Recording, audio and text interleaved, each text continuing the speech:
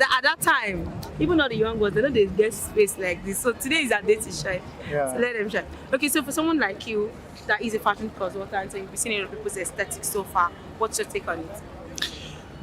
I think fashion is taking over. Fashion is taking over. It's taking over fast. But I think the only problem I have is the cast. They are not being paid what they ought to be paid. Because models, how many models make a living from modeling? I was a model when I was in school. I was a pinup modeling model. I mean. So I could tell you when I was in school, we made more money from modeling. Right now, it's just a lot of things is happening in the modeling industry. A lot of sexuality issues and all that is happening in the modeling industry. In our time, was not like that. I don't know if they have it, but in our time was not like that. But right, I just feel that models should make money from out of what they're doing. Okay, hopefully the models got to make more money out of what they make. I could tell you for free that this is a crazy industry, and now people don't only pay for you because you have the physique, you have to have something good to offer. Yes. So thank you very much, and we hope you enjoy the rest of your evening at the so. fashion. My name is Anmol. I'm a content creator and I'm also a chef and a student. So in case you want to eat, you got the right plot, right? Yeah. Okay, so what's your take on the Chitty Fashion Weekend? Honestly, I'm just coming now, but I'm expecting colorful outfits and creativity and beauty and excellence too. So I mean, there's a lot to actually witness.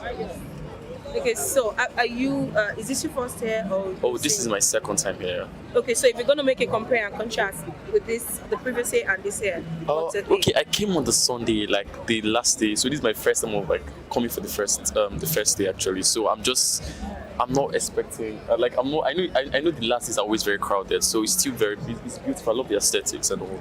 Okay, thank you very much. We hope that you get to enjoy the rest of the yeah, day. sure. So what inspires your outfit? Basically, my shoe was the main thing, and I used the shoe to be inspired. Oh, that's actually very amazing. So did you have anyone who designed your aesthetics, or you did it yourself? I did it myself.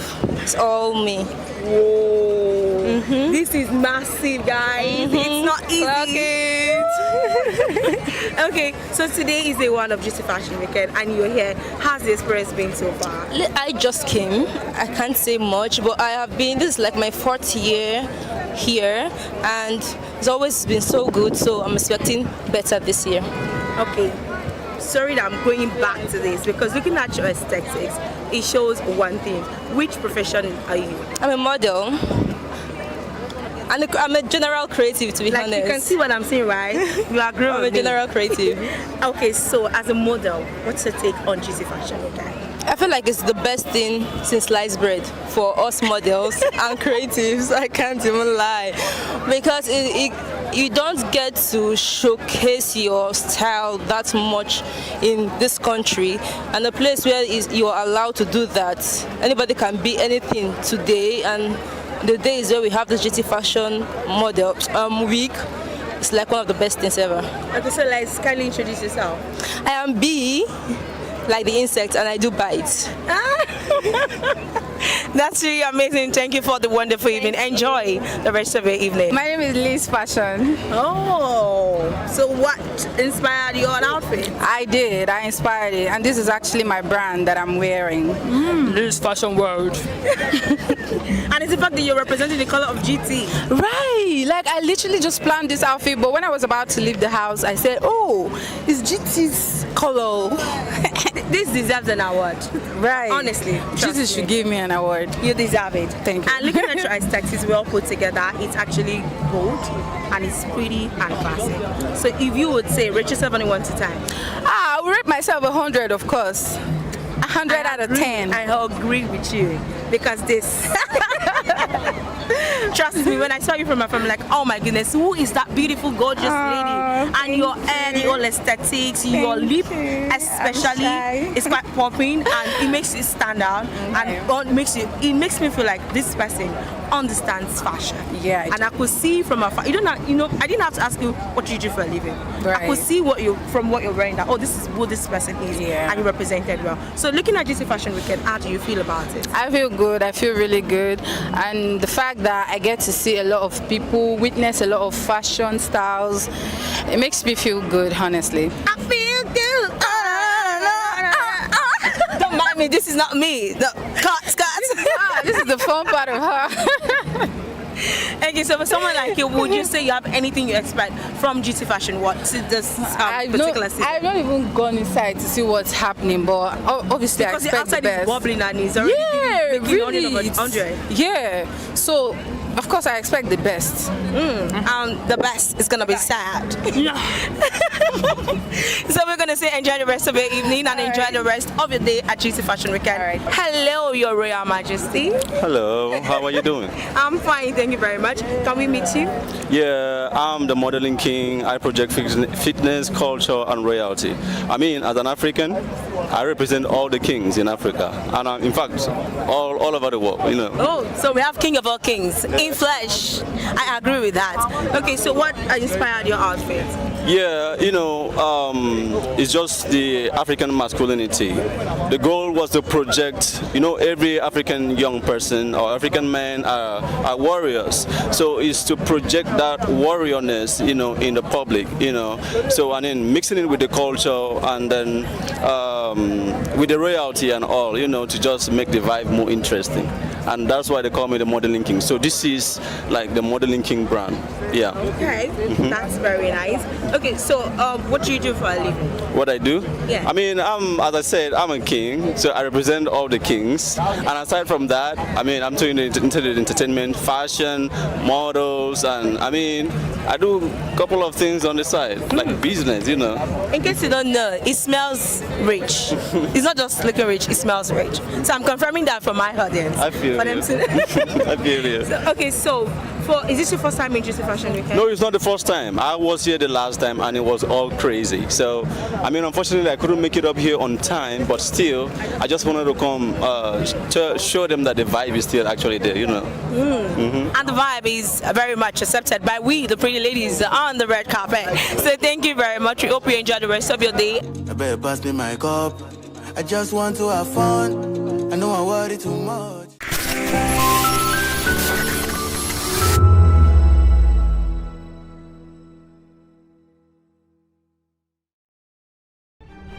In a world where power shifts with every headlines, news breaks and events happens, we bring you unbiased and explicit information on politics, economy and state of the nation. We break down the chaos. Facts, not fluff. Truth, not spin. We discuss not just politics, but a glimpse into the future. Voice of the People Television. Now you have more than a voice.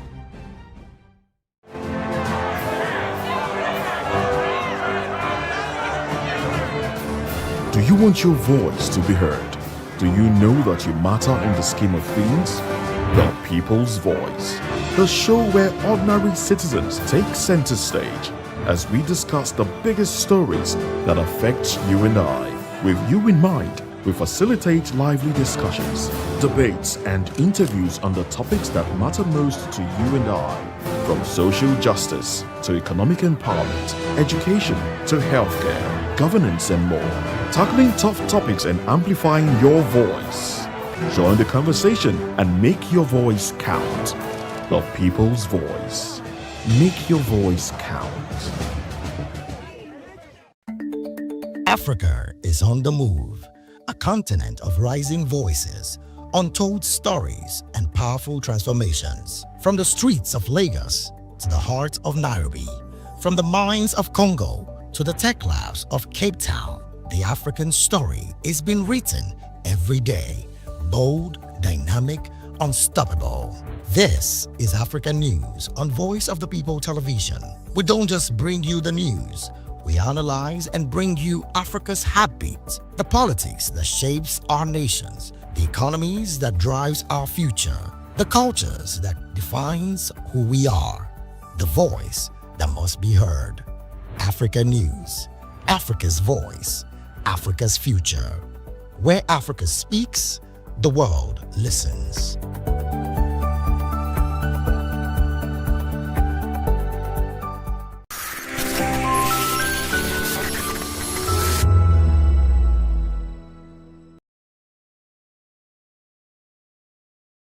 VOP, Voice of the People. Hi guys, you already know who it is. This is New Energy. Flyers wherever live. Keep watching Vop TV. Thank you. Hi people, Ginny Albano here. Guys, please keep watching Voice of the People. The red carpets, awards, the razzmatazz, music, fashion, interviews, and more. Spotlight on Voice of the People television. Let's feed you with all the juicy stories in the global entertainment space, bringing you the glitz and glamour as it is hot. Stay tuned to Spotlight, 1 p.m. Monday to Friday. Spotlight on Vop TV. Entertainment like never before.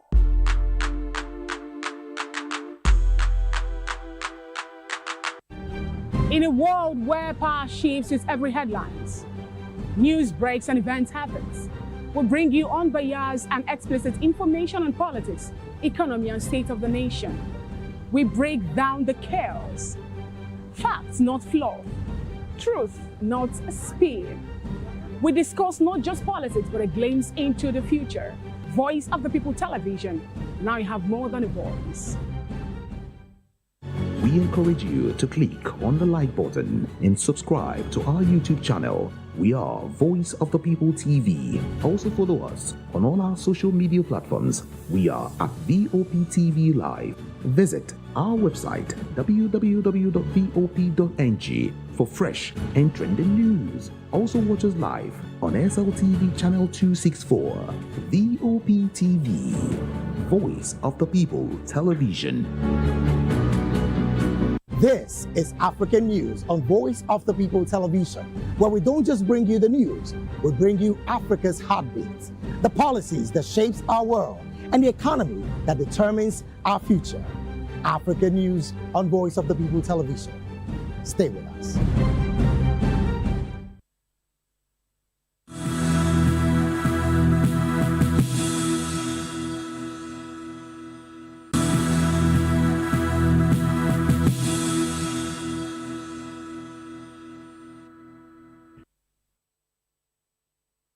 Well, hello and welcome to the Midday News and Voice of the People television. I am David Edwin.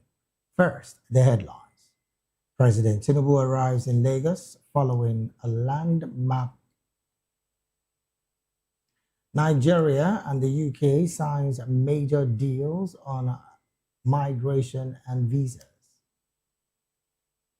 President Tinubu calls for nationwide unity as Muslims celebrate Eid. Sanwo-Olu congratulates Muslims on Eid al-Fitr and calls for peace. IGP orders special deployment for Eid celebrations. Government moves to end prolonged blackouts by fixing gas shortages.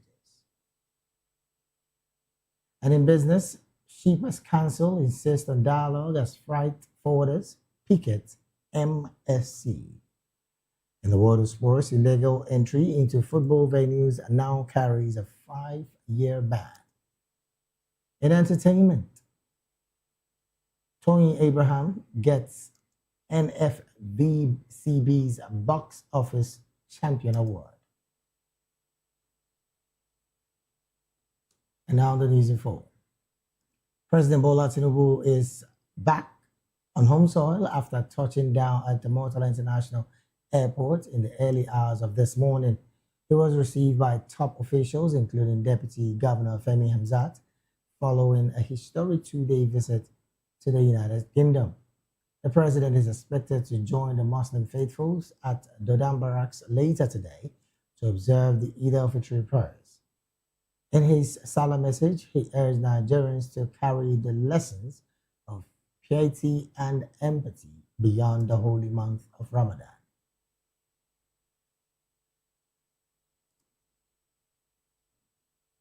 His trip wasn't just ceremonial, as the president secured a major £746 million deal to refurbish 2 ports in Lagos. This agreement with Prime Minister Keir Starmer aims to significantly boost trade and economic cooperation between both nations. While in London, the president also met with King Charles III at Windsor Castle to reinforce the long-standing ties between Nigeria and the UK beyond infrastructure.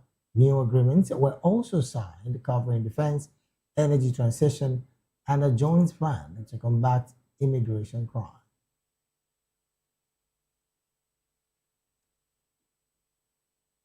Meanwhile, Nigeria and the United Kingdom have signed three major agreements to tackle immigration crime and boost border security. Interior Minister Olubunmi Tunji says the move will create a safer and more transparent migration system for both countries.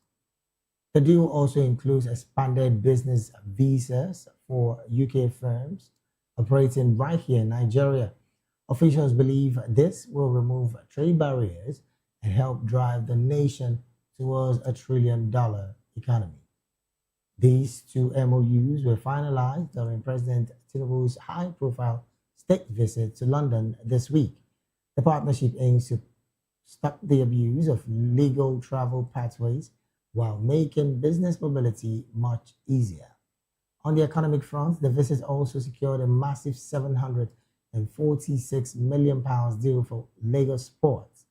This funding will modernize the Apapa and Tinkan Island hubs to speed up national imports and exports.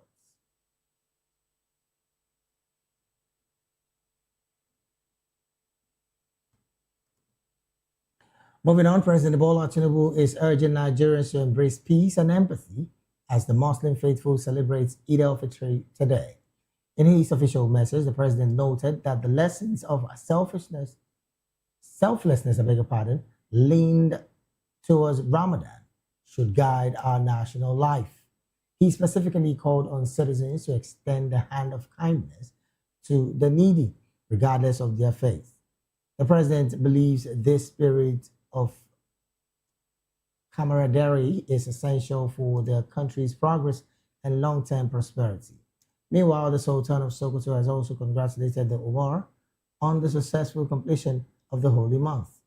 He is encouraging sustained prayers for national development and security across the Federation. With the federal government declaring today a public holiday, security has been beefed up at various prayer grounds. Families are already gathering to mark the festivities following a month of spiritual reflection and fasting.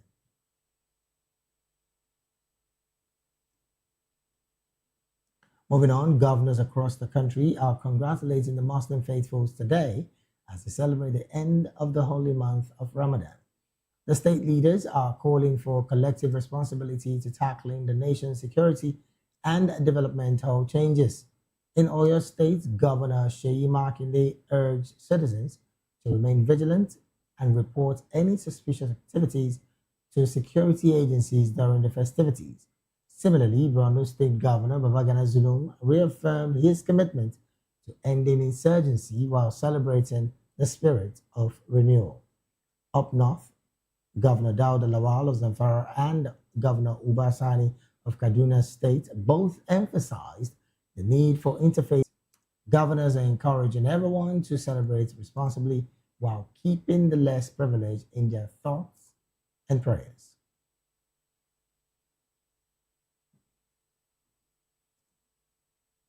And here in Lagos, the state governor, Babajide Sanwo-Olu, has congratulated Muslim faithfuls in Lagos and across Nigeria on the celebration of Eid al-Fitr following the completion of Ramadan. In a statement issued by his special advisor on media and publicity, Boyega Akoshile, the governor praised Muslims for their prayers, sacrifices, and devotion during the holy month. Sanwo-Olu urged them to continue to uphold the values of peace, compassion, generosity, and support for the poor and vulnerable, which he described as key virtues of Ramadan. He also called on Nigerians to pray for peace, unity, and stability in the country and to work together for the growth and development of Lagos State and Nigeria. Meanwhile, as Muslims around the world celebrate Eid al-Fitr, the Sultan of Sokoto and the federal government of Nigeria have called for unity, peace, and compassion among citizens. The celebration marks the end of the 2026 Ramadan fast, a period of reflection, sacrifice, and devotion for the Muslim faithfuls. Vop TV's Matthew Ogunswada has more in this report.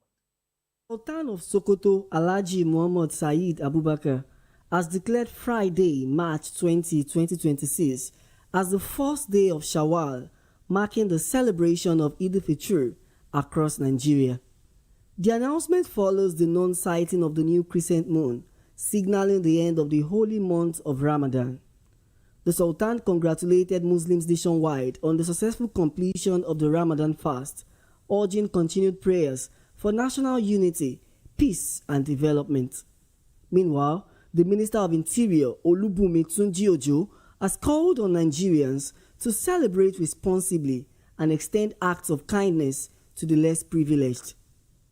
Eid al-Fitr, a festival of gratitude, reflection, and generosity, holds deep spiritual significance for millions of Muslims, marking the end of a month of fasting, sacrifice, and devotion.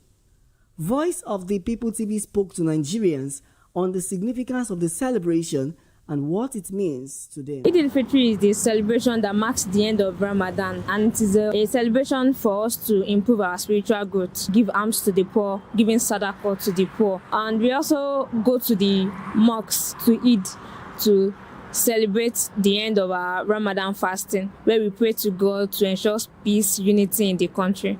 We also celebrate by having food. We have feast with our families. We share love and joy among ourselves. We thank God for this Eid al-Fitr that met us in good health. And to those that are still struggling to survive in one way or the other, we pray that next year it will be better for them. So we pray that this time around, by the time we are celebrating this another Eid al-Fitr, Nigeria will be better off. Presently, many of us are having difficulties due to this petroleum issue, but we pray that by next year it will not be so. So we wish our Muslim brethren a happy Eid al-Fitr, all their families, and we that are celebrating with them, we pray that God will secure us the next year. Alhamdulillah that we started and this is the end of the Ramadan.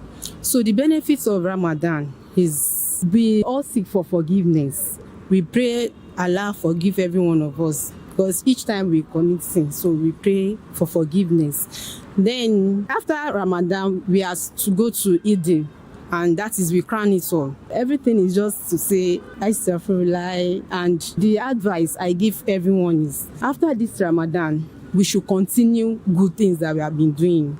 We should set aside all the bad things we have been doing, and we should even forget about it. We should not go back to the bad things that will make us commit more sin. So it's as if we have bad and we are clean. So thank God, and as well it's a time to pray for Nigeria, and at the same time the government should also secure the mosque, the churches, and everywhere people are gathering. Because people that terrorists always want to take advantage of the gathering of many people to be able to kill a lot of people. So they should equip them, they should not be carried away by the funfair. As Muslims in Nigeria join millions across the world to celebrate Eid al-Fitr, the message remains one of peace, love, compassion, and forgiveness for all. Matthew Ogunswada, reporting for Voice of the People Television.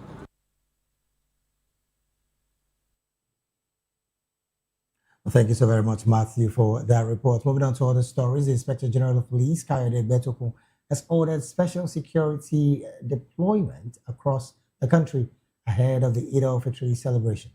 Commissioners of police and tactical commanders have been directed to strengthen security at Eid prayer grounds and other key public places. The Police High Command says the Special Intervention Squad and conventional officers will also be deployed to highways, motor parks, recreational centers, and critical infrastructure. According to the Force Public Relations Officer, DCP Antonio Cone Placid, the operation will include visible policing, patrol surveillance, and intelligence-led stop-and-search duties to prevent crime and report quickly to threats. The IGP also congratulated Muslim faithfuls on the successful end of Ramadan and urged Nigerians to remain vigilant and report suspicious activities to security agencies.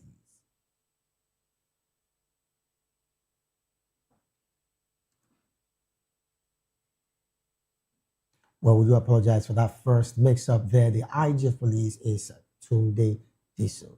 All right, moving on to other stories. Nigeria has disassociated itself from what it termed controversial concepts and terminologies in the outcome document of the 70th session of the Commission on the Status of Women, that's the CSW 70, led by Charge d'Affaires Permanent Missions of Nigeria to the United Nations Ambassador Sindorf Edoni. The country's delegation also raised strong objection to the adoption process of CSW 70 outcome document, stating that the development raises broader sovereignty concerns, particularly in policy-sensitive areas. Such expressions include multiple and intersecting forms of discrimination, universal access to sexual and reproductive health, gender stereotypes, all forms of discrimination, and diverse situations, contexts, and conditions as used in the document. Nigeria further objected to references to gender-responsive approaches in justice-related budgeting, arguing that the interpretation and application of terms must remain consistent with national laws, cultural, and religious values. According to Ndoni, Nigeria does not align with the introduction of new or expanded terminology that may give rise to controversial interpretations. The delegation cautioned that such language could create obligation beyond those contained in globally agreed frameworks.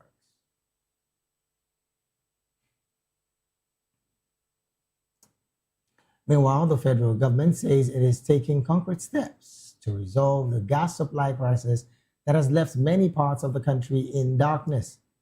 Power Minister Adebayo Adelabu confirmed that the new interventions are being rolled out to clear the debts owed to gas suppliers.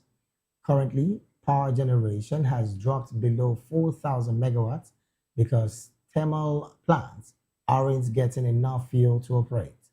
The minister is appealing for patience, noting that these reforms are necessary building blocks for a more stable electricity sector.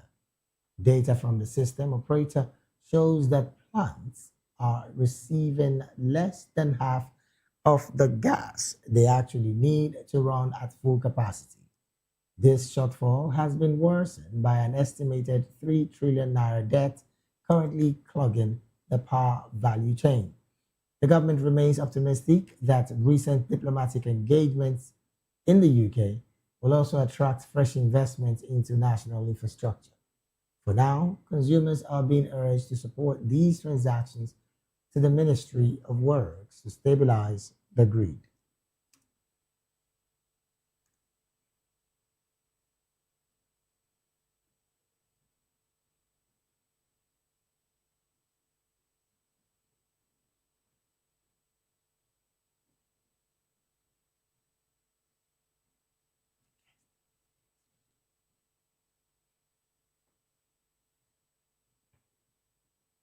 We're glad to have you back. It is still the midday news right here on Voice of the People Television. We'll go straight to the analysis segment of the news. And joining us now to make sense of these stories and more, in the studio with us is Mr. Dele Fanimo, a seasoned reporter and also public and political affairs analyst and commentator. A very good afternoon to you, Mr. Good afternoon, Fanimo. David. Joining the conversation. Also joined us virtually is Mr. Oladare Ogunshola. Mr. Oladare is a public and political affairs analyst and commentator. A very good afternoon to you, Mr. Oladare. Thank you for joining the conversation this afternoon.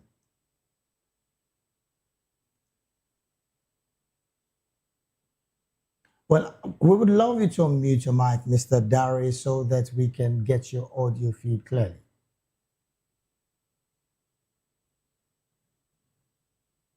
Well, while we wait for Mr. Oladare Bushala, we also do have joined us virtually Sheikh Abdul Fattah Sulaiman. Sheikh is the Islamic cleric, and of course, on this table, we definitely will be having him talk more on the festive period that we found ourselves. Sheikh, a very good afternoon to you, and thank you for joining the conversation this afternoon.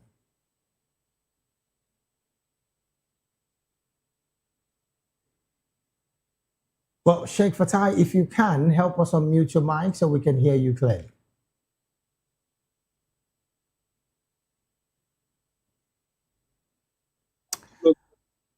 In the studio. Salam alaikum to all my Muslim brothers and sisters. Wa alaikum salam. Well, a very good afternoon to you, and thank you for joining the conversation. I want to start off this conversation with you, Sheikh. I mean, it's a season of celebration for Muslim faithfuls, I dare say celebration. But what I want to find out from you, and of course, we want you to, shed more light on the part of the Ramadan, spiritual significance. What is the spiritual significance of Ramadan for Muslim faithfuls and even generally world over?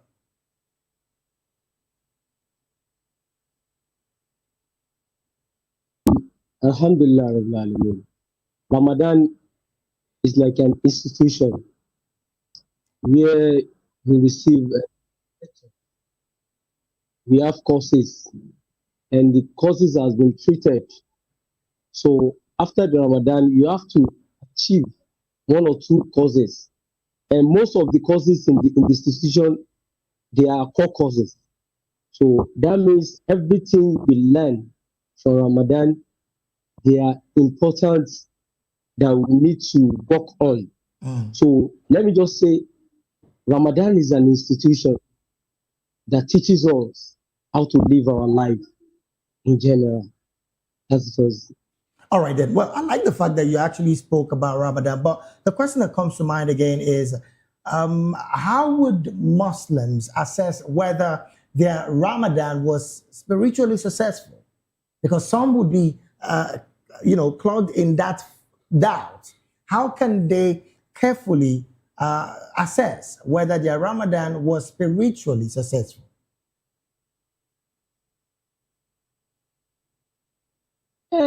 The only way you can assess that is by looking at yourself, your heart, your mind. Were you able to utilize what you've learned from Ramadan? What have you done to your neighbor? What have you done to the family? What have you done to yourself? Most especially, did you increase your worship with your Creator, Almighty Allah? How is your heart been before Ramadan? How was it during Ramadan? And after Ramadan, is there any increase in your faith? So once your faith has improved spiritually, then that means your Ramadan is successful. All right, then. But once your faith is growing or not increasing, so that means you have problem with your Ramadan. You still need to learn more. You still need to be closer to God, and you still need to closer to the cleric so that they can emphasize, they can explain, they can give you a tutorial that will befit your heart and that will uplift your spirit. All right, then, Sheikh. It's the Eid al-Fitr celebration today, but questions have been raised about what it represents in Islam for the benefit of those who do not even understand what it means. And why is it considered a day of celebration after a month of fasting? Ramadan, as I've said, Ramadan is an institution. In any institution, you have to graduate. The graduation, after the graduation, you have to implement what you've learned from the institution. So each is the momentum of reflection of what you've learned from Ramadan. So one of the courses that is important in Ramadan is teaching how to be patient, how to give, how to be good to your neighbor, how to be a good person in the environment. So that means Eid is when you are going to use what you've learned from Ramadan, like patience. You sit under the sun, under the hot sun. If you can endure, if you can take your time, that means what you learn from Ramadan is reflecting in you. Then you have to give out, like Sadaqatul Fitri, taking from your money to give to the less privileges is part of it. Then meeting your Muslim brothers and sisters and celebrate with them. Those that you know that they are not wealthy like you are, you have to make them happy by, even if you don't have money to give to them, you have to tell them you have to advise them, encourage them, and let them feel let them feel that they are also human like you. Don't take them like an animal. So if you can use all that, that is the reason for the Eid. We want us to meet together, talk together, rejoice together, and know who is in need. If you can assist, you do. If you cannot assist, you advise the person so that it will know that there is hope in the nearest future. All right then, Sheikh, before I let you go, 2 questions in one, and I will expect you to lump up your answers together. And my question now would be, what role does the Eid play in promoting forgiveness and reconciliation? What role does the Eid play in promoting forgiveness and reconciliation? Then the second part of my question would be, on the part of leadership, what would a sheikh like you tell the leadership of Nigeria, who again is seeing you as spiritual leaders and of course can want to get some level of advice from spiritual leaders like yourself?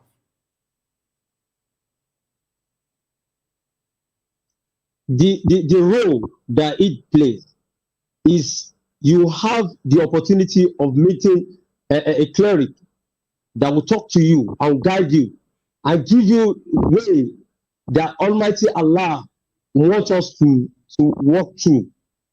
Then secondly, my advice to the leaders, most especially the leaders of Nigeria or the leader in Islam, is that we have to steadfast. If you are balanced, you'll be able to control, to guide your followers. If you are not balanced, it's going to have a negative effect. So what we really need is steadfastness. Once the leaders are not straightforward, you can never guide in the righteous way. All right then. So we just need to be balanced. All right then. Well, I would not balance this conversation without allowing you talk to the followership as well. You have just spoken to the leadership, but on the part of followership, what would be your advice for the Muslim faithfuls who, again, at a time like this, are celebrating the Eid today? Some also are not having what to eat. Some are struggling to find their feet. What can be your advice to these followers of the Muslim faithful? My first advice is that all the Muslim brothers and sisters, you have to love your leaders. If you don't love someone, you can never seek advice from him. If you don't believe in your leader, you can never follow. The only way you can succeed in this religion of ours, Islam, is by loving your leader so that you can listen and accept whatever he's saying. If you don't love them, you can never seek advice and accept whatever they say. So first thing the followers should need is by loving the leaders so that whatever they are saying will be what you want or what you like or what you will accept or what you will do. So that is just it. And if you don't have money, money is not everything. Continue worshiping, continue praying. You need prayer. You need sin is one of the factors that disturb humanity to grow spiritually and in wealth. So if you can be prayerful, seek forgiveness every day, day and night, then you will reach your destination and you will achieve your goal. All right, then. Thank you so very much, Sheikh Abdul Fattah Suleiman, for joining the analysis segment of the Midday News this afternoon. Sheikh Abdul Fattah is an Islamic cleric and also thank you so very much for being here as well. We'll go straight to talking some political stories, and I'm going to bring that conversation to the studios here.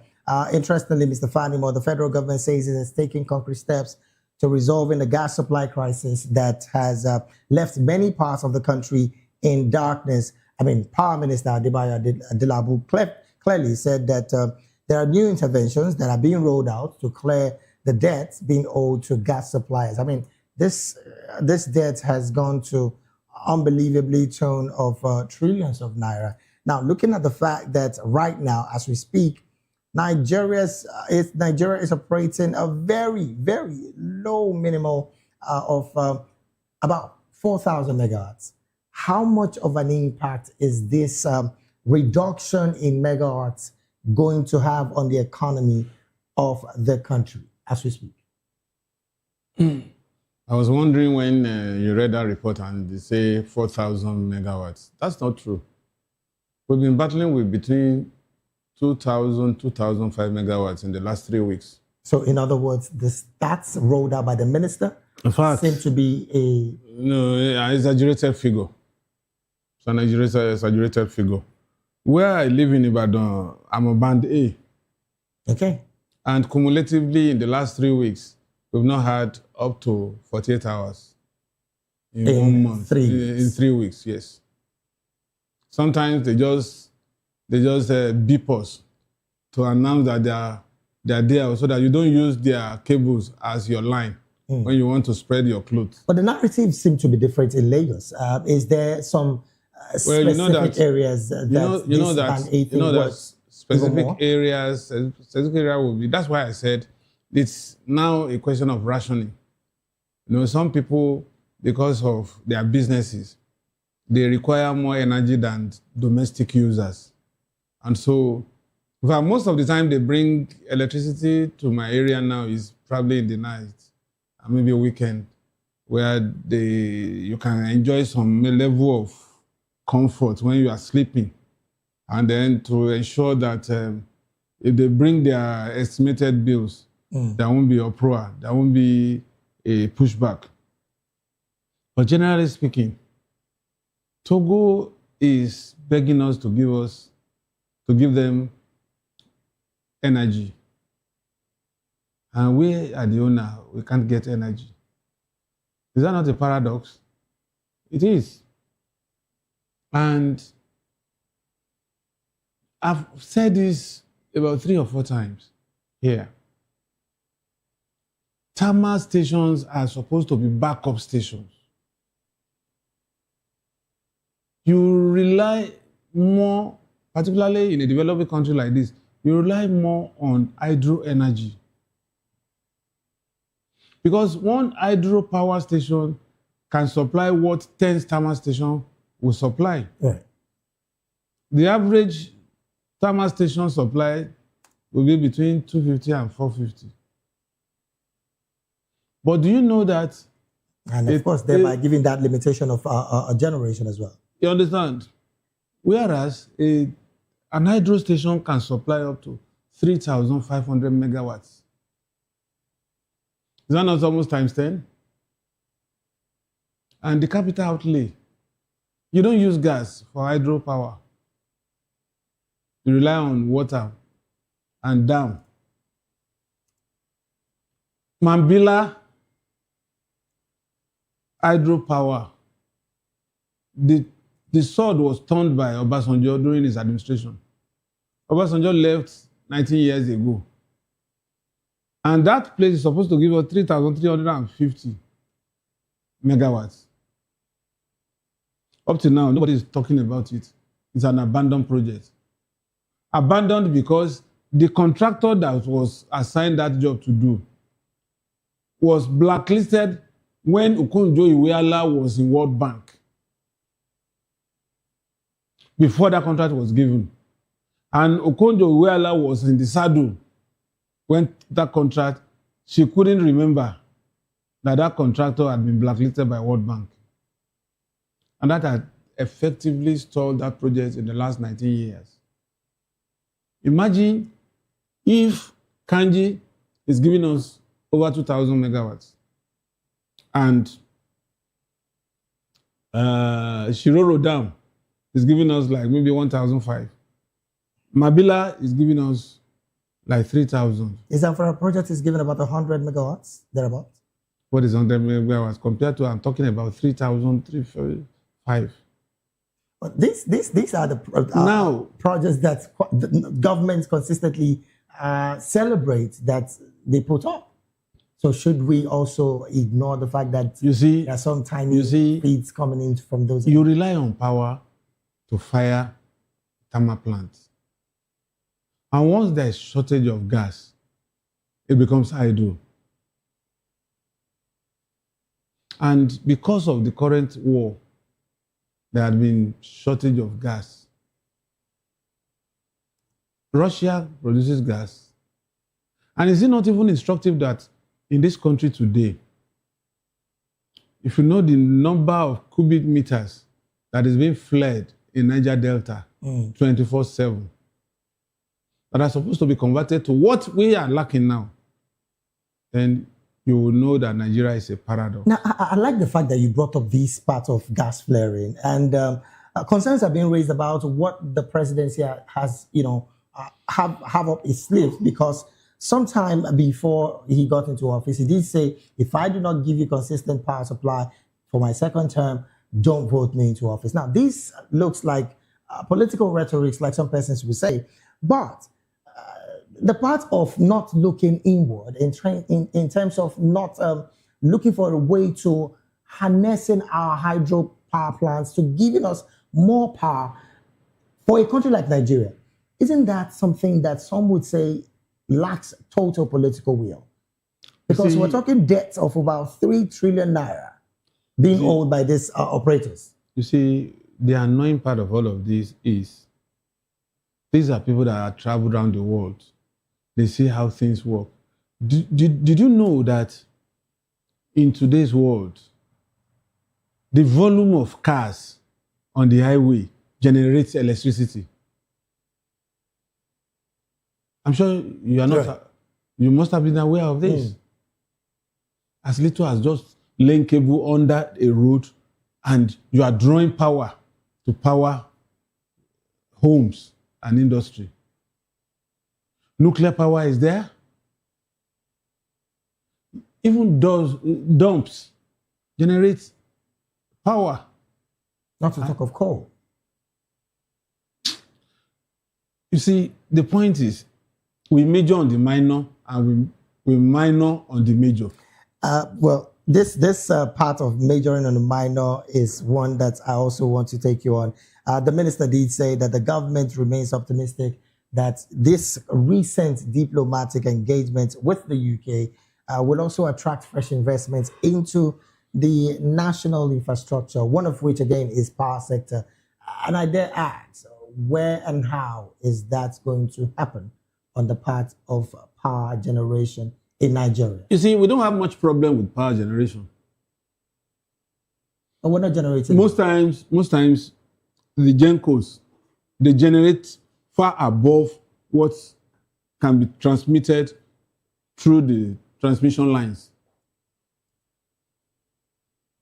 Manitoba came, they didn't allow you to work. Siemens is here. I don't know if they have taken flight back to Germany. How can you have GenCos generating 7,500 megawatts and you cannot wheel up to 5,000 out of it? Yet you are claiming that you are subsidizing the generating companies. They are bringing bills of about 6 trillion and you have paid about 3. out of these 6. And yet we are still suffering. The only reason why you talk about Lagos being better off is that most industrial concerns had left the national grid. They either power their factories with generators, solar power, and alternative energy. That's why you still have semblance of some measure of steady power supply in Lagos. Let them bring their industrial concerns, let them bring up on the national grid. You find out that the 2,000 we are talking about, only a fraction will be left. So because of the fact that some of these industrial companies have their own alternative power. Yes, So, that's why you still have light in your homes. That's why. Go and do a survey in Ikeja, Ogba. Those are industrial parks. Go and find out. You find out that you see their generator roaring. now, Mr. Fanimo, I like the fact that you've taken time to talk about how much of a major lacuna we've gotten over time from the generating and, of course, the distribution. Now, as a person who truly desire that, again, the country gets better with power, what do you think the government can do? Some have said accountability is key. Should the government clearly say that there is a state of emergency on power? Thus, we should deal with it decisively by having other means, which again we've mentioned here, some of it. Do you think that that might help? Should they embark on it at all? You see, Buhari did one thing which can be credited as one of the few pluses he recorded before he left government. He was able to remove power from the exclusive list of the Constitution, and now it's on concurrent list. Between when Buhari left government and now, it's about 3 years. How many state governments had cashed in on this? None. Maybe a little of Abia State? You see, when these people talk is cheap. They tell you what is not on ground. And the media, through inducement of whatever means, help them amplify it. There was a time I was so excited about this Abia governor. And I was showcasing it to somebody who is from that state. He put a call through to about 5 indigenes. None of them could affirm those things that the man claimed he has done. Oh, well, that again is a major conversation. But because of our time, really, we have to draw anchor on the analysis segment. Well, we'll be talking with Mr. Dele Fanimo, a seasoned reporter right here in Nigeria, and also a public and political affairs analyst and commentator. Thank you so very much, Mr. Fanimo. It's always my pleasure. We'll take a very short break right now. When we return, more stories on the B-Day News will be up next. Please to stay with us. Cause Ibadan Straight.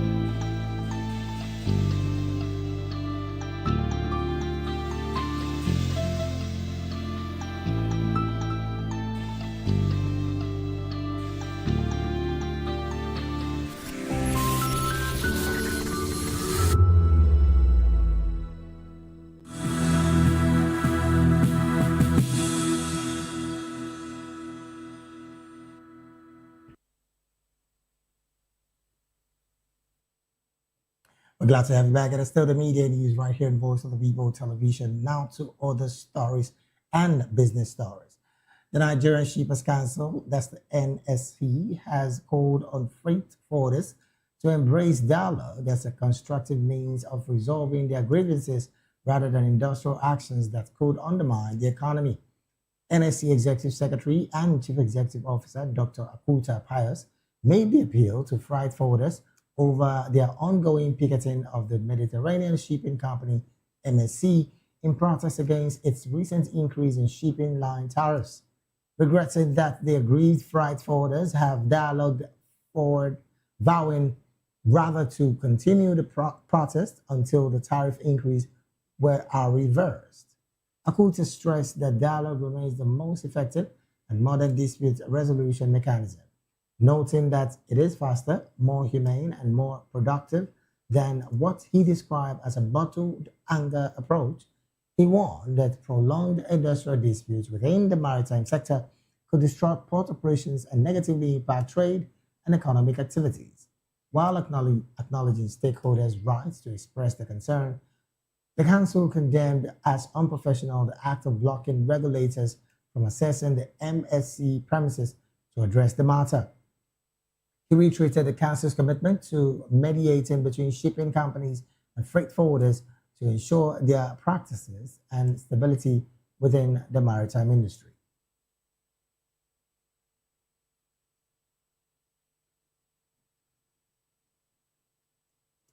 From business, we move straight talking sports. Football fans in England and Wales are being warned that sneaking into stadiums without a ticket is now a criminal offense. The new law targets tailgaters and those using fake IDs, with offenders facing fines up to £1,000. The English FA introduced these strict measures just ahead of this weekend's Carabao Cup final at Wembley. Officials say the goal is to prevent a repeat of the chaotic scenes witnessed during the Euro 2020 final. Safety experts previously warned that illegal entries through disabled access gates and emergency exits could lead to fatal accidents. This legislation finally gives police the specific tools they need to arrest and eject troublemakers instantly. As the UK prepares to co-host Euro 2028, authorities are making it clear that stadium security is a top priority. Anyone caught forcing their way in can expect to be barred from the beautiful game for the next 5 years.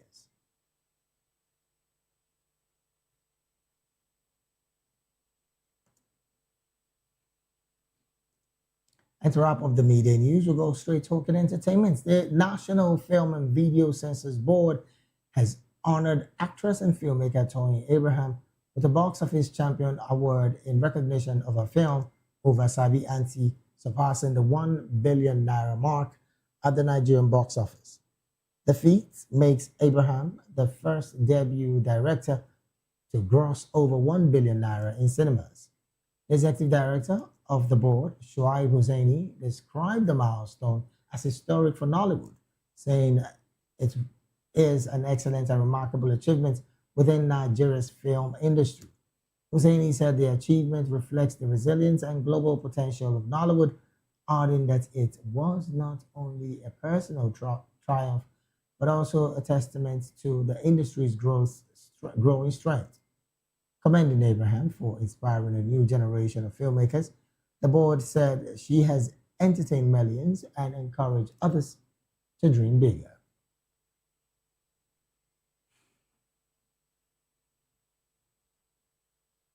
And with that entertainment story, we've come to the end of the media news right here on Voice of the People television. Do well to subscribe to our YouTube channel. On YouTube, we're at Voice of the People TV, and on all other social media platforms, we are at Vop Tv Live.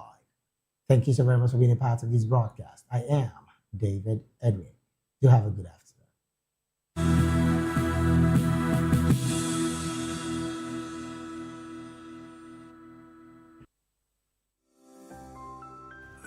Vop TV. Now you have more than a voice. This is African News on Voice of the People television, where we don't just bring you the news, will bring you Africa's heartbeat, the policies that shapes our world, and the economy that determines our future. Africa News on Voice of the People Television. Stay with us. My name is Tao Familoni, and here's to Vop Tv. Keep watching, stay tuned, do not touch that dial. Arararara, my name is Made Kuti, and you're watching Vop TV. Keep watching. Welcome, my name is Zika Davis. Distinguished ladies and gentlemen, boys, viewers, everybody, boys and girls. This is Vop TV. Do you know what that means? Voice of the People TV. You don't have a voice, don't come here. You better make sure your voice is heard. This is Health Check, your weekly guide to better living, smarter choices, and trusted answers. From everyday wellness to urgent health issues, we've got you covered. Health Check, only on Voice of the People Television, where your health has a voice.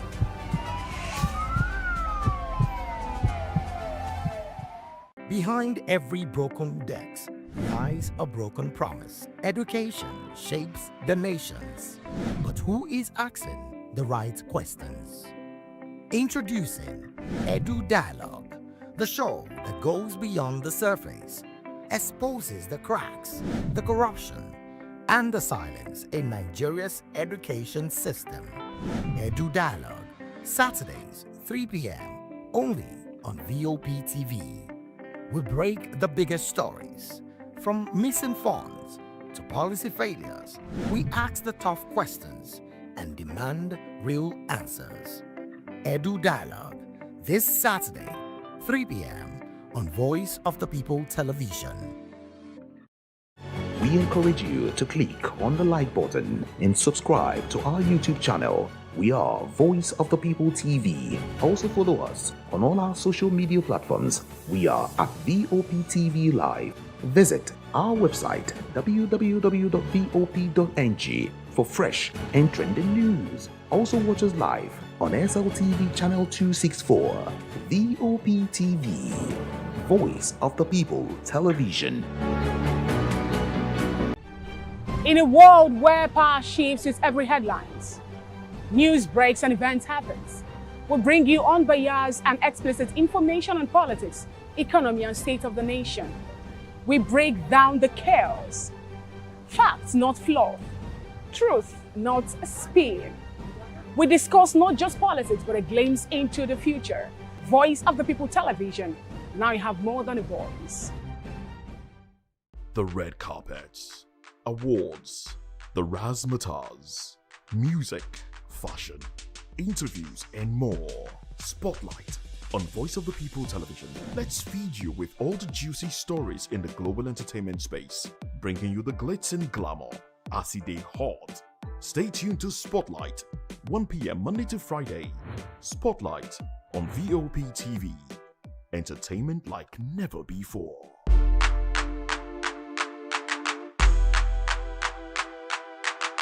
Are you ready for the extraordinary? Something big is happening on your screen. Introducing Vop TV.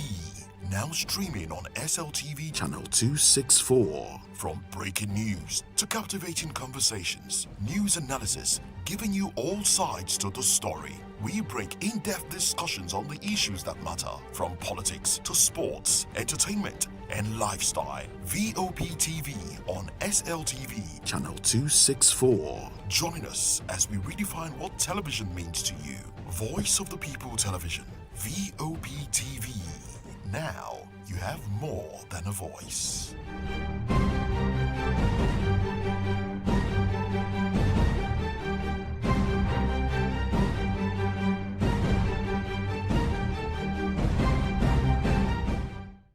Welcome to the locker room, the home of football talk that matters.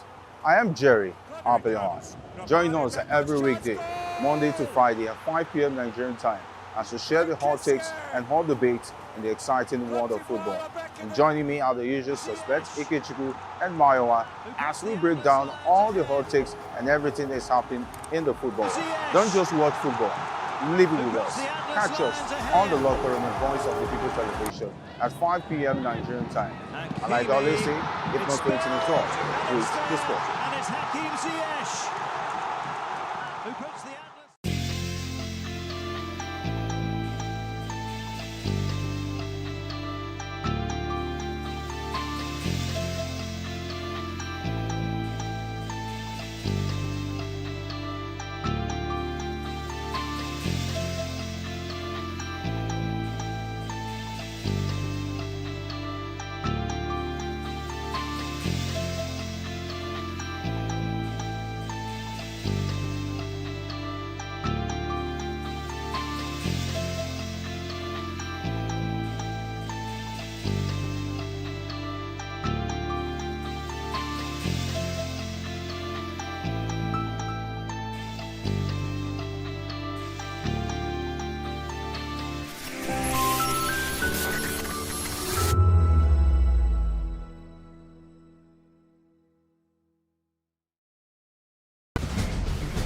Join us as we drive into the world of politics through insightful interviews with prominent political figures, both serving and former governors, ministers, senators, legislators, party chieftains, activists, and analysts. Get first-hand information into the decision-making processes that affect our daily lives. Highly engaging 1-hour program that brings political discourse into focus. I am Chukwuma Okoro. Political Lens, Monday through Friday, 6 to 7 p.m. Join us.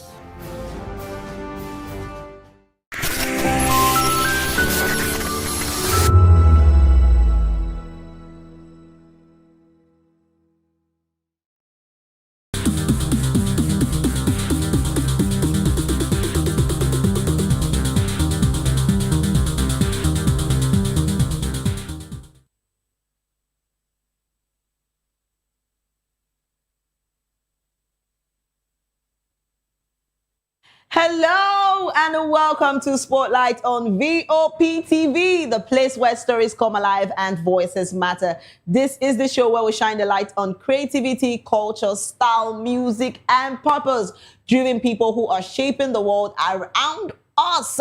And yes, it's another day to stay inspired and grounded, because we are bringing you a lot of gist. And I'm sure you've not forgotten that I'm your special baby girl, Precious Agmanu, aka Call Me Prezi. And guess what? We always say Friday is a what? Thank God it's Friday. It's a time to enjoy yourself because it's the weekend.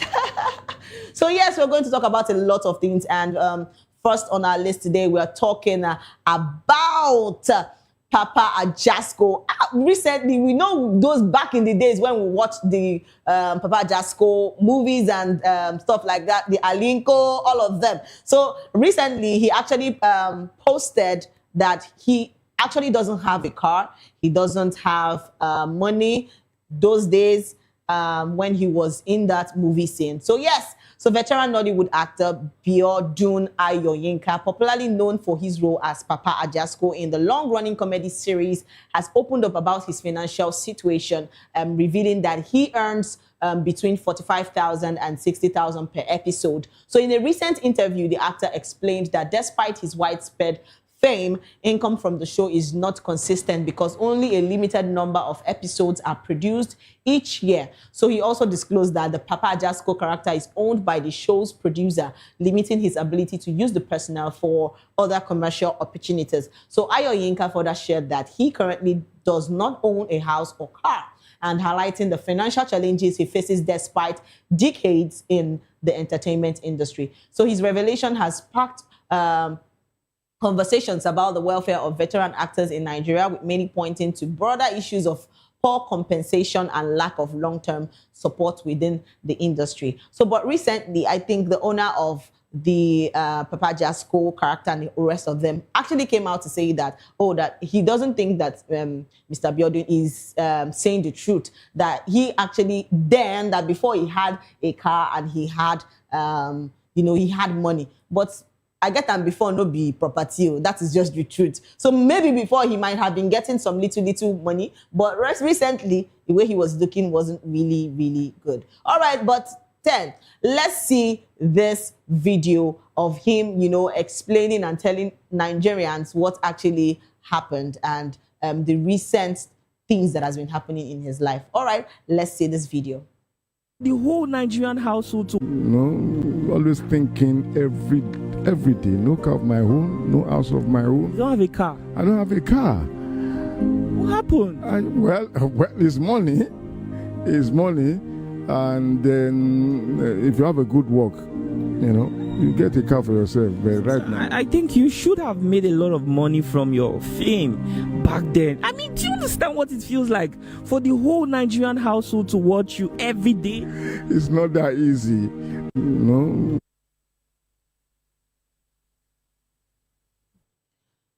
All right. See, this is a lot. This is my question to all, celebrities. Those celebrities, back then, growing up, a lot of people really watched the Wale Adenuga movies of the comedy Papa Jasko. I even remember the songs, Papa Jasko. Those times, a lot of people, growing up, I watched that comedy scene, and it was really something that I hoped to, keep watching then. So, but right now, seeing the character of Papa Jasko is really not really looking nice. And fact of where he's saying that he actually doesn't have money and the rest of them. Okay, so but what Wale was saying was that that then he had money, but right now there's no. So my own situation, my own point of view in all this whole thing is you have it before doesn't mean that you have it now. You don't have it as you don't get them now. You don't get them. I get them before no be property. That's just the truth. All right, a lot of people that has actually watched this comedy series back those days still remember Papa Jasko, and a lot of people are still asking, where is he? And we have a lot of comments online. A lot of people are really saying what is going on with some of our comedians, some of our Nollywood actors, that those days we knew them, but right now they're no more to be heard of or spoken about. All right, let's see some comments and see what people are saying. And Ayola said all his life he lived as Papa Jasko, forgetting to live as Ayo Yenka. All right, and then Toy Planet said, why can't we be happy for others? He didn't say anything bad about WAP. He simply stated his plight, and now Nigerians are coming to his aid. Please, Papa Jasko needs all the love and support he can get. He deserves it. All right. And somebody said the remaining days of his month to end, expect a podcast from Papa Jasko or others. Don't be lying. All right. Bethel said, so what should we do with the information now, WAP? Well, what you should do with the information is that if you can help, it's good to help. There's nothing bad in that. So better we know, sir. That's what you should do. All right, we have more comments, and a lot of people are still talking about Papa Jasko. And yes, we have more comments of people. And Made of Ink said this guy has taken Papa Jasko comedy into public space. I can't be the only one who saw that.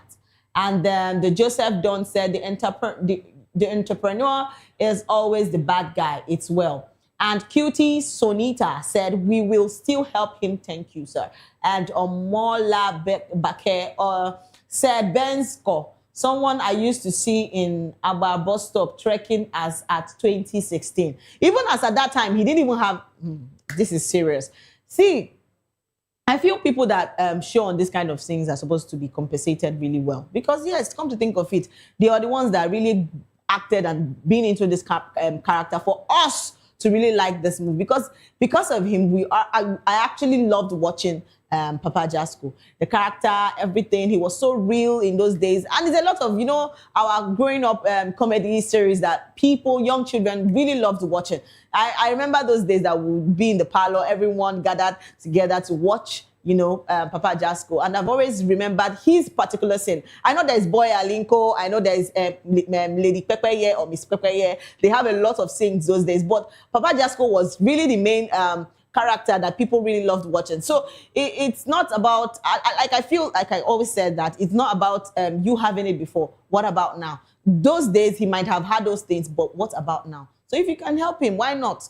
he needs all the help. Man, the man is not going any younger, of course. All right, let's take more comments. A lot of people are still talking about Papa Ajasco. And yes, somebody said we'll still go and help him. Thank you for your attention to this matter. All right, and that was from Egbunu Joy. And somebody, Mr. Martin, said, Paps Jasco, just like Case Daniel. Simple.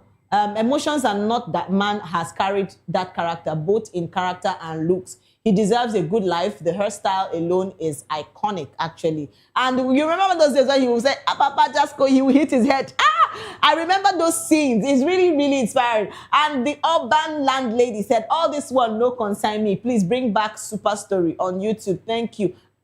Those days we still watch. You know, there are lots of series then we actually, growing up, we actually loved watching, and a lot of them, seriously. Papa Jasco was one of them. We talk about the Super Story, talking about, it's a lot. I'm still remembering all those little series that we normally watch when we're not, now that there has a lot of movies up and down, a lot of people being producers, a lot of people writing stories and the rest of them. But those days were when movies were movies, long series of movies. It was just a lot.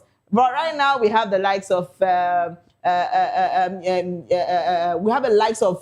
Jennifer's Diary and the rest of them. But trust me, those days of Papa Jasco was really, really something every child, everyone, both young, both old, would always want to watch. All right, let's take more comments. A lot of people are so happy about this, and a lot of people have really been asking the question where Papa Ajasco is. And yes, Ekende say Sugar said, I get some before, no be property. Actually, I've been saying that. And make God no just shame person. And somebody else said, my point remains, we always fall for emotional stories. We're always quick to support the poor. Person in dispute. I don't know why. He wasn't the only actor then. If for some reasons he could make a fortune for himself after being so popular, then he had himself to blame.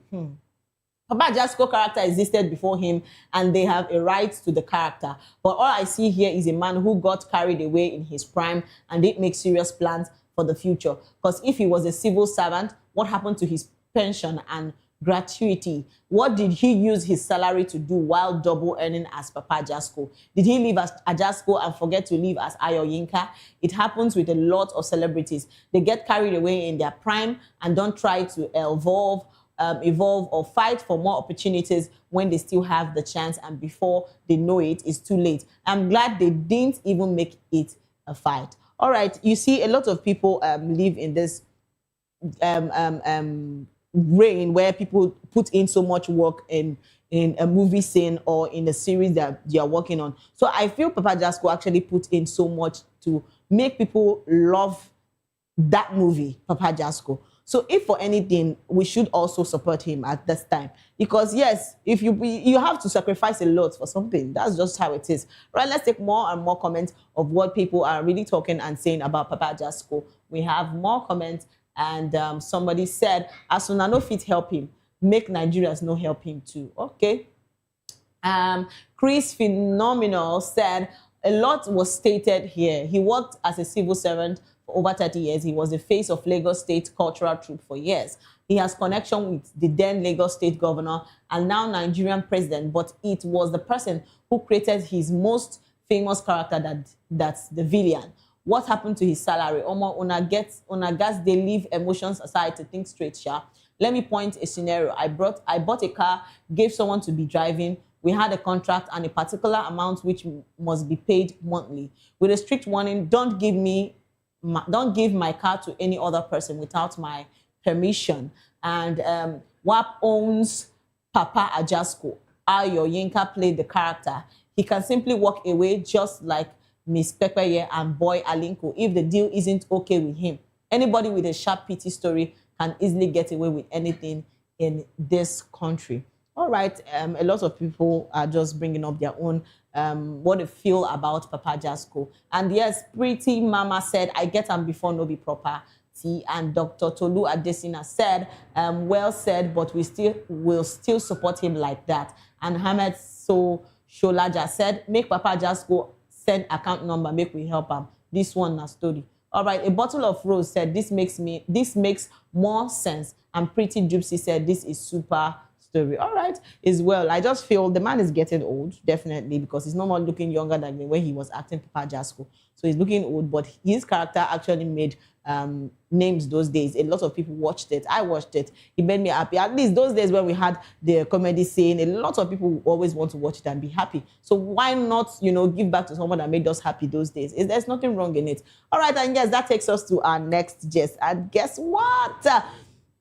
Yes, our next story, we are talking about a viral video of a young lady advising singles, please marry before moving to Lagos. And my question is, what happened to Lagos? But then let's go into this. So a viral social media video featuring a young lady identified as Ebika Bore has stirred conversations online after she advised single individuals to get married before relocating to Lagos. So in a circulating clip, the lady suggests that having a partner can provide financial and emotional support needed to cope with the high cost of living and fast-paced lifestyle in the city. And her statement, though not from she actually put that and said that doing this, that Lagos people are not really people that you should smile with and a lot of things. But then let's just hear this from her own point of view. Let's just hear what she has actually come out to say. Let's see this video.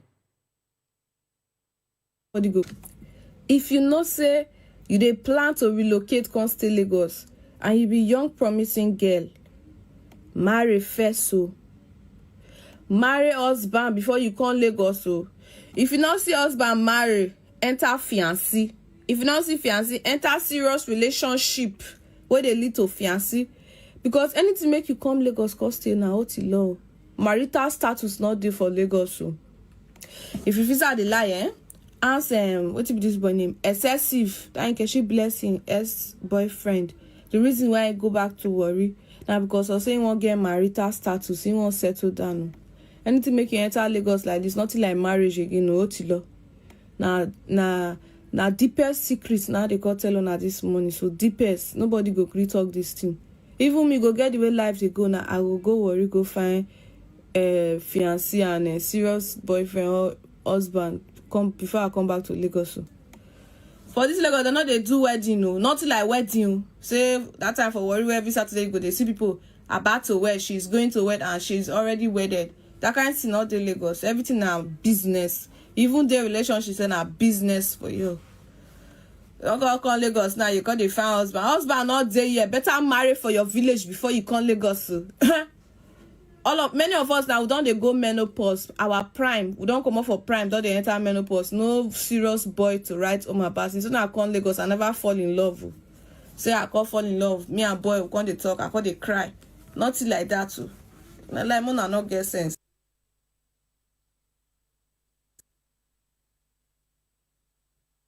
From now, no be me talk. Now she come out don't talk say to all my ladies, more than marry first before now come Lagos. But my question, what do Lagos? Everybody have this mindset that that Lagos is a hustling city. Lagos is somewhere very so quick things. You want to do something fast now Lagos.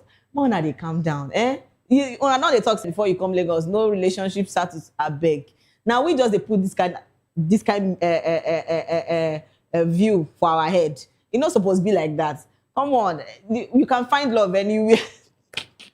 You can find love anywhere. So a lot of people and a lot of our fans have actually come out to say things concerning this young lady what she has actually said. Because trust me, people see they agree with what she talk. Say Lagos no be where people feel come find love, and it can't be like say people wake on young ladies wake on day Lagos, can't they get sense? Like they are too smart. You feel? You understand what I'm saying? And the guys wake on day Lagos too, they're too smart. Nobody won't come. It's well though. All right. Let's move over to our comment section and see what people have actually come out to say concerning this. And yes, Cynthia 16 Savage said Abuja worst. Wow. It can't be like she say Lagos now better pass. Okay. And somebody said, lie, my sister. If to say I still there for Sapele, I for don't marry you. Wow. And Hillary God one said them go think say na content.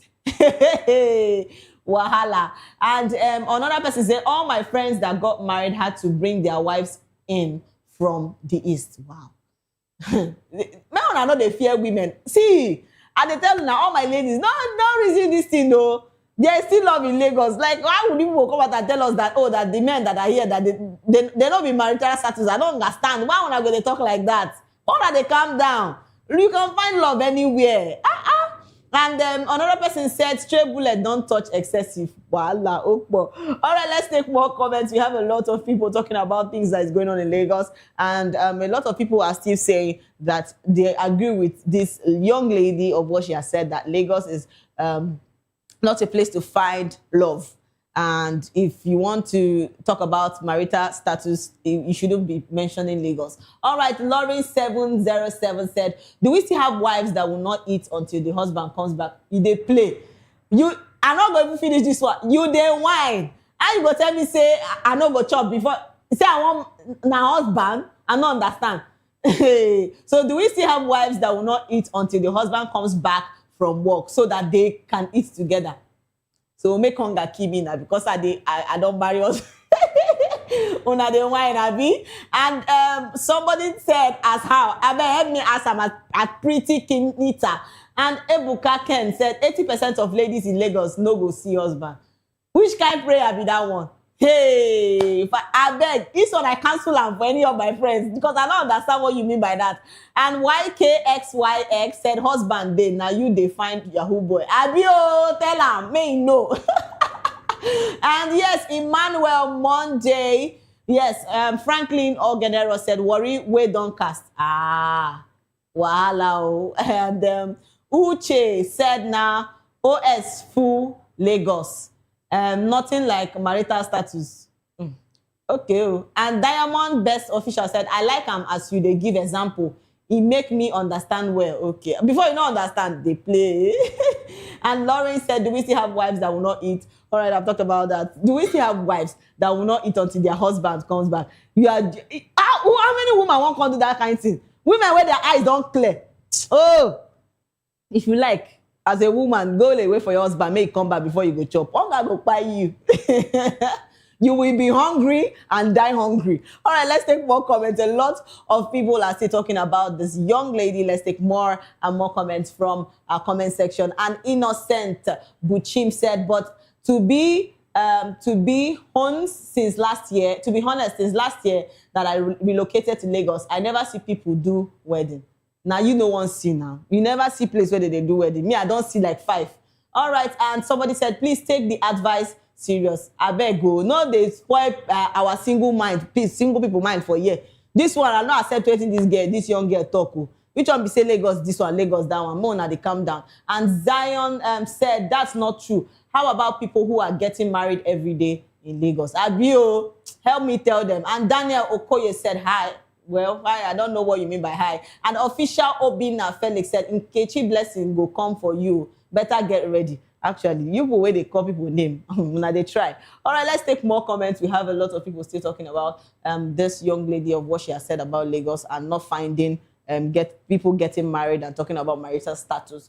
And I am Princess Official said she did not lie. And somebody else said, no, be just Lagos, especially specifically Lekki. Okay. And somebody said, now you they find husband for island. Abio. So if not be island, you no go marry. Okay. And somebody said, strong warning as well. They say, make we ask you, bro. Okay. And somebody else said, once you join City Boy movement, if they come with full package, man and woman free. All right, it's well with you. Let's take more comments. A lot of people are still talking about this. And yes, somebody said, all right, we have a lot of comments. See, trust me, it's not about the place you are. Even the Abuja where you dey, things still they go on. No matter where you dey, you go still find love. Trust me, love comes in so many places. Basically, don't put it that Lagos is not where you can find love. That is not true. I don't support what she has actually said. All right, and we will take a short break. And when we come back, we still have more gist and more stories to talk about. Please don't go anywhere. Stay with us.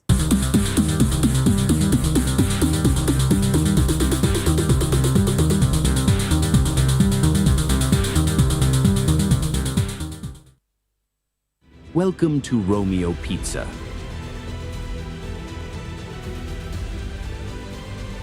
Sink your teeth into our freshly baked pizzas. Loaded with rich sauce, melted cheese, and irresistible toppings. Where every bite is a love story. Treat yourself to our creamy, dreamy ice cream. Smooth, sweet, and made to brighten your day. Or maybe you want it hot and satisfying. Our juicy shawarma is wrapped to perfection, packed with flavor in every mouthful. Pizza, ice cream, shawarma. Why choose one when you can have it all? Romeo Pizza has exactly what your taste buds desire.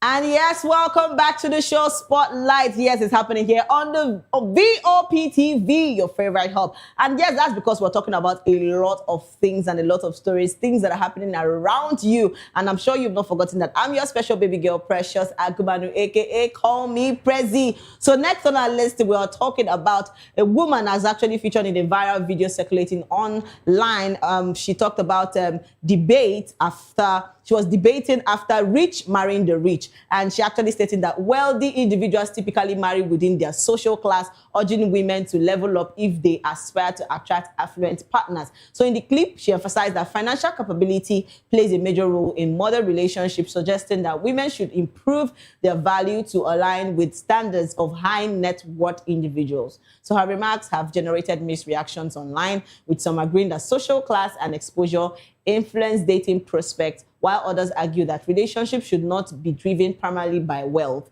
And the conversation continues to trend across social media, highlighting ongoing discussions about money, class, and expectations in contemporary relationships. So what am I going to say concerning this whole thing? The truth is that love is sweet, but when money enter, even the video talk and say, when money enter, love is waiting sweeter. The truth be say, recently, I don't observe, say, rich, they marry the rich, I know they like give you. It is the truth, it's as simple as that. So you wait away for Odogu make him marry you. You yourself, you don't talk to Odogu. Because I don't see a lot of ladies, they're not feeling so lazy to work. Nothing, they just want to sit down, make the man, they see, those days when they carry for mind, say man, go come, they provide for us, they play. The ones where we get now, please, God forgive me, but I want to talk this thing. Say, some of them are gold diggers. They don't even care. Take and play first. See, the truth is that what I'm trying to say is that women should start, putting value on themselves. It's a lot of things. I think young ladies, we are strong. Strong young ladies that we see those days that are very hardworking. And they're so eager to do something, find a job, get money, and lots of them. But right now, a lot of things are going on. They just feel relaxed and just want to follow one man that has money. So for you to follow that man, you need money to chase money. It's what it is. Seriously. All right, you see, our fans have actually come out to say things concerning this whole situation. So let's take some comments and see what people are talking about. Rich marrying the rich. Let's watch this video. And it's a lot of things, trust me. People don't really take this whole thing really serious. But the truth is that you go use money, chase money. That is just the truth. If you love and you want to get married, because I see a lot of young ladies, I want to settle down with an Odogu. I want an Odogu. I want this. People don't look down on people. Seriously. Even self, you feel be the one where go make that Odogu self. It is the truth. You might be the one that will make that Odogu the Odogu. True. So if you want really marry Odogu, you yourself suppose don't stand gidigba. They walk. Find what you go they do. No go they house, they feel say Odogu will come down from heaven, come answer you. As how now? You need to find something to do, make your own money. I see a lot of women, they are in that marriage, they will be in a marriage and they will not even want to do anything. They will feel so reluctant to work, so reluctant. Even if your husband, except your husband don't already agree, say, I don't want you to do anything. Just be a housewife and I'll be feeding you, I'll be giving you money. That one is understandable. It's your choice if you want to stay. But seriously, a lot of women these days are really reluctant to do things for themselves. Seriously. All right, we'll take a short break, and when we come back, we'll have more stories for you. Please stay with us.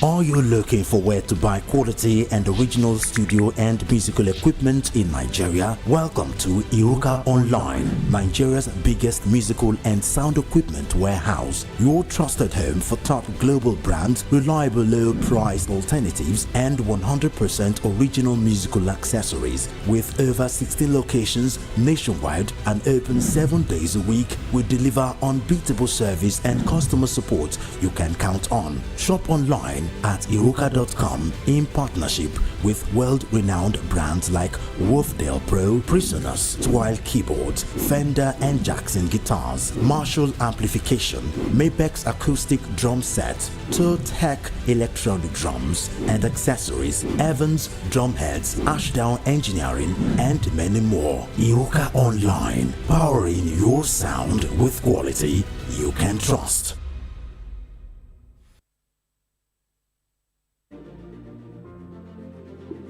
Welcome to Golden Tulip, where every stay is a celebration of comfort and style.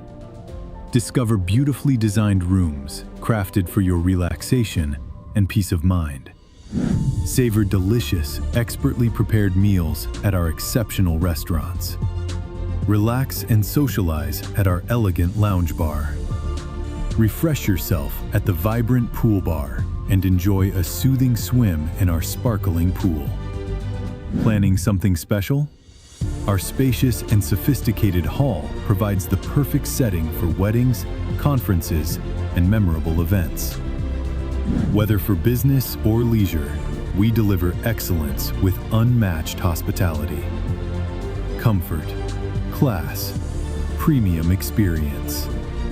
Book today and elevate your hospitality experience. Airport Golden Tulip. Stay golden. Live golden.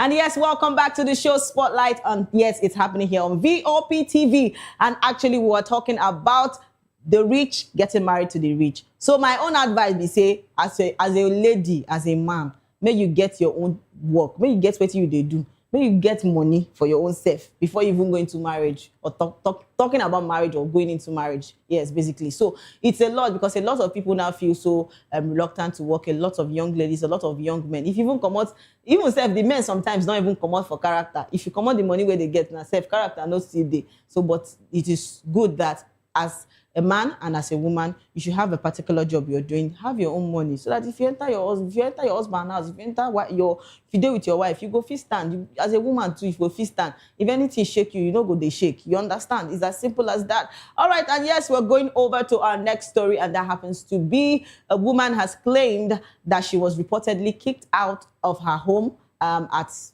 home by her husband while she was 7 months pregnant, and because she refused to engage in sexual activities. So according to her, the Post, the incident occurred at midnight, leaving her in a vulnerable position during the late stages of her pregnancy. She described the experience as deeply humiliating and emotionally distressing. So the story has actually gone viral, and a lot of people have, sparking widespread discussion and concerns about marital rights and the treatment of pregnant women. However, the claims remain however, this whole stories was still talking about young ladies that are thrown away from their husband's house 7 months pregnant.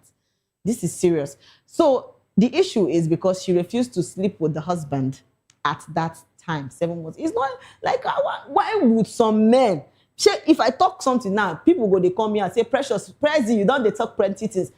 But you don't see what man they do because say your wife no gree sleep with you, don't pursue and come out at 7 months. Person will carry your pikin. There was a time I even talked about a story of where a lady has actually gone to the labor room to give birth. She was in the labor room with the husband. The husband, they woo nurse where they push pikin. Oh, Father. you know, there are some things that really happen these days, and I'm like, I still ask this question that where does this kind of breed of men come out from? Because my imagination, I'm like, God, these whole things they make person they fear to even marry.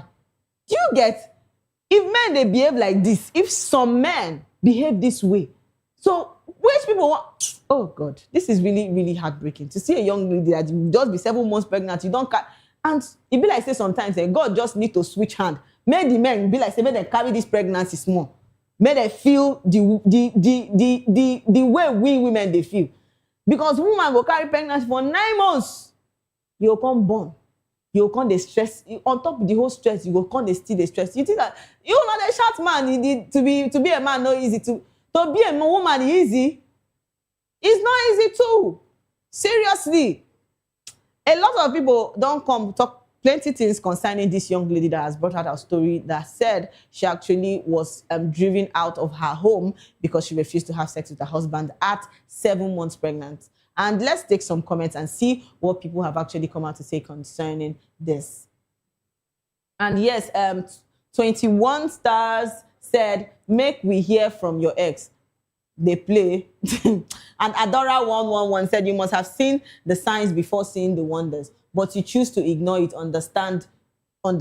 See, it's not about seeing the signs. So a lot of men can actually, some men and some women, make I not they put them like that. Some men and some women can actually pretend that they are good people until they enter inside the house. So no even reason say you must see signs and wonders. There's nothing like signs and wonders. They will not show you.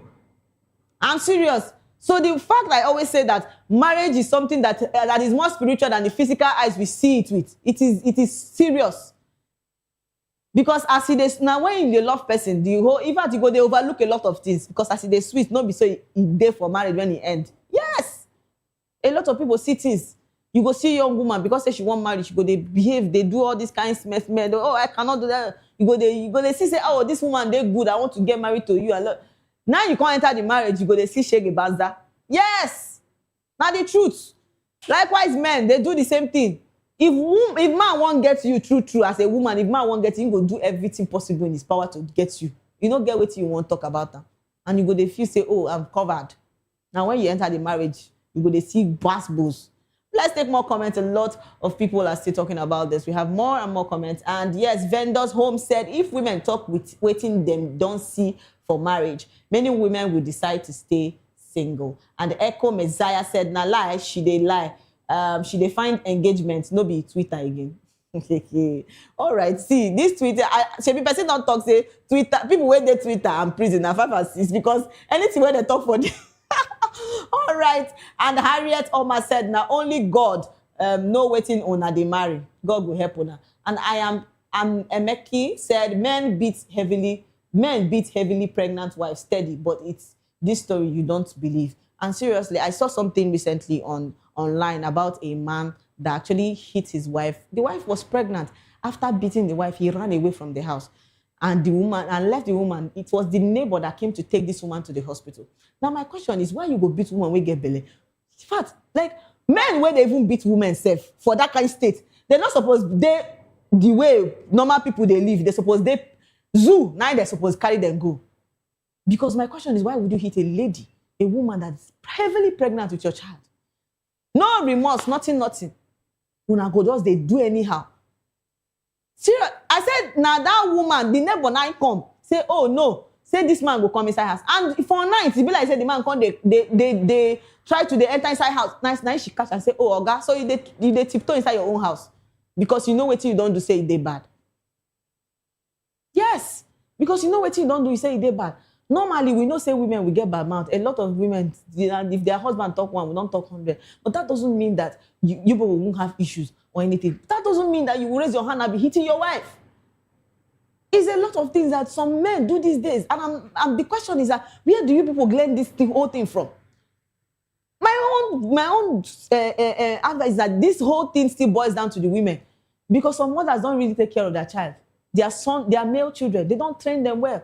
Because if they have well-groomed and well-trained men, all this nonsense not going to happen. You know when they see man, when they hit the wife. Tell me how you be giving blows to your wife that is pregnant for you. All these kind of men, now prison, now fit them. Or zoo, where those lions they where they bite them. chop them. That's the kind of life they live. Because I cannot imagine a full-grown man will be hitting a woman for waiting. And to all these our ladies, when go still see this kind of thing, stay for that house. I pity you. Because not be yourself you like. You will come tell me, say, oh, I'm staying because of my daughter. I'm staying because of...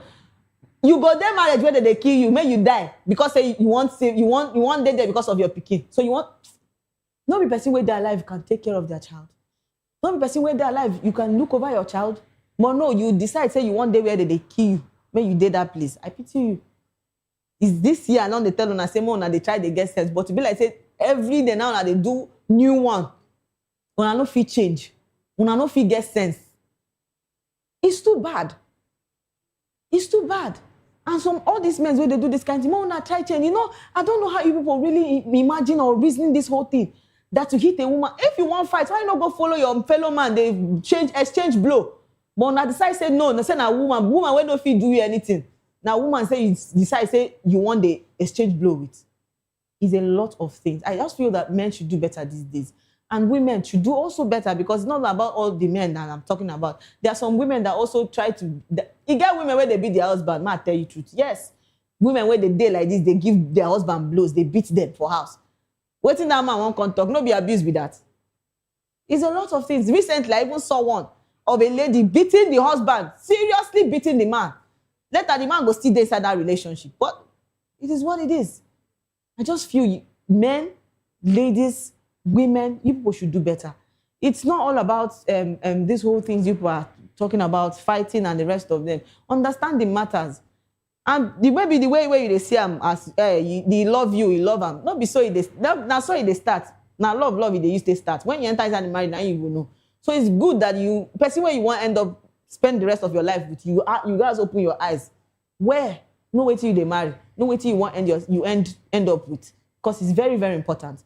All right, this is where we draw the curtain for today. Thank you so much for staying with us on the Spotlight Show. And yes, to my amazing viewers, thank you so much. It was a blast. Remember, if you're going viral or global, please stay true to your stories and don't forget to follow us on all our social media handles at Vop TV Live and subscribe to our channels for more exciting episodes and updates. Until next time, I am Precious Agumanu, aka Call Me Prezi. This has been Spotlight. See you next time. Bye.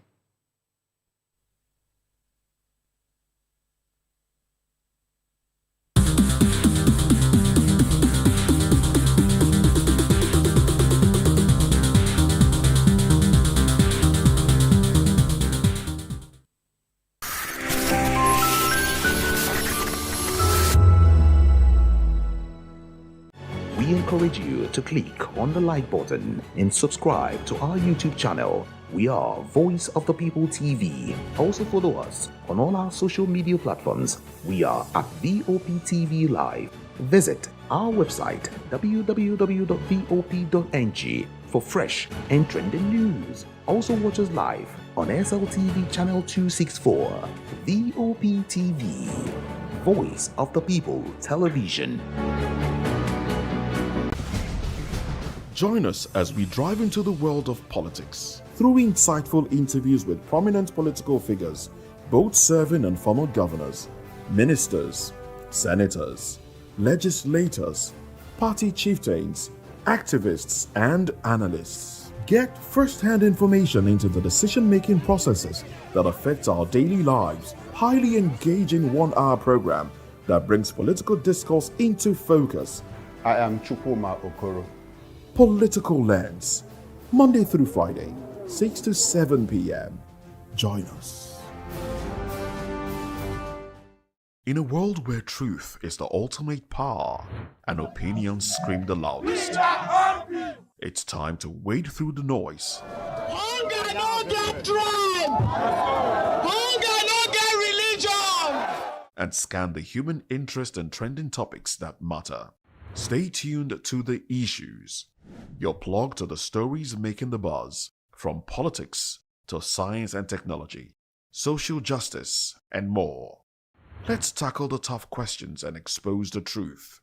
The Issues, on Voice of the People Television, Mondays to Fridays, 8 to 9 p.m. The Issues. Don't just react, understand. In a world where power shifts with every headline. In a nation full of questions. In a world filled with noise, the truth needs a voice. The policies that shapes our world and the economy that determines our future. Every hour, every day, the grapevine keeps buzzing. And together, we are committed to telling the stories that shape our world because your voice is our focus. Don't forget, our voice matters the most. Let us come together and share our concerns.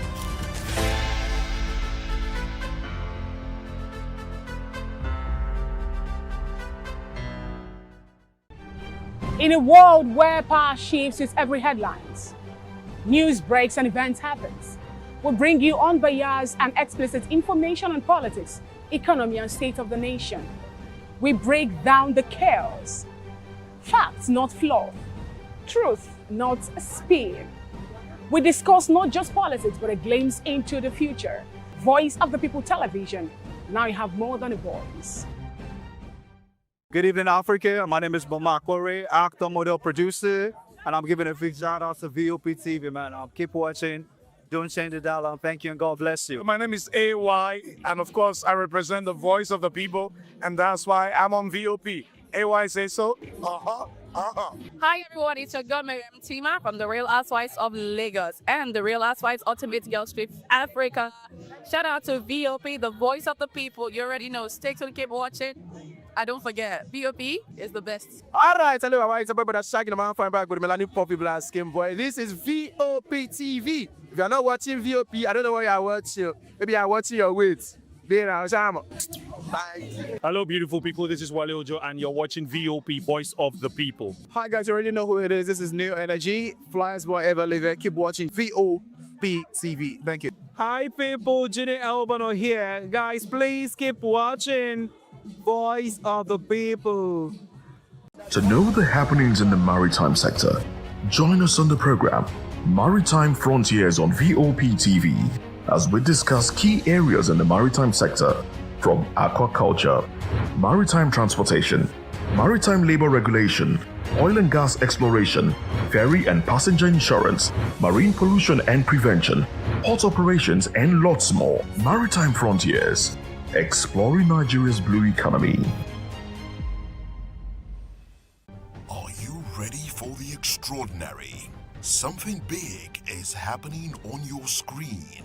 Introducing VOP TV, now streaming on SLTV channel 264. From breaking news to captivating conversations, news analysis, giving you all sides to the story. We break in-depth discussions on the issues that matter, from politics to sports, entertainment, and lifestyle. VOP TV on SLTV channel 264. Join us as we redefine what television means to you. Voice of the People Television, VOP TV. Now you have more than a voice.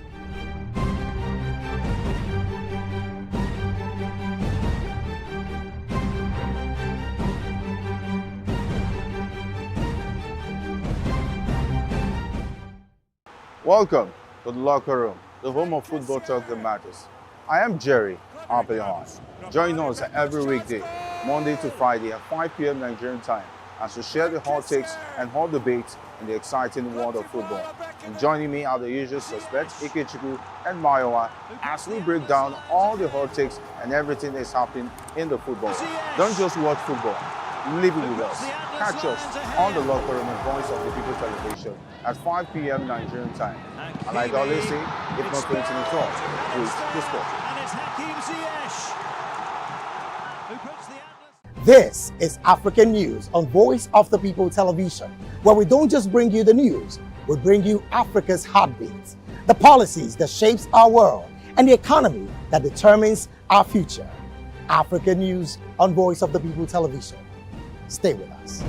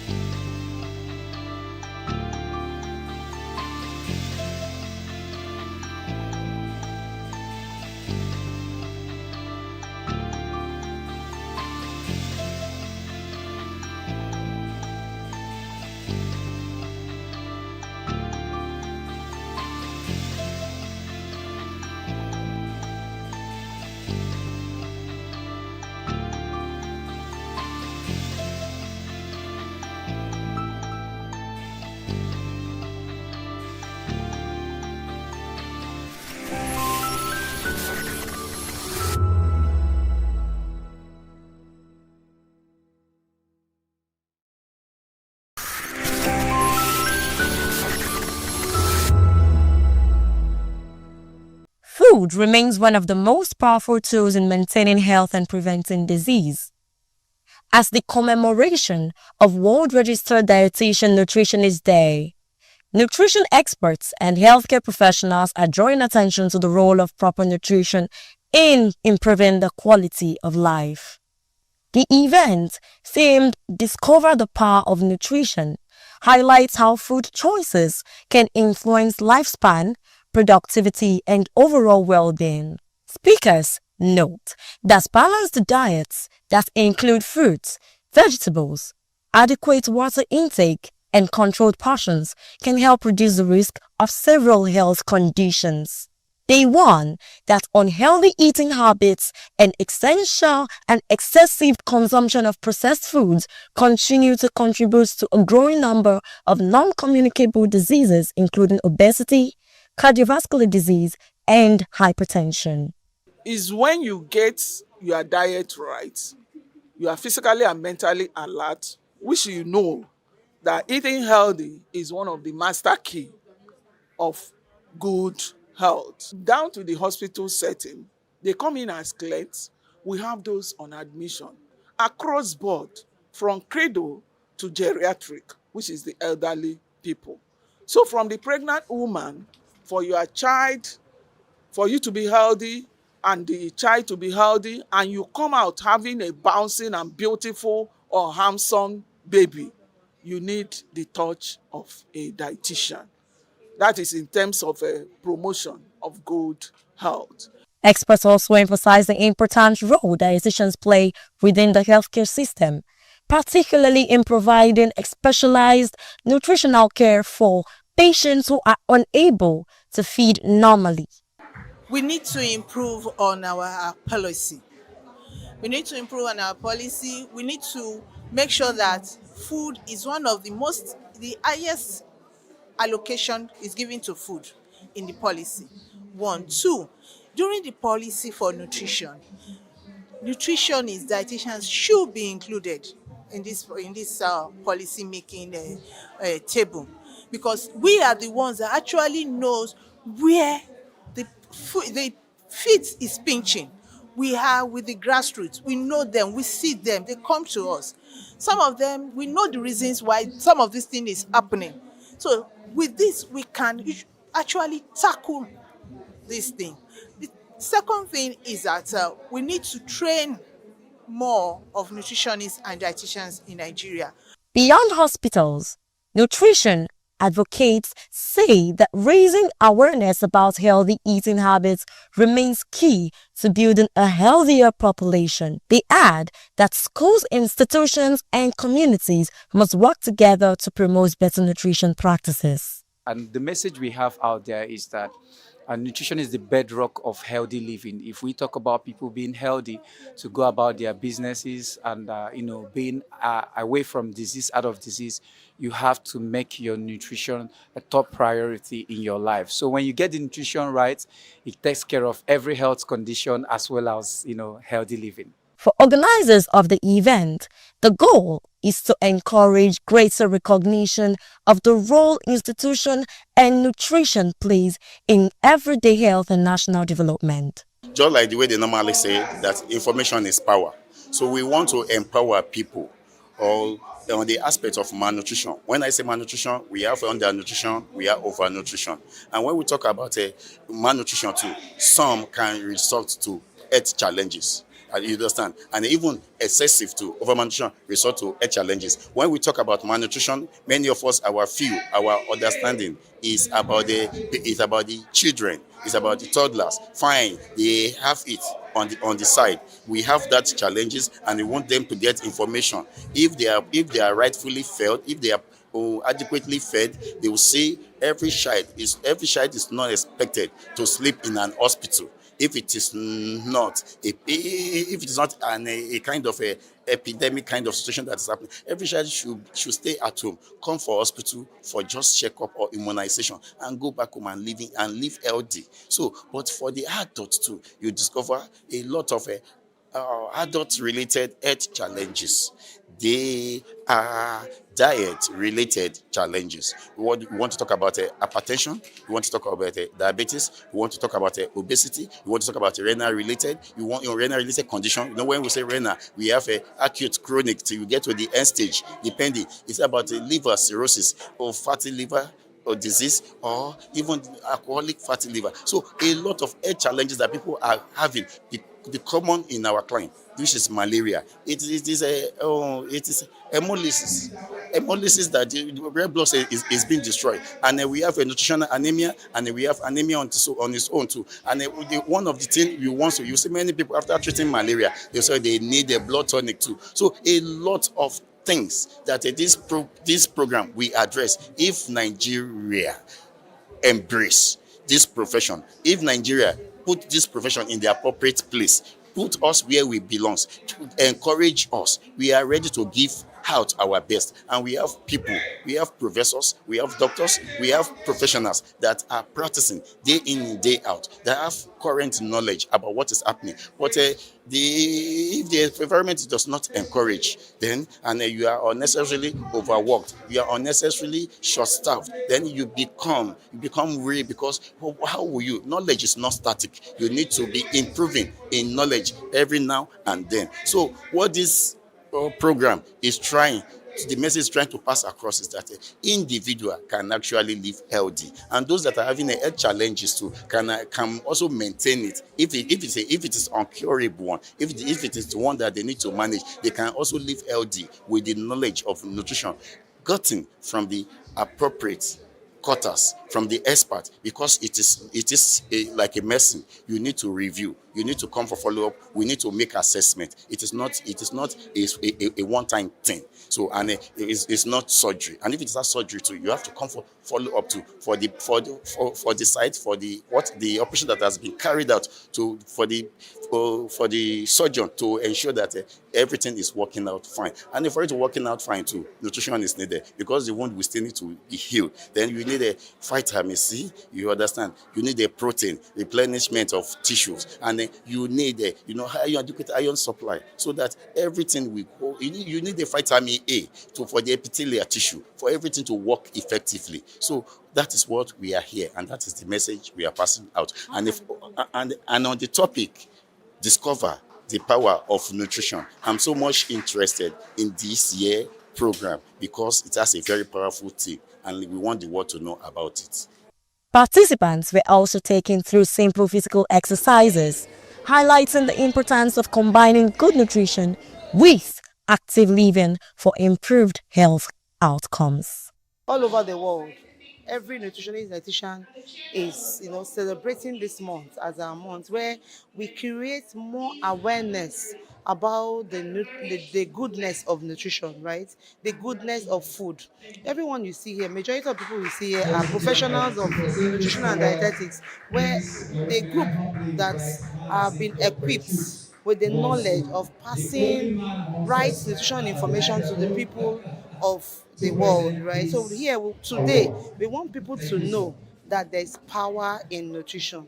We want people to know that with good food, you can prevent illness. It's not just about eating, it's about eating smart, eating right, and eating well, so that you can be able to achieve the maximum nutrient benefits from the foods that you are consuming. 7, 8, 9, and 10.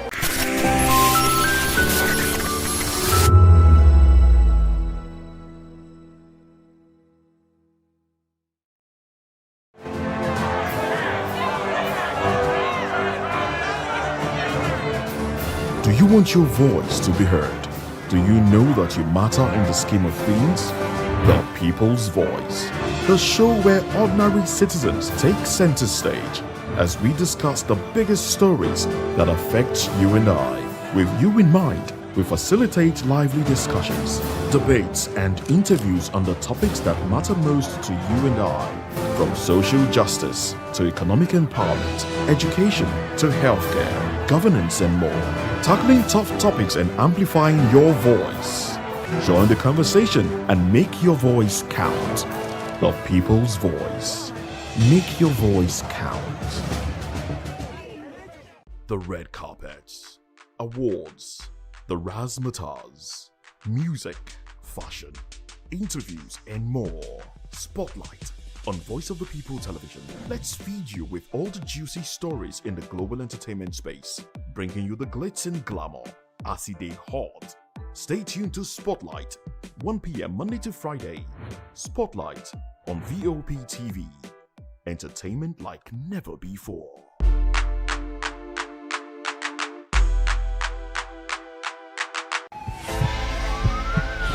This is Health Check, your weekly guide to better living, smarter choices, and trusted answers. From everyday wellness to urgent health issues, we've got you covered.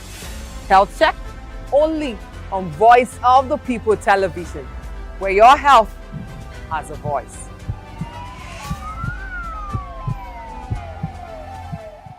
Behind every broken desk lies a broken promise. Education shapes the nations.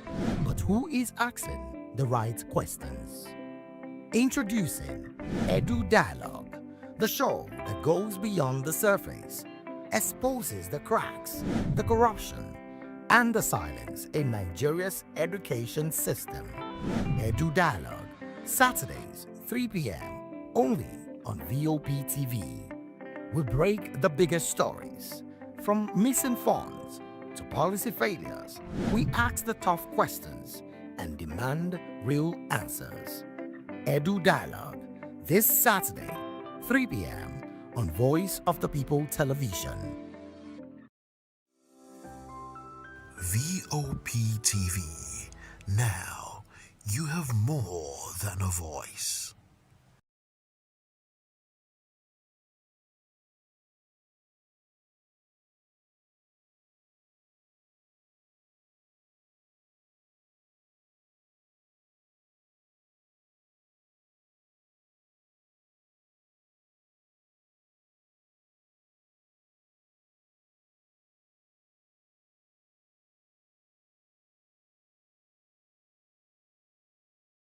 Makore, actor, model, producer, and I'm giving a big shout out to VOP TV, man. Keep watching.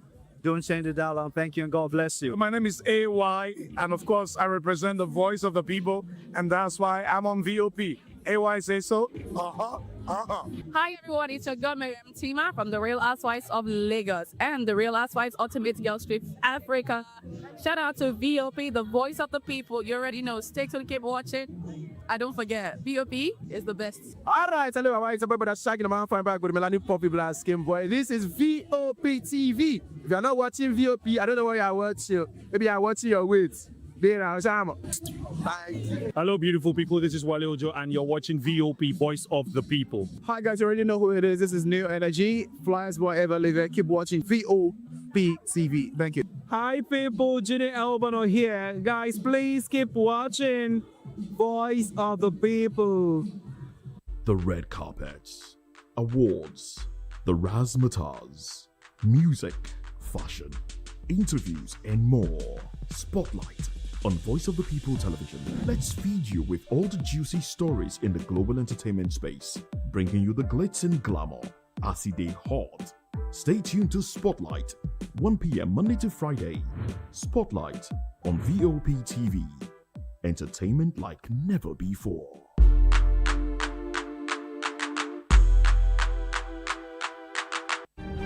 In a world where power shifts its every headlines, news breaks and events happens, we bring you unbiased and explicit information on politics, economy, and state of the nation.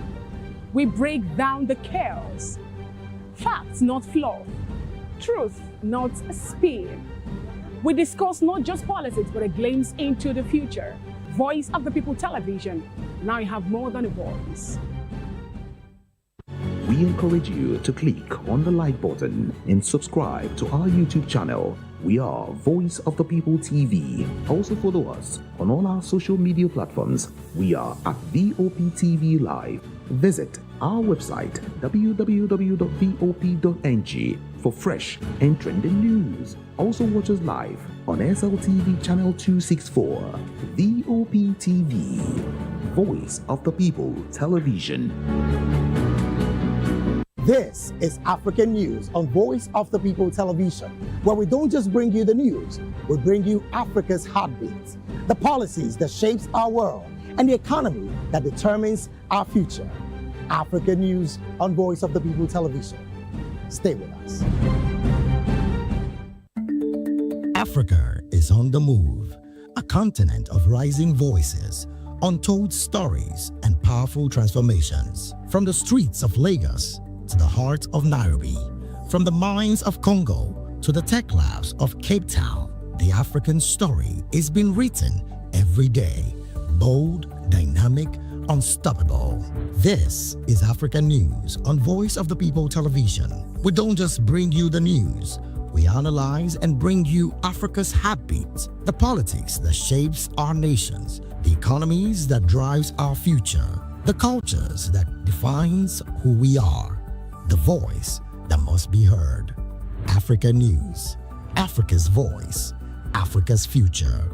Where Africa speaks, the world listens.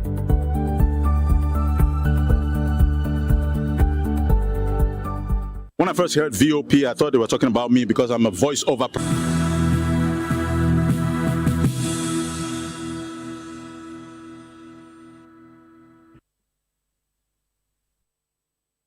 Well, hello and welcome to the African News and Voice of the People Television. I am David Edwin.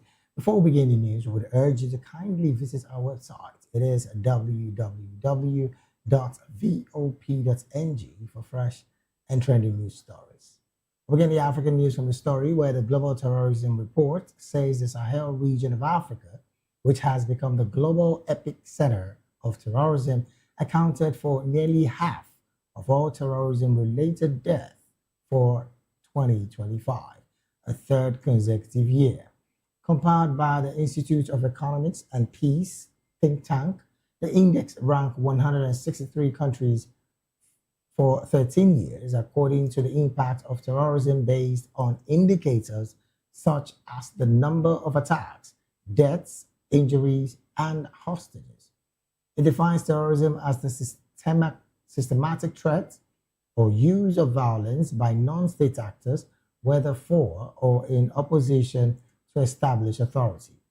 In 2024, over half of the 7,555 deaths due to terrorism worldwide were recorded in the Sahel, a semi-arid belt stretching along the Sahara Desert's southern rim for the Atlantic to the Red Sea.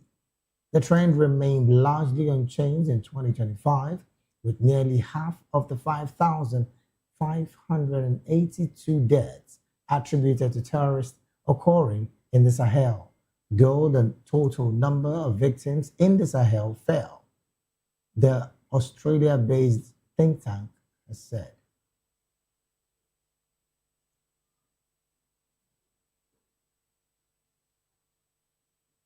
Away from that report, residents of Minana village in Miyadna district have called for strict regulations to stop children below the age of 18 from entering stone quarries following a recent tragic collapse that claimed 2 young children.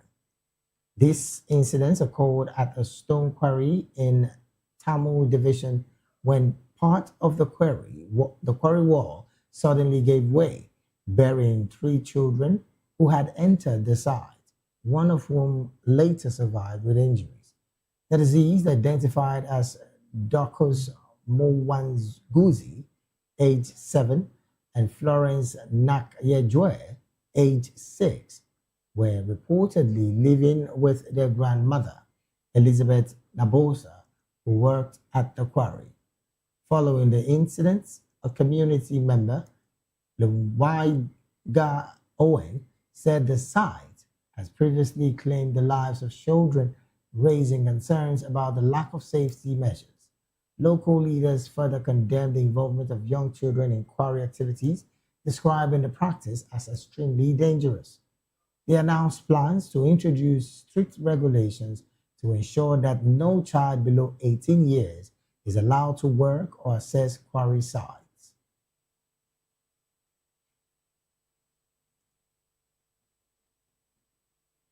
And in Liberia, the silence of President Joseph Boakai and members of Liberian Senate on the outcome of a closed-door meeting in Monrovia has sparked anxiety among residents and raised fresh questions about security as unease grows over the tensions along the Liberia-Guinea border. The meeting was attended by the president and legislators amid the escalating concerns over reports that Guinean soldiers had crossed into Liberian territory in the Foya district.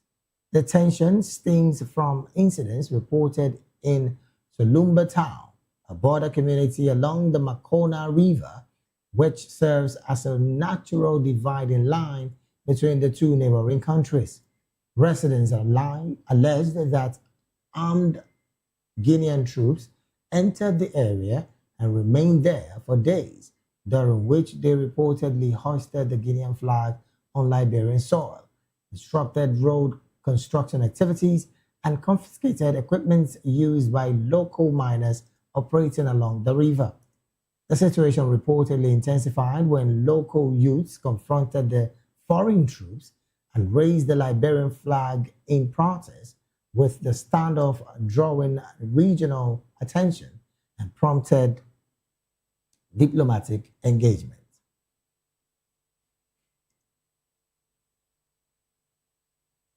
And in Kenya, the Kenyan Medical Practitioners, Pharmacists and Dentists Union, that's the KMPDU, has dismissed claims that some members were overpaid following a government verification exercise, stating that most doctors employed by county governments were still being owed basic salary adjustment.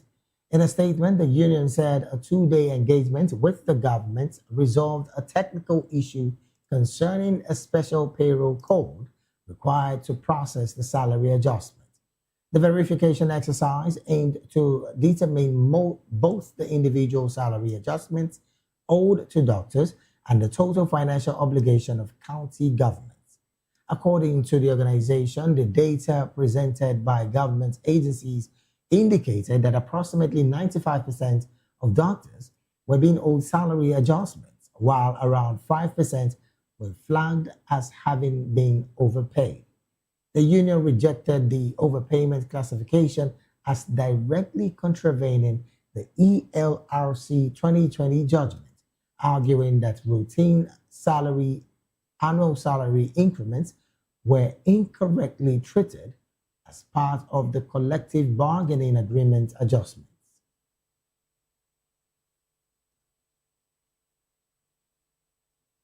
In the meantime, Siaya Governor James Orengo has called for the impeachment of President William Ruto, citing what he described as a pattern of verbal attacks and conduct that violates constitutional principles. Orengo argued that the grounds for impeachment under the Constitution includes gross violation of the law and failure to uphold the principles of leadership and integrity. He described some of Ruto's recent remarks as an abomination, saying they undermine social cohesion and the dignity of the presidency. According to him, the Constitution requires state officers, including the president, to conduct themselves in a manner that brings honor to the nation and dignity to the office. He added that acts of hate speech, incitement, and vilification of others are prohibited, particularly because Article 131 mandates the promotion of national unity. Consequently, the governor emphasized that under the law, impeachment or parliamentary sanctions is the only recourse for addressing misconduct at the highest level to ensure that Kenya does not have a rogue president. However, President Ruto has defended his approach, insisting that his government and comments were responses to provocations from political opponents.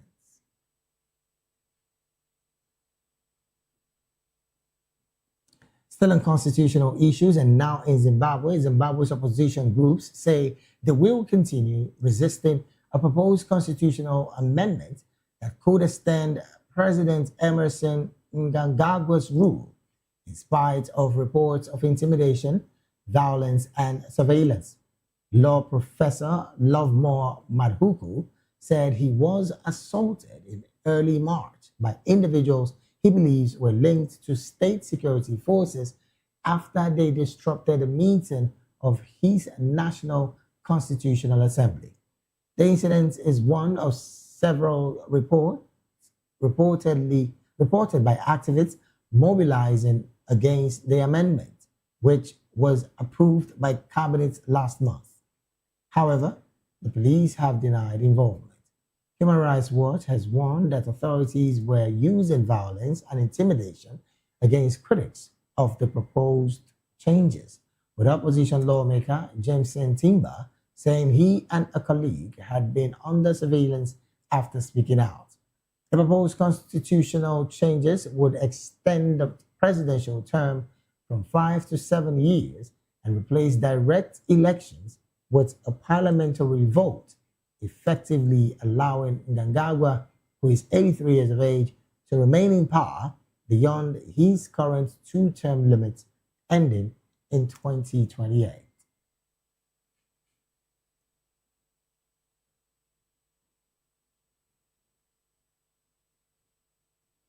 Moving on, a Tunisian court has sentenced a prominent migrant rights and anti-racist activist, Sadia Musba, to 8 years in prison, in a ruling that highlights what critics describe as an escalating crackdown on civil society and independent voices.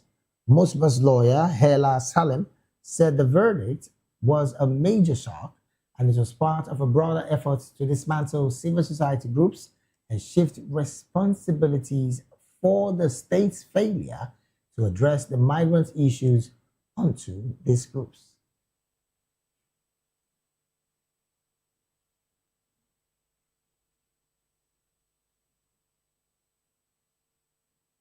And in South Africa, African governments are hiking taxes to contain addiction risk and fuel depleted state coffers as online gambling booms across Africa, with South Africa by far the biggest market. South Africa's gambling industry regulator, the National Gambling Board, estimates that 2/3 of adults engaged in online gambling, a sharp rise from 30% in 2027. The government has proposed a national 20% tax on online gambling profits, which it says would more than double revenues from the sector to 10 billion rand, that's about $606 million annually, from 8.4 billion currently. The draft bill will be presented to lawmakers this year, and the final tax proposal introduced in February 2027, according to the National Treasury. Several political parties represented in Parliament have expressed support for the tax. However, betting firms are lobbying hard against it, arguing that the tax would not curb problem gambling, but instead push it to underground sites, which they say would proliferate without the extra burden of the levies.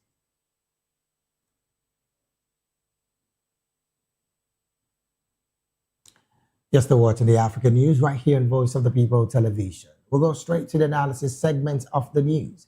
And joining us now to make sense of these stories and more, in the studio with us is Dr. Peter Anosike. Dr. Peter is an author and also public and political affairs analyst and commentator. Doctor, a very good afternoon to you. Thank you for having me. Also joined us virtually all the way from Uganda is Barrister Edward Okwaro Matakenye. Barrister Edward is a human rights activist and also a legal practitioner in Uganda. Barrister, a very good afternoon to you, and thank you for joining the conversation this afternoon.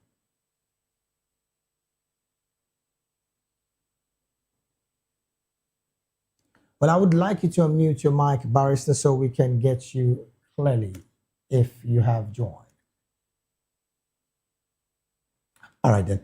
Well, we'll still wait for Barrister to join the conversation, but also joined us virtually all the way from Kenya is Mr. Martins Irere Ndre. Mr. Martins is a financial advisor, also the CEO of Wealthgate Insurance Agency. Mr. Martins, a very good afternoon to you, and thank you for joining the conversation this afternoon.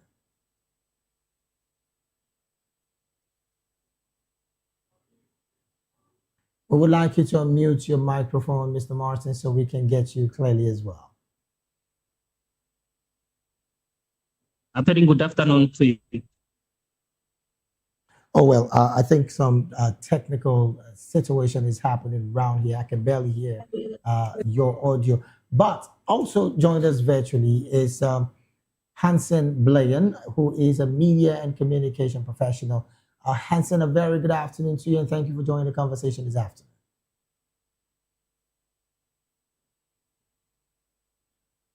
All right, then. While our technical team is working on the audios, let me start off the conversation from the studios here. Well, Doctor, you're an economist, and when it comes to tax, this somehow is something I know you can clearly talk about with your eyes closed. Looking at the proposed national 20% tax increase on online gambling in profits in South Africa. Do you think that is South Africa's gambling tax hike truly about protecting the citizens, or it's a desperate cash grab by the struggling government that is also trying to get her feet as well economically? Well, for me, having over 60% of adults engaged in gambling is a sign of a dying society. It is a sign of a dying society. In short, what we are raising in Africa right now is a gambling generation. What we are raising in Africa, in most parts of Africa, is a gambling generation. Most youths no longer want to work. Most youths no longer want to struggle, but they want easy money. And the easiest way of getting easy money is through gambling or other forms of fraud. So imposing a higher tax, it serves as one, it could deter it. Okay. So I'm in support of any measure that can introduce hard work to the youth, because gambling doesn't pay. Understand me? Fraud doesn't pay. So imposing a high tax will make it will deter the gambling companies and those investing on it. I like this part that you've told, but the question now is, there is also the conversation of the fact that these guys might just go into hiding and, of course, creating shadows of illegal betting a platform underground that the government is not aware of. So would these also not create purification on the part of, wanting to get the tax into the government coffers? One, there are many things that government can do, like increasing the registration fee for gambling companies. If it's unaffordable, understand, many companies will not go into it. So this can also serve as a way for government to raise money, understand? But for me, I want this gambling addiction to be reduced all over Africa. All right, then. Let me take this conversation to Kenya, where Mr. Martins is standing by. Once again, thank you so very much for joining the conversation, Mr. Martins. Looking at the fact that, yes, you're a financial advisor, and of course, the figures is what you gentlemen are practically big on. I mean, Doctor just said his own part here. But let me also come to you on the part of the fact that addiction has surged to 30%, to like 2/3 of adults in less than a decade in South Africa. Has the government truly failed to regulate these particular industry up until now to have gotten to this level of increase in the numbers of adults who get themselves involved in this online gambling? Yes, thank you, Mr. David. One is to understand that government is the regulator of all companies within the gambling has affected most of the youths because now, because of the affordability, it makes youth to engage in activities such as drunkenness, such as addictions of various kinds. And another thing it makes the youth is in order to access job. So the only control the government does, instead of banning the gambling, they ensure that they hike the taxes. When they hike the tax, it means affordability will be low. So it is not something that youth will be giving priorities, because whereby tax is ensuring that the number that has been engaging in that activity of gambling has reduced dramatically. Okay. Well, the other thing is whereby you find governments will still benefit in terms of revenue collection from these gambling companies and those that are betting. So it means that it caps or it controls the number of many youths engaging in such activity, and whereas the companies that are engaged in, they are regularized, and yet they are observing the rule of law. Because you find now most of these gambling companies are in activities of money laundering and the various kind of activity that still will affect the economy legally and in other negative ways. So the only way is control, or the government ban it once and for all. All right, then. Let me stay with you. You did speak to the part of regulation, but opposition parties have clearly said that the government is using this addiction as a cover for the revenue desperation, which again is what they are aiming for. But do you share this sentiment as well? Opposition is an eye check of the government, and in any move government takes, opposition will criticize, because now still the opposition wanted to be prominent in the public eye. So when the opposition gets quiet, it shows that they are not addressing the issue. The people who are engaging in such activity are facing. Secondly, we have to understand still the activists. Activists will criticize the move because in another way they are benefiting from this gambling company, so that bill do not pass in the parliament. So another thing is that government should create employment for the youths, and whereby when they promote gambling, the opposition sees an opportunity to interject or to tell the government, to call the government to order, because government should be creating employment, not to promote gambling. All right, then. Let me bring this conversation back to the studio here. Doctor, let's talk on the economic part of this conversation. Proponents highlight fiscal gains and potential funding in all of this. And some have said that clearly this is going to put more money in the hands of the government. And I'm talking about the 20% tax to be imposed on all profits from this gambling sites. How much of an economic impact would these have?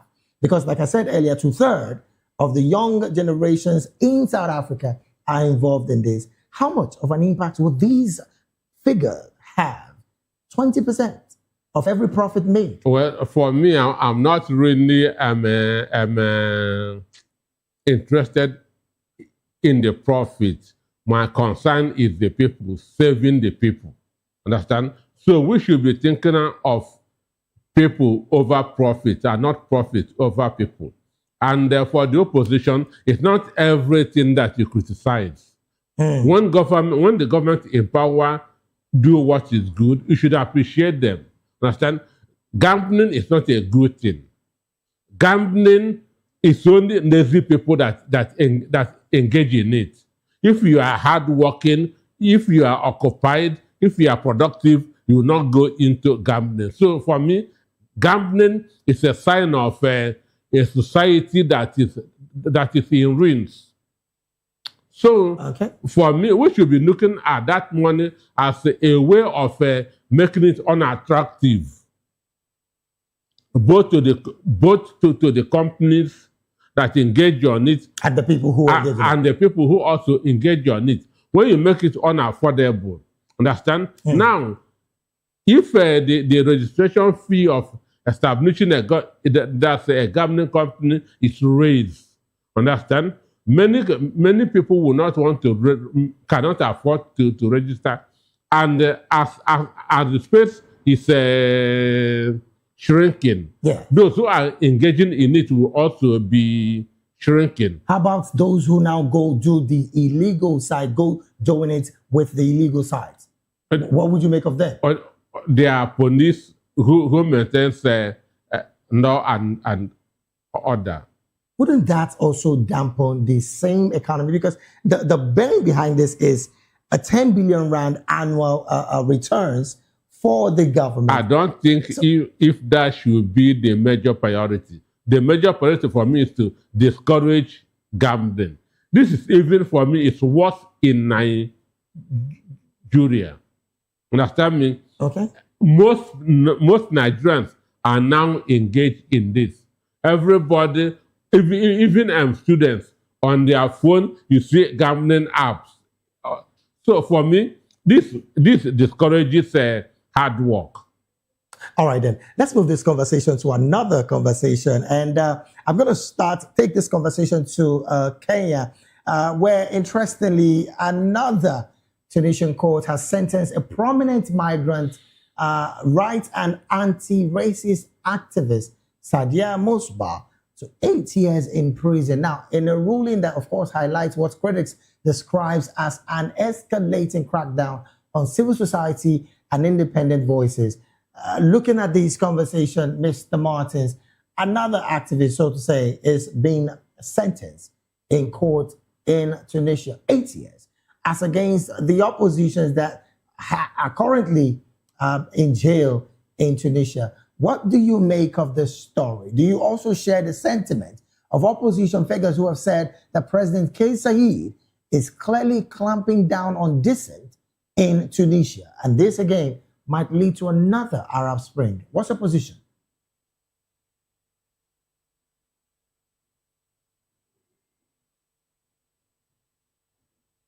We would love you to unmute your mic, Mr. Martin, so we can hear you.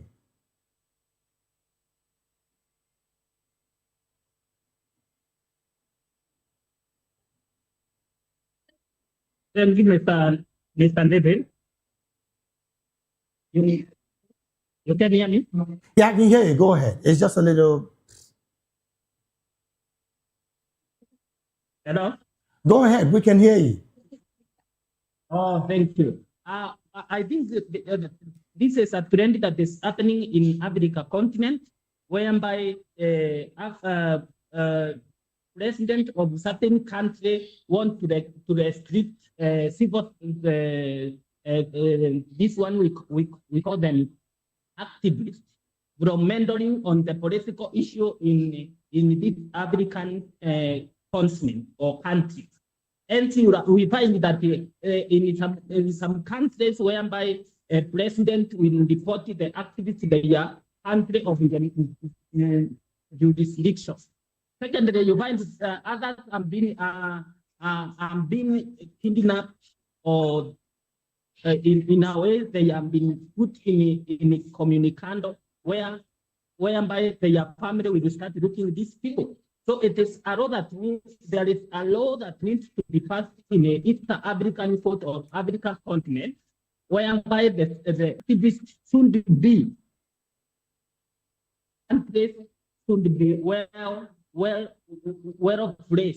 framed on the constitution or on the bill of human rights. Secondly is whereby we have found most organizations basically influence to stabilize governance. And you find now government taking another route to take these people in a communicando. Where secondly, you will find that even the opposition we will start criticizing government, organization, with NGO organization and governmental organization. We will start pulling out because now the issue of human rights is not unrest or it is in crisis. All right, then. Well, let me bring this conversation. I was still going to come to you on this particular statement of human rights. Doctor, this is not about the first arrest that was seen by the president. I'm talking about President K. Said, who, again, opposition figures are clearly saying is totally involved in these arrests of these anti-racist activists. What do you make of these arrests that are, it's been going on for a while. I mean, you've been following the story over time. What do you make of this arrest? We should, one, separate crime from opposition. Understand? Yes. Being in the opposition doesn't give you immunity from being persecuted. What I'm trying to say is that to start with was offense committed. Understand? If an offense is committed, which is recognized by the constitution of the country, whether he is in the opposition or in the ruling party, the law has to take its course. That's to start with. Right. Then number two, was he tried? That was a due process followed in the trial of the offense. Understand? If due process was followed, if the weight of the law is against the person that was jailed, then we can say that government is right. Understand? Just like in Nigeria, where two major oppositions are in detention now, or the former attorney general of the federation, who guns, ammunition was found in his country home, and the former governor of Kaduna State, who said in a television that they tapped the phone of National Security Advisor. Right. So these are crimes that are recognized by the Nigerian Constitution. Understand? So you cannot leave them because they are in the opposition. Understand me? So the issue is we should be talking about legal procedures being followed. Understand? And not being punished based on sentiment or because you are politically not correct. Okay. So this is the way I'm saying it. Was due process followed in the conviction? If it is, then being in the opposition does not really. Well, Doctor, some would argue with you on that because they would ask, was due process being followed when the parliament was disbanded by a decree and now the president is ruling by a decree in Tunisia? Looking at that kind of situation, is that something one would say? Because the person in question, and the lady in question, is a migrant activist who clearly has been speaking high and huge on the activities of migration in the country. I don't know why Africa behaves in a different way. This is exactly what happened in South Korea when the president wanted to introduce a decree. Right. Understand me? South Koreans rushed to the assembly. Even their parliamentarians have to scale fence to come and stop what the president wanted them to do. And as we speak, that president is in jail. So, but in Africa, we take all kinds of nonsense. Understand me? What cannot be condoned in the other parts of the world are being condoned in Africa. Is this about Africans being docile?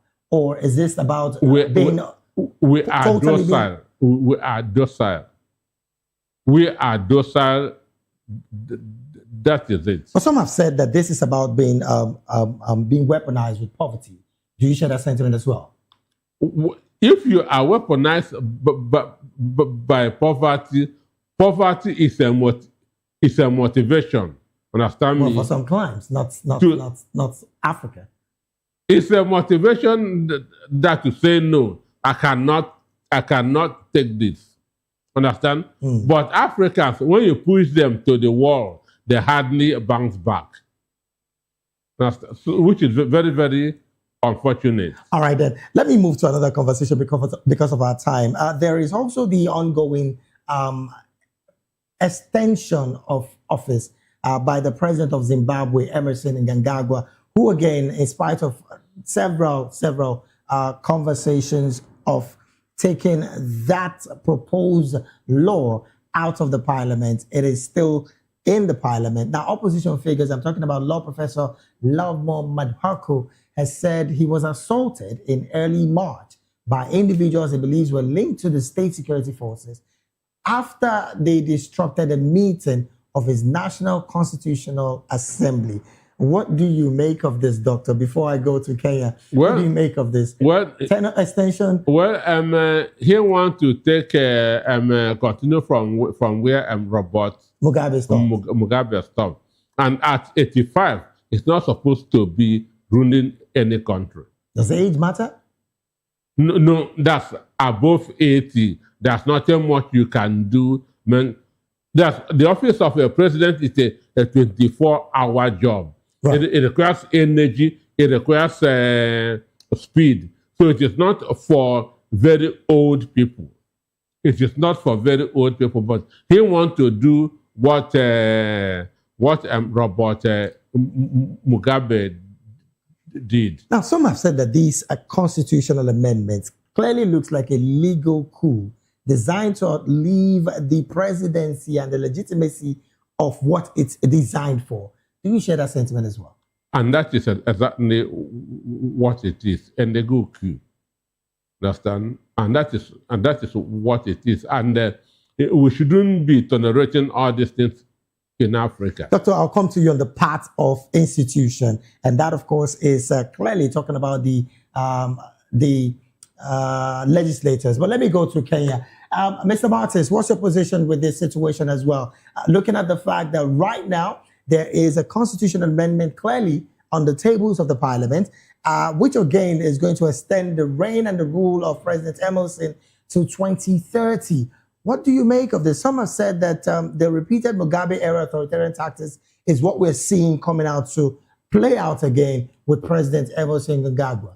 Do you share this sentiment? And then what can be done to stop these kind of conversations across Africa?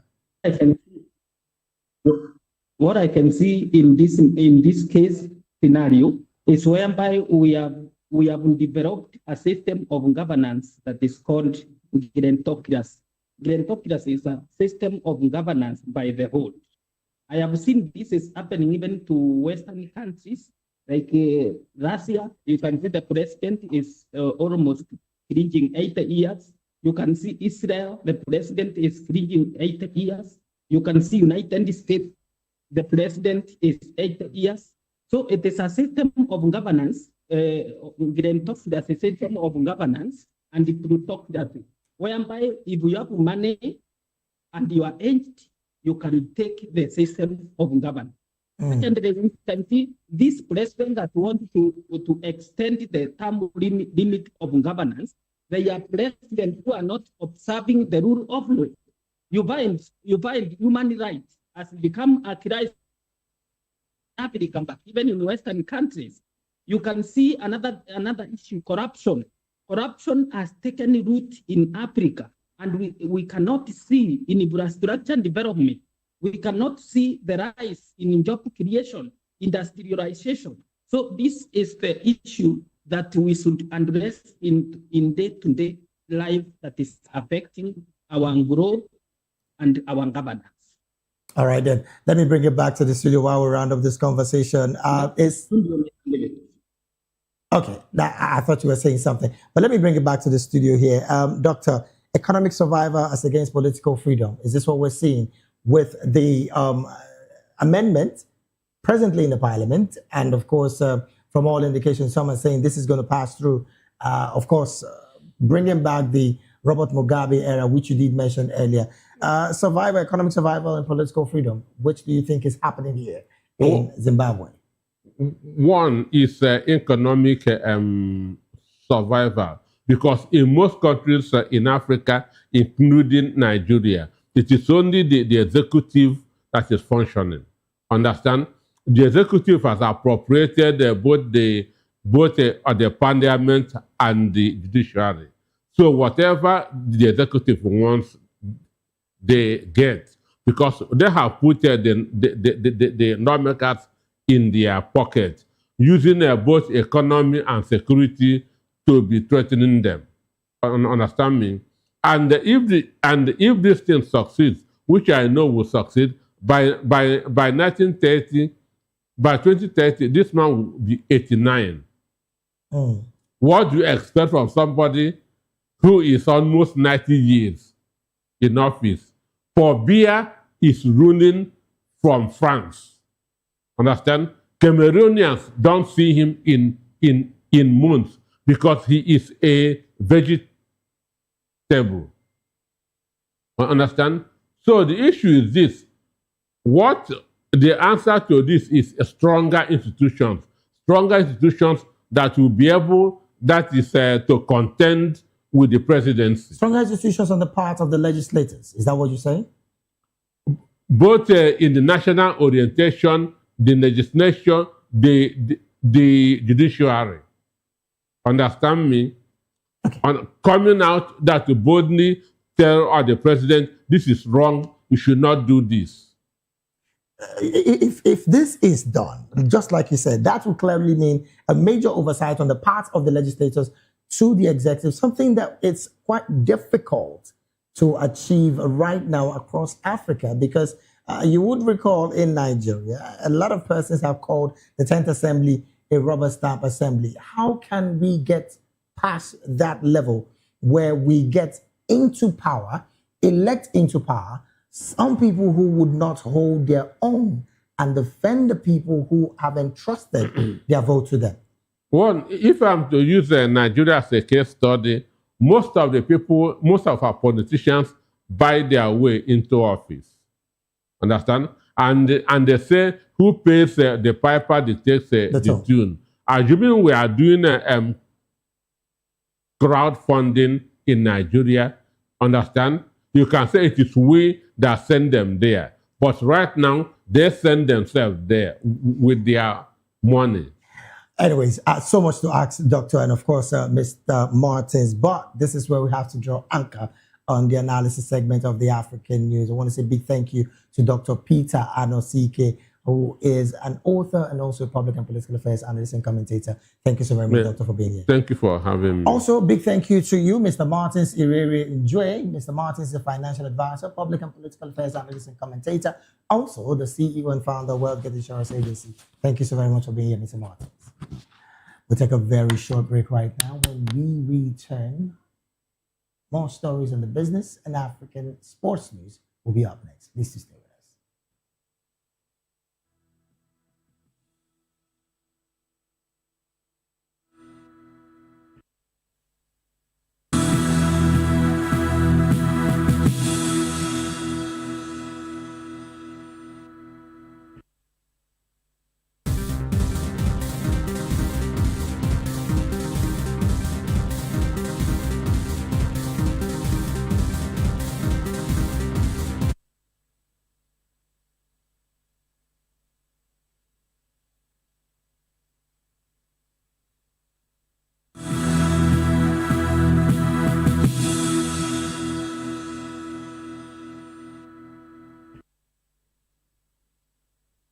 We're glad to have you back at the Studio African News right here on Voice of the People television. Now to other stories.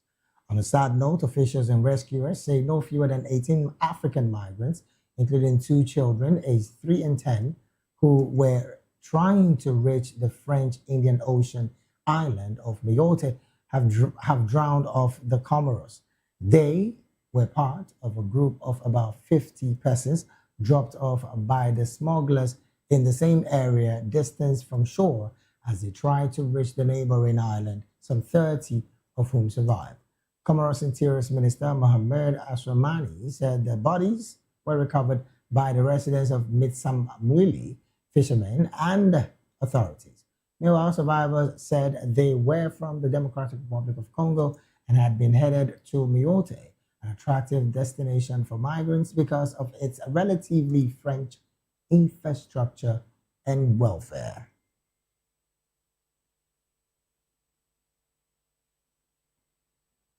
And from that story, we'll go straight talking African business. The Ugandan embassy in Beijing has hosted the Uganda-China Agricultural Trade and Investment Forum in Changsha under the theme Cultivating Partnership for Prosperity aimed at strengthening cooperation.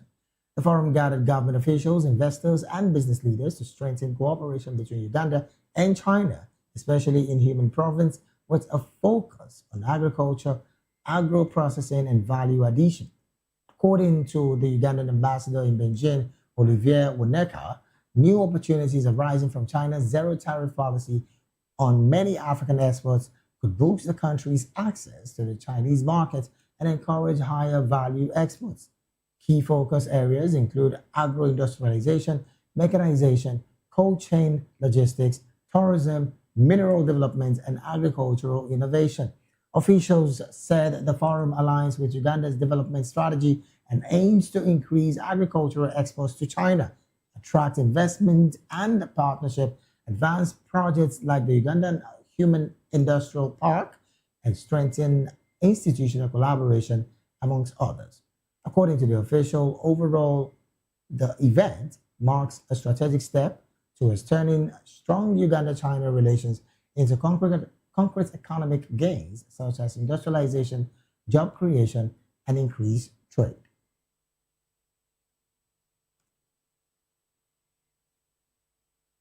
And to wrap up the African news, we go straight talking sports.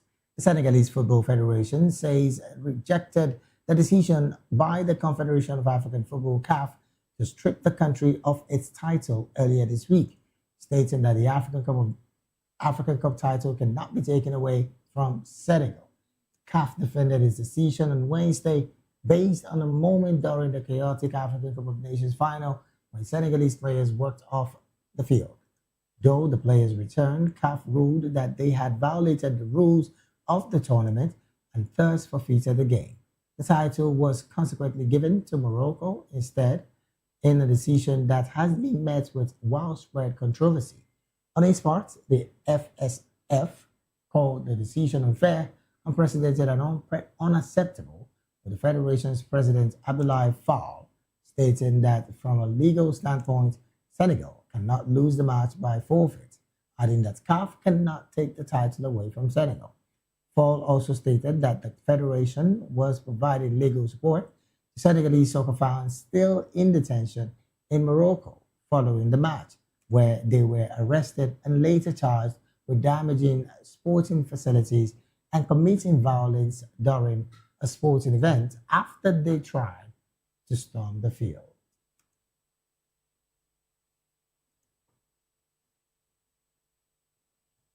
And with that sports story, we've come to the end of African News right here on Voice of the People Television. Do also subscribe to our YouTube channel. On YouTube, we're at Voice of the People TV, and on all other social media platforms, we are at Vop TV Live. Thank you so very much for being a part of this broadcast. I am David Edwin. You have a good afternoon.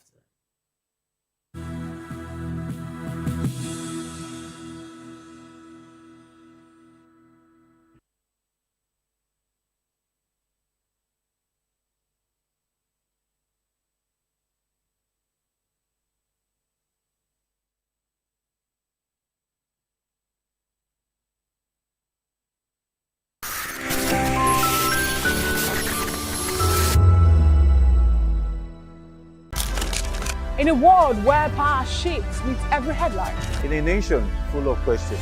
In a world filled with noise, the truth needs a voice. The policies that shapes our world and the economy that determines our future. Every hour, every day, the grapevine keeps buzzing. And together, we are committed to telling the stories that shape our world, because your voice is our focus. Don't forget, our voice matters the most. Let us come together and share our concerns.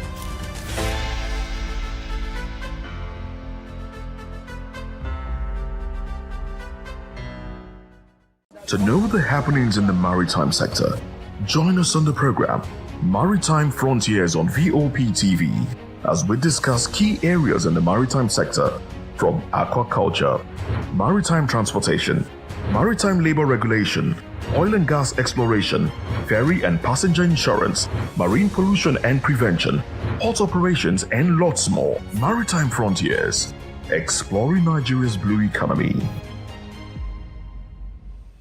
Behind every broken deck lies a broken promise. Education shapes the nations, but who is asking the right questions?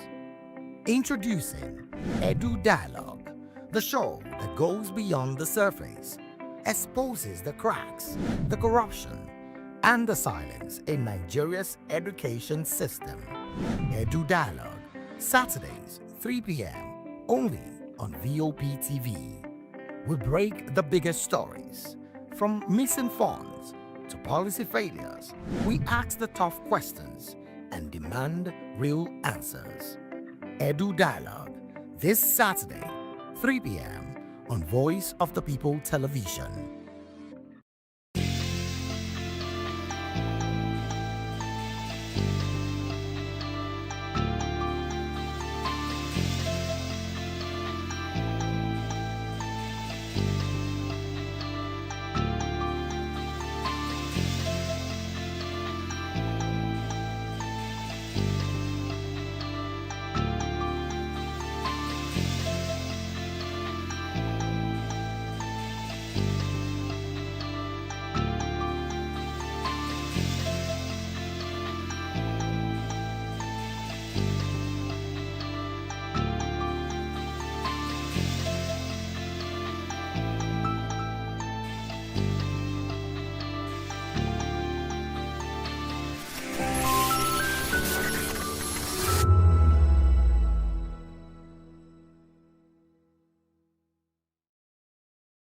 We encourage you to click on the like button and subscribe to our YouTube channel. We are Voice of the People TV. Also follow us on all our social media platforms. We are at VOP TV Live. Visit our website www.vop.ng for fresh and trending news. Also watch us live on SLTV channel 264. VOP TV, Voice of the People Television. When I first heard VOP, I thought they were talking about me because I'm a voiceover personality. But no, this is Voice of the People TV, and you are riveted forever because this is the place to be. Yo guys, your boy Chella. Shout out to VOP TV. I love you guys. Salut, salut tout le monde. Suspect 95. Là, on est sur VOP TV. On passe un bon temps. J'espère que vous kiffez. On est au Afrima. On est ensemble. VOP TV. Don't see me like a fool because I don't do giddy giddy giddy. VOP, you don't know Stoneware from Ghana representing live and living color. Yeah, Beam Nation President. Outside with it. Bless up. Hello, this is Milo from Ivory Coast. Keep watch Voice of the People TV. Regardez la voix du peuple, la télévision de la voix du peuple. Que Dieu vous bénisse. À très bientôt. Love you so much. Hi guys, what's up? This is Gaze Baba. I am watching VOP TV. Usually you be told to not touch the dial, but I tell you to touch the dial and increase the volume. You're like, keep it locked. It's Afro Gospel. Thank you. Hello, my name is Shego Arunze. You're watching VOP. Don't change the dial. My Joe, fine girl. My Joe, fine babe. Only are you, but on the Fuji Monsoon. Yes, don't touch the dial. This is me, Dr. Adiwala Iba. Keep watching VOP TV.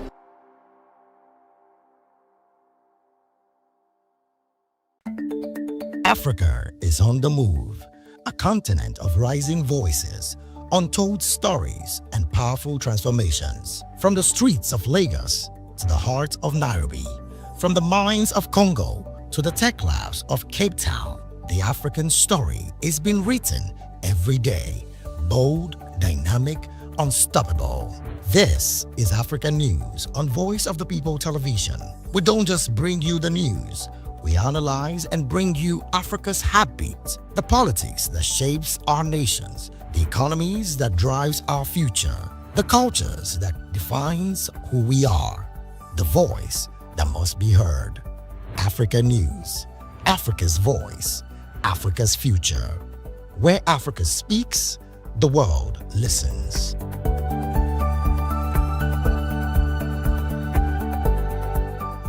This is African News on Voice of the People Television, where we don't just bring you the news, we bring you Africa's heartbeats, the policies that shapes our world, and the economy that determines our future.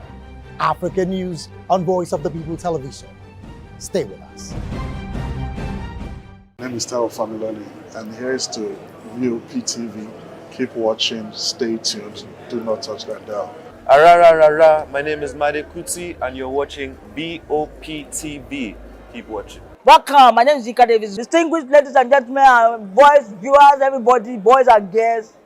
This is Vop TV. Do you know what that means? Voice of the People TV. You don't have a voice, don't come here. You better make sure your voice is heard. This is Health Check, your weekly guide to better living, smarter choices, and trusted answers. From everyday wellness to urgent health issues, we've got you covered. Health Check, only on Voice of the People Television, where your health has a voice.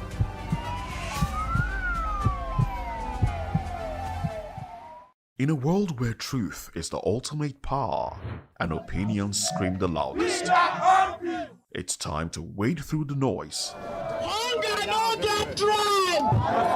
Hunger no get religion! And scan the human interest and trending topics that matter. Stay tuned to The Issues, your plug to the stories making the buzz, from politics to science and technology, social justice, and more.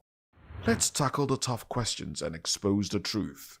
The Issues on Voice of the People Television, Mondays to Fridays, 8 to 9 p.m. The Issues. Don't just react, understand. VOP TV. Now you have more than a voice.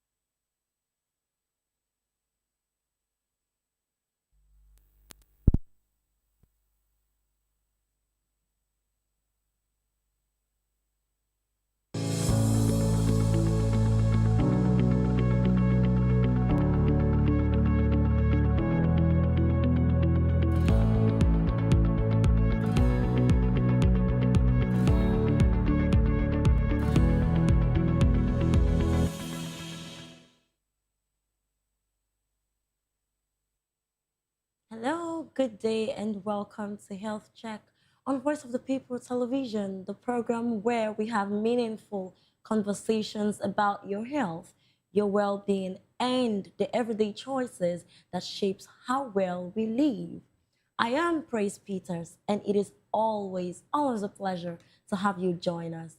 And so before we dive into today's conversation, remember that you can stay connected with us on all social media platforms at VOP TV Live, and you can also watch us on VOP TV at SLTV channel 264. You can also catch up on past episodes and other health conversations on our YouTube channel at VOP TV Plus. So wherever you're watching from today, whether at home, at work, or maybe catching us during a break, thank you for making Health Check part of your day. Today, we are discussing a health issue that many families in Nigeria are familiar with. You know, I think you must have heard of it before. It is a conversation around, it's something that is really delayed. And the fact is, it is a serious reality. But today, we're talking about sickle cell disease. Across Nigeria and many parts of Africa, sickle cell disease remains one of the most common inherited blood disorders. Thousands of children are born with the condition every year, and many families live daily with the same emotional, physical and financial challenges that comes with managing it, because it's really not an easy task. But here is an important point in this conversation. While treatment and care have improved over the years, experts consistently emphasize that prevention remains the most effective strategy, really. Better safe than sorry. And prevention often begins with something very simple, which is knowing your genotype early. That is really the best, the safest option, really. But unfortunately, many people only find out about their genotype very late, sometimes when marriage plans are already underway.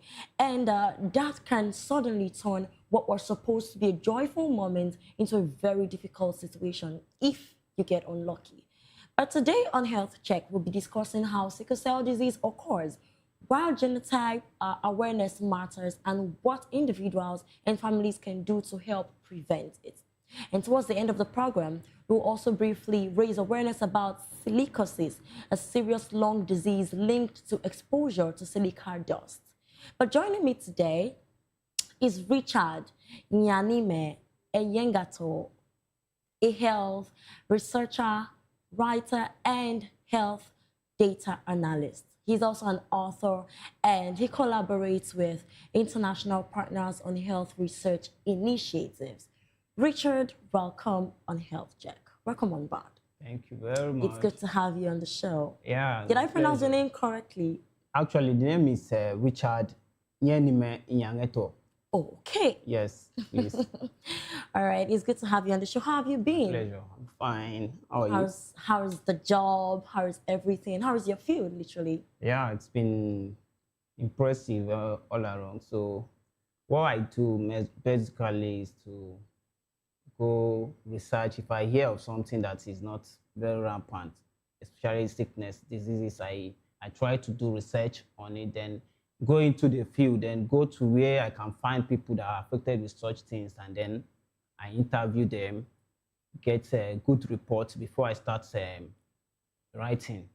As a researcher? Yes, that is what I do. Amazing. Basically. So what actually drew your attention towards sickle cell disease? Well, sickle cell to me, it's something I've met many people. I've come across many people, neighbors and children especially, have this sickness, sickle cell. Many of them died. Even in, I remember growing up where I used to stay, a child who was barely 7 years as at then died of this sickle cell. Then I didn't know what it was. I thought it was a normal sickness. Growing up, I made research, and then I found out that there was something called SCD. Most people call it SCD, that's sickle cell disease. So I began to do more findings. And then I equally discovered that even the people that died, or maybe they tagged them Ogbanje those days, they say people died of Ogbanje. I don't know if you know that word. So they people believe that it is a cause from the ancestral belief that is a cause, and then that's why people died. So, but in most cases, it is a sickle cell disease that has killed these people, and then we didn't know about it. So our forefathers never knew. You understand? Yeah. So that's why we lost many people in the past. So my work now, my assignment as a researcher is to make sure that I get this message across to different homes. You understand? Because as we are talking, we know what sickle cell is, but there are many homes, they don't know anything about this sickness, and they don't even know what is wrong with their children. And some of them got married. They just go ahead, especially the youth, the young ones, just go ahead and then get married without even knowing their genotype. You understand? So the reason why I have gone into it is basically because of the children, because they don't know anything. They are just innocent. All right, amazing. So let's begin with the basics. So many people have heard about sickle cell disease, but not everyone fully understands what it actually means. So just in very simple terms, in layman understanding, just so that everyone who doesn't even understand medical terms can literally understand what happens in the body when someone has sickle cell disease? I mean, those red blood cells, just tell us something about it. What happened before we can talk about sickle cell? We will need to know the meaning, what genotype actually means. You understand? So genotype actually means the genetic makeup of your body. Okay? Are you with me? Yeah. Genotype is the genetic makeup that determines how your body functions. You understand? So if your body doesn't function, most times it is inherited from your parents. In fact, it is inherited from your parents, not most times. You understand? It is inherited from your parents. And that brings about the issue of the types of genotypes we have. We have different types of genotype. We have the AA, we have the AS, we have the SS, we have SC also, we have SC, we have AC, which is not common. So we'll start by letting people know their genotype. You understand? Yeah. Because that is where the problem starts. Exactly. So when you know your genotype, you'll be able to know the kind of partner, someone you should date or marry. You understand? So for AA, that is a normal genotype. AA is a normal genotype. The rest of the genotypes are not normal. Some are carriers. Some, yes, like the AAs. They have tendencies. Yes, tendencies. You understand? What I mean is that this person has to marry someone that is AA, a genotype that is AA. Then the SC also needs AA. You understand? Every other genotype, in fact, needs SC. Then the SS is a sickle cell. You understand? When you have SS, you already a sickle cell you are already acquiring the disease of a sickle cell. You understand? Yeah. So we need to create that awareness that every home should go. Everybody needs to know their genotype as far as you're on this planet. All right. So, did I answer your question? I don't know if that answers your question. Oh, yeah, but you've not spoken about what actually is the sickle cell in the body, the red blood cells that turn sickle and all of that. Can you just touch a little on that? Okay, what happened when what I want to talk about really here is not really talking into the sickle cell blood, the bloodline. What I just told you is once you discover your genotype, I'm a researcher, right? I'm not a scientific, I'm not a doctor, but I've done my research. You understand? Mine is to educate the public on what to do. You understand? And not what to do. You understand? So after finding out your genotype, you know the kind of partner you follow. You understand what I mean? Yes. Yes. You follow the right partner. Now, I told you, if you are SS, when you find your genotype and it is SS, SS shows that you are sickle cell already. You have the disease. You understand? And you already see the symptoms. The symptoms are there. They are clear. You understand? Then if you are AC or AS or any other, AS has the symptom. This is a carrier also. You understand? You should be selective of who you get involved with when it comes to... Right, but when we talk about genotype, there are lots of misconceptions. Some people think genotype could be blood group. Can you differentiate that? Genotype is not blood group. Okay. Yes. Genotype and blood group is different. You understand? When they talk about genotype is basically this that I just explained to you. Then the blood group is that blood group that you have, maybe O plus, O negative. Now, there will be a time a person might need urgent blood transfusion, or you understand, you got into danger, and then they'll need to check the kind of blood group you have. Now, your blood group has to be compatible with that blood they are bringing to fix in your system. You understand? So it's a different thing entirely. You understand? But here I am talking about, I'm focusing on genotype. You understand? I'm focusing on genotype because many times, many people do not know that there is difference even between genotype, and they thought it's the same thing. But many people have met, that's what they keep saying, that I know my blood, my genotype. When you ask them, they'll say O plus, which is not. So it's even better you brought up this issue.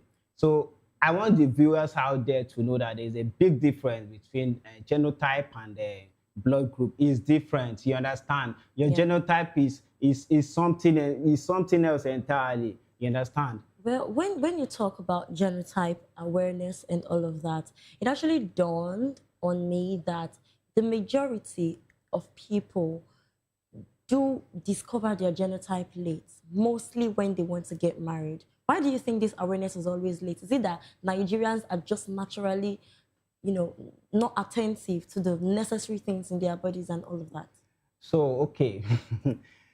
Yeah, that brings me to an experience, or would I say, most people chat me up. Most people that have gone to my page, and then I hear stories. There are even people that chat me and they are ready to marry. They chat me to ask me that I am marrying someone and he's AS, I'm AS. Can I go ahead? Imagine. And I'll be What's like, the question? and I will be like, why should you go ahead? You've read through my books, right? And what does it say? But they tell me that, the funny part is that they tell me that their doctors advise them to go ahead, and that once they put in, they will do the test. If it is AS, for instance, if someone is AS and you get married to AS, so there is every tendency that you have AS and SS children. So now people now come and tell me that the doctor said that once they check, there's a way you can test, before you give birth to the child. So that once they check and the child is AS, they keep the baby. And the child is SS, they abort the baby. So I always advise that is the wrong way to go. But why do that when it can be avoided in the first place? Is it because love is blind? That is the problem. That is where the issue is. That's why one of the reasons I'm creating awareness. Love is blind. And many people knows the truth. They know what to do, but they refuse to do it simply because they are in love. If you meet two people in love, if you go to the field, you meet two people in love. When you tell them these things, that you see this, your genotype, it doesn't match, they don't want to hear it. It's funny, right? They don't want to hear it because of love. And that's where the sensitization comes in. The education comes in, you understand? And that's where it is important to do your genotype before you even go into love. Wouldn't it be weird to meet somebody and like, oh, I like this person? And the first point of talking stage, instead of what's your favorite color, what's your favorite food, is what's your genotype? What's your genotype? Isn't it going to be weird? That would be very good and sweet, but people forget about this. The most important things you need to do before dating someone, they don't do it. You understand? They can go to the beach, they can go to anywhere, enjoy themselves, but at the end of the day, they find out that the genotype doesn't match, and they go ahead. You understand? Without thinking about the future. So what do you think can be done about the low awareness rate? Is it that they should start teaching it in schools? What do you advise the communities to do, or our environments literally do, in order to make sure that the awareness of this particular disease or tendencies is higher? Okay. There are many things that can be done. First, as individuals, we have a lot to play. You understand? It's simple. It's simple things to be done, but because we neglect many things and we tend to take things lightly as if these things are nothing. Yeah, we tend to just ignore things. Yeah. The government has a part to play, and we also have a part to play. What I will advise in schools, topics like this should be discussed.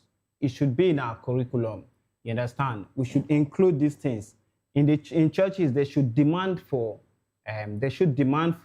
your tested results, your genotype results before they go ahead to wed these couples. You understand? That is that for the schools, and then for as individuals, you need to get tested early. You need to get tested early. You need to also, as a person, tell others about these things because they don't actually know it. They need to seek genetic counseling. There are people who knows this thing, so you need that counseling. You need to seek genetic counseling from experts, from people that knows these things very well. So, and the rest are something we can, you understand. As for youth, you need to know your genotype before you start doing that love. You understand? Before you go into serious relationship, you will need to know your genotype and explain to your partner why he or she has to know his or her genotype. I think it's best to say it's good to know your genotype and your blood group, because I also heard that there is incompatibility tendencies in blood group as well. Yes, it's that. As for that blood group, I think a lot of people, from my findings, already know their blood group. Because why? You can't be so sure. And I think Okay. from the people I have met, like 80% of the people I've met knows their blood group. And that's why I didn't go into it that much. You understand? They know their blood group because the government created that awareness. If you want to start your school now, Yes, you for have instance, to. you have to present it. And reason being that they don't want something that will happen to a child, and when they want to treat the child, they'll start running up and down without. So they need to know your blood group before you even enter the school. So they've done the right thing on that part. Do you understand? So, but on the part of the genotype, there is none. There is no sensitization. There is no awareness that has been created. There is no campaign. You understand? But the sad part of things is that some mistakes have been done. Some people might have gone through this without proper, information, proper education about it and all that. So what would you say to the families that are already in this situation? How can it be managed? Yes. Both the parents and the kids involved. Okay. You see, sickle cell disease, people that are victims, it's painful, but it's not the end. There are people that still have these sicknesses, and if you manage it well, like you said, you understand, they are the kinds of food they eat, you understand? And that's why I said they should seek genetic counseling. I will not come and start telling you the food they're supposed to eat. But the painful part of it is that some of these sickle cell disease victims, they do not have anybody to take care of them. Some of them are being abandoned. You understand? They abandon some of them. You know, some parents, when they have suffered too much, this thing is too much, they leave the child. So they don't take that proper management. But the truth is that with good management and the kind of food they are supposed to eat, they will live long. You understand? So it's not the end anyway. So if you want me to further tell you much about the management, how to manage it, I can go ahead. But I would like to talk about the prevention. All right, let's bring this back to prevention. Okay. So at what age should people ideally know their genotype? At what age? At what age should people ideally know their genotype? To know your genotype, you ask at what age? There is no age limits to know your genotype. So once you give birth to your child, it's okay to just know their genotype already? You should know your genotype as a parent. Do you understand me? If you know your genotype as a parent, you know that you are AS.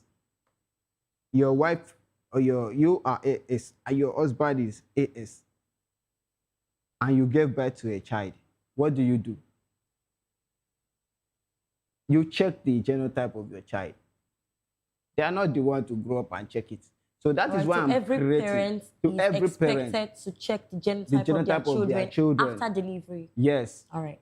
After delivery, if you know you are AS and the other person is either SS or AC or AC or AS2, except if you got married to someone that is AA, you understand? Then you will know that there is no sickle cell. But Alright. even as at that, they still you need to help them check their genotype. You understand? But but if you are already past the stage, you're no longer a child and you didn't do this, you can go now and check your genotype. Genotype, they won't tell you that you are too small to check your genotype. You understand? You can always check your genotype anytime. You understand? All right. So what other ways can we prevent the menace of this disease? So regular checkup. I'm sorry, I'm taking you back to the management. So you go for regular checkup. Regular checkup. That's for if you are already a carrier, if you are already a sickle cell disease, you have SCD already. So you must be going for regular checkups. Very important. Then there are the hydration. You understand? After regular checkup, then you go for hydration, pain medications. There are various pain medications, you understand? You don't have to be in the house treating it alone. You have to seek medical attention, you understand? Then you go for it. Then most times... And I'm sorry to cut you off. Okay. When it comes to pain medications, there are some pain killers that are not for some certain kind of sickle cell patients, because some of them at the long run are diagnosed with peptic ulcer. Yes. And so they also do not have to take some level of drugs. So I think it is very expedient that we put that out there, that your doctor or your medical practitioner should be the person to give you that particular painkiller. And that's why I told you. I said, when you asked me, and I said, seek medical attention. Yeah, because a lot of people self-diagnose. And that's why a lot of people self-medicate. Yes, I said so that you don't have to treat yourself. Don't take it lightly when you notice that you are sickle cell. If you do take it like, if you do it yourself, you might end up losing your child. Yeah. You understand? Because I've seen cases where they lose their children. In some cases, they don't know that the child has sickle cell. The child eats, he has the body. Normally, they're supposed to lose shape, but they don't. These particular ones don't lose shape. So it is difficult for them to know what is wrong with these children. So, for instance, there is one that died. That a child died, and then they said they don't know. So is it that you can't always judge from the outlook? No. That's why he said, when your child is sick and you are seeing this the symptoms that looks like that of the sickle cell. What symptoms should they look out for? The symptoms that I just mentioned, part of the symptoms are pains. You understand? Majorly pains, fatigue. You understand? It comes with different symptoms, but you see pains, it doesn't go away. That's the major symptom. You understand? Yeah. So they should avoid very extreme temperature. Okay. They should also they should go for vaccination. When you say extreme temperature, they should not be in a too cold environment and too hot environment. Yes, anything extreme, you avoid it. Okay. That's why I was telling you, there are some those are the management tips I'm just telling you. Then we also have food, which I'm not going to mention here. You have the kind of food they eat. Sure, you understand? Yeah. They are experts on this field. So they should seek medical attention, and then these things will be open to them. You understand me? So that's it for the sickle cell disease. All right. So aside the physical pain, what other challenges do families face when caring for someone living with this condition? Okay. Because I think if we are better informed about what you're about to get yourself into, you would make the right decision. Okay, what the family will face? The same pains the child is going through. If it's a good family, everybody in that family will be affected. One, it will slow down your work. Maybe you are to attend a function, and when that thing starts, you are not able to go there. You understand? It will affect so many things. It will change your life.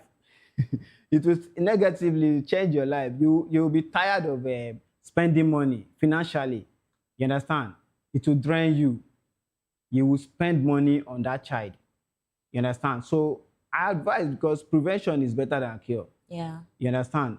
That is why if I were to be a doctor, I'll focus more on the sickle cell, on treating sickle cell.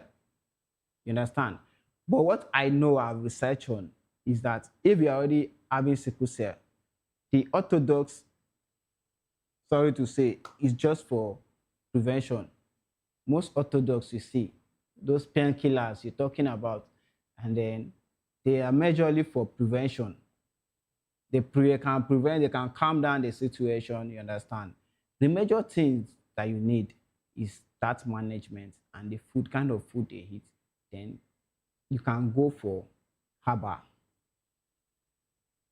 As much as we hate to say it, African herbals are very effective. Okay, so you go with that line of thought. Yes. Okay. African herbals, just to save life normally. You understand? You go for herbals. I know they are underrated, but it works, because I've seen cases that it works. You understand? But I'm not saying the orthodox doesn't work. You understand? But it's slow, very slow compared to herbal. Most herbals are NAFDAC approved. You understand? So you go check those herbals that are for sickle cell disease. They are blood tonics too. You know, they need blood also. You understand? It's just like the sickle cell, the blood is contaminated. You understand? And that's why mosquito doesn't like SSD victims. Have you been told mosquito doesn't like to bite them? Or are you aware? I'm not aware. Yes. If you are a mosquito will love you. You love your blood. You understand? They suck blood. So. All right. Okay. This has been a wonderful conversation. We'll go on a very short break from now. When we come back, we will do more on this particular topic of conversation. Please stay with us.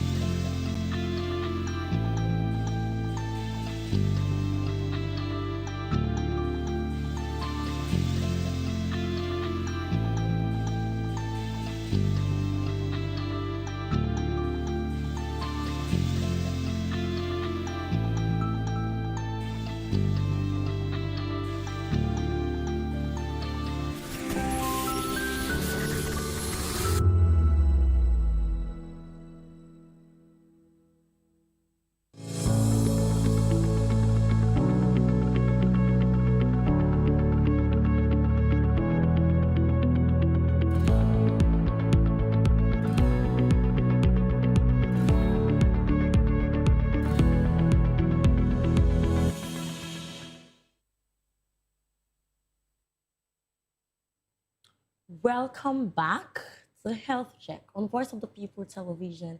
Well, I am still joined by Richard, and he is a research professional in the medical field. And we've been talking about sickle cell diseases, the awareness, the prevention, literally.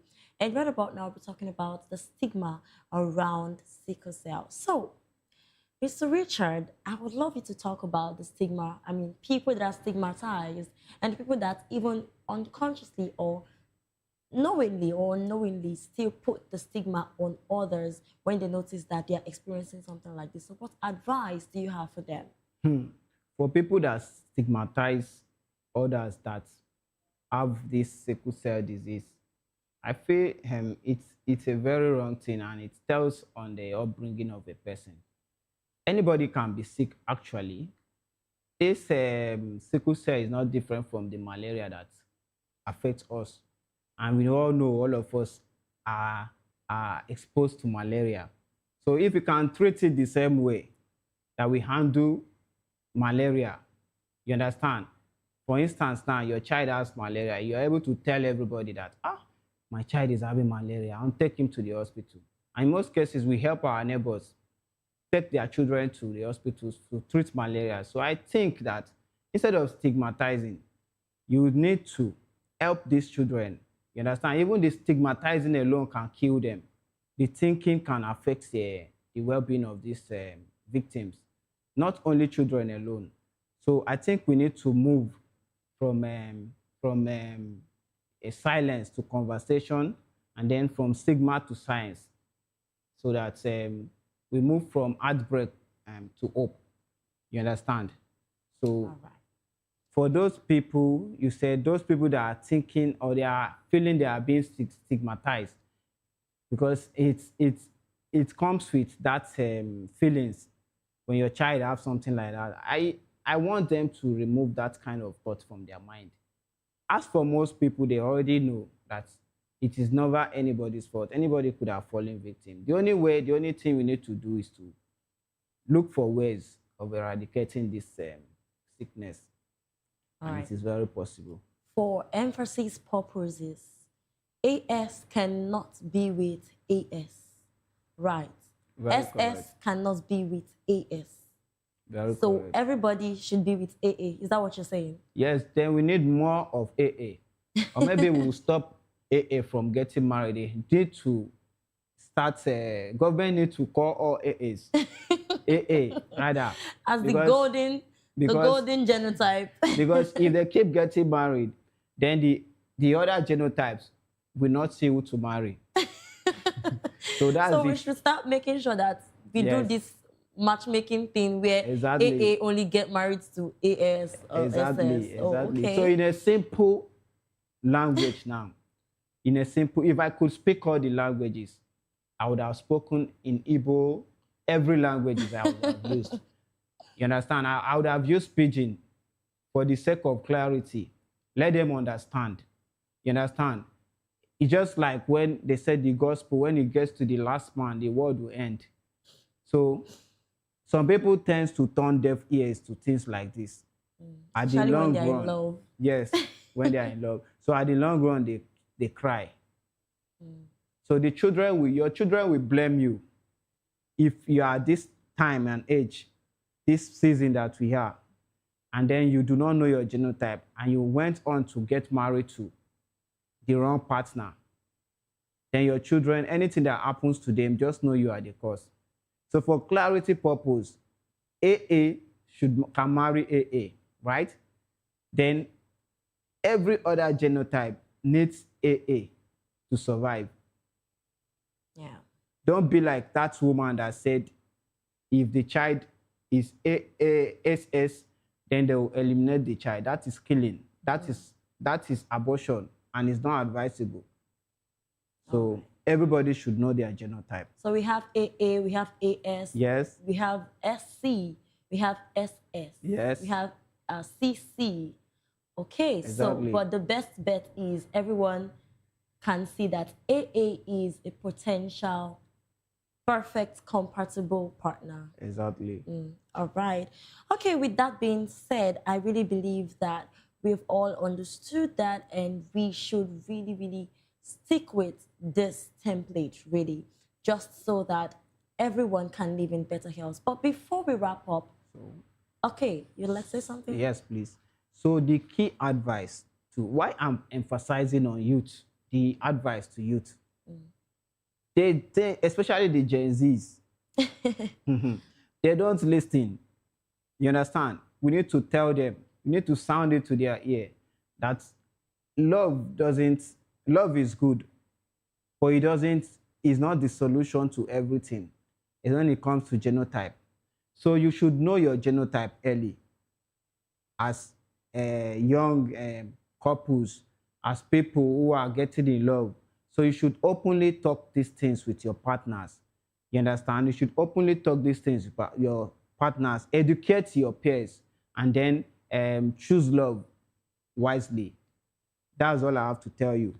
Choose love wisely. Yes. All right. With that being said, let's briefly talk about another health issue that many people may not be familiar with: silicosis. First of all, what exactly is silicosis, and who are the people most at risk of developing this disease? Yes, I will not use BB grammar on this thing, because this is something I met someone. I met a person. I came across this lady. Let me just say where I worked. I worked in a medical sector. I didn't include that in my profile though. So I'm close to those people that does this testing of a thing, you understand? And in most cases, they meet me too. So there's a lady that came for this particular test. They've done the test and they found nothing. There's nothing they found. They went for scan. They found nothing. You understand? So I had to give the person an appointment to come for another day. Then I asked her questions myself. I was so curious to know, because ever since I have been working there, I've never seen a case where they didn't find anything. You understand? I always hear it that it's a miracle. It's this, it's that. Something happened and they say it's witchcraft. So I don't believe that there is witchcraft that will make you sick. I believe there is an organ in your system that doesn't work properly. So when you tell me there is a witchcraft, so I went in research. You understand? I went in research. I asked her the questions, the symptoms, what is wrong with you, how does it do you? So she told me. Then I was lucky enough to come across something on social media. A guy was just saying it. I just boxed and then I watched the program. When he finished, I contacted the guy and I went to the guy. So the guy showed me his picture. He was fat. He used to have weight. But if you see him, very slim now. And that brings us to the issue of that silicosis. You understand? That guy had been working in a factory. He has been working in a factory. I'm saying this so that people will follow up, you understand? Not to just tell you the meaning of silicosis and they don't get it. So he has been working in this Indian factory. I won't mention the name, somewhere in Ogun State. So along the line, he said 40-something people died. He saw them die. Some of his friends died. You understand? And I asked him what could be the problem. He said it's the same thing that is doing him. I said, okay, how is the environment like? And he told me that, see, this is what we do. And this is what we do. Then I said, okay. I went to do my research and I found out that it was silicosis. The sickness is called silicosis, not very rampant. People don't know about it except maybe both of us, and then out of the 200 million people, maybe 10 million knows about it. And that's why people are still working in factories. You understand? So if you are talking about this silicosis, it affects the lungs. It's a lungs disease. You understand? It happens when you breathe those silica dust. You understand? Those silica dust. So that's why it's even called silicosis from the word silica. So when you breathe in those dust are made from metal, stones. You understand? They are grinded stones, metals, and materials, hard materials like that. When there are people that produce it, they use it for manufacturing of different things. So the workers there do not know. You understand? and then they have not provided them with the necessary equipment to guide themselves. You understand? So in most cases, the guy said, I asked him that when they go, what is the government doesn't the government come to check out these things? And he said, whenever they come, the people tell them to go and hide so that they will not discover. Meanwhile, this company knows that people are dying. It is still affecting our youth. Many of them are dying because they do not know the case, what is actually wrong with them. This silicosis, you understand, is still going to kill more people as we speak. If we do not do something about it now, you understand, many people will go in for it. So it's literally something that is caused by dust. Not ordinary dust. Harmful dust Yes. in the work environment. Yes. We breathe dust every day, but we don't have it. So those kind of dust that is used in factories Yes. and Metal. other hazardous. Oh, okay. Yes. All right. So what preventive measures can we put in place to make sure that this doesn't continue to spread? Well, it still boils down to the government, you understand? It boils down to the government because you and I cannot do anything about it. And that's why we created this awareness, you understand? We can't go into the companies and stop them, you understand? The only thing they need to do is to provide them with the necessary equipment that will guide them through their works, that they can use to guide themselves, cover themselves, safety equipment, you understand? That they will use to guide themselves during work, working hours, you understand? And the government should check the companies. I know I'm not saying they are not doing their best, but I think on that sector they should do more. They should check these people, checkmate these people, because if it is in their home place, their land, maybe their country, they don't accept these things.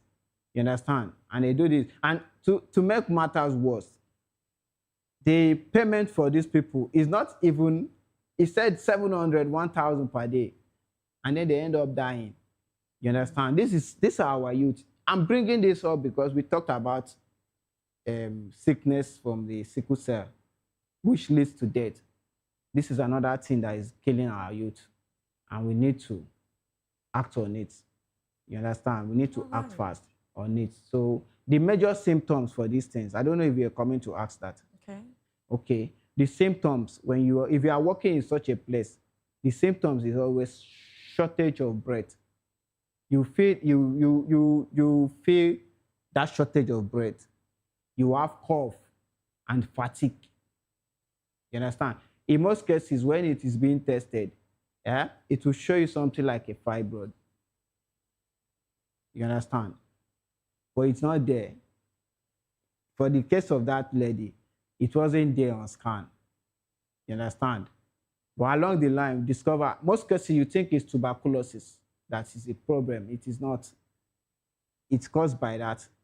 So if you are in such an environment and you're having this kind of symptoms, you need to check yourself. You understand? And the worst part for now, it doesn't have cure. It has no cure. You understand? Just to prevent. You need to prevent. No cure, no means of management. Yeah, that's what I'm saying. Will you manage yourself and die? Is it not better to prevent than to manage? So if there's anything the government or the people coming to this country to open a company, if there's anything they have to do before opening, then it should be done. Because these are people's children now, you understand? They just go out to earn a living and then they end up dying. It's so painful. I feel like the owners of factories should do better in making sure that the health of their staff is also a priority. The company owners? Yes. That's what I'm telling you. I told you, this issue shouldn't have come up if they were doing the right thing. These people don't do anything. Okay, for a company that says your government comes, you should go and hide. Are they ready to do anything? And these things don't happen in their country. It is only here, you understand? And we are dying. We are youth, and then we can't allow things like this to keep happening, you understand? Today it might be their turn. Tomorrow it might be another person's turn. You understand? Whether you like it or not, we are all the same if you trace it down. All right. I think this has been a wonderful episode where we've learned a whole lot. We've come to the awareness of sickle cell disease and silicosis, really. But before we conclude, Richard, on a final note, if there is one message that you would like to leave everyone watching and what you want us to remember about, preventing sickle cell disease, what would it be? Well, like we said, we spoke many things on sickle cell. I've already said that as we end this program, if you have blood flowing inside of you, you should go and check your genotype. It shouldn't be a matter of someone telling you. You understand? You should check your genotype to prevent. It's not for your sake, for your future children, the children that are yet unborn. They need this from you. If that's the only thing you can do for them, please check your genotype before marriage. Thank you very much. Well, this has been a very, very enlightening conversation. Sickle cell disease remains a very serious health challenge, but as we've heard today, awareness, early genotype testing, and informed decisions can go a long way in preventing it. My sincere regards to Richard. Richard. Thank you so much for joining us today. And to my viewers, thank you so much for watching Health Check. Remember to follow Vop TV on all our social media platforms at Vop TV Live, and you can also watch us on SLTV channel 264. And you can watch this episode again on our YouTube channel at Vop TV Plus. Well, I am Praise Peters, and until next time, please stay informed, take good care of your health, and stay alive. Bye for now.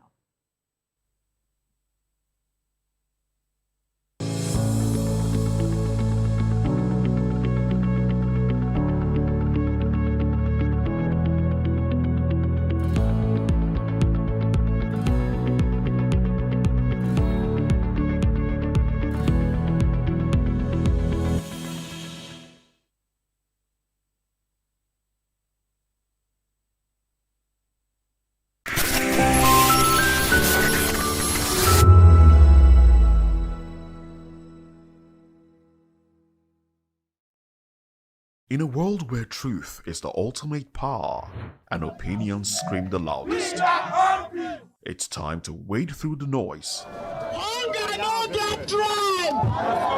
Hunger no get religion. And scan the human interest and trending topics that matter. Stay tuned to The Issues, your plug to the stories making the buzz, from politics to science and technology, social justice, and more. Let's tackle the tough questions and expose the truth. The Issues on Voice of the People Television, Mondays to Fridays, 8 to 9 p.m. The Issues. Don't just react, understand. The red carpets, awards, the razzmatazz, music, fashion, interviews, and more.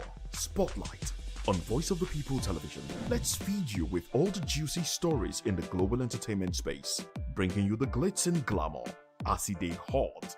Stay tuned to Spotlight, 1 p.m. Monday to Friday. Spotlight on Vop TV. Entertainment like never before.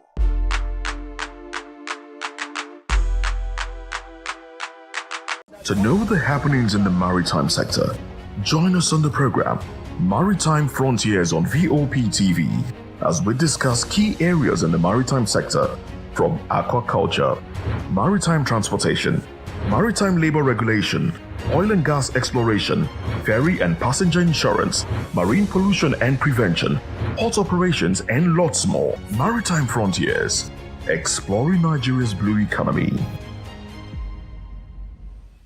Behind every broken deck lies a broken promise. Education shapes the nations.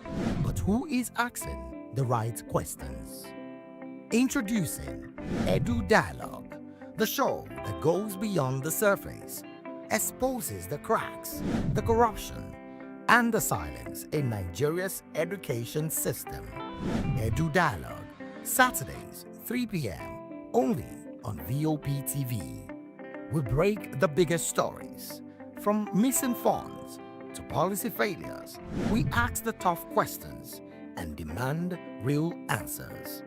Edu Dialogue, this Saturday, 3 p.m. on Voice of the People Television.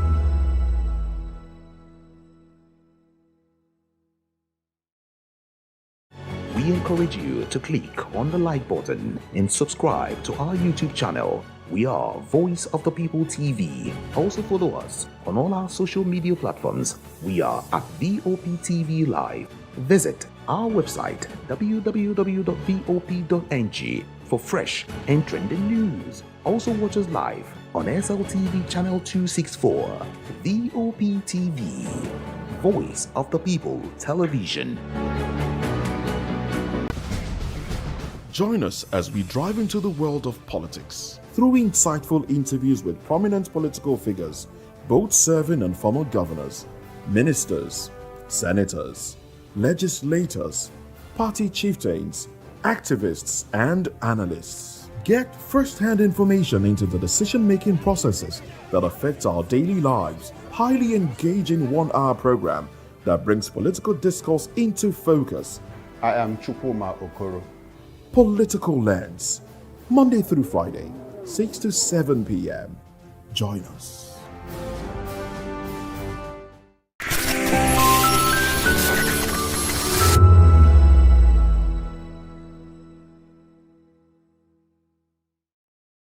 From the bustling streets of Lagos to the quiet corners of rented apartments, the relationship between landlords and tenants has always been a delicate balance. But that could soon change. I'm Maureen Ogolo, reporting from the Lagos State House of Assembly, where today's public hearing could reshape how rent, eviction, and property rights are handled in the state.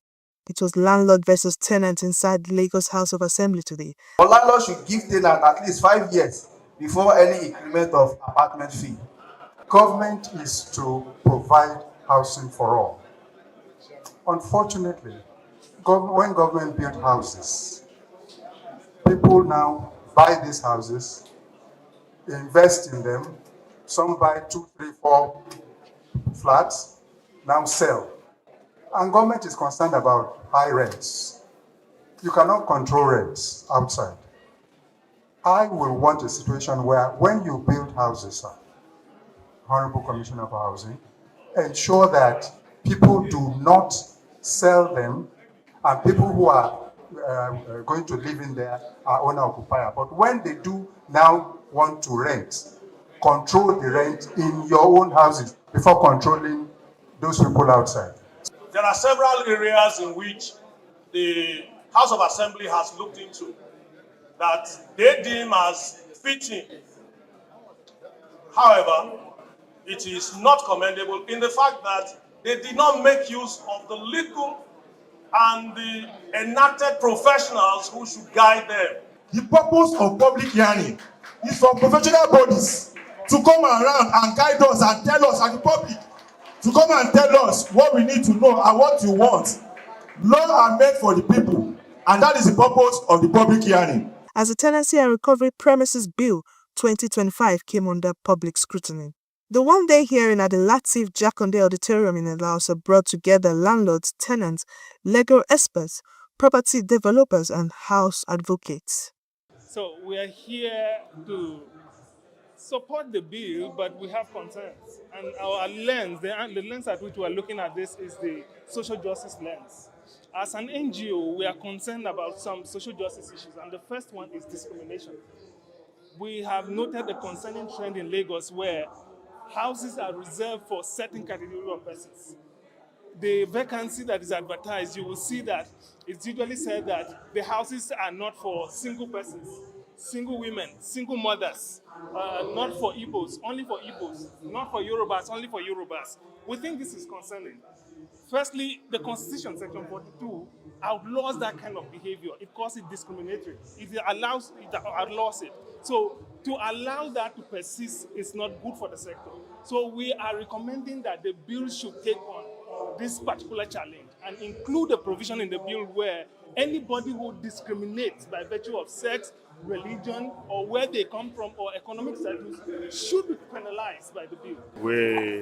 The memorandum has been submitted, the public hearing has been heard, and of course we had a lot of contributions from the public. We will go back, look into the bill, properly get their memoranda, check them properly, and sieve and add and subtract what are necessary to be in the bill. for it to become a law. As debates wrap up inside House of Assembly, the one thing is clear: the bill could change the face of renting in Lagos, for better or for worse.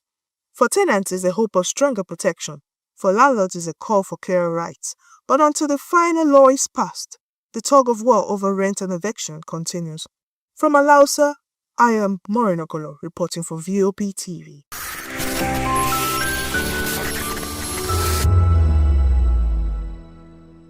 Are you ready for the extraordinary? Something big is happening on your screen. Introducing Vop TV.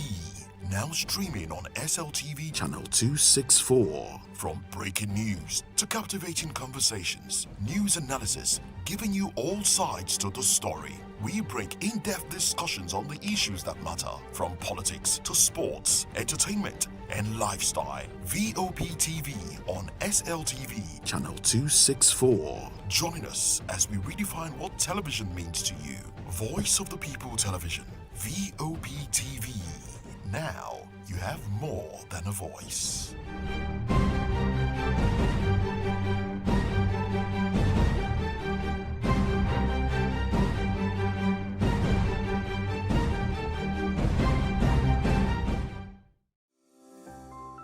Vop TV. Now you have more than a voice. The red carpets, awards, the razzmatazz, music, fashion, interviews, and more. Spotlight on Voice of the People Television. Let's feed you with all the juicy stories in the global entertainment space, bringing you the glitz and glamour as it is hot. Stay tuned to Spotlight, 1 p.m. Monday to Friday. Spotlight on Vop TV. Entertainment like never before.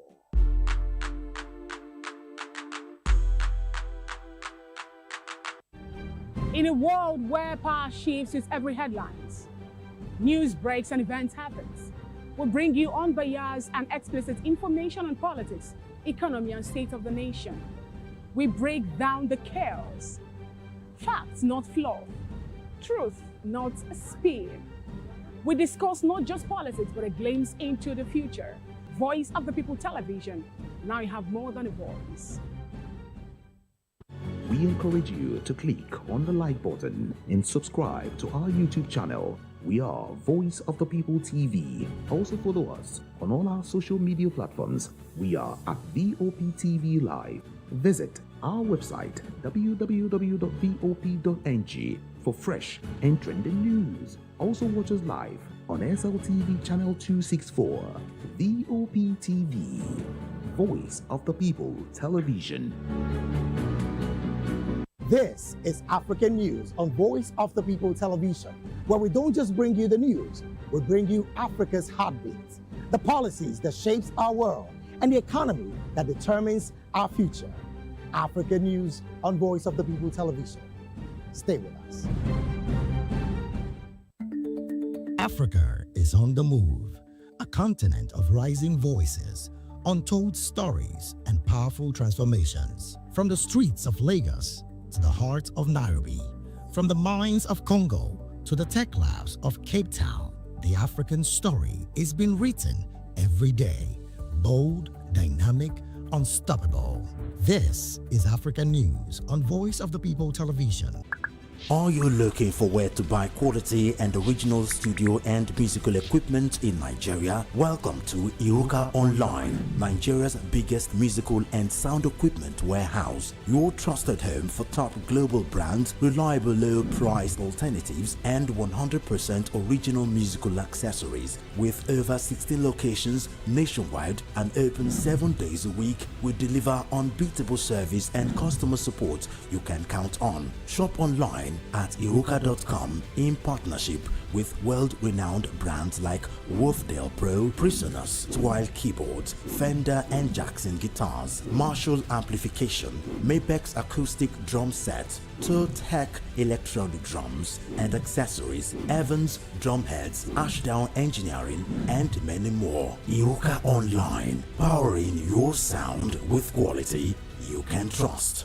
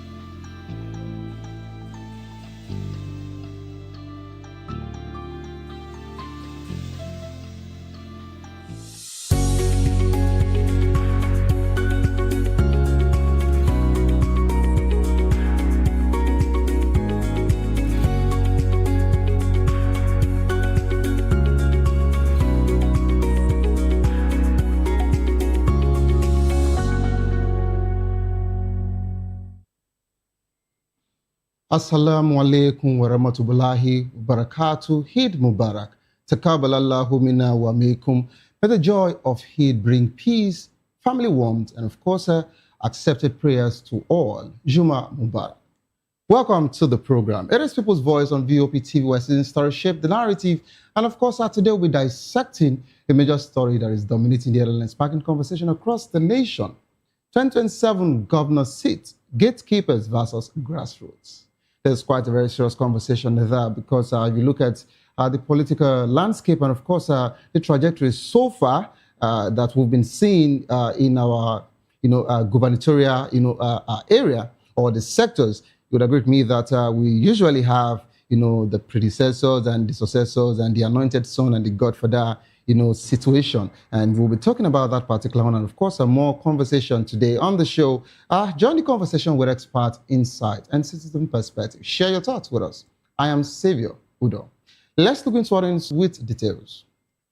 Abga clarifies Abaribe was suspended, not expelled.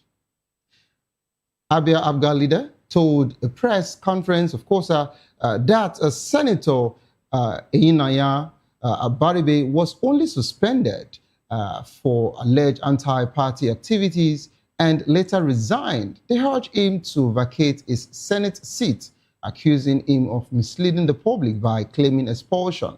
Abaribe counters that particular one.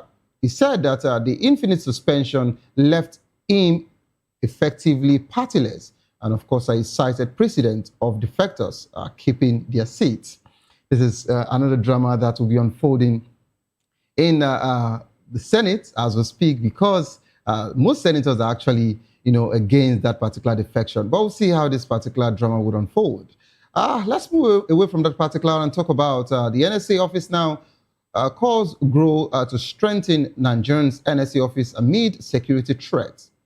Analysts say the office of the National Security Advisor remains a pivotal for lax and the institutional depth and clear authority to coordinate fast-moving threats like insurgency, banditry, and cybercrime.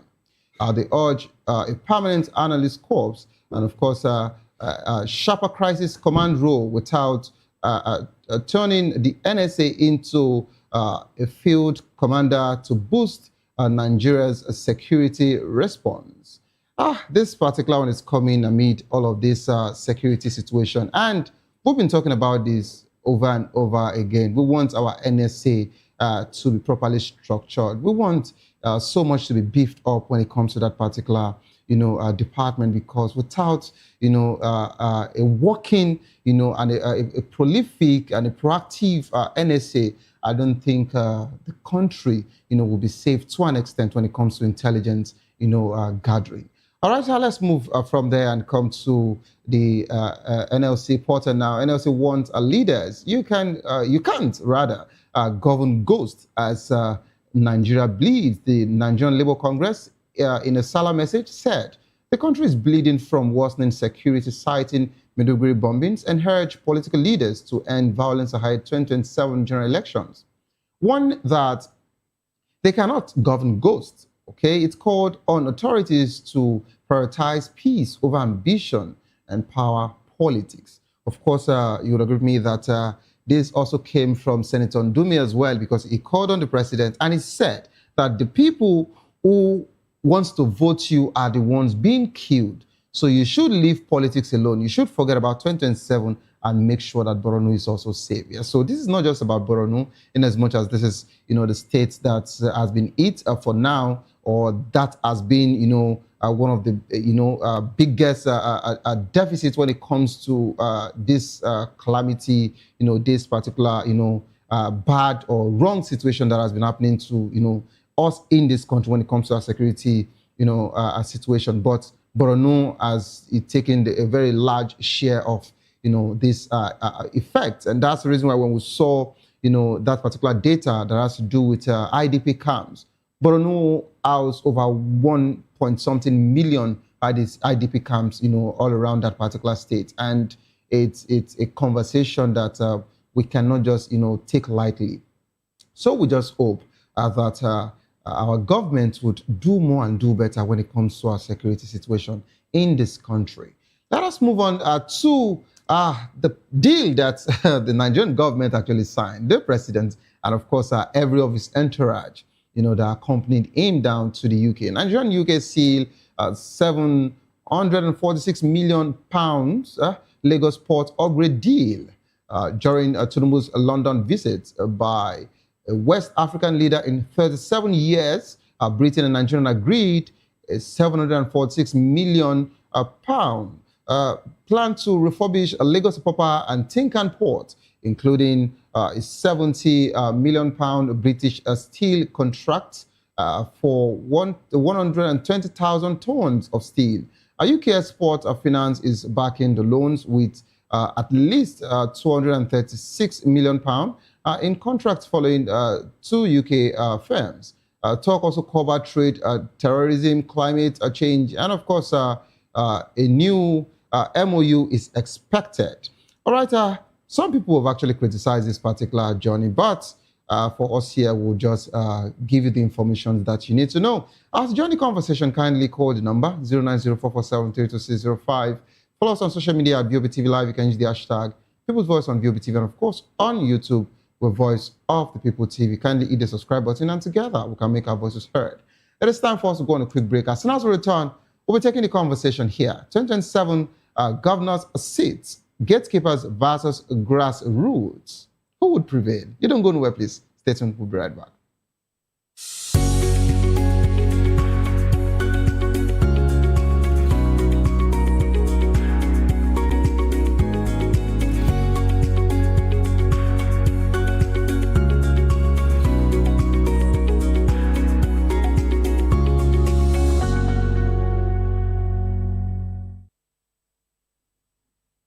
All right, welcome back to the program. It is still People's Voice on Voice of People Television.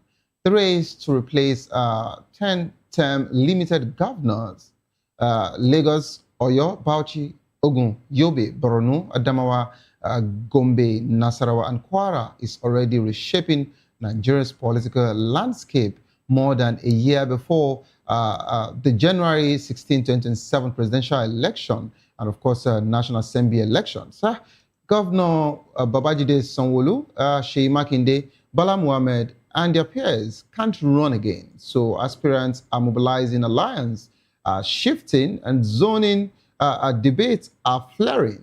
In Lagos, the ABC holds all the cards. The field is packed. Speaker Mudashiru Obasa, former Speaker and Chief of Staff Femi Gbajabiamila, our Deputy Governor Obafemi Amzat, Chief of Staff Tayo Ainde, and even President Tinubu's son, Seyi Tinubu, are mentioned alongside former Governor Akinwumi Ambode and others quietly consulting. Of course, analysts says Tinubu's preferences will likely decide the ticket.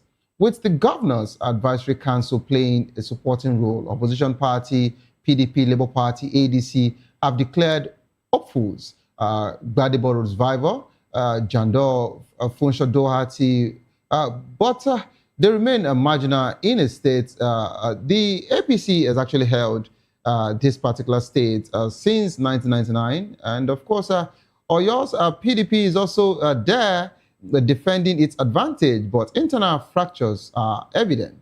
Contenders include Education Board Chair Nureni Adeniran, Speaker Adebo Ogundoyin, former Finance Commissioner Bimbo Adekombi, and of course, a veteran strategist Taufik Arapaja. The APC counters with Minister of Power Adebayo Adelabu, Senator Sharafuddin Ali, and several others, while zoning pressure, Muslim versus Christian Ibadan versus other zones complicates calculations. And of course, Nasarawa is also reportedly a very serious one there. It has more than 30 aspirants from across APC, PDP, SDP, ADC, and NNPP, reflecting fierce competition even within the ruling party. Other states show similar patterns: APC dominance in Ogun, Yobe, Borno, Adamawa, Gombe, and Kwara invites crowded primaries, while Bauchi's PDP wrestle with its own internal crisis. Because governorship elections are slated for February 6, 2027, 2 weeks after the presidential vote. The outcome will be a barometer of party cohesion and Tinubu's influence. Early jockeying and, of course, defections and alliance talks suggest that internal party contests may matter more than internal party battles in many of the states. This is quite a very serious one there. And the reason why I love this is because they are going to be happening simultaneously. And when we use the word gatekeepers versus grassroots, of course, you should understand that the gatekeepers are the present governors who wants to pick their own anointed sons. They are now godfathers. They are the gatekeepers that would actually say, oh, we're lifting up this person's hand. This is the person you should vote for. And of course, how they get to get their way through the primaries, to make the party, faithfuls vote for their person. And I believe you understand all of these dynamics. But the grassroots now matters because the grassroots would actually decide who they want to govern them. And that is where the mixed, conversation, will be setting in this wonderful afternoon. When I'm being joined by Comrade Rex Elanu, a public affairs analyst, member AAC, and advocate for good governance. Good afternoon, Comrade.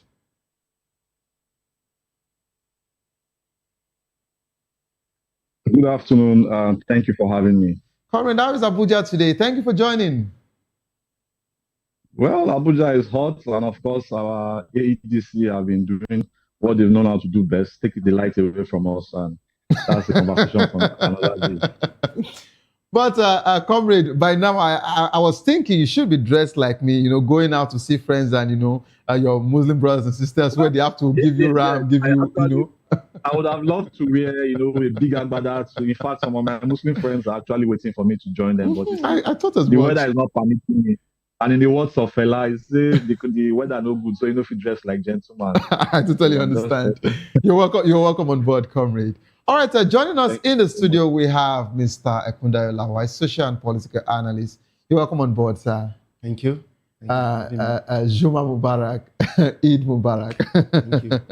Hope you have also budgeted your RAM and all of that. And after the show, you'll be going somewhere. My own is Easter. Okay. So I celebrate with everybody. No, of course. No, but if you have Muslim, all human beings. If you have Muslim friends and brothers, you can actually just even if you are idol worshippers, maybe traditional worshippers, I'll still felicitate with you. Okay, of course, freedom of religion. That's the idea. All right, I don't know if you would want to respond to any of the news stories before we go straight to the main conversation, or can we just break it off like that? I wish to respond to that one that NLC said, even though NLC said that giant dragon that is just sick with no tooth somewhere there. But what they said holds a lot, that you can't govern ghosts. That's a lot of meaning, because no matter what you have done, no matter what you want to do, you are doing it for are already, most of them are dead. Who's going to enjoy it? Who are you doing it for? Because every now and then, almost it's now become a norm in which a day will not pass, or a week will not pass, or 2 days where you will not hear mass death of Nigerians as a result of terrorists, bandits, or maybe kidnapping, and then they are looking for a way to pay ransoms. And it has become a norm. I mean, because no other thing the government can achieve, nothing you can talk about your achievement if your people are not secure, if your people keep dying based on the fact that it's not their fault. Because when I say it's not their fault, it means that it is the primary responsibility of the government to protect its citizens. So it's the duty of the government, it's not their duty.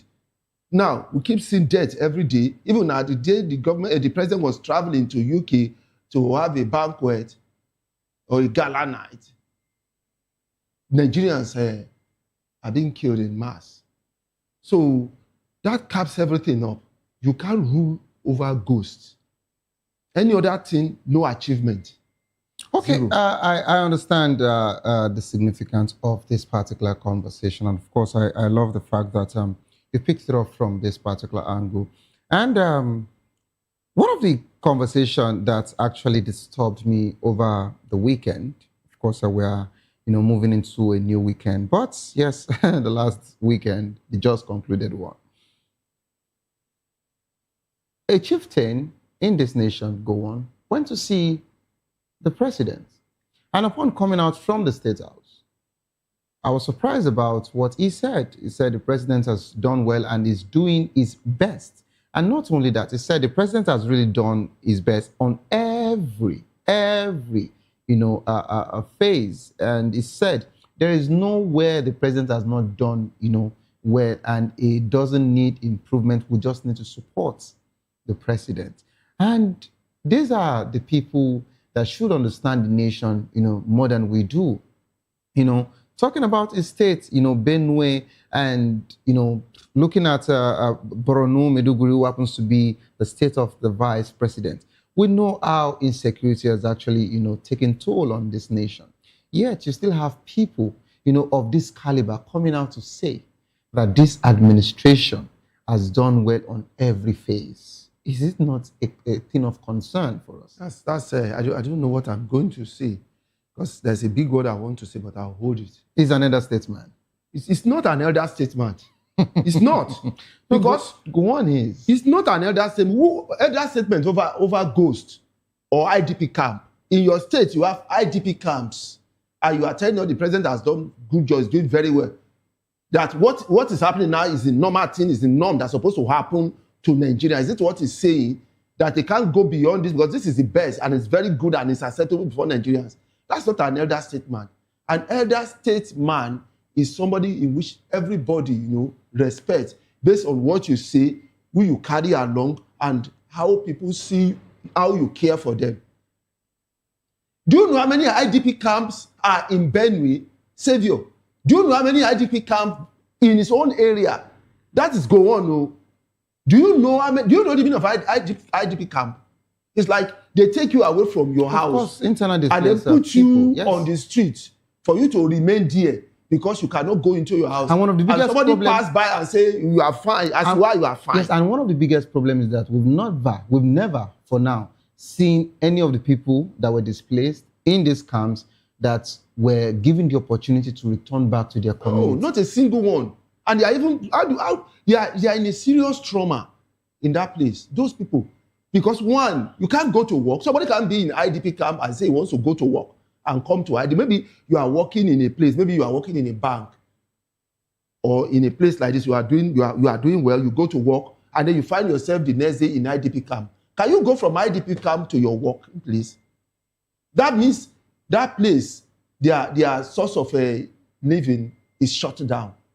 They now depend on the government. They depend on the NGOs government. who can actually come to their rescue. Occasionally, you get. So they are already psychologically, morally, traumatized. They have not been returned back. Even if they return them back to their former places now, it will still take time to rehabilitate them.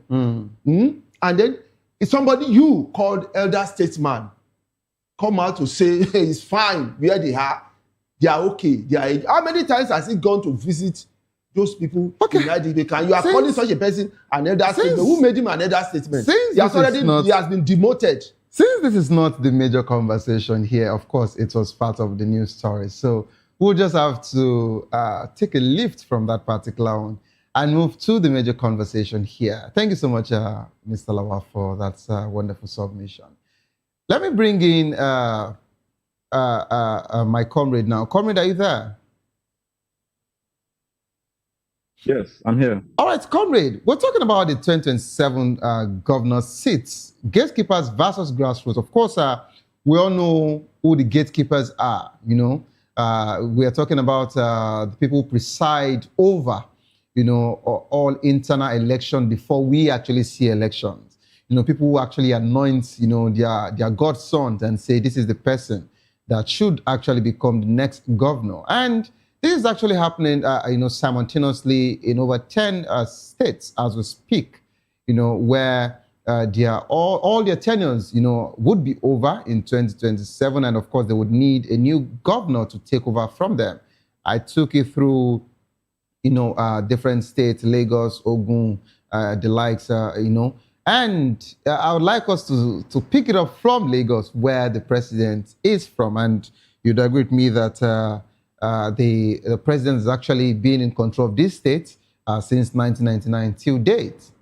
Tinubu Sinaseko dominates Lagos, of course, but I would like to look at this particular, dynamics of our Nigerian, political landscape. If you look at this whole situation of anointing God's son and things like that, you agree with me that after Tinubu left, he brought in Fashola. After Fashola, they brought in Ambode, and Ambode at some point had a fallout with them. They removed him and bring in, they brought in Sanwo-Olu, who is there now. Now the same thing, was about to happen in River State, where Odile handed over to Amechi to Wike, and Wike now gave it to Fubara. Fubara wanted to show up, and he said, I think I have to remove, this young boy before he finished me and all of that. But the president actually intervened. If you look at even to my state, Akwa Ibom State, Obon Victor Atta moved it from him, he gave it to Udom Emmanuel. Udom Emmanuel, he gave it to Akpabio. Akpabio gave it to Udom Emmanuel. Udom Emmanuel, fell out with Akpabio. Now Udom Emmanuel gave it to Umoino, who is there now presently. Now Umoino has actually jumped to settle with Akpabio. They've actually kicked Udom Emmanuel out of the picture. So when you look at this whole situation, what does this have to say? I can go on and on and on in different states. Of course, it happened also in a Delta state where before Okowa would come in, we have the likes of Peter. We have the likes of what's this man's name again that I'm actually Uduagan. No, that before Uduagan, I'm trying to remember the godfather of that particular state again. Ibori. Of course, yes, Ibori. Yeah, so James Ibori moved it to Uduagan to Okowa. But if you remember what happened, in that particular election, when the former governor who handed it over to Sheriff, when he actually looked at the whole situation, and he said, this David Edevie who was to come in would look like this Fubara situation. Okowa. What Okowa did immediately was to remove him, and he actually fixed in Sheriff in a very dire minute when it comes to their primaries. If you remember what happened, in Delta State. So if we look at the whole political landscape of Nigeria, this godfatherism situation, has been back and forth. But what can you say as regards to the effect of the gatekeepers and, of course, that of the grassroots? Well, you see, Nigerians must understand that our political elite class have made up their mind, they are resolute, they've decided they are not turning back on this mechanism and system of godfathers and godson, godfatherism as you call it. But the victims of this, their culture, remains the common people. So it's up to us to decide what we want to be our fate politically, or if we want to allow those who have benefited from this godfatherism system continue to benefit. And one thing you must understand is that godfathers are not really, godfathers do not choose or anoint their godson based on, some attributes that are going to be beneficial to the state or the electorate in terms of their capacity or their qualification or their, track record or antecedent. It's usually based on two major factors. It's one, loyalty. Two, that the godfathers can have access to state resources. Those are the two pillars that this system stands upon. And whether or not the godson, we've seen cases where the godsons are loyal. We've seen cases where the godsons, try to rebel, and of course the consequences of rebelling your godfather comes to play. But we must understand that whether or not the godsons are loyal, disloyal, the people will always suffer. In instances where the godsons are usually disloyal, perhaps because they want to, they are disloyal because they want to impress the people, carry out some activities in the state, do some projects and make a name for themselves. You see that the godfathers begin to, activate all machineries for removing. And look at the Tinubu you are talking about. When the people of Lagos were getting excited about how Ambode was governing, even though in our standard as the AAC, that's not actually what we expect from government. But when the people of Lagos were beginning to get excited and satisfied and even thinking about giving Ambode a second chance, the Godfather said no, and that mattered even more than the electorates. And if the Lagos State people are not careful, we have a classic example of Godfather, Godson situation by the time Sheikh Tinubu is installed upon them as their governor. In fact, that time around, we won't even know, it will not be a matter of whether it's loyal or disloyal. And you can imagine when it gets to that point, there's nothing about democracy in terms of the evidence of democracy that people of Lagos can expect. So one of the issues that the electorate should be focused upon is democracy, true democracy, that gives the people the power to elect their leaders, not some people who will just make arrangements and hand over tickets to their godsons and use state resources to ensure that they put those people into power and begin to put a stronghold on them to get access into the same state resources and to get loyalties to the point that some godfathers will even appoint the commissioners that the governors will work with. And in the African Action Congress, this is what we've always. I saw you wrote member of African Action Congress. Yes, I am, but I'm also the national publicity secretary of our party. So to an extent, I can speak on behalf of what our deals are, especially as it regards, godfatherism and godson and the negative effect it has had over the electorates and democracy as a whole since 1999. Look at what's happening in Kogi State, where Yaya Bello is apparently having his third term with so much steez and swag. Okay, comrade, comrade. At some point, I think they actually, escaped, my line of thought. I was to mention that particular state, and to allow you add that particular, because till date, as we speak, for all of the functions, I follow Kogi politics a lot. For all of the functions that we have seen Yahaya Bello and his godson, Adodo, attend, I have never seen the governor sit on the governor's seat. It is Yaya that sits there, and he sits somewhere else. He sits on the next seat. That is not the official seat of the governor.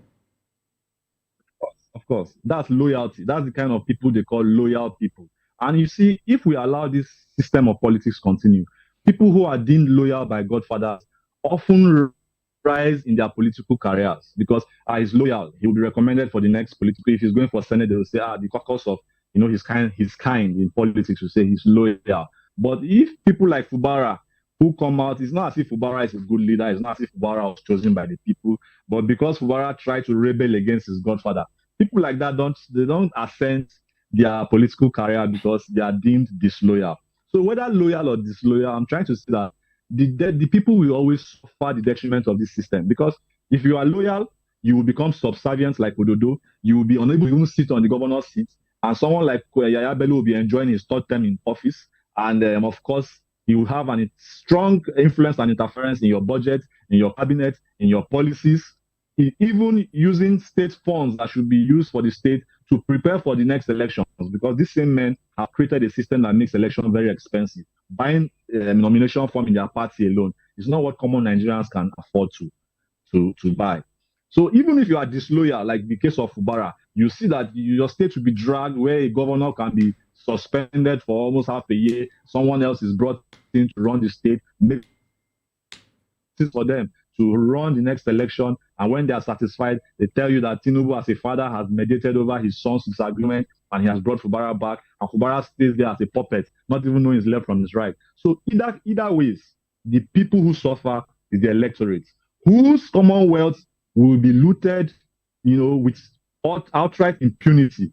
So it's up to us. We have a choice, because we are not totally helpless. Because most times Nigerians tell you that how do we even help ourselves when we can't even afford to buy these forms that are really expensive? That is why we have the African Action Congress, where we don't sell nomination form, where we don't even accept people because they have money, but because they key into the ideals, the consciousness and ideology of our party. Because it's about democracy.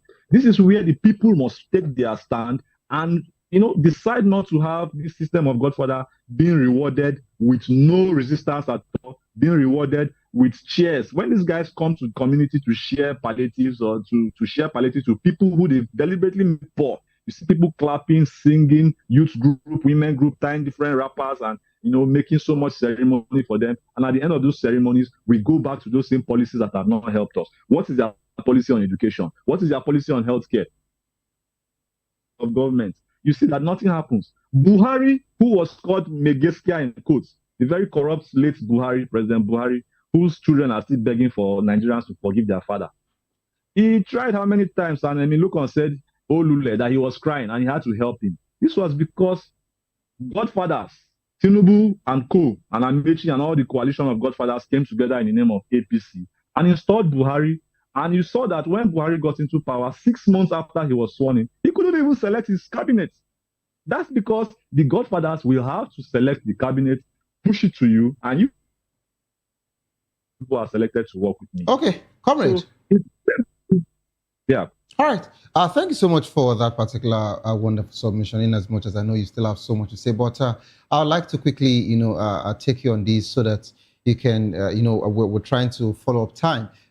Over 30 aspirants in Nasarawa alone, are actually waiting, to become the governor, the next governor. Is this LD democracy or a marketplace where the highest bidder, wins? And of course, across these 10 states, gatekeepers control primaries. What level do you think the grassroots members really have? I'd like to take this simultaneously before I come back to the studio, please. Okay, well, you see that you said you ended by saying what role the electorates really have. You were trying to even say how helpless, you're trying to point out how helpless the electorates seem. But the truth is that whose votes are counted on election day? The electorates. But the primaries decides it first. The primaries decides it first. And that is why I took you back to options that we have, like the African Action Congress. The African Action Congress doesn't sell its nomination form. You earn it because the people want you, the people believe you, they've identified you as a leader that has their interest at heart. And it's very easy for people to come. And even during our primaries in the AAC, the candidates have to debate and convince members of the party that they are sincere with the policies they are bringing on board or what they want to come and do as leaders. So if we continue to run around the circle of these same old parties, whether it's the APC, is the ADC, is the PDP, is the LP, these are a bunch of the same political baboons, as I like to call them, because it's always monkey they walk, baboon they chop. They have nothing to offer Nigerians. We should stop analyzing and discussing these guys. It's high time we swept these guys out of our political scenery and begin to face ideological parties that can bring candidates that compete in the interest of Nigerian people. If we continue to wait, how much did Umahi buy form for his son in Ebonyi State to contest local government chairman? 30 million naira. If I was in that state and I know, of course, I can do better than even Umahi, not to talk of his son, would I have 30 million to go and throw buying a form that I'm not sure of even winning the primaries when delegates will also be bought during the primaries? Do you have money to buy delegates after buying the at that kind of exorbitant rates? Do you have the kind of big monies to go around campaigning and eventually buy votes as they usually do during elections? No. So it's a waste of our energy to continue to analyze or think of how the gatekeepers or the electorates have any role to play when you have parties that are not designed for true democracy. They are parties that are designed for particular class of people, elite capitalists who are always there to pillage the commonwealth of Nigerians. And if we continue to run around them in circles, we will be on this program and we'll get old. Our children will continue to analyze the same things. And all this analysis will bring is just paralysis. African Action Congress is an option that Nigerians should begin to think about. Women, when we came in 2018, women automatically had a 25% discount. And when I say discount, not because we buy forms, because of course you have to pay your dues and there are some certain administrative costs you have to cover, which is the cheapest you could ever think of. People living with disability, teachers, whether retired or serving, people who are honorably discharged from service, paramilitary service or military service, all these categories of people, students, corpers, all these categories I'm listing, we're having very nice waivers such that it was free of charge entirely for them. So if a party has brought up such policies to create a level playing ground for true leaders to emerge without thinking of whether I have millions to spend or not, then why are we still running around those who destroyed our past? Okay. Thank you so much, our comrade, for that wonderful submission. Let me bring it back to the studio now. Mr. Lawa, I know you have so much to say as well. But just like what, comrade has said, talking about ideological convictions, Defections are accelerating, and of course, as some would say, ideological convictions are dead. Which has actually replaced, access to incumbent resources. So many people believe in incumbency. So many people believe that, the governor will just pick his next, appointed son, and it will just be a free flow. Let us talk about Lagos that we're here in presently, Lagos that we live in. Opposition parties are actually marginal in Lagos. So should they boycott, primaries and build from local government levels, or should they still go ahead to, contest? We're looking at the heavyweights that APC have actually, dropped on their table. They've not even picked one yet. What do you think as regards to, the upcoming gubernatorial election that is, that Lagos awaits to see? See, there's nothing like a heavyweight when it comes to politics. Okay. There's nothing. People just say heavyweight. No, it's not. Some people actually said if Ambode should come back, that nobody, even the opposition party, would allow him go. That is why I said there's nothing like heavyweight in politics. Okay.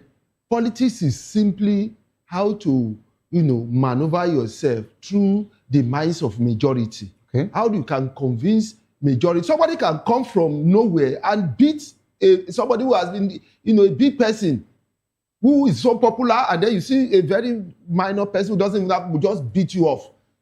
We seldom see that in Nigeria. It happens occasionally. Okay, that's yes, even happened in Lagos here now, where you have a Labour winning an election that didn't even campaign. During the time Obi was reigning, and at 2023, you have one or two Labour party in the House of Reps, that won without even campaigning. You get it? So there's nothing like heavyweight. That is why, if you see the political system we have now, all these people you call heavyweight, they are so afraid, they are so unstable, they are so, naked. That is why you see them trying everything possible to make sure that they can influence the vote, not the majority. They can influence, the decision that will eventually say this is a winner. For example, if you look at a INEC, can you tell me how many of those laws that INEC brought out that is standard? Out of this reform, this electoral reform, can you mention those electoral reforms that we have currently has been signed by the president that is standard, that is internationally accepted, that is fair? Can you mention one or two? Why are they afraid? If they know that they are heavyweights, they will not be afraid now. It's just an easy go for them, but they are afraid. You are telling me, look at it. You are afraid of electronic transmission of results. Is that not a fear for somebody who would say, hey, I am a heavyweight, a godfather of politics, and is afraid?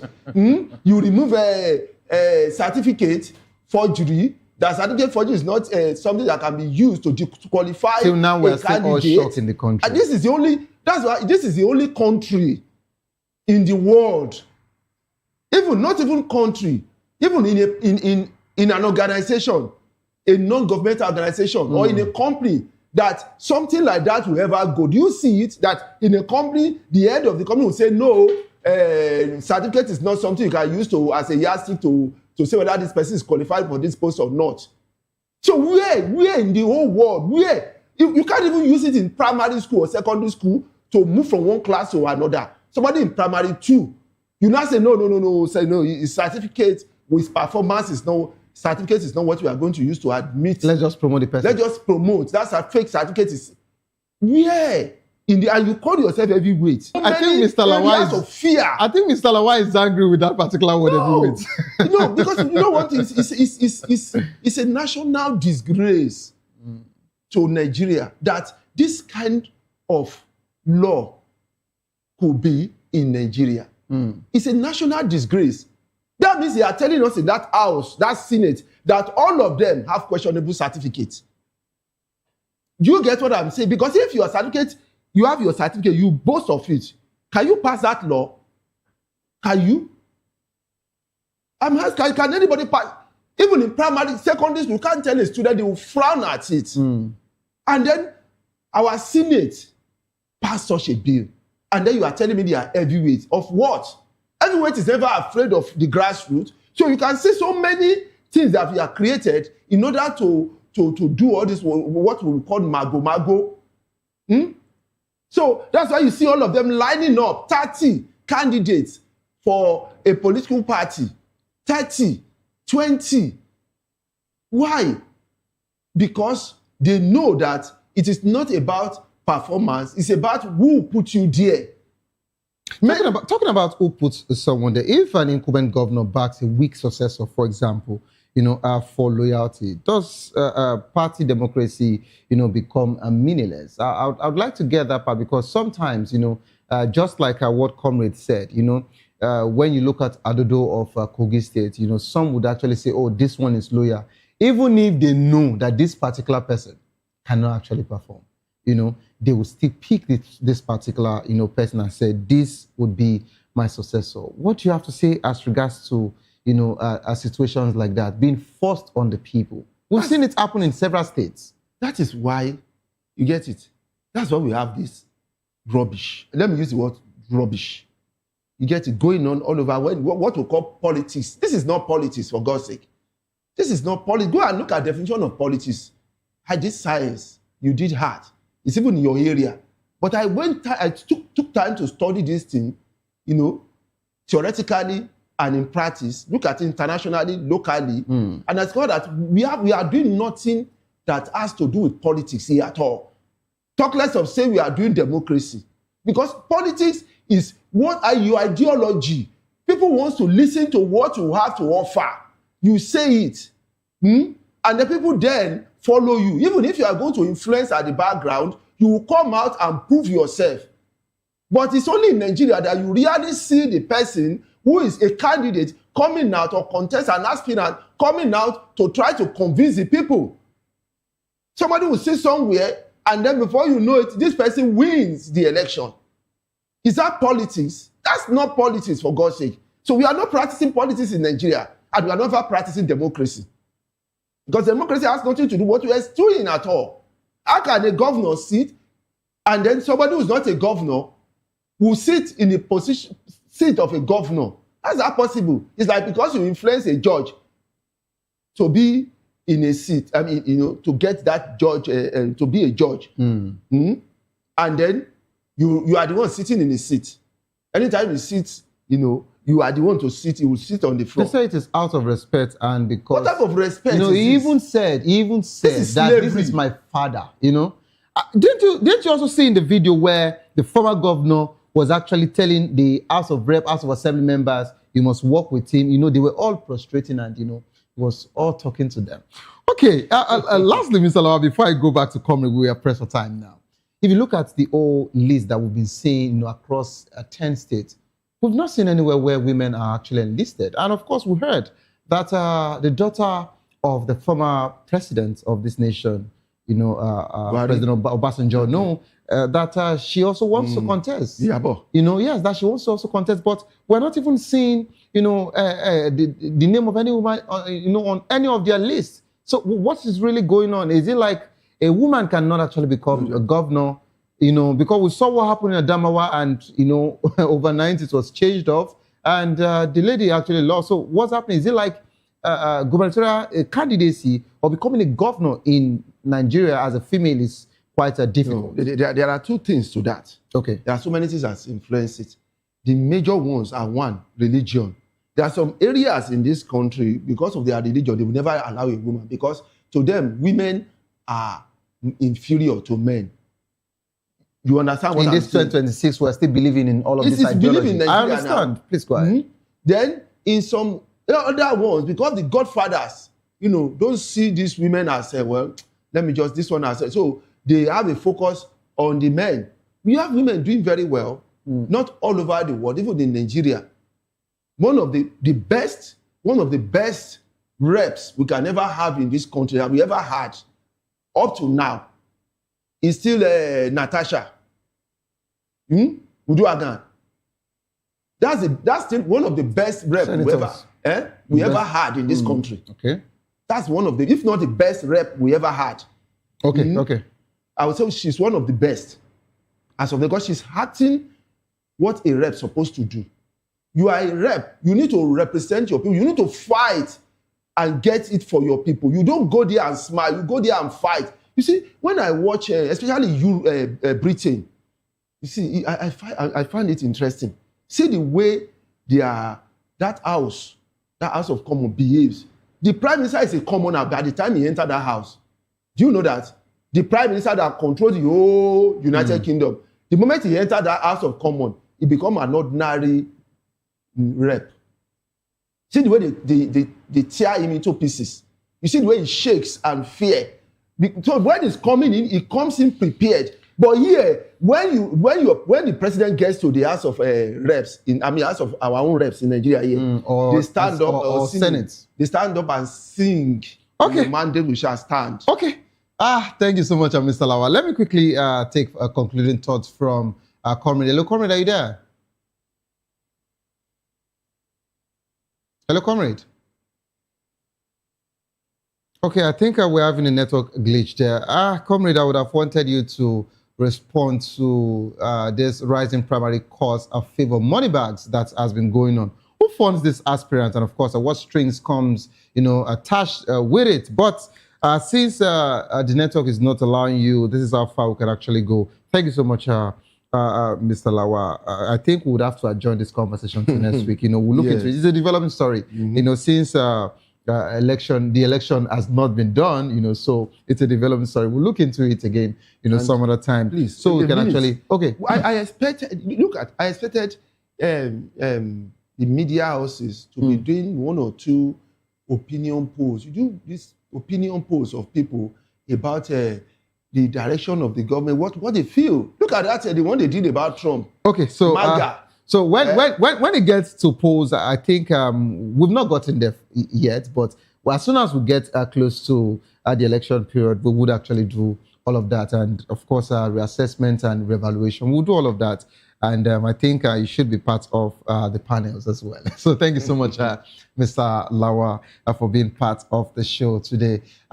Yes, this is how far I can actually go on the show. And don't forget, coming up next is a locker room. If you love the world of sport, football to be precise, I'd like you to stay put. Enjoy yourself. It's actually a moment for you to reflect. And we'll just pray that Almighty Allah would grant all our heart desires. Don't give up because it is not over.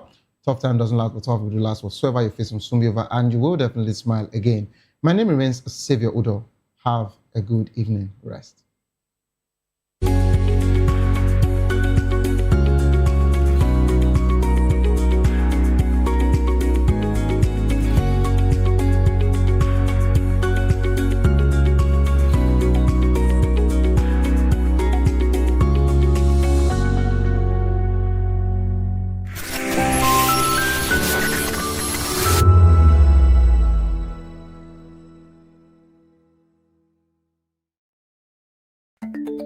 Africa is on the move, a continent of rising voices, untold stories, and powerful transformations. From the streets of Lagos to the heart of Nairobi, from the mines of Congo to the tech labs of Cape Town, the African story is being written every day.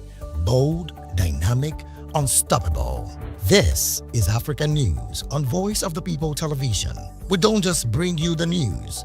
We analyze and bring you Africa's heartbeat, the politics that shapes our nations, the economies that drives our future, the cultures that defines who we are, the voice that must be heard. Africa News, Africa's voice, Africa's future. Where Africa speaks, the world listens.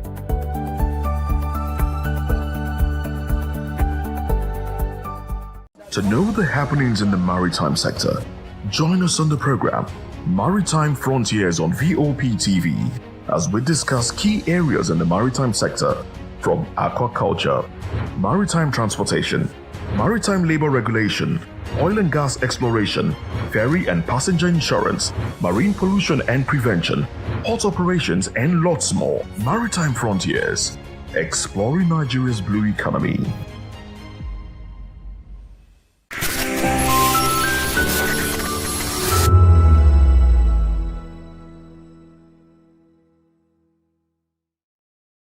Aliko Dangote is a Nigerian businessman and industrialist. He is best known as the founder, chairman, and CEO of the Dangote Group, the largest industrial conglomerate in West Africa. The Bloomberg Billionaires Index estimated his net worth at $16.1 billion as at November 2023, making him the richest person in Africa, the world's richest black person, and the world's 107th richest person overall.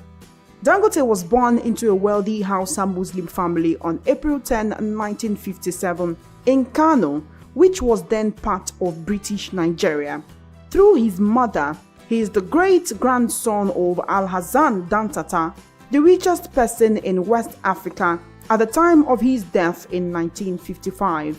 Dangote received a bachelor's degree in business studies and administration from Al-Azhar University in Cairo. The Dangote Group was established as a small trading firm in 1977, the same year Dangote relocated to Lagos to expand the company. Today, the Dangote Group is one of the largest conglomerates in Africa, with international operations in Benin, Ghana, Zambia, and Togo.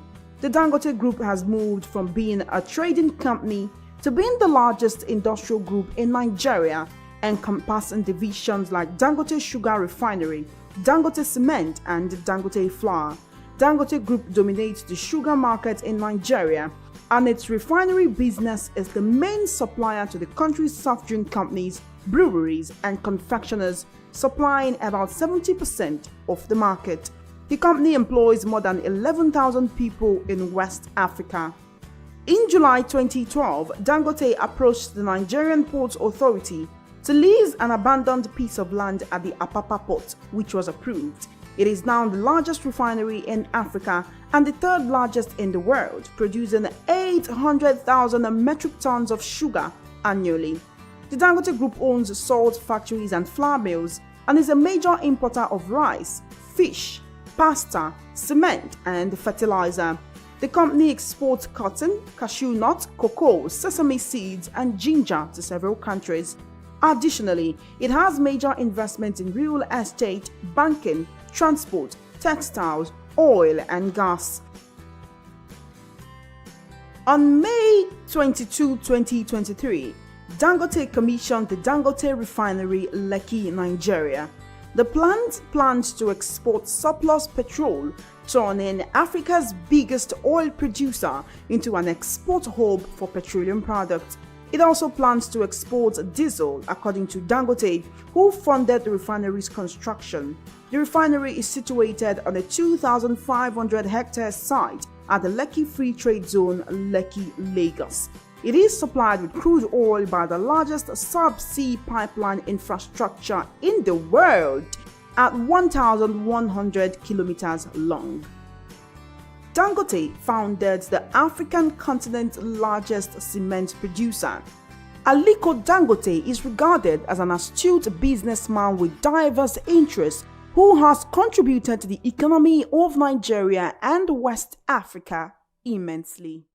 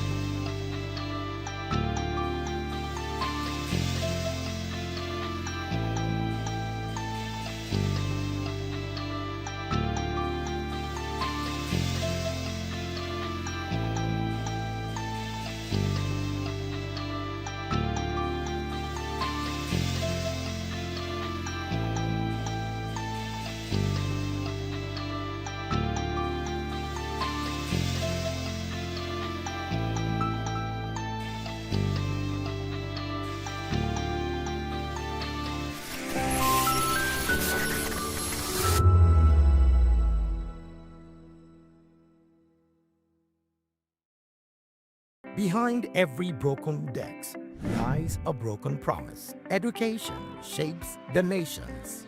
But who is asking the right questions? Introducing Edu Dialogue, the show that goes beyond the surface, exposes the cracks, the corruption, and the silence in Nigeria's education system. Edu Dialogue, Saturdays, 3 p.m., only on VOP TV. We break the biggest stories. From missing funds to policy failures, we ask the tough questions and demand real answers. Edu Dialogue, this Saturday, 3 p.m. on Voice of the People Television.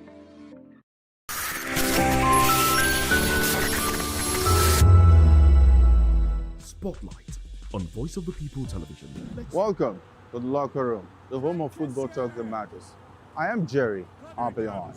Join us every weekday, Monday to Friday at 5 p.m. Nigerian time, as we share the hot takes and hot debates in the exciting world of football. And joining me are the usual suspects, Ikechukwu and Mayowa, as we break down all the hot takes and everything that's happening in the football. Don't just watch football, live it with us. Catch us on the locker room and Voice of the People Television at 5 p.m. Nigerian time. And like I always say, if not 20 minutes off, with the sport.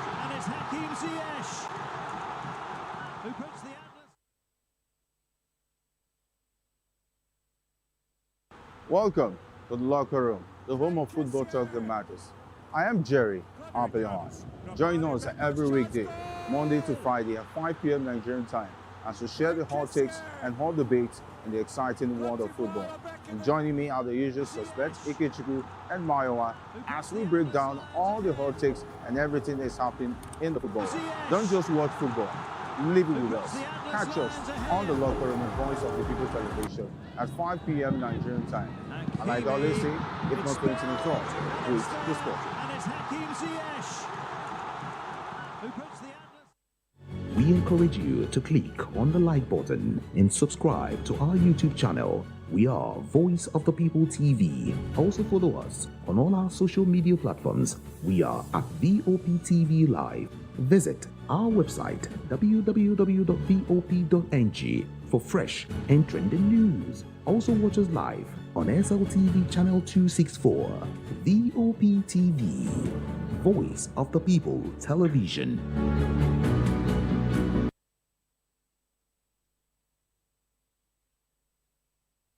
Welcome to the locker room, the home of football talk that matters. I am Jerry Ampelon. Join us every weekday, Monday to Friday at 5 p.m. Nigerian time, as we share the hot takes and hot debates in the exciting world of football. And joining me are the usual suspects, Ikechukwu and Mayowa, as we break down all the hot takes and everything that's happening in the football. Don't just watch football, live it with us. Catch us on the locker room and Voice of the People Television at 5 p.m. Nigerian time. And like I always say, if not 20 minutes off, with the sport.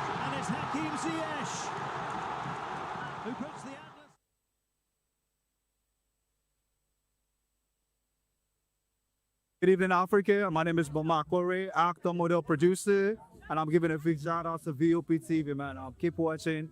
Don't change the dial. Thank you and God bless you. My name is AY, and of course, I represent the voice of the people, and that's why I'm on VOP. AY say so.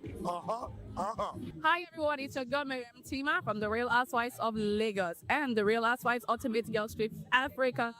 Shout out to VOP, the voice of the people. You already know. Stay tuned, keep watching. And don't forget, VOP is the best. All right, hello, everybody. It's a brother Shaggy, the man from back with Melanie Poppy Black Skin Boy. This is VOP TV. If you're not watching VOP, I don't know why you're watching. Maybe you're watching your weight.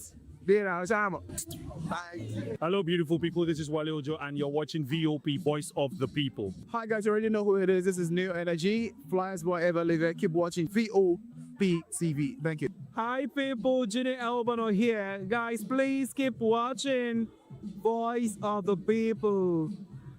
The red carpets, awards, the razzmatazz, music, fashion, interviews, and more. Spotlight on Voice of the People Television. Let's feed you with all the juicy stories in the global entertainment space, bringing you the glitz and glamour as it is hot. Stay tuned to Spotlight, 1 p.m. Monday to Friday. Spotlight.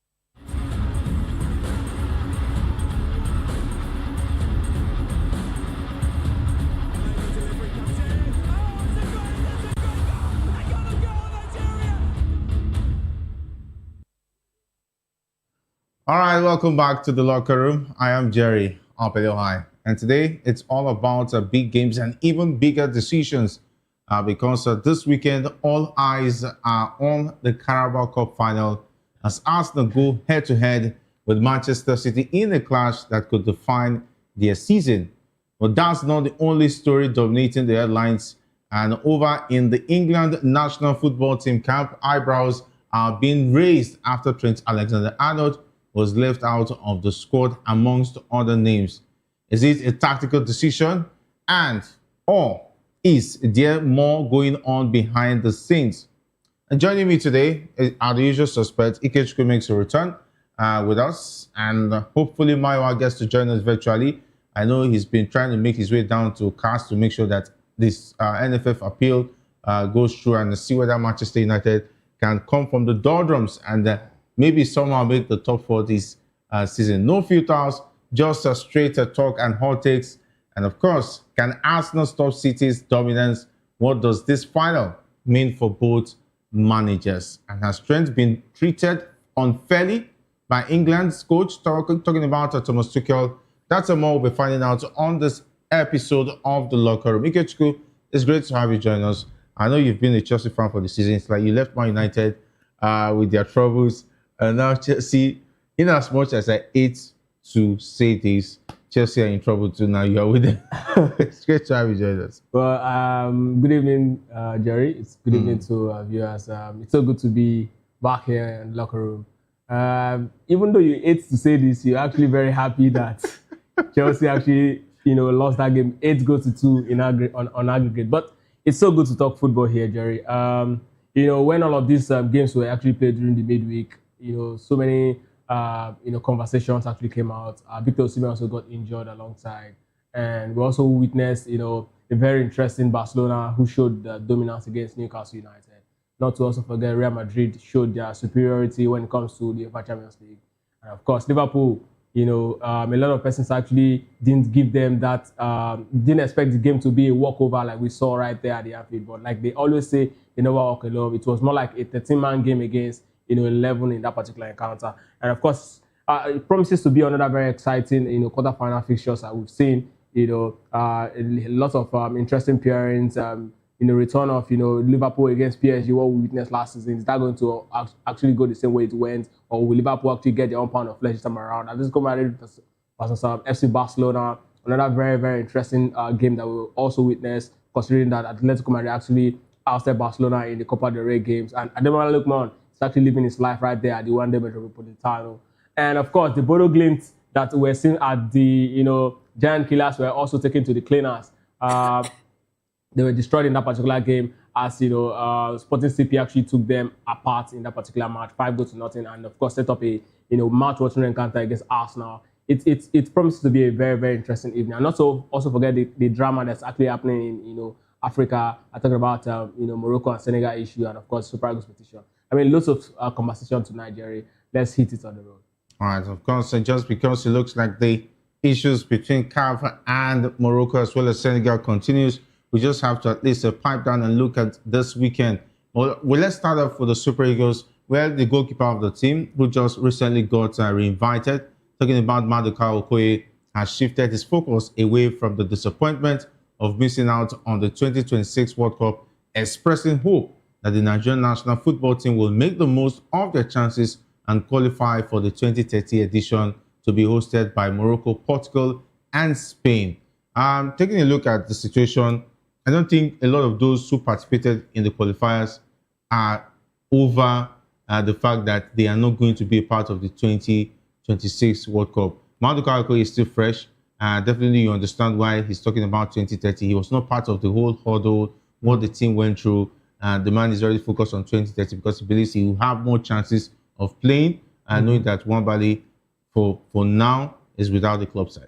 Absolutely. I mean, 2030 from now is very much 4 years. And if you look at the age of Maduka Okoye, I think it's about 25 or 26 years. So at that time, it's going to be in his early 30s. And of course, for goalkeeper, they can actually be on duty till, as much as over 35, 36, and still very much doing their job. So yes, it's definitely going to be primed to actually be Super Eagles' #1 choice if, all conditions remains the same. It's sad that Stanley Nwabali is actually, struggling to find his feet right there, in South Africa or anywhere else in Europe. I think I would put the blame largely on his agent, because a goalkeeper who has done so well in back-to-back Nations Cup shouldn't be clubless at this point. But yes, it's another story for another day. And for Maduka Okoye, I think that's the best thing he needs to do, to actually focus on what's coming. This World Cup is obviously not feasible, except something magical happen right there in CAS if the Commission of African, if the Court of Arbitration of Sport eventually overrule the FIFA decision, against the Super Eagles. If that doesn't happen, then definitely it's going to be all eyes to see the Super Eagles. Hopefully, will be part of 2030 World Cup. But if that doesn't happen, then definitely, I think all players should be looking. And if you look at the age range of our players who actually are playing at this point, a good number of them, a good number of that particular team would not be making it to 2030. Should we qualify? Because that's what the conversation should be right now. Because that team is average age 26, 27. And if you add that, to football, you understand that they're very much in their prime at this point. So 4 years to that time, like to Victor Osimhen will over 30. I don't think they will have, the legs again to run. And, Calvin Bassey, Shimon Ajayi obviously is over 30 at the point. So I think it's going to be one of the senior players in that particular team. So it makes a lot of sense for him to start, shifting focus to that particular tournament himself, alongside maybe Tochukwu Nnadi if he's still part of the team, the young and amazing Benjamin Frederick. All of these guys can actually be part of that particular team. But at this point, yes, it's a good one for him to just shift focus. I think that's the best thing for him to do at this point. All right, best thing to do at this time. And of course, we're talking about Maduka Okoye. He acknowledged the team's quality, but admitted uncertainty over the challenges faced. He was born in Germany to Nigerian parents. The Udinese casual goalkeeper credited his strong ties to Nigeria for his choice, despite representing Germany at youth level. But if you ask me, definitely his chances playing for the national team is more bright playing for Nigeria, because take a look at the competition the German squad would have been difficult for Maduka Okoye to get it looking. Absolutely. There's a adage in our local parlance that blind man in the fall. Definitely he understands, what the climate has been. He lives in covers. Brings, he understands the quality of, German goalkeepers. He understands that Germany is one country in the world that, you look at where, top quality shot stopper comes in, year in, year out. You definitely want to pick, Germany. From Oliver Kahn to Manuel Neuer to Jan Sommer to Ter Stegen. These guys have top goalkeepers, and he understands what it means to actually compete. And it, going to that particular space as a non-German, by origin, your father is not a German. It says a lot about how it's going to be way difficult to actually break into the setup of that team. So I think he made the right call. For me, it's something to applaud, because he actually decided to give the Super Eagles, his youth. And unlike other players like Tosin Adarabioyo, who actually is talking about jumping ship at over 26, it's a beautiful one for me, and I just hope that he gets to the level. See, the biggest thing here is it doesn't matter where you actually apply your trade, right? It's all about your focus and dedication to the game. If you put your all into the game, you definitely rise to the highest level. Vincent Nyama didn't keep for any of these top countries, Germany or Brazil, or even the Three Lions. But he actually at some point became, one of the record holders in Europe, particularly in France. So if you are good, you are good. It doesn't matter, where you do your business. All right, it doesn't matter where you do your business. If you're good, you're good.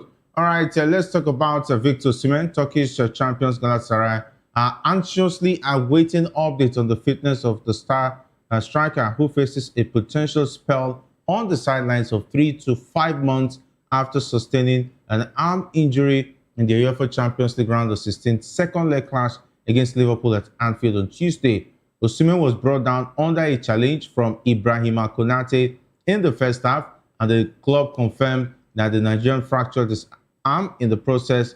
Galatasaray's 1-0 advantage from the first leg was not enough, as they lost 4-1 on aggregate after conceding 4 unanswered goals at Anfield. And after the game, the club provided an update on Osimhen's injury, stating that the decision will be taken on whether the 27-year-old will undergo surgery or not. And despite their exit from the Champions League, Galatasaray will still be banking on Osimhen's prowess in their pursuit of the Super League and domestic cup titles. He has scored 19 goals and provided 7 assists in 29 games across all competitions this season, helping the club to a 4-point lead in the league. He also recorded 7 goals and 3 assists in 10 UEFA Champions League matches before their exit. Okay, and that is why he was excluded, I beg your pardon, from the friendlies in Turkey, where definitely a lot of us were surprised that that game is going to be played in Turkey. Why is Osimhen not in the squad? Until the news came that he got injured in the game against Liverpool. But surprisingly, he's in Lagos having fun, chilling, and he must be chewing some sour meat right now. Well, I think, we have, putting pressure on some of these players. We already know who the starting lineup of the Super Eagles are. We already know, who definitely will be debuting for Victor Osimhen if he's not around. I think this should have been, an opportunity for Eric Chell and, the management of the Nigerian Football Federation to actually sit down and actually look out, for, that list, that 80-man list that Eric Chell claims is, exists with pool of players, because many of the players in that particular list are not supposed to be part of that list, not because of their quality. I'm not doubting their quality, but many of these guys are crux of the players actually from the team that went to the just concluded Nations Cup. So there's nothing special, there's nothing new to see in these players. Again, this tournament is not the tournament that's going to take you to the World Cup. It's not the tournament that's going to change anything. If anything is going to happen after this tournament, it's just basically going to be our ranking change. That's just the best we're going to get. So for me, I think what they should have done is actually to give other players who are very well known, maybe with some of the players who really didn't get a lot of minutes and they just completed AFCON, to be part of that particular championship. And that way we definitely get to see, give opportunity to players who come to give these so-called big boys, a run for their money. Because that's exactly how you actually get to, build your team and then get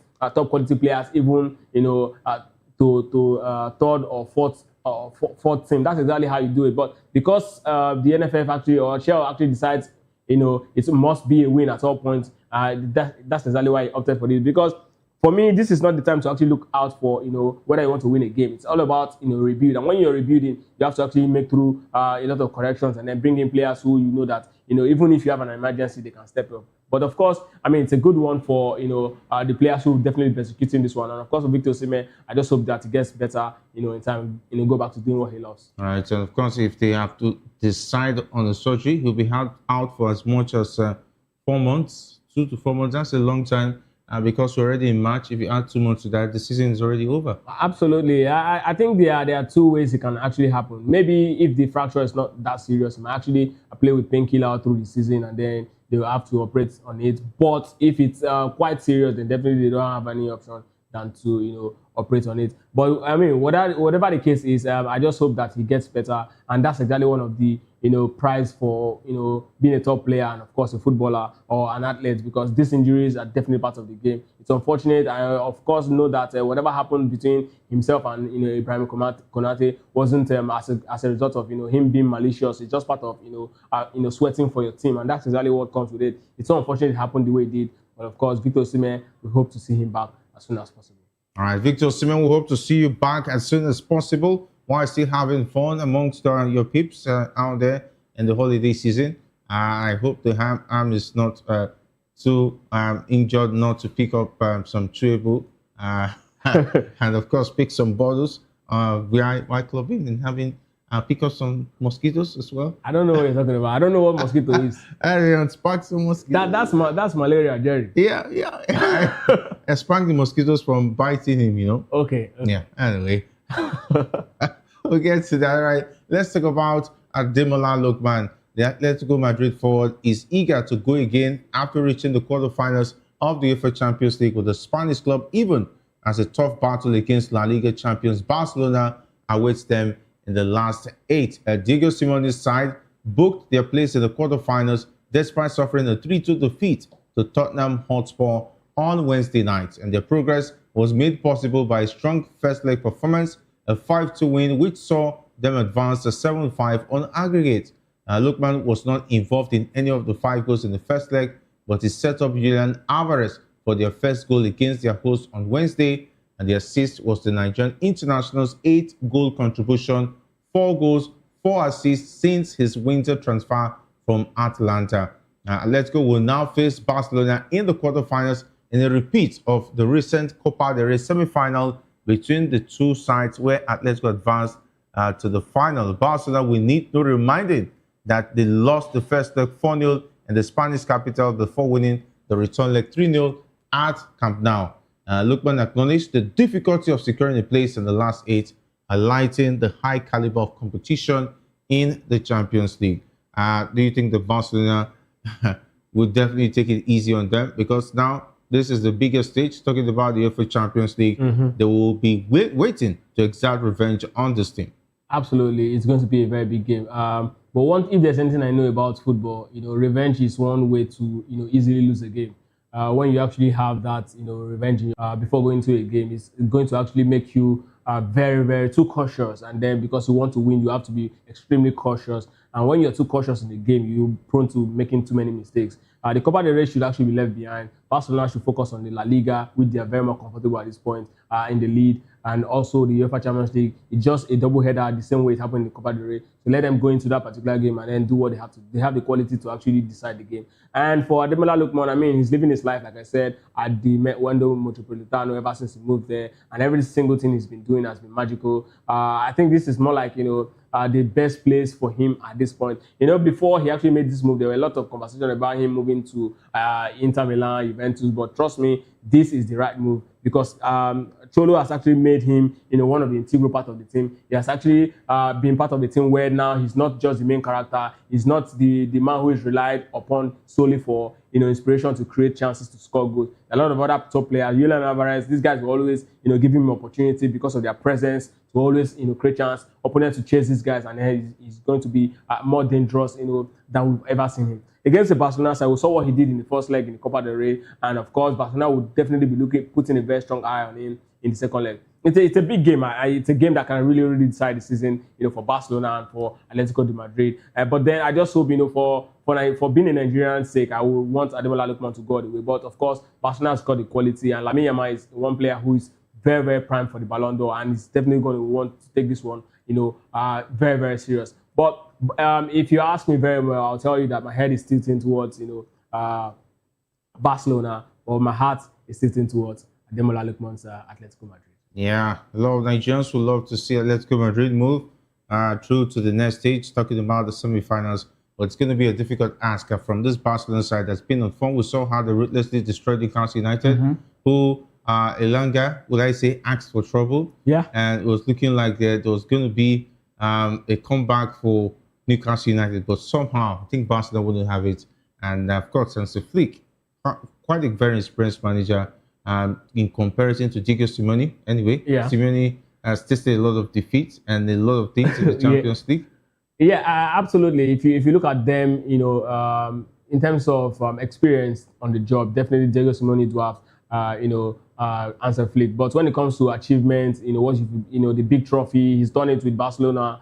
He's won the La Liga. Of course, he's also won the treble with Bayern Munich. And now he understands what it means to actually be at this level to win. And he's one man whose style of play is very, very admirable. I recall that, towards about 2-3 months ago, a lot of talk about his high pressing and high lines, that it's not actually good, that he's been founded. It actually did affect them in the first leg against Atletico Madrid in the Copa del Rey, where they actually lost 4-0. But now they've actually really improved. He didn't change his philosophy. He's one man who is very, very dogged. He chooses, what he wants to do. It's the perfect description of the phrase, if I perish, I perish. He goes all the way, goes all out to do, his team exactly the same way he wants to do it. And this is going to be a very, very big game because the two managers are very, very experienced at this level. Diego Simeone understands what it feels like to actually lose a game at this level. So it's not new for him. And when a manager is not under pressure, they're very, very dangerous. So it's going to be a very interesting game. But one thing that's going to decide this particular game is the quality of the players and how they turn up. And it's so good for Barcelona that, a lot of their key players are, returning back. Pedri will definitely be back.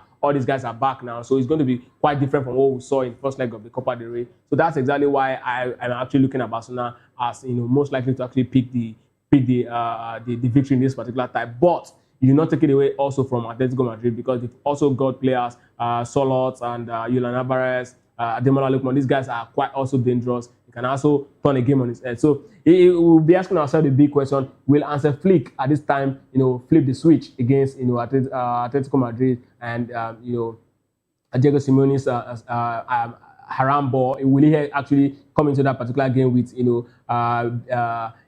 playing low block against this Barcelona side? all of these are the speculations that will be going on in his head. But in the end, Barcelona showed how ruthless they can be against a side that is defensive. They did it against Newcastle. You recall the first leg of that particular tie. The other person was talking about how Hall, made sure that Lamine Yamal, is kept quiet in the entirety of the 90 minutes. But when they got to the Camp Nou, it was a different experience. Barcelona actually did, the magic against them, and Lamine Yamal was at the forefront of demolishing that particular side. So it's going to be a very big game. But Barcelona and Atletico Madrid, any day, anytime, is going to be that game you want to see.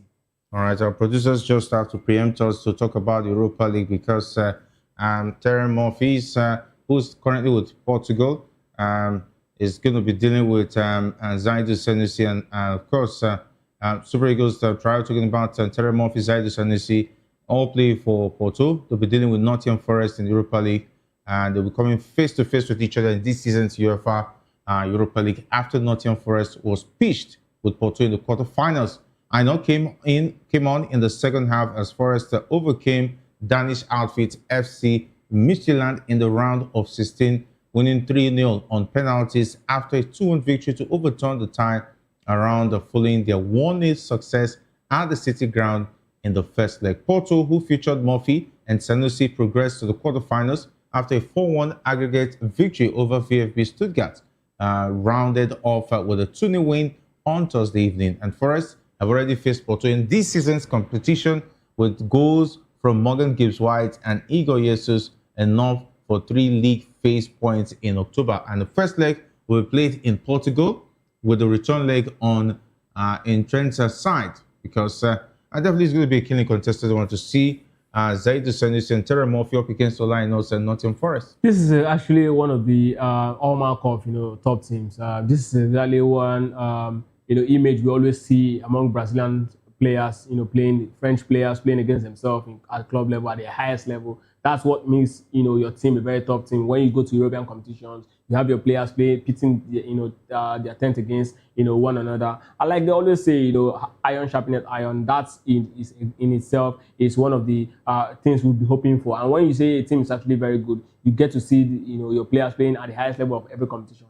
And even at the lowest level, even at the the next level, to the highest level, you get to see them as well. So it's actually a very beautiful thing. Fola, just picked up a Player of the Match award in the Premier League. Again, he's shown that he's arguably one of the best right back in the Premier League. And you know what it means to be one of the top right backs in Premier League. It means that he's got an immense quality. And Terry Murphy, also a player who was invited in the last 2023 AFCON. Yeah, he was part of that particular team, and of course, Zaidu Sanusi also was part of the last AFCON. Again, we have a team that are very well exposed in Europe. It's all about now for HL to find a way to mix these spices together and give us a very, very wonderful delicacy that every single team will be very, very afraid to play. All right, every single team will be very, very much afraid to play against. All right, let's go over to England's Three Lions. Thomas Tuchel said England's upcoming camp is the last opportunity for players to compete, for their tickets to the World Cup this summer, as he named an expanded 35-man squad. It included the 2 uncapped players in Everton midfielder James Garner and Brighton goalkeeper Jason Steele. The extended squad saw recalls for Manchester United duo Harry Maguire and Kobe Mino, while AC Milan defender Fikayo Tomori is back for the first time since October 2023. Leeds striker Dominic Calvert-Lewin returns after more than 5 years since his last call-up, and Dominic Solanke makes his first squad since October 2024. But there's no place for Tuchel's squad for Real Madrid fullback Trent Alexander-Arnold, Bournemouth midfielder Alex Scott, and Aston Villa forward Oli Watkins. Chelsea's Reece James and Trevor Chalobah, who were named in the last squad, miss out through injury, and the Three Lions continue the World Cup preparations with friendlies at Wembley Stadium against Uruguay on 27th March and Japan on 31 March. Tuchel said to get the best out of this camp, a decision was made to split it into 2 camps with 11 players joining the squad after the Uruguay game. The 11 players are Dean Henderson, Dan Bourne, Mark Guehi, Ezri Konsa, Nico O'Reilly, Elliot Anderson, as well as Declan Rice, Morgan Rogers, Anthony Gordon, Harry Kane, and Bukayo Saka. Of course, Alexander Arnold's Real Madrid teammate Jude Bellingham is included in the squad despite not playing for the club since early February because of a hamstring injury, while defender John Stones has made just 2 Manchester City appearances since early December, also makes the cut. Okay, do you think that him eventually joining Real Madrid looks like his own undoing for talking about Trent Alexander-Arnold? Well, you can actually say that that it's being part of the Real Madrid team is also one of the reasons why it's been left out, because we can actually set precedent with McManaman, who actually was a very fantastic player, but at the point, he was playing in Real Madrid, and you know how those European countries, behave, when their players play, when the national team player is playing outside the shores of their country, it's more like, you are not actually good enough to be, in our national team, because they're trying to actually protect, the sanctity of their team, because they know that when you play in the same league, they definitely, the interpretation and how you react to games will definitely almost be the same. And this is why, this is where African football is actually losing its source, because we are not conservative. We, Africans and South Americans, always move their players across to Europe. So we tend to do everything the European way. We tend to play like the Europeans. We tend to play like, the country all of our players play. And that's a very big problem. But that's exactly why the European countries, in the last 15 years, they are actually the ones dominating world football, because of how they've been able to strictly, be conservative with their play. We can also look at players like Owen Hargreaves. I mean, a top quality player for Bayern Munich at a point, but he was struggling to actually break into the Three Lions. Yes, we know that the Three Lions at the point also have top quality midfielders in Gerrard and Lampard, but then there's no reason why that guy wouldn't be part of that particular. Even you also record in 2010 that Xabi Alonso at the point he also struggled to break into the Spanish national team.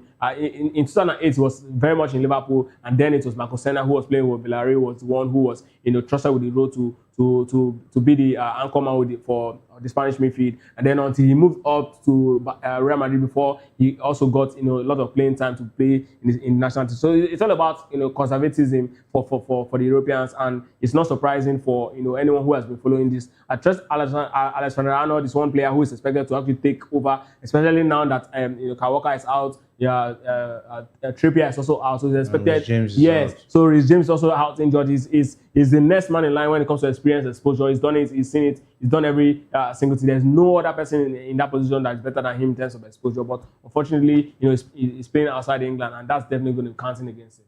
All right, and of course, it looks like he's going to have to pray that injuries happen to players who likely are taking his spot. I've seen the certain Tino Livramento for Newcastle. He's been awesome this season, and of course, him getting a look in that defense, definitely.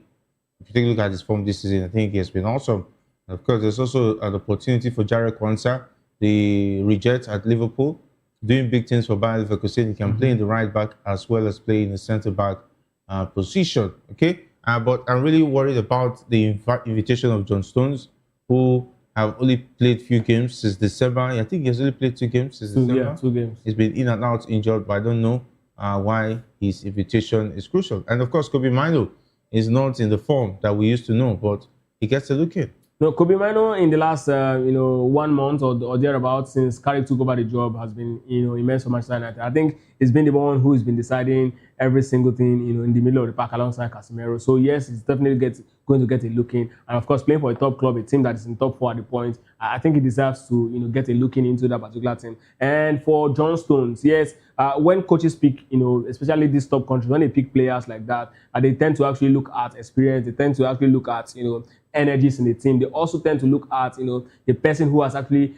who's got a lot of experience that can actually rally the boys. Even if you're not going to be playing, you have to be that big character that's going to act as the psychic among the team. Help them psych their energy. Help them understand that at this stage this is exactly what we'll be doing. Help them understand what it means like to actually be part of the national team. Help them understand what the Three Lions really represent. Of course, we saw that in 2013 when Joseph Yobo was part of the team in the first game against the Chipolopolo of Zambia against Burkina Faso, in AFCON. He was not really all that, and then he was dropped to the bench. And all through the tournament, he was more like a huge inspiration and led the Super Eagles to the AFCON final. So these things happen sometimes. Coaches take experienced players knowing that they might not even get to play any minute, or they might just end up playing few minutes. They take them to be part of it to actually steady the energy in the room, and then help the team to be more balanced. So that's exactly what the likes of the omission of John Stones will definitely be adding to that particular team.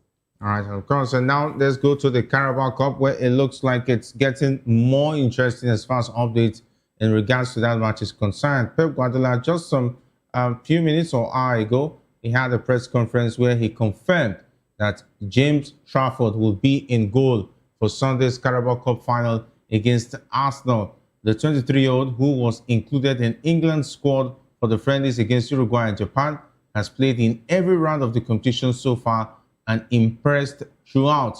And now he will feature in his first major cup final as he looks to help the Blues secure their first silverware of the season. Pep was also asked about Erling Haaland and confirmed he's looking good to face the Gunners on Sunday. Antoine Semenyo, like Trafford, is poised for his first major cup final, and the former Bournemouth forward has 7 goals in 16 appearances for the Blues, including a crucial opener in the 2-0 semi-final win over Newcastle United. Meanwhile, Guardiola says victory for his team could be a pivotal moment in their careers, particularly with many making their first appearance in a Wembley final. Let's talk about picking Trafford. I hope he's not going to regret this, picking Trafford in a big game against Arsenal ahead of Donnarumma. I think I'll say that there's actually nothing to regret. For Pep Guardiola, it's all about setting precedents. If you are the man who is entrusted with handling the cup ties, you definitely be the one who's going to look in all through the finals. He's trusted you with the role, except you've made a mistake along the line in one of the games before running to the finals. Then definitely your ability will be questioned. But so far so good. Trafford has been an immense goalkeeper. He joined City as the best goalkeeper in the championship. So definitely a City player who was sold and then he was re-signed again. He's actually developed as a player. I think these are the sort of games that will definitely help you become better. These are the sort of pressure you need to step in to become one of the top shot stoppers in the world. So for me, I think Pep Guardiola is one man who really understands what it takes to actually give young players the opportunity. Gigi Donnarumma has something to prove at this level. He's arguably one of the best goalkeepers in the world. If City will win that particular game, I think it's not just going to be by the effort of the goalkeeper. Yes, I know that the influence of the goalkeeper is highly going to play a huge role, but then City's got cross of their players in that particular game. So for the goalkeeper, Trafford, I think it's going to really help him, because if something happens to their goalkeeper today, or their Donnarumma tomorrow, I mean, they definitely rely on Trafford to actually sail through all the season. So why not give him an opportunity in this sort of tie, to actually do what he's been doing all through the season when the competition actually, started. So it's a good one for me. Whatever happens on Sunday, I think Pep Guardiola has made the right call. All right, so I think Pep Guardiola has made the right call. Of course, we're still here from Arsenal, though I know most of the usual suspects. I don't know whether Daman is going to start this time. A lot of Arsenal fans have been waxing lyrical about this young man, saying he's the next big thing. Doman, okay? Max Doman. Max Doman, okay? That's the name. I'll try as much as possible to remember that name. Because he's just well with us now, it's actually not the first time we are seeing young lads, stepping into the fray and then taking up big stage. We saw with Fabregas at 16. Fabregas was arguably, for me, I think I've not seen a 16-year-old as big as Fabregas. A 19-year-old Fabregas was a different kind of level. You'll be looking at Fabregas at 18, when he was playing the Champions League final against Barcelona. You'll be thinking, is this actually a younger version of Zidane? He was so comfortable in the middle of the park, took over the midfield from the likes of Van Bommel and co in that particular midfield against Barcelona. And of course, we also saw Jack Wilshere in 2011. Who was also very young at the point. The whole world stood still to watch him. Pep Guardiola actually gave him a handshake. Xavi said he's actually the next big thing. He actually took over the midfield from Xavi, Iniesta, and Busquets. I mean, these are the guys who were more like the best trio in the middle of the park. And then we are now seeing another interesting ball carrier. The big question is, can they, I'm talking about now him, Max Doman, and Jack Wilshere, live up to the expectation of the young man Fabregas. Not to also forget that the history of Arsenal is littered with this sort of young players becoming legends. Talking about one of the greatest legends of all times, Tony Adams. He became captain of Arsenal at 17. also they've always had this history. So it's not surprising we are seeing another, teenager in Arsenal doing wonders. I just hope that it's going to be able to actually live up to the billing, because it's one thing to actually start now and then all eyes on you, because when the ovation get loud, that's exactly where the big masquerade comes out. Because for the case of Chuba Akpom and Ethan Waneri, they had so much promise, but I'm surprised that Mikel Arteta is not counting on them eventually. But of course, you can give it to players like Kelly, who is doing well for himself, coming from the academy as well, and that shows promise. All right, let's talk about the English Premier League. There'll be games to look forward to tonight. The Premier League returns with match week 31 kicking off as Manchester United take on Bournemouth under the lights.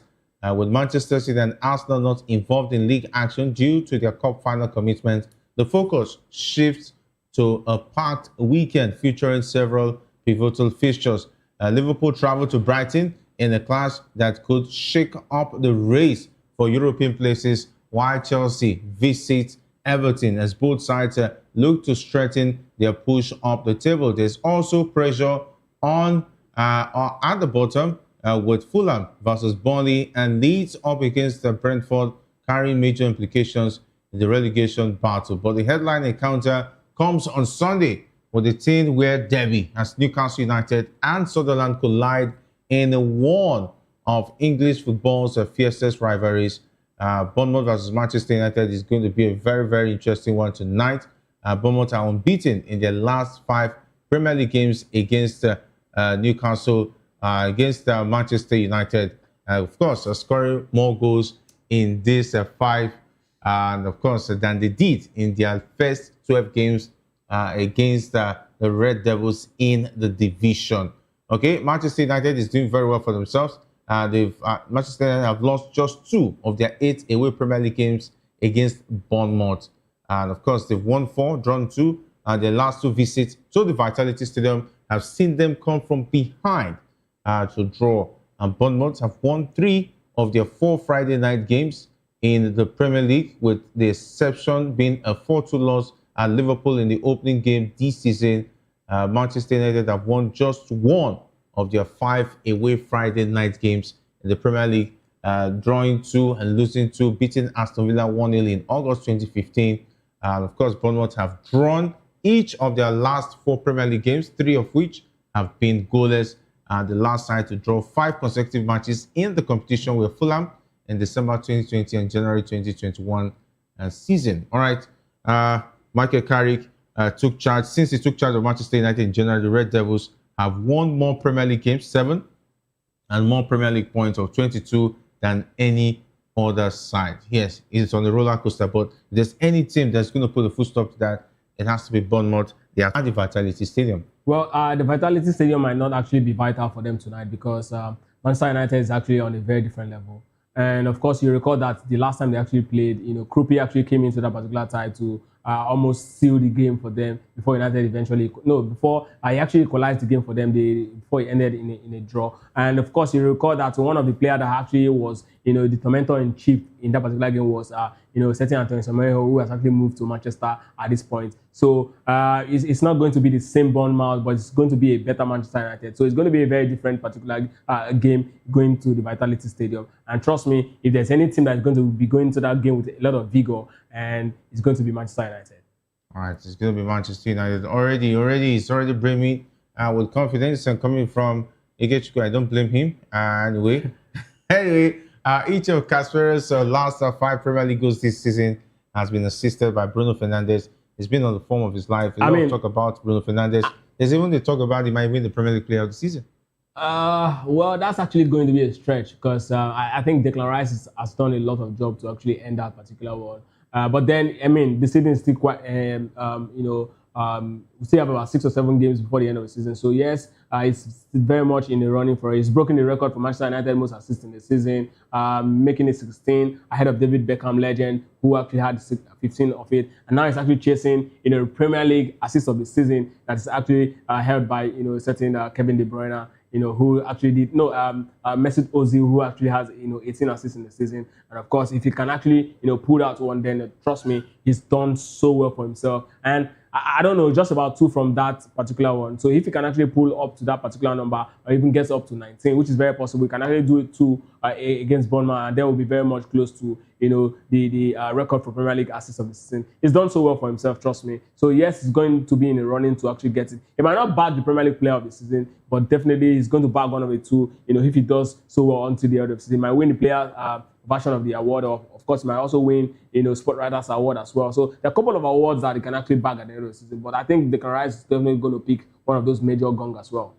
All right, only Marcus Rashford has been set up by the same player more in a single campaign for Manchester United in the competition. 6 by Fernandes in 2022-2023. Man United's Bruno Fernandes has created 6+ chances in each of his last 3 Premier League games, the first player to do so since Trent Alexander-Arnold in December 2023. No player on record from the 2003-2004 season has created 6 or more chances in 4 successive appearances in the competition. All right, and of course, let's talk about the one between Liverpool and Brighton. Brighton have won 2 of their last 3 home league games against Liverpool, and they've drawn 1, beating them 3-2 in this exact fixture last season. They did only 1 of their last 13 against the Reds. They've drawn 6 and lost 6. And following their 2-0 win at Anfield in December, Liverpool are looking to complete the league double over Brighton for the first time since the 2019-2020 season. And Liverpool have won 2-0 Premier League and 3-0 in the FA Cup against Brighton already this season. Well, I think so far so good. If you look at the trajectory of both teams all through the season, Brighton is also not the same team we witnessed in a couple of seasons ago. They're not the same team that actually, stop big teams. But Liverpool, on the other hand, also has been struggling. But then the character of Liverpool players has always been showing, when it really matters the most. So I think Liverpool might just, find a way around this particular tie.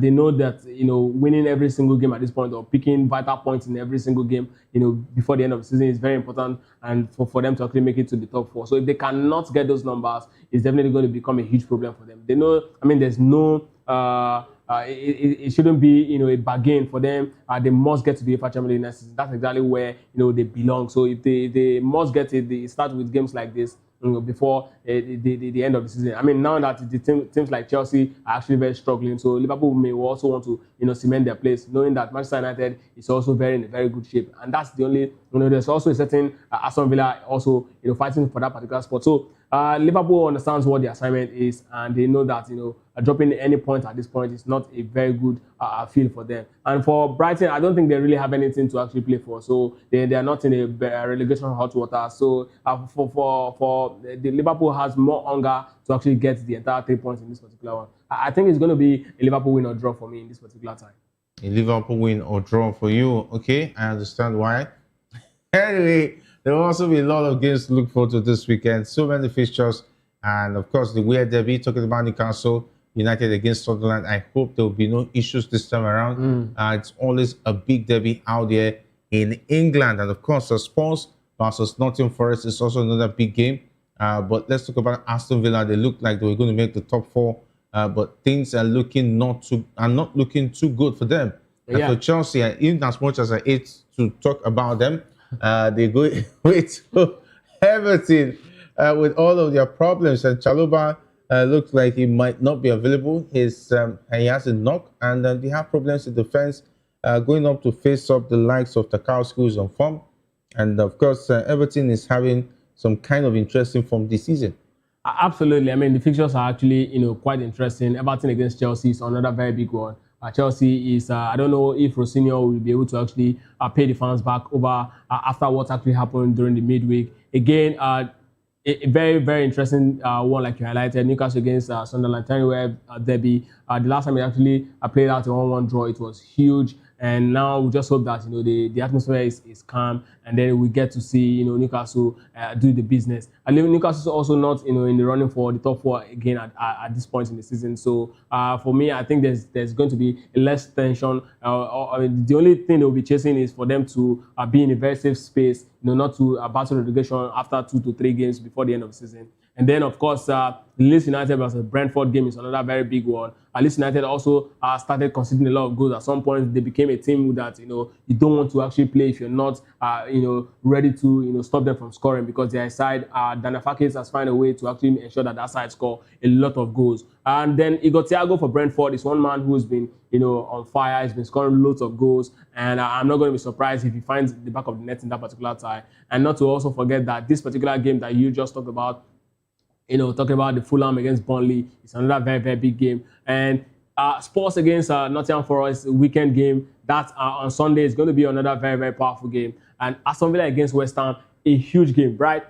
Look at West Ham United. It's a team that, when David Moyes go back to that particular team, he's trying to put the team back to shape. And we've been seeing, a lot of, job being done by that manager. And for Aston Villa is a team, like you said, they were actually looking at, they were looking promising for the top 4 title, for the top 4 position, I beg your pardon. But then at some point they were, started struggling. I think the problem with Emery's side, I'm talking about Aston Villa now. The problem with his Emery's side is the fact that they don't have that squad in depth. When the season started wearing, when the likes of their fullback Matty Cash got injured, some of the key players got injured, nobody could really step up to put them at the level they were actually driving at that particular point. After that game against Arsenal that they won the first leg 1-0, the team started declining because they started suffering injuries. Players started getting suspended for some reasons, either because of multiple bookings they've accumulated or other reasons. And then it started affecting the output of the team because they don't have quality of players to actually drive them through the finish line. So if they must actually do better next season, they need that large squad, and that's exactly what is really, really affecting them. That's exactly why and how the big teams are able to actually escape this particular team, because they know what to do. They get the right players. They get backup players who will step on when the season. Because the league is not a sprint; it's obviously a marathon. So what you do with marathon is to have players who can actually run the race to the finish line when the people who started the race are already tired out. All right, so of course, with that, that's how we'll wrap it up on the show. The locker room, it's been awesome having Ikechukwu, and of course, let's wait and see what happens on Monday. Is it Man United or Chelsea that we're going to talk about? But a lot to really look forward to. And of course, I would have loved to have my one, but unfortunately, we could not get him. Wishing Manchester United not the best against Bournemouth tonight. And of course, enough to banter on eventually tonight after that game if Bournemouth gets the scalp of Manchester United at the Vitality Stadium. And of course, a big thanks to the guys who made the show awesome. Talking about the production team, not leaving out Adura, as well as Paul and Ikechukwu and Chioma as well, and Manfred, who's been awesome. My name is Jerry Apelahai, saying thanks for being a part of the locker room. Up next is Political Lens with Chukwuma Okoro. Stay tuned.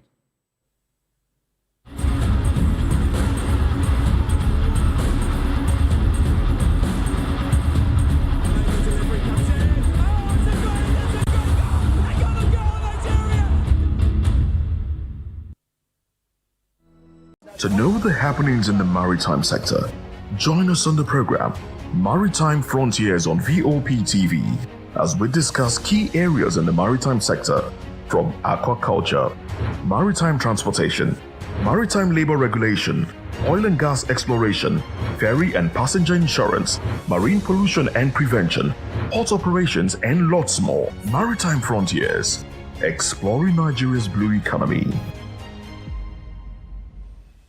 The red carpets, awards, the razzmatazz, music, fashion, interviews, and more. Spotlight on Voice of the People Television. Let's feed you with all the juicy stories in the global entertainment space, bringing you the glitz and glamour as it is hot. Stay tuned to Spotlight, 1 p.m. Monday to Friday. Spotlight on Vop TV. Entertainment like never before.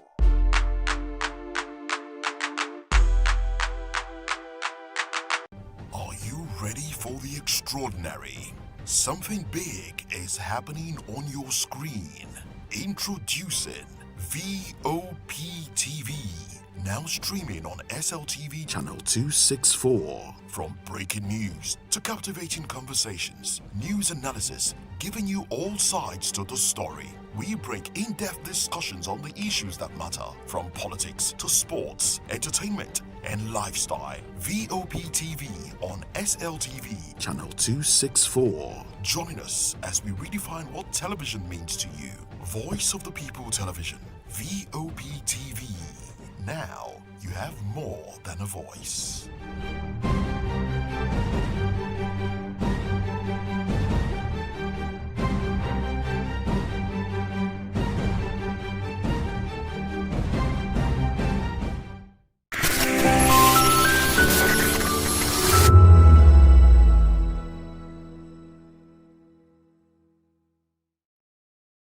Nutrition experts are emphasizing the importance of healthy eating in preventing disease and improving overall well-being. At an event marking World Registered Dietitian Nutritionist Day in Lagos, stakeholders highlighted the role of balanced diets, proper portion control, and reduced consumption of processed foods in tackling rising cases of lifestyle-related illnesses. They say nutrition also plays a key role in energy levels, cognitive development, and productivity. Is when you get your diet right, you are physically and mentally alert, which you know that eating healthy is one of the master key of good health. Down to the hospital setting, they come in as clients. We have those on admission across board, from cradle to geriatric, which is the elderly people. So from the pregnant woman, for your child, for you to be healthy and the child to be healthy, and you come out having a bouncing and beautiful or handsome baby, you need the touch of a dietitian. That is in terms of a promotion of good health. Experts also stress the need for greater awareness and the integration of dietitians in healthcare institutions across the country. We need to improve on our policy. We need to improve on our policy. We need to make sure that food is one of the highest allocation is given to food in the policy. 1, 2, during the policy for nutritionists, dietitians should be included in this policy making table, because we are the ones that actually knows where the feet is pinching. We are with the grassroots. We know them. We see them. They come to us. Some of them, we know the reasons why some of this thing is happening. So with this, we can actually tackle this thing. The second thing is that we need to train more of nutritionists and dietitians in Nigeria. They add that promoting healthier food choices remains essential to building a healthier population. And the message we have out there is that nutrition is the bedrock of healthy living. If we talk about people being healthy to go about their businesses and being away from disease, out of disease, you have to make your nutrition a top priority in your life. So when you get the nutrition right, it takes care of every health condition as well as healthy living. With the growing concerns of lifestyle-related illnesses in Nigeria, the conversation is drawn towards the role of nutrition in our everyday lives and everyday habits as well. For many, the conversation is really about awareness and better living. I'm Praise Peters from Voice of the People Television.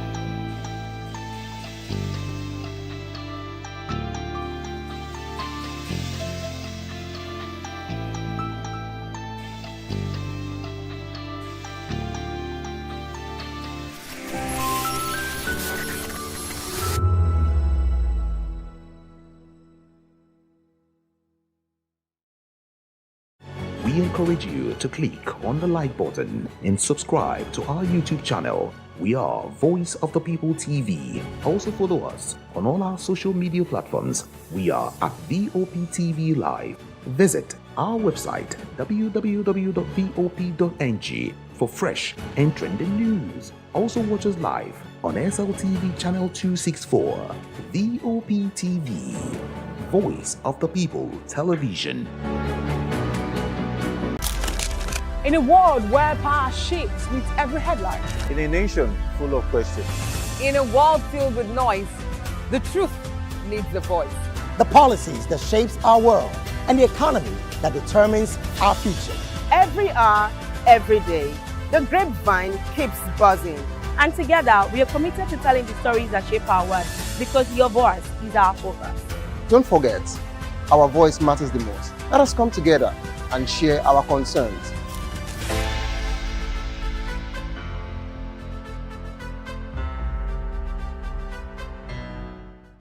Behind every broken desk lies a broken promise. Education shapes the nations. But who is asking the right questions? Introducing Edu Dialogue, the show that goes beyond the surface, exposes the cracks, the corruption, and the silence in Nigeria's education system. Edu Dialogue, Saturdays, 3 p.m., only on Vop TV. We break the biggest stories, from missing funds to policy failures. We ask the tough questions and demand real answers. Edu Dialogue, this Saturday, 3 p.m. on Voice of the People Television.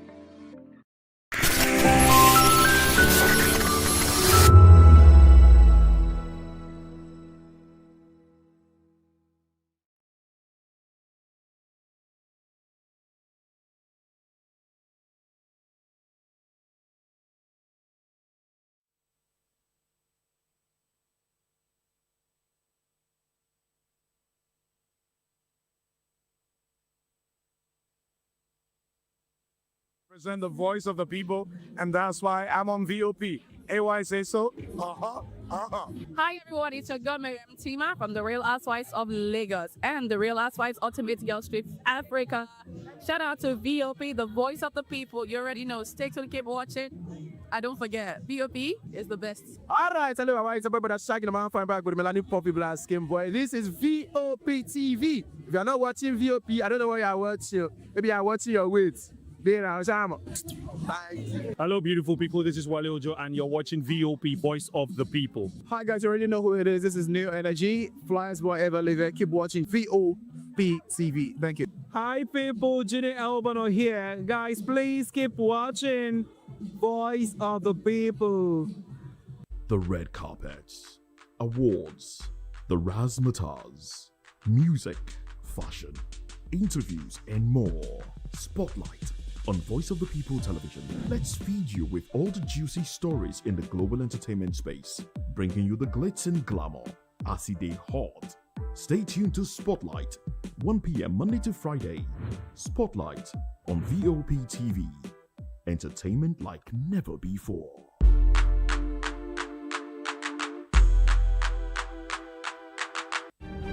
In a world where power shifts with every headlines, news breaks and events happens, we bring you unbiased and explicit information on politics, economy, and state of the nation. We break down the chaos. Facts, not fluff. Truth, not spin. We discuss not just politics, but a glimpse into the future. Voice of the People Television. Now you have more than a voice. We encourage you to click on the like button and subscribe to our YouTube channel. We are Voice of the People TV. Also follow us on all our social media platforms. We are at VOP TV Live. Visit our website www.vop.ng for fresh and trending news. Also watch us live on SLTV channel 264. VOP TV, Voice of the People Television.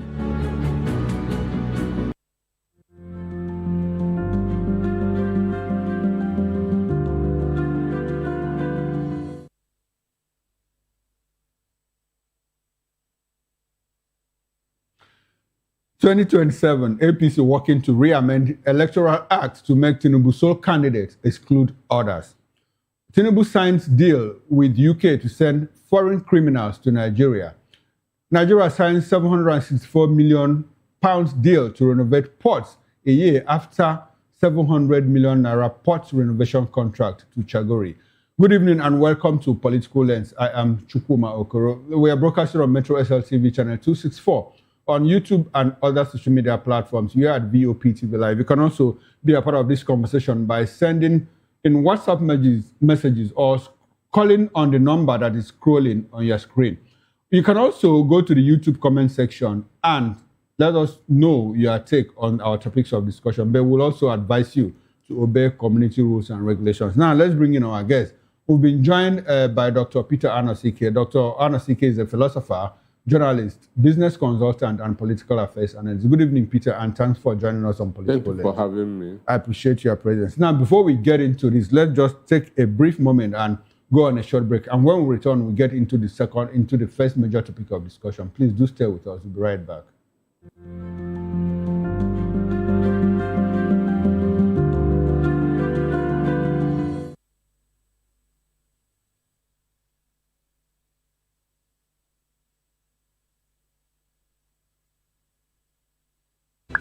Are you looking for where to buy quality and original studio and musical equipment in Nigeria? Welcome to Iruka Online, Nigeria's biggest musical and sound equipment warehouse. Your trusted home for top global brands, reliable low-priced alternatives, and 100% original musical accessories. With over 16 locations nationwide and open 7 days a week, we deliver unbeatable service and customer support you can count on. Shop online at iruka.com in partnership with world-renowned brands like Wolfdale Pro, Prisoners, Twile Keyboards, Fender and Jackson Guitars, Marshall Amplification, Mapex Acoustic Drum Set, Tech Electronic Drums and Accessories, Evans Drumheads, Ashdown Engineering, and many more. Iruka Online, powering your sound with quality you can trust.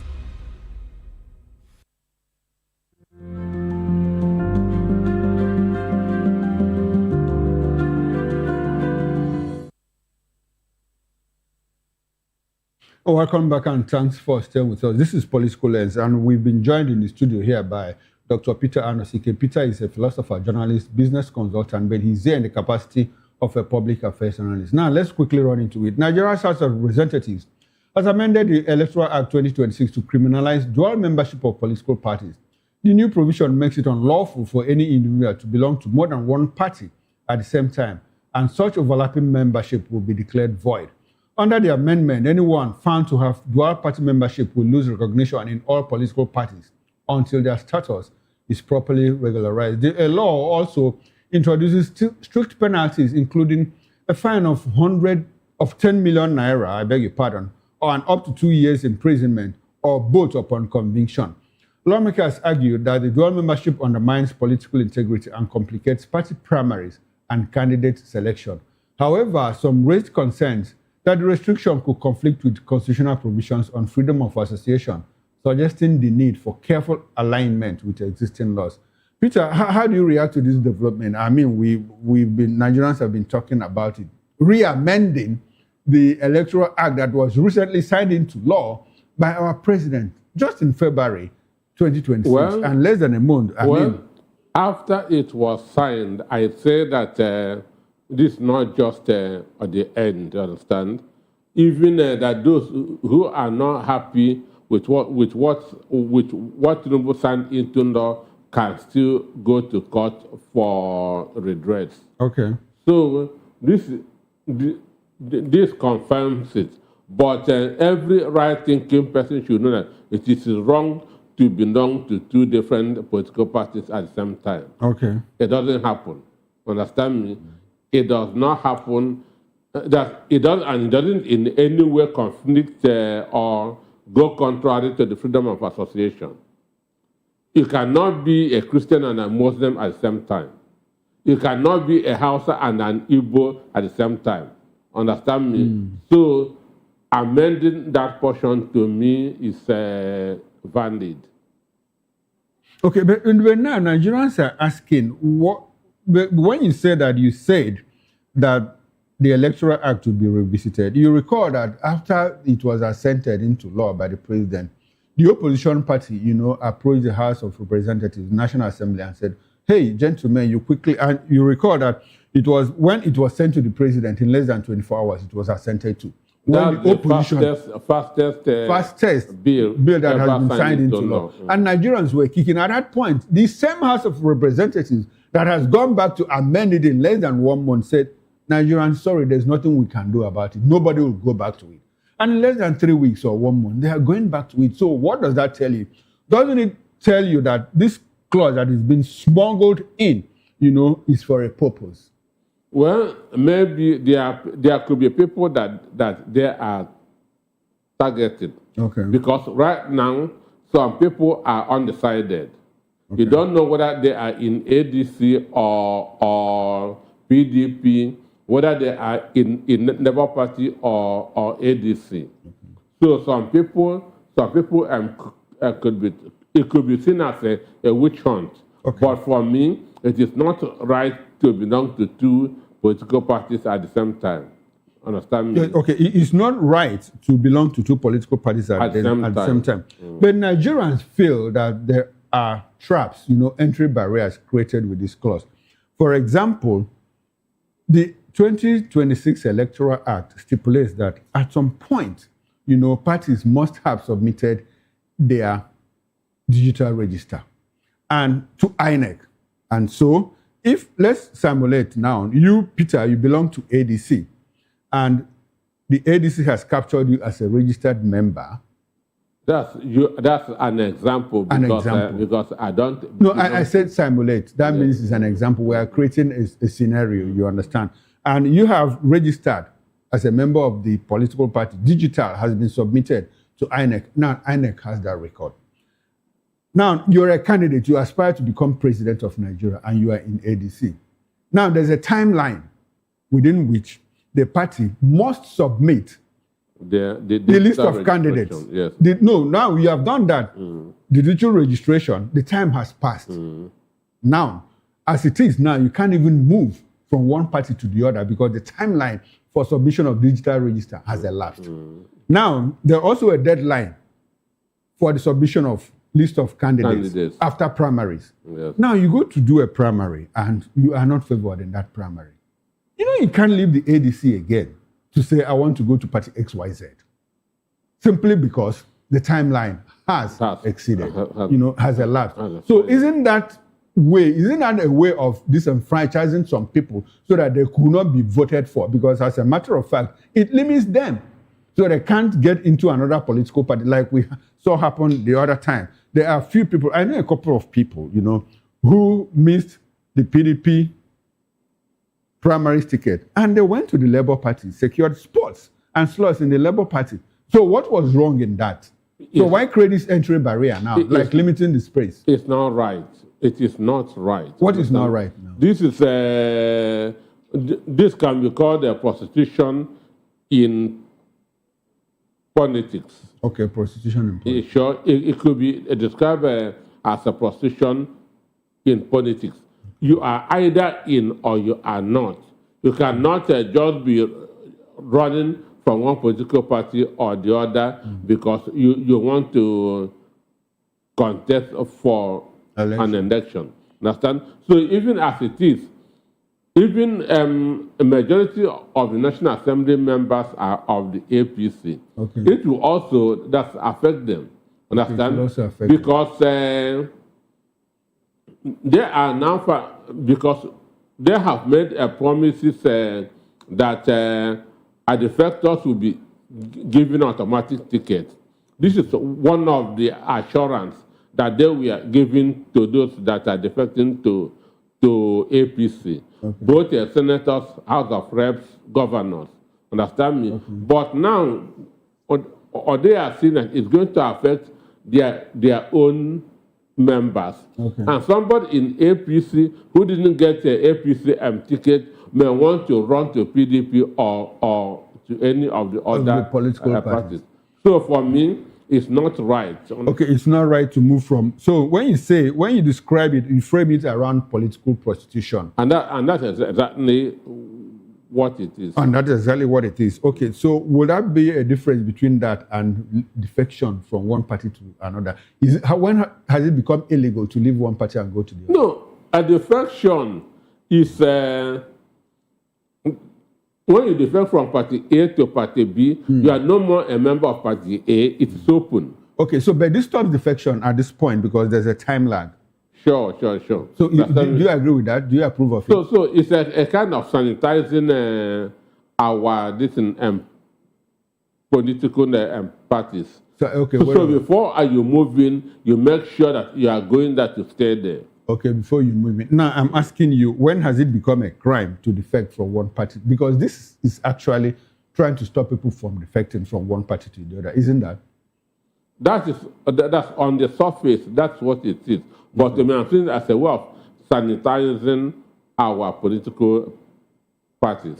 Okay, that is a way of sanitizing our political parties. I like there's a new perspective you brought into this, especially the fact that, well, it is also going to the trap. If it is a trap set by the APC, it will affect it will also affect members of the APC. Now, in the event that people that were promised tickets, end up not getting those tickets, and they are unable to move out of the APC. They are trapped in APC. They are trapped in the APC. Sure. So is that going to cause some form of implosion within the APC? Because we see a situation where people have said, well, if I don't drink from this stream, nobody will drink from it. So if I don't get a ticket, I will work against my party member to ensure that he doesn't get there, especially if one feels strongly that that person was excluded, from the level playing field. If you were given a promise, maybe you are a senator in LP, okay, and the APC promise you once you cross over, we will give you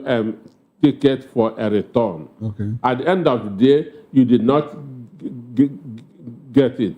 Since you cannot go back to LP or to another party, you are angry. What you now do is to stay in that party and sabotage whatever is that to express your anger. Okay. Understand me? For me, on the surface, this is just that to make sure that those who don't get tickets in the party that they have defected to will not go to the other party, which means they will remain in APC.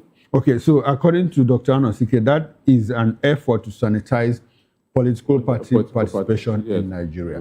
Now, in the meantime, this amendment has not been assented to by the president again. So considering that this trap will affect or might affect members of the APC, the way we roll in Nigeria, knowing who we are, do you need a prophet to tell you, that this thing might have the imprimatur of the ruling party? And considering all of that, do you think that the president is going to sign it into law? One, the president will sign it into law, understand me, is going to sign it into law so that those who have defected with the promise of getting automatic ticket, when they did not, when they are disappointed, they have nowhere else to go than to remain in APC because they have been trapped there. Okay, they have been trapped.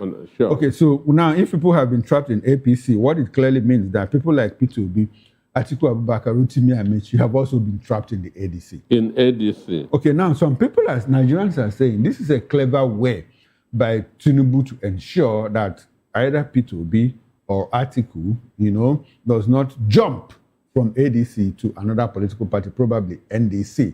If either of them, does not secure that ticket. Do you agree? Do you share that sentiment? Well, if Tinubu can do, if that's what Tinubu wants, it means that Tinubu is also digging his own grave. How so?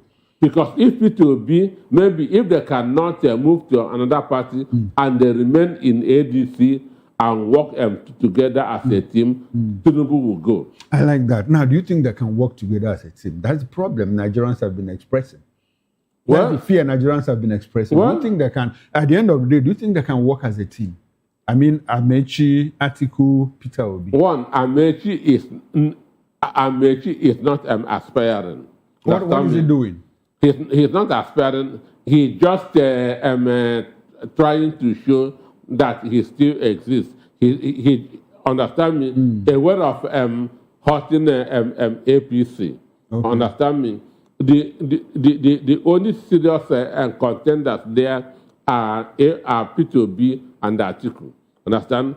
And if Tinubu signs into law and the P2B and Atiku cannot go out again, it means they don't have any other alternative than to stay there and fight. work together. Sure. So apparently, Tinubu might also be digging his own, ditch that he might fall into. Yes, because if P2B and Atiku works, understand me, APC is in serious trouble. Okay, now let's return to Rotimi Amechi. Do you think that if Peter Obi rejects, let's simulate again.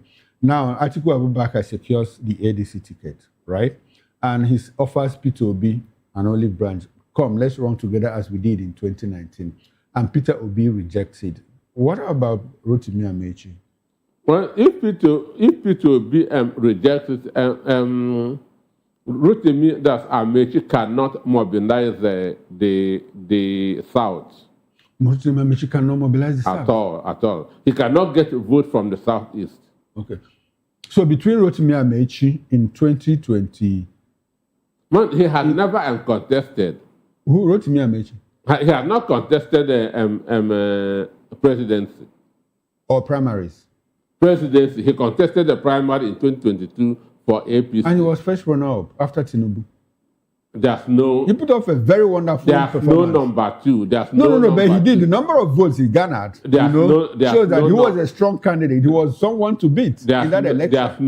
There's no number two. This a winner takes it all. A winner takes it all. Yeah. But he ran. So are you saying that... I'm talking of contesting the presidency, not aspiring. Understand me? Okay, so because he has not contested presidency before, you think that he doesn't have the capacity to mobilize as vice president for Atiku Abubakar? No. Okay, so let's return to 2023, where Ifeanyi Okowa ran as Atiku's running mate. So then and now, between Amechi and Okowa, who has more capacity to mobilize for Atiku in the South? Mind you, P2B won Delta. P2B won Delta? Sure. Okay. P2B won Delta State. Okay. So that shows you that... But he lost River State. He lost because he was rigged out of River State. Okay, he was rigged out of River State. Nelson Wike rigged him out of River State. Mind you, the result that INEC declared was different from what is in the IREV. Dr. Anosike, we are national TV. Do you have that information? Sure. Okay. Because of what Erufai said, or Hakim Baba Ahmed, or Nyesom Wike, or do you have it on record? I say what INEC declared for River State is different from what was posted in the IREV. Where is that information from? You have access to the IREV.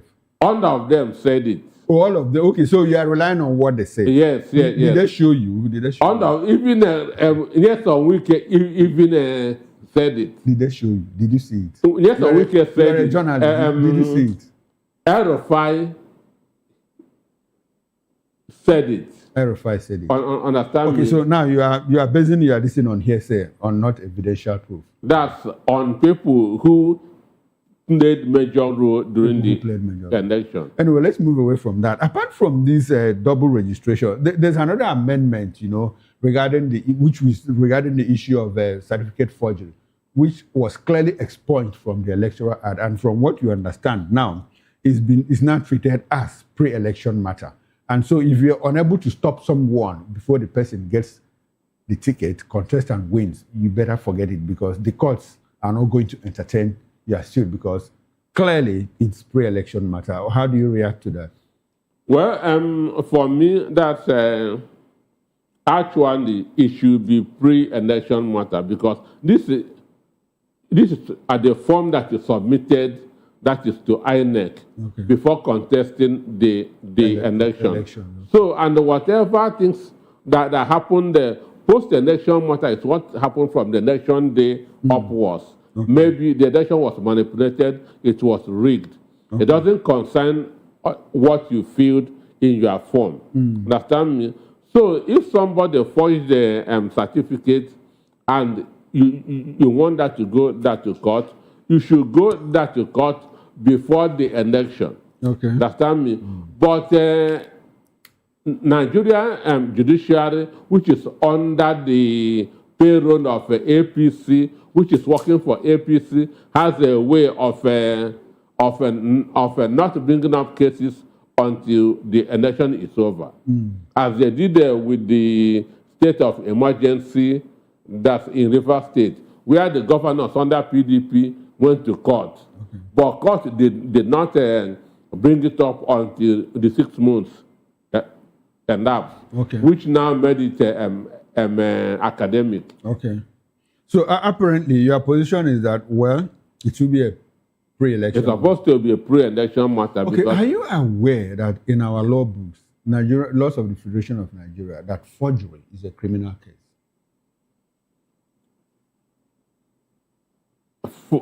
It is 100%, and that track even up to 14 years imprisonment. Okay, and are you also aware that if you submit a forged certificate to INEC and sign off, and it turns out to be false, you have committed perjury, which is also a criminal offense.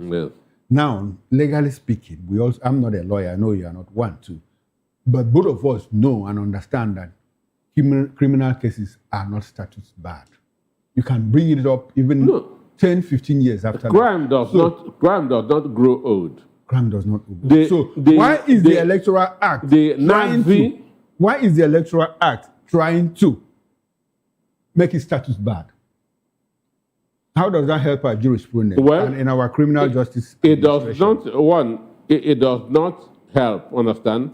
It does not help. But I feel that maybe since it is a litigation on the election, they want to focus on the post election. On the pre-election. Post.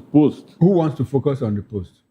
The National Assembly that amended that part of the Constitution, maybe that make it easier for the courts. Because in 2023, we had over 1,300 election cases in the courts. Understand? So if they'll be able to be separating pre-election cases and post-election cases, it will kind of streamline the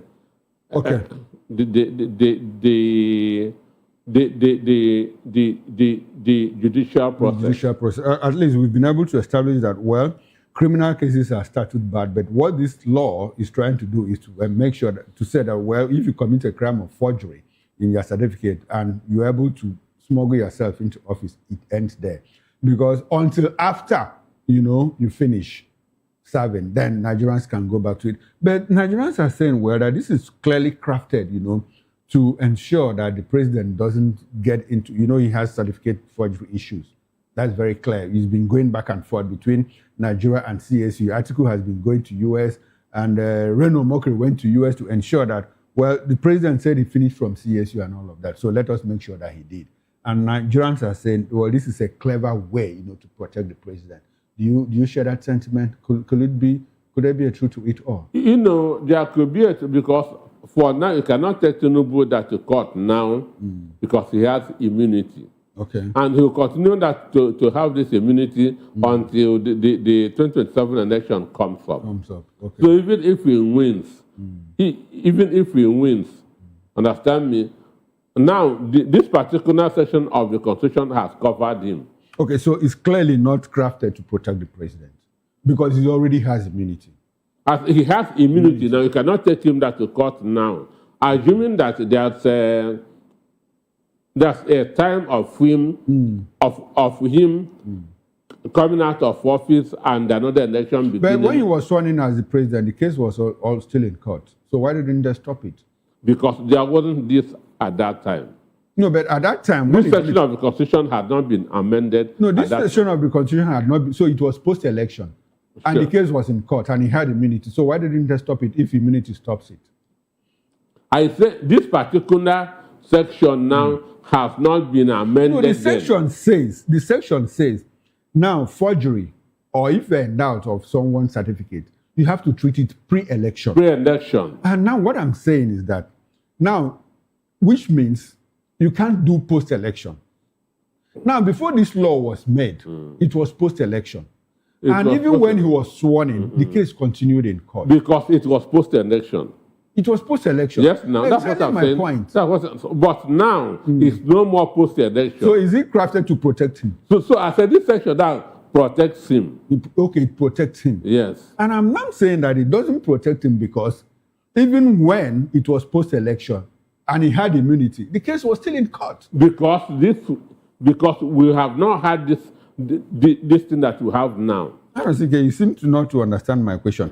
But the fact of it is that, well, so what you are saying is, I know you are not a lawyer. Nobody can go to court against him on this anymore. Okay, so if the president files his returns, to INEC, and somebody says, hey, sorry, gentleman, we are doubting you at this thing, because he has immunity, that person can't go to court. He cannot go to court. Okay, so it's clearly not to protect the president.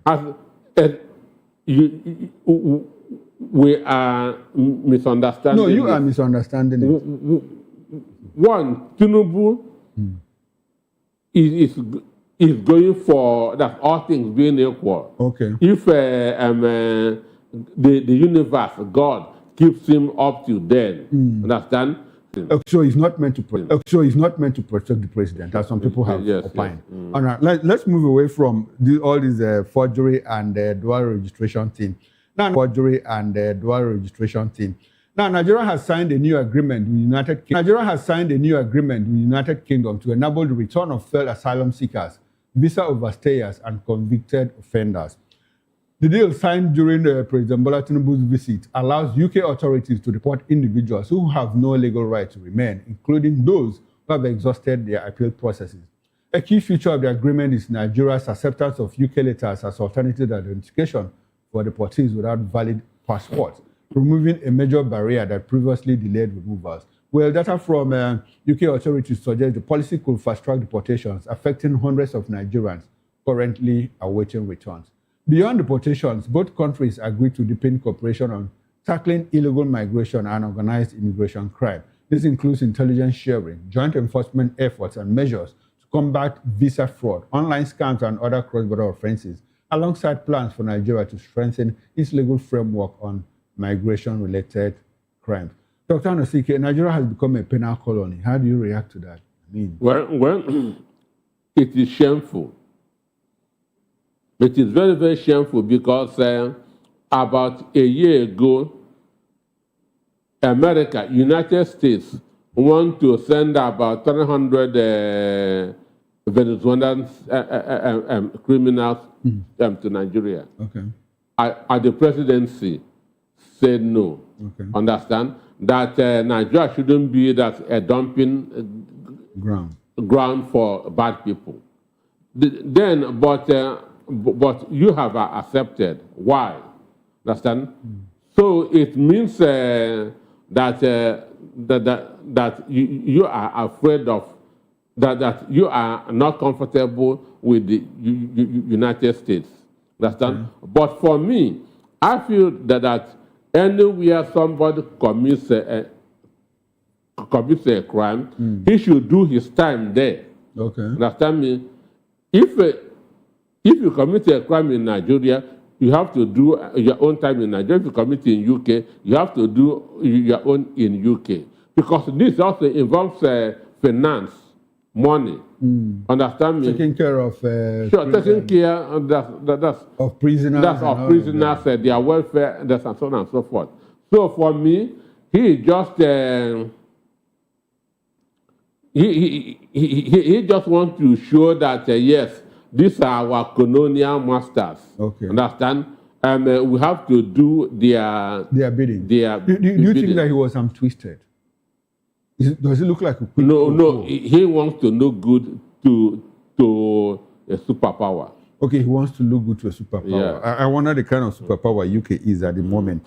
But then let's go back to last year. You recall that at some point, 3 African countries, Namibia, Angola, and DRC also rejected this proposal from the UK Home Secretary. UK, yes. You know, and after a while, she said, "Well, if you people don't accept, we are going to place visa restrictions on your citizens and all of that."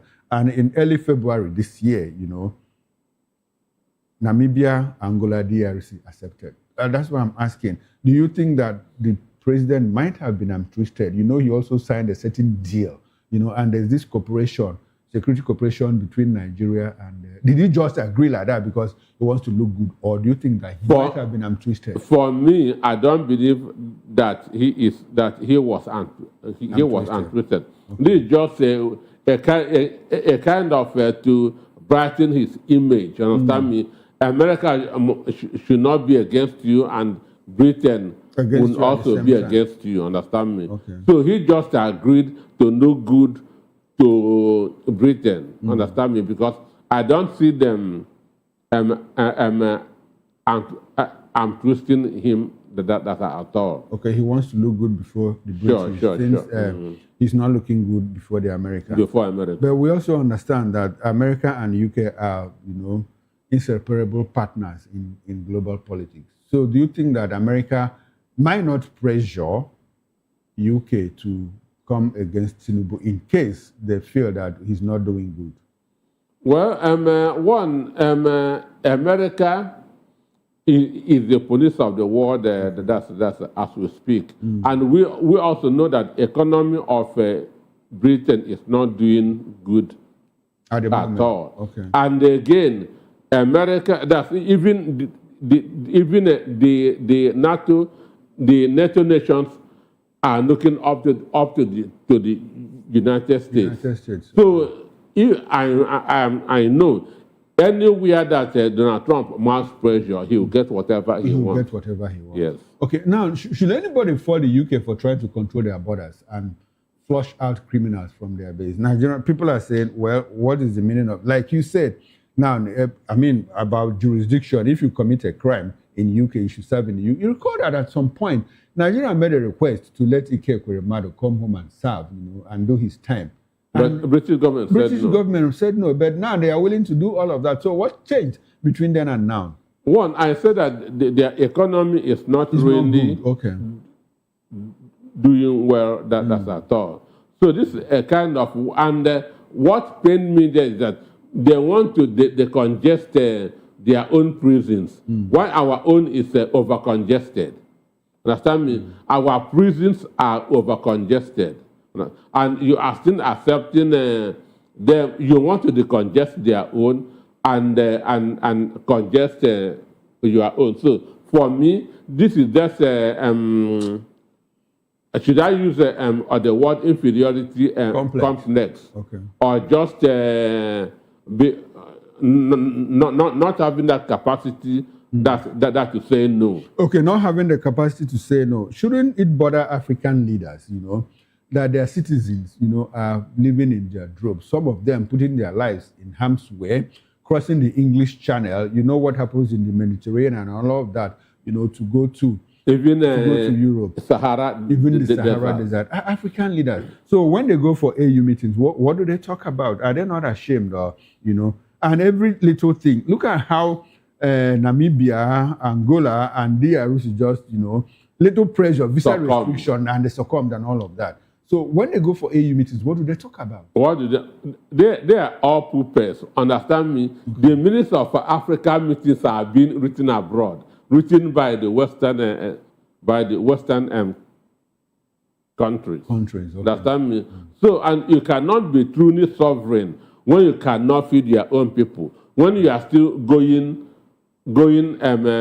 cap in hand, borrowing from World Bank, IMF, and so on and so forth. So, Dr. Anosike, I know you're a business consultant, and how can Africa and Africans, you know, change this narrative of having to, you know, see Africa as a wasteland, of having to see Africa as a continent? I mean, a lot of people are saying that we are witnessing another scramble and partition of Africa, and China is involved. Now, a lot of Chinese companies are doing business in Africa, exploiting our minerals and all of that. China is involved, Russia is involved, America is involved, and even Europe, And so, how can we change this narrative?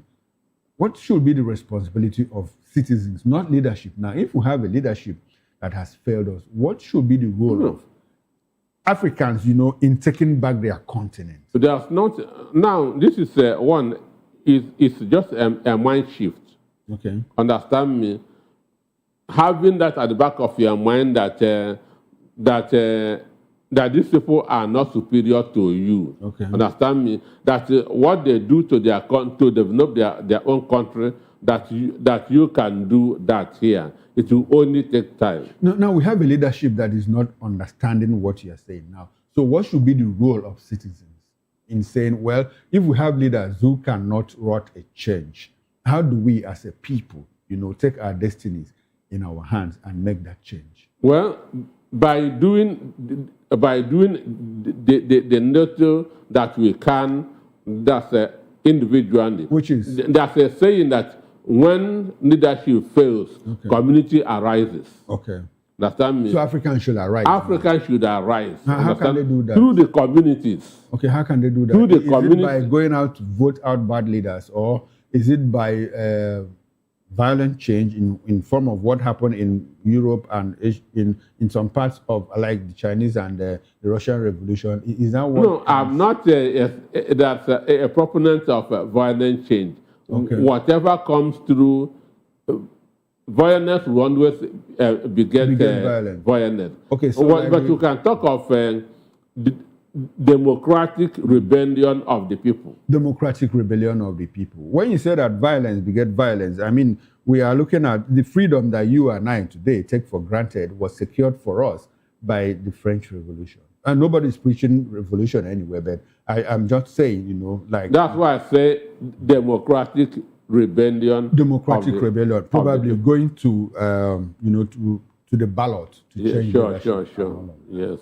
So how can we do that when we hear that institutions of government have already been captured by the executive? Look at places like Emerson Mnangagwa is trying to extend his tenure after what happened to Zimbabweans, under the tenure of, what's his name, Robert Mugabe. We now have Emerson trying to extend his tenure. We have people like Yoweri Museveni, we have Paul Biya, the Rwandan man. Paul Kagame. We have Tshisekedi, trying to extend. So, all of that. So are we able to do that through the ballot? Or should we wait for when there is some kind of natural realignment, like you said? No, that's a saying that a people united can never be defeated. Okay. Understand me? So we have to unite as a people to demand what belongs to us. All right. Now, Dr. Anosike, let's go back to UK, where our president just came back. He came in last night around 11:15 a.m. He dropped touchdown at the Murtala Mohammed International Airport, and he's in Lagos now celebrating the Salah festivals. Now, Nigeria and the United Kingdom signed a £746 million export finance agreement to redevelop Apapa and Tin Can Island ports in Lagos, finalized during talks between Bola Tinubu and Keir Starmer at 10 Downing Street. Well, the deal, part of Tinubu's state visit, is aimed at boosting trade, infrastructure, and economic cooperation, with both leaders stressing stronger bilateral ties amid global economic and security challenges. Earlier, the Nigerian government had awarded a $700 million port renovation contract to ITB Nigeria, owned by Gilbert Chagori. But the project is expected to be financed through Citibank, with backing from UK Export Finance and support from Afrexim Bank, while investors like APM Terminals and DP World are also involved or being considered. However, the project has drawn scrutiny over ITB Nigeria's limited port experience and its ties to the Tinubu administration, alongside past controversial contracts. Key industry players such as CMA, CGM are monitoring development as the upgrade remains strategically important despite high costs, highlighting both Nigeria's trade traditions, ambitions, and concerns about transparency and competition. Now, what's the value of this deal? 760 and 46 million pounds to Nigeria, signed in the UK by our president, considering that last year there was a $700 million contract awarded to ITB owned by Gilbert Chaguri. Well, this shows that the president is not being fair to the other parts of the country. Okay. It shows that the president is not being fair to the other parts of the country because Tinkan and Papa Port, Lagos is already congested. Understand? Everywhere is congested. So what we should be looking at is spreading. That's sending development to the other parts of the country. We have other ports. We have Warri ports. We have One ports. Understand There's me? one in Calabar too. That are looking for upgrading developments. Understand me? Before we have New York, there was York. Before we have New Jersey, there was Jersey. Okay. Understand me? Before we have New Delhi, there was Delhi. Okay. So these are new developments. Understand me? Opening up other areas. But here, Tinubu is behaving as if Lagos is his primary interest. Everything must come here. Everything must come here, which is wrong. Because it's the business hub of Nigeria. Which is, I say, you have to diversify. Okay, to expand. Sure, expand to other parts of the. Take development to the other parts of the country. Now, before we come to the issue that you raised now, which is the issue of redistribution of infrastructure and all of that, like I mentioned in my intro, a certain $700 million contract was awarded to ITB. Now, in less than 1 year, another one is coming. Now, there's a confusion here. Nigerians have been trying to find out the contract of $700 million, was it really awarded and funded? And if it did, if it was, what happened to it? And you also know that at some point, the ports had been concessioned.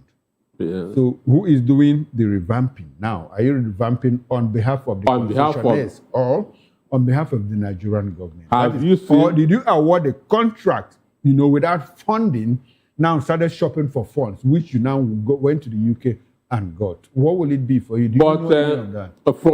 These are two different arrangements. Okay. Understand? Because on the one of last year, money was mentioned. Okay. Understand? And Nigerians cannot ask question how far, what is the extent of the 2025 this thing. Understand me? Contract. And we have a National Assembly that doesn't do oversight functions. Okay. Because Alain Dume said that they are dead. Sure. That they are non-existent. Which is a fact.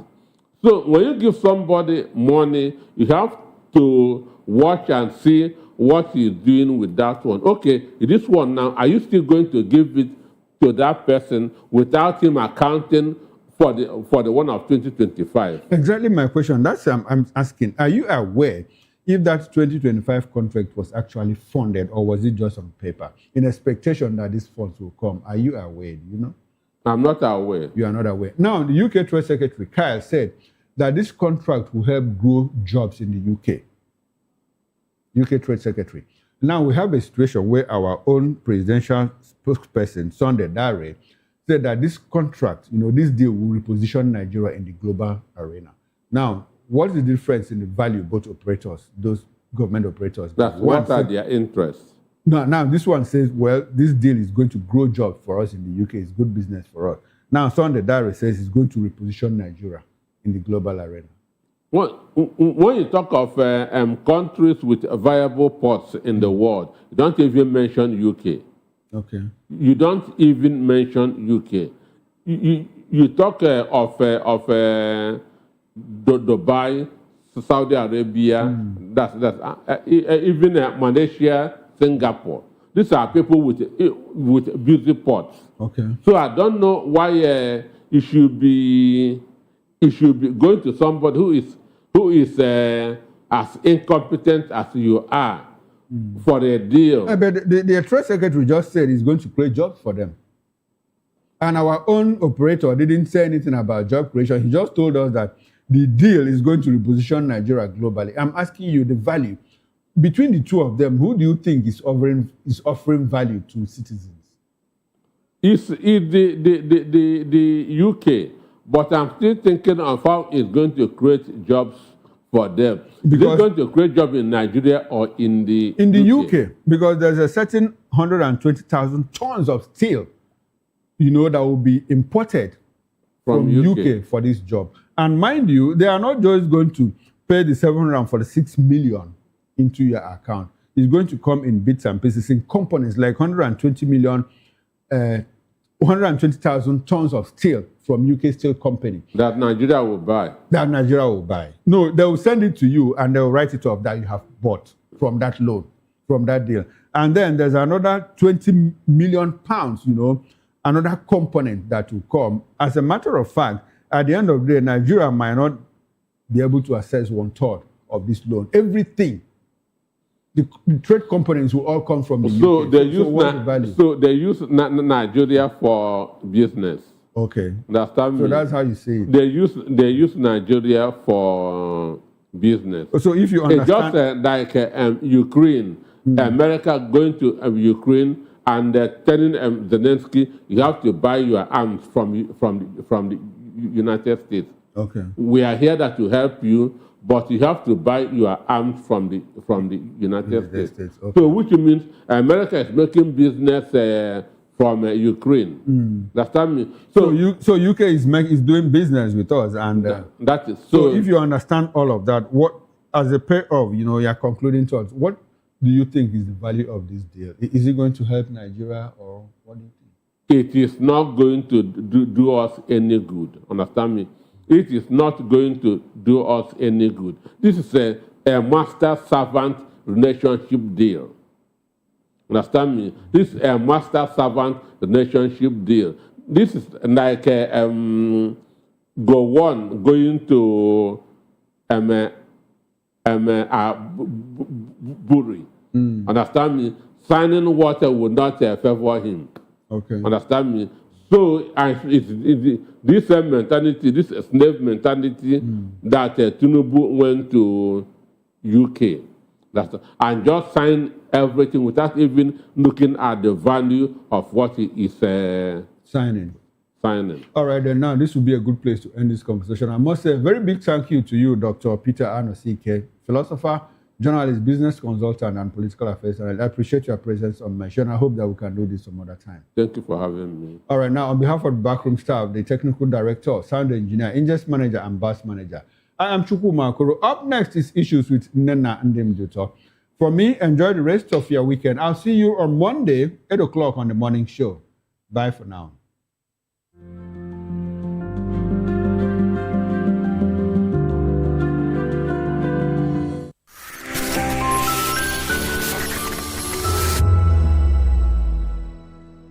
The red carpets, awards, the razzmatazz, music, fashion, interviews, and more. Spotlight on Voice of the People Television. Let's feed you with all the juicy stories in the global entertainment space, bringing you the glitz and glamour as it is hot. Stay tuned to Spotlight, 1 p.m. Monday to Friday. Spotlight on Vop TV. Entertainment like never before.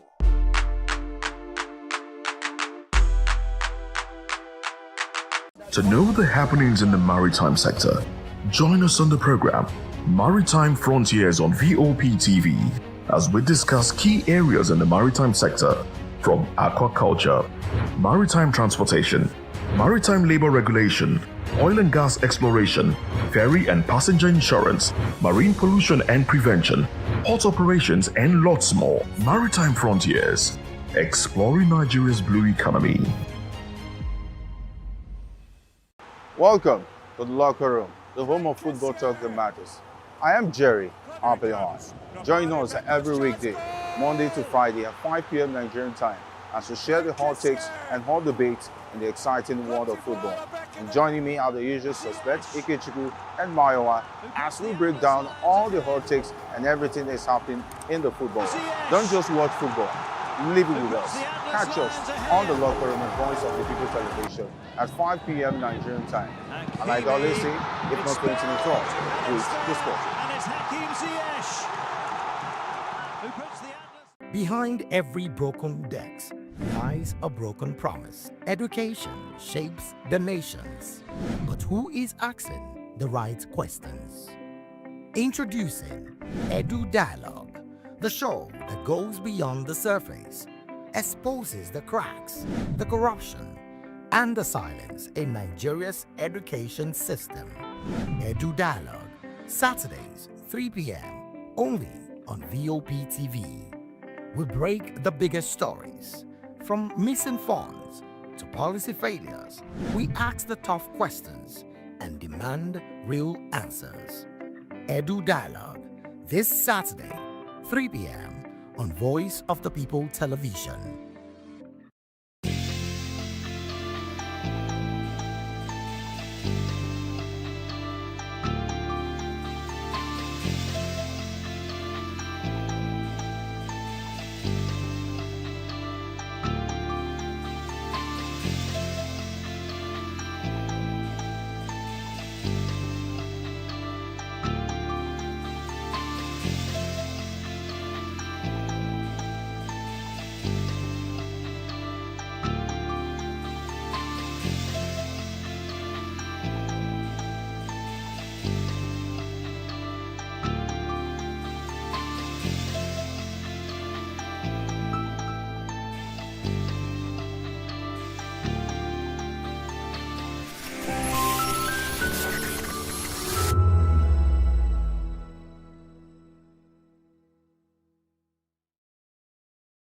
We encourage you to click on the like button and subscribe to our YouTube channel. We are Voice of the People TV. Also follow us on all our social media platforms. We are at Vop TV Live. Visit our website www.vop.ng for fresh and trending news. Also watch us live on SLTV channel 264. Vop TV, Voice of the People Television. Join us as we drive into the world of politics through insightful interviews with prominent political figures, both serving and former governors, ministers, senators, legislators, party chieftains, activists, and analysts. Get first-hand information into the decision-making processes that affect our daily lives. Highly engaging one-hour program that brings political discourse into focus. I am Chukwuma Okoro. Political Lens, Monday through Friday, 6 to 7 p.m. Join us. Africa is on the move, a continent of rising voices, untold stories, and powerful transformations. From the streets of Lagos to the heart of Nairobi, from the mines of Congo to the tech labs of Cape Town, the African story is being written every day. Bold, dynamic, unstoppable. This is African News on Voice of the People television. We don't just bring you the news. We analyze and bring you Africa's heartbeat, the politics that shapes our nations, the economies that drives our future, the cultures that defines who we are, the voice that must be heard. Africa News, Africa's voice, Africa's future. Where Africa speaks, the world listens.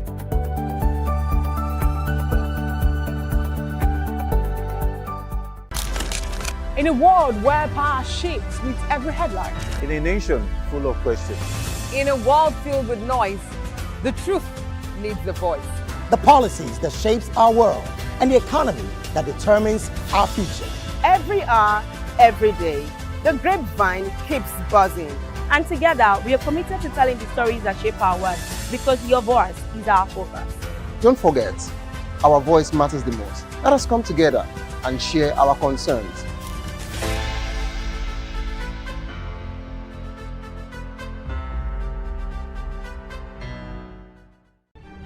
In a world where power shifts with every headlines, news breaks and events happens, we bring you unbiased and explicit information on politics, economy, and state of the nation.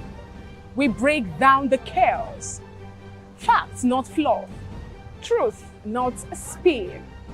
We discuss not just politics, but a glimpse into the future. Voice of the People Television. Now you have more than a voice. In a world where truth is the ultimate power and opinions scream the loudest, it's time to wade through the noise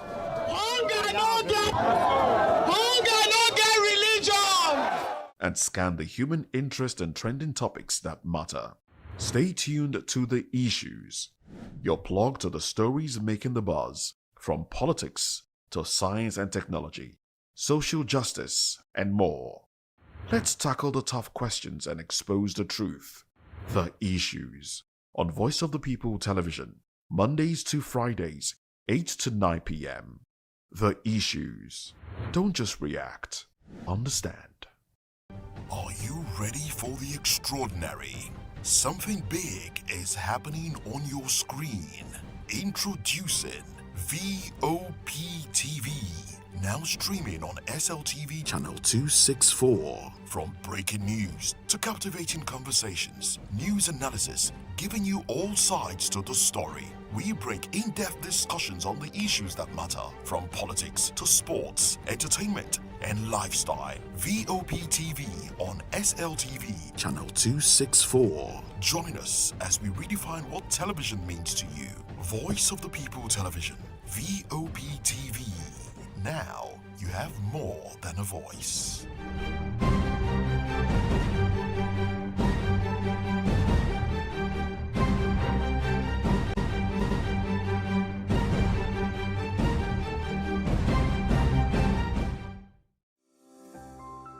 Vop TV. Now you have more than a voice. The red carpets, awards, the razzmatazz, music, fashion, interviews, and more. Spotlight on Voice of the People Television. Let's feed you with all the juicy stories in the global entertainment space, bringing you the glitz and glamour as it is hot. Stay tuned to Spotlight, 1 p.m. Monday to Friday. Spotlight on Vop TV. Entertainment like never before.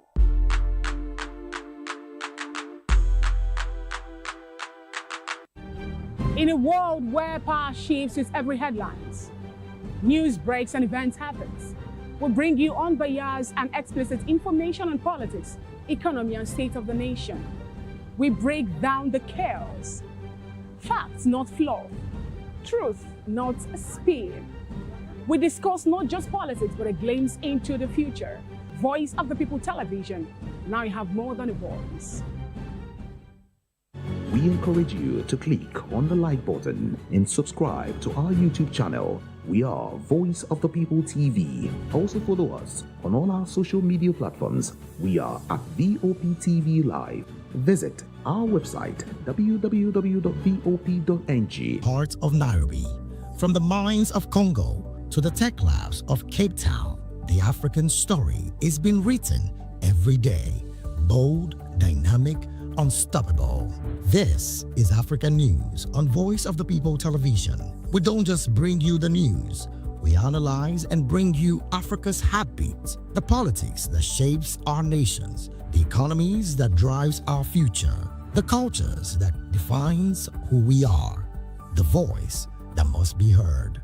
Africa News, Africa's voice, Africa's future. Where Africa speaks, the world listens.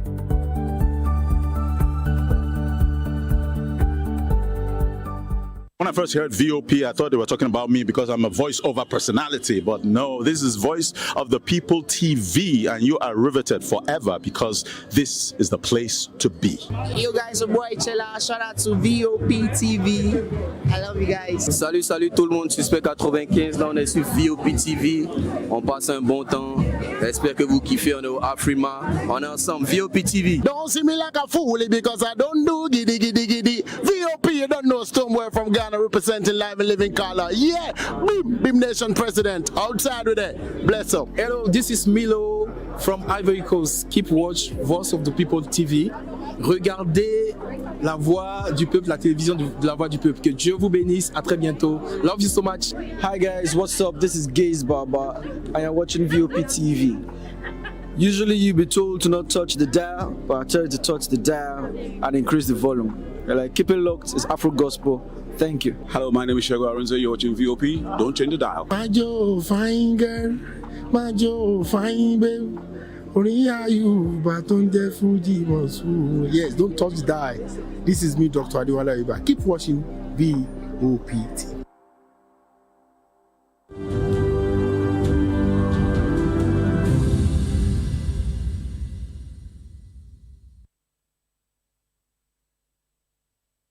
A very good evening to you and welcome to another exciting episode of the Issues on Voice of the People television. And we bring you the most important and pressing issues shaping our nation today. I am your host, Nenna Ndomdioto, and of course, Eid Mubarak to all our Muslim brothers. Today on the Issues, we're examining the complexities of Nigeria's politics and governance, from Tinubu urging Nigerians to uphold Ramadan values, to Ndume insisting Atiku, Obi and Amechi not coming with anything new. Also, ADC criticizes silence on proposed certificate forgery law. Finally, NBA condemns judge's order for lawyer to kneel in court.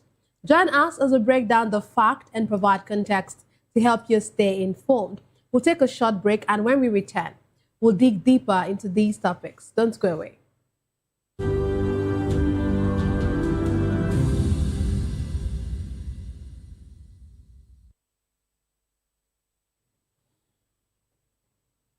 Glad to have you back. Let's dive straight into today's discussion. President Bola Tinubu has called on Nigerians to uphold the values of Ramadan beyond the fasting period as Muslims celebrate Eid al-Fitr.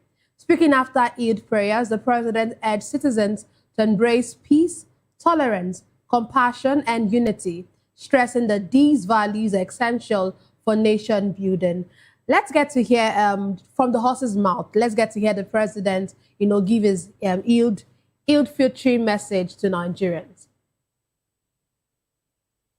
And we should also pray for our country and wish all of us well.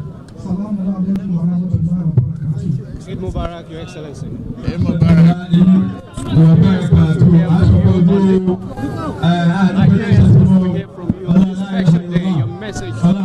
Well, the message has been as we started.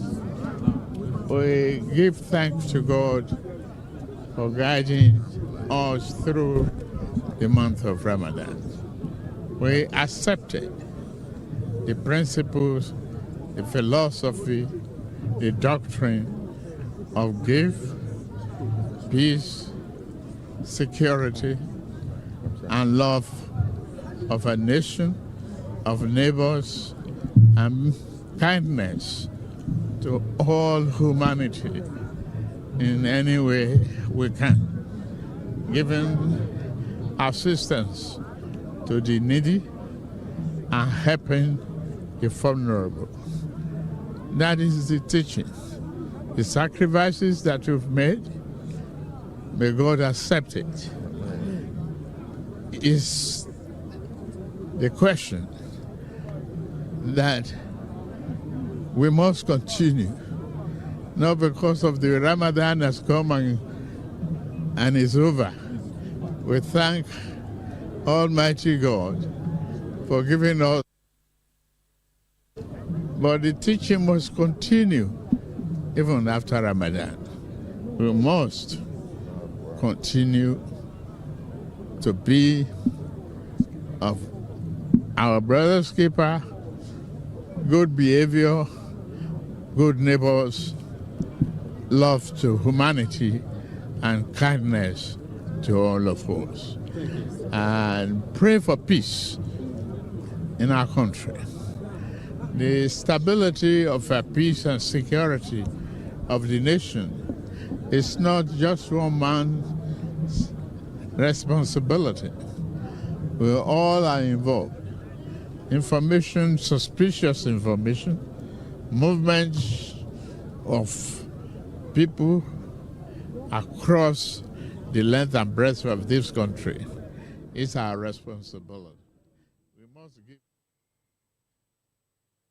Today, I'm delighted to be joined by a guest in the studio. We have Elvis Elimihele. He is a senior reporter and, of course, a public affairs analyst. Glad to have you join us, Mr. Elimihele. Good evening, Nena. Good evening. Baraka de Salah, is that what they call this? I didn't even know. Eid Mubarak, yes. I used to think it was Baraka de Salah, but I don't know. So person say Baraka de Salah, some person say Eid Mubarak. Another one is coming so, because the other one is Baraka de Salah. Okay, so yeah, Eid Mubarak to you and to all our Muslim brothers and sisters. Yeah, so we heard the president, should I say the president's speech or his speech is actually a speech. And but before we won't get to, dissect some things that he said, I see Nigeria as a very religious country. We are a very religious people. But do you think that our religious inclinations are actually portrayed in how we live as Nigerians? Yeah, Nena, I heard what the president said, and it was quite, I appreciate some of the things he made mention of, at least giving responsibility to Nigerians.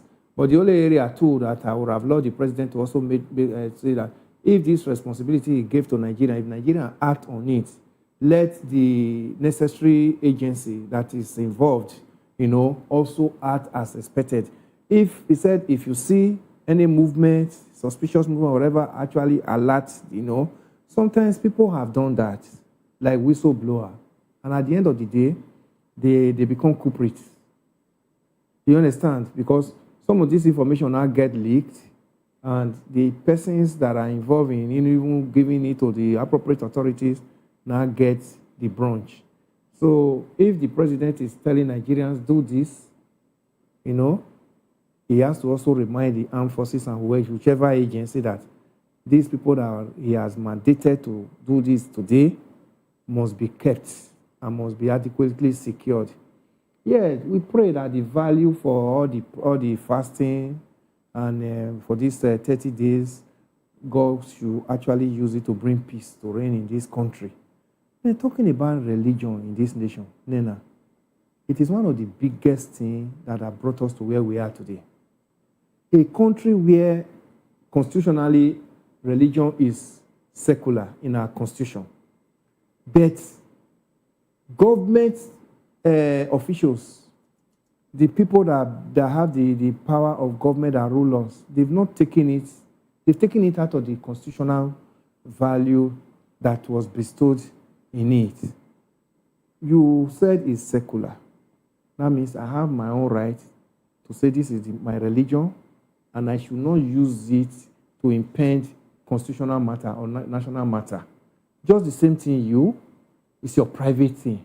But we have seen over the years that state governors sponsor Hajj, pilgrimage. Can you imagine that? We have not seen that, apart from even that, politicians are cashing on it now that they have divided Nigeria now into different ranks, all in the name of religion. We've seen now that protests are happening in Nigeria because of religion for things that does not concern us. Iran and America and Israel has issues. We saw protests in Nigeria. We saw Nigerian innocent children in a school gathered and made to stand on the map, on the flag of America and Israel. These children don't know what is going on. But those who are now beneficiaries of it have taken religion to another angle. That's where the problem is. This is supposed to be a private thing. It's not supposed to be that state governors, politicians have now hijacked it and now using it to wound people. Say, yes, at least because they know you are a Muslim or you are a Christian, we could sponsor you on a pilgrimage. So at the end of the day, that means you have to now start doing their bidding. That's where the problem comes in. We saw in the year 2000, when Zamfara state government, the then Yerima, when he was governor of the Zamfara state, came and brought in Sharia into Zamfara state. Then we now saw Sharia went across about 12 states of the north. Since that time, Nigeria has never known peace. religion was taken to something else. So they've forgotten that Sharia in Zamfara State, there are still some Christians there, another part of the north. But when they are bringing out some of this, they don't even think of others. But this is what the Constitution says, that this thing is secular. Anybody can practice his or her own religion at your private way. But unfortunately, we have turned it to be like a national thing. It has now become national debate. It has now become things that we now talk about, now used to foment trouble. We now use it to destabilize nations. What is our concern about church? It's not supposed to be in that manner. So when I still expect the president to also talk about religious tolerance among the various religious groups. It's not just Christian and Muslims alone. We have so many. There are some other people that worship other gods. We have to be so tolerant among ourselves.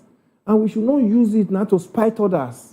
And we should not hide under the toga of religion and now begin to use it to foment trouble and commit crime. And we should not look at, because the president is a Muslim, that's why Christians are being victimized. Or the president is a Christian, that's why Muslims are being victimized. Or when we are talking of appointment, we are now looking at Christian Muslim. Who is the person in power? Is he favoring more Christians or is he favoring more Muslims? This is not how it's supposed to be. It's not supposed to be a weapon of tools to Nigerians. It's supposed to be something that it's not even supposed to be in national discourse because it's a private thing. The God I serve doesn't concern you. The one you serve does not concern me. But it has been hijacked and turned the other way around and now using it to foment trouble at the detriment of Nigerians. Well, let's look at still on this message, and every time things like this happen, every time we have celebrations like this, even when we're going to still hear some during the Easter period, and then Christmas, every time there's festivities, we get to hear all of these messages, and these pious messages that says we should work in line, love ourselves, walk in peace. But I want us to look at this beyond all of these messages. How can religious values like sacrifice and compassion translate into real governance outcomes? Because we have seen, let's even look at this situation in Iran, or this conflict in Iran and how it's affecting us. Some persons would say if we actually have compassionate leaders, we should not be where we are today. If at all, let's even say we are where we are, the compassionate leaders should even help us cushion the effect of these conflicts on us. But it looks like we are not seeing this. We are seeing other countries try to ameliorate the sufferings or whatever it says that their countries are facing. But it looks like our country isn't doing the same. What do you make of it? Yeah, because there's no love, Nena. We only profess these things because we find ourselves in that position where we are make a statement that will encompass the unity of the nation. But deep down within our individual closet, it is not what you see on the television or on the radio that happens. Nigerians segment all these things. The person you are going to meet, is he a Muslim? Is he a Christian? It's irrelevant. We should be talking about unity and ability for the person that is going to seek something from you. If I come in here to seek for employment, and you believe that, I'm qualified enough, I can do it, and I have the experience, put aside other things, religion, tribal sentiment, and all that. Put them aside. Because you want the best for your company. And not because you are a Christian, you now bring mediocres that will now ruin your investment. Do you understand? But unfortunately, that's what we see in Nigeria. Nigerian leaders don't look at how qualified you are, how experienced you are, but they look at others. Is he from my tribe? Does it belong to my religion? You are now using those things as weapons against Nigerians and against the development of this nation. Because people who are not mediocres, people who are not qualified enough, are now finding themselves because of this, who is he? It belongs to us. This is the issue. But where things work, like the countries of the world we are talking about today, they look at meritocracy. Because By the time the right person is there, he will project into the future of what every Nigerian needs in another 5 years, in another 10 years. Not what I need because I'm a Christian or because I'm a Muslim. We are talking about Iran, America, and Israeli war now. Look at a country like Japan that does not even have oil. Doesn't have oil. Now has reserve that he has now released to cushion the effect of this war in the Middle East now to his people. Nena, what are we talking about? The person who does your own will and my own will, who knows that if I allow this thing to continue with this person is going to suffer, that's the person we should be calling Christian or Muslim. Good one, in quotes. Not the person who is now using it like a tool to make money out of you and I. If Japan can do that, today Japanese are not even feeling the effect of this war now for just about 3 weeks now. But look at how it has turned Nigeria, an oil-producing nation. Look at how it has turned us to. Today, 1 kilogram of gas sells for as much as 1,500, 1,600 because we did not do what we are supposed to do. This nation has no reserve. The people who find themselves in the hands of affairs, they don't even think of the future of this nation. They only think of where is it coming from? How am I coming to use this opportunity to line my pocket and my family? A true religious person must have that love. That's undiluted love. Like in Christianity, we talk of the love Jesus Christ has for us. Agape love. That this love that he came and died for our sins. I also know too well that Muhammad also has such love for the Muslims. But why is it that when we now get to the hands of our serious leadership, we now throw these things aside and now begin to do our own selfish interests, now play up as against the national coherency that we're supposed to be talking about? That's where it is. So forget about what we say, Christmas, Easter, New Year, Ramadan, whatever. They are just mere statements we make on national televisions and radio. But when we get to our closet, we do the opposite. That's what has brought us to where we are today. Where the missiles are dropping now, their suffering is not as much as those of us who are actually watching and hearing. Because by the time the energy is affected, petrol has hiked up, gas, foodstuff, transport. Look at us. It goes through all the facets of the economy. And that is what you and I are suffering at the moment. Unfortunately, we have leaders who are supposed to have plans, but because of their selfish reasons, they push these things aside and begin to do their own personal bidding. That's no longer religion. That's no longer talking about God.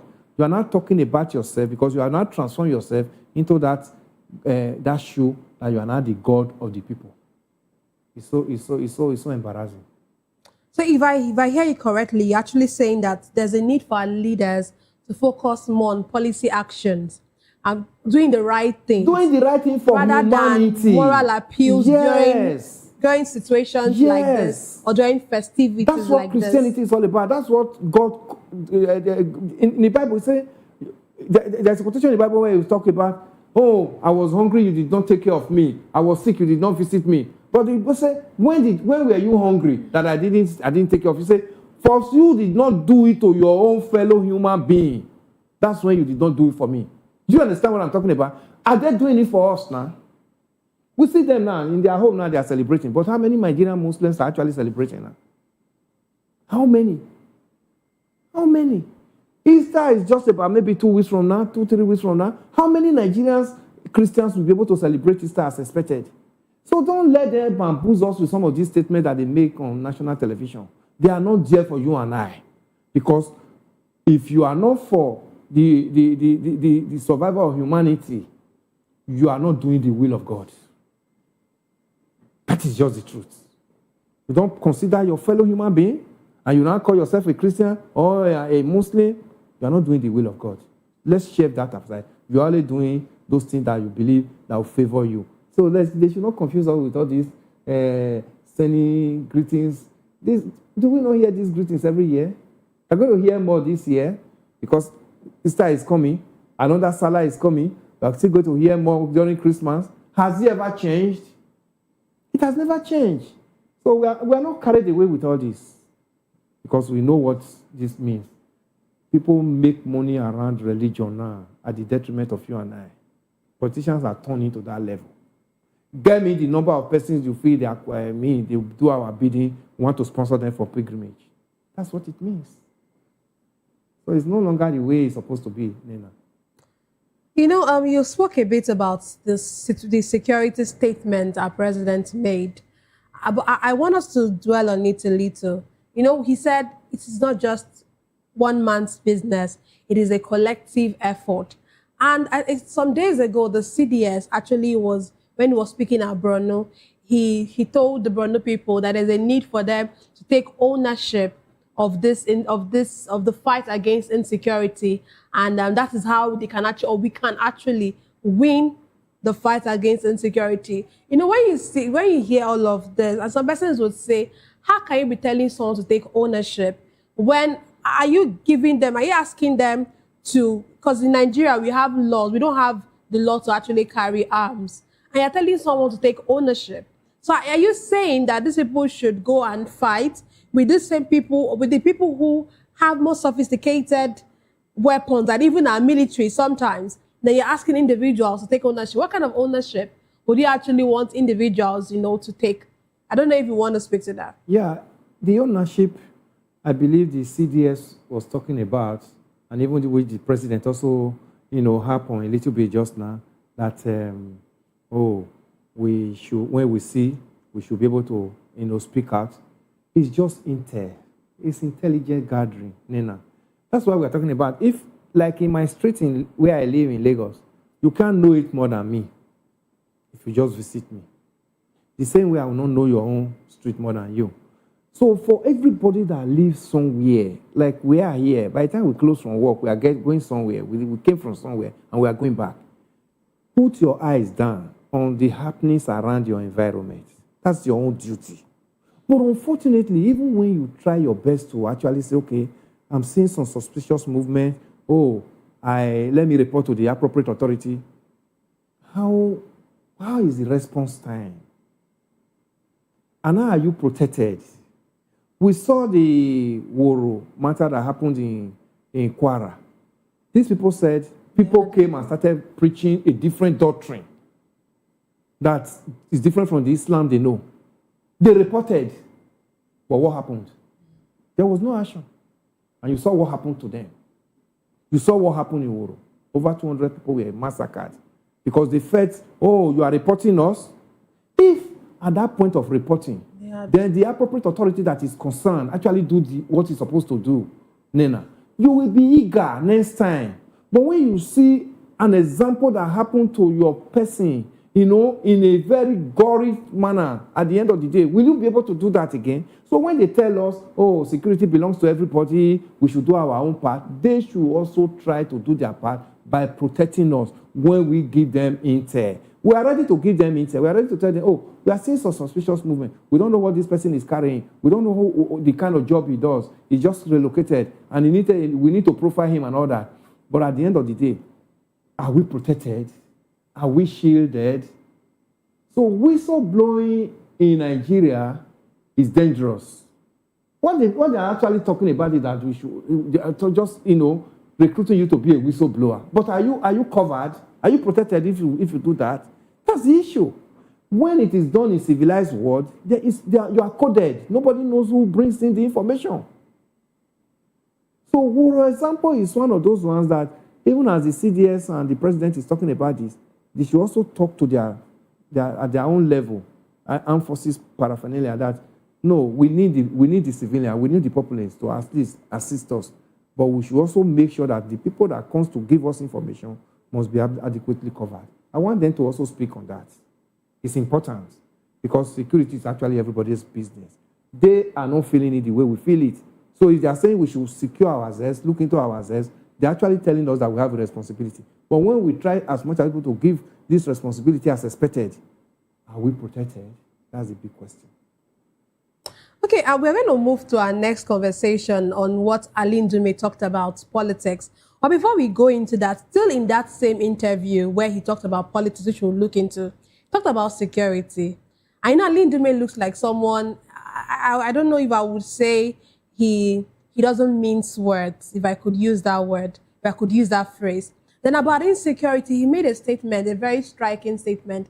He said the president is willing to fight against insecurity, but he has people around him who don't have the same, who feel like I'm not paraphrasing, I'm not saying the exact way he said it, but that the people around him seem not to have that drive he has about fighting insecurity. They don't see it as something that is important, as a we've seen it.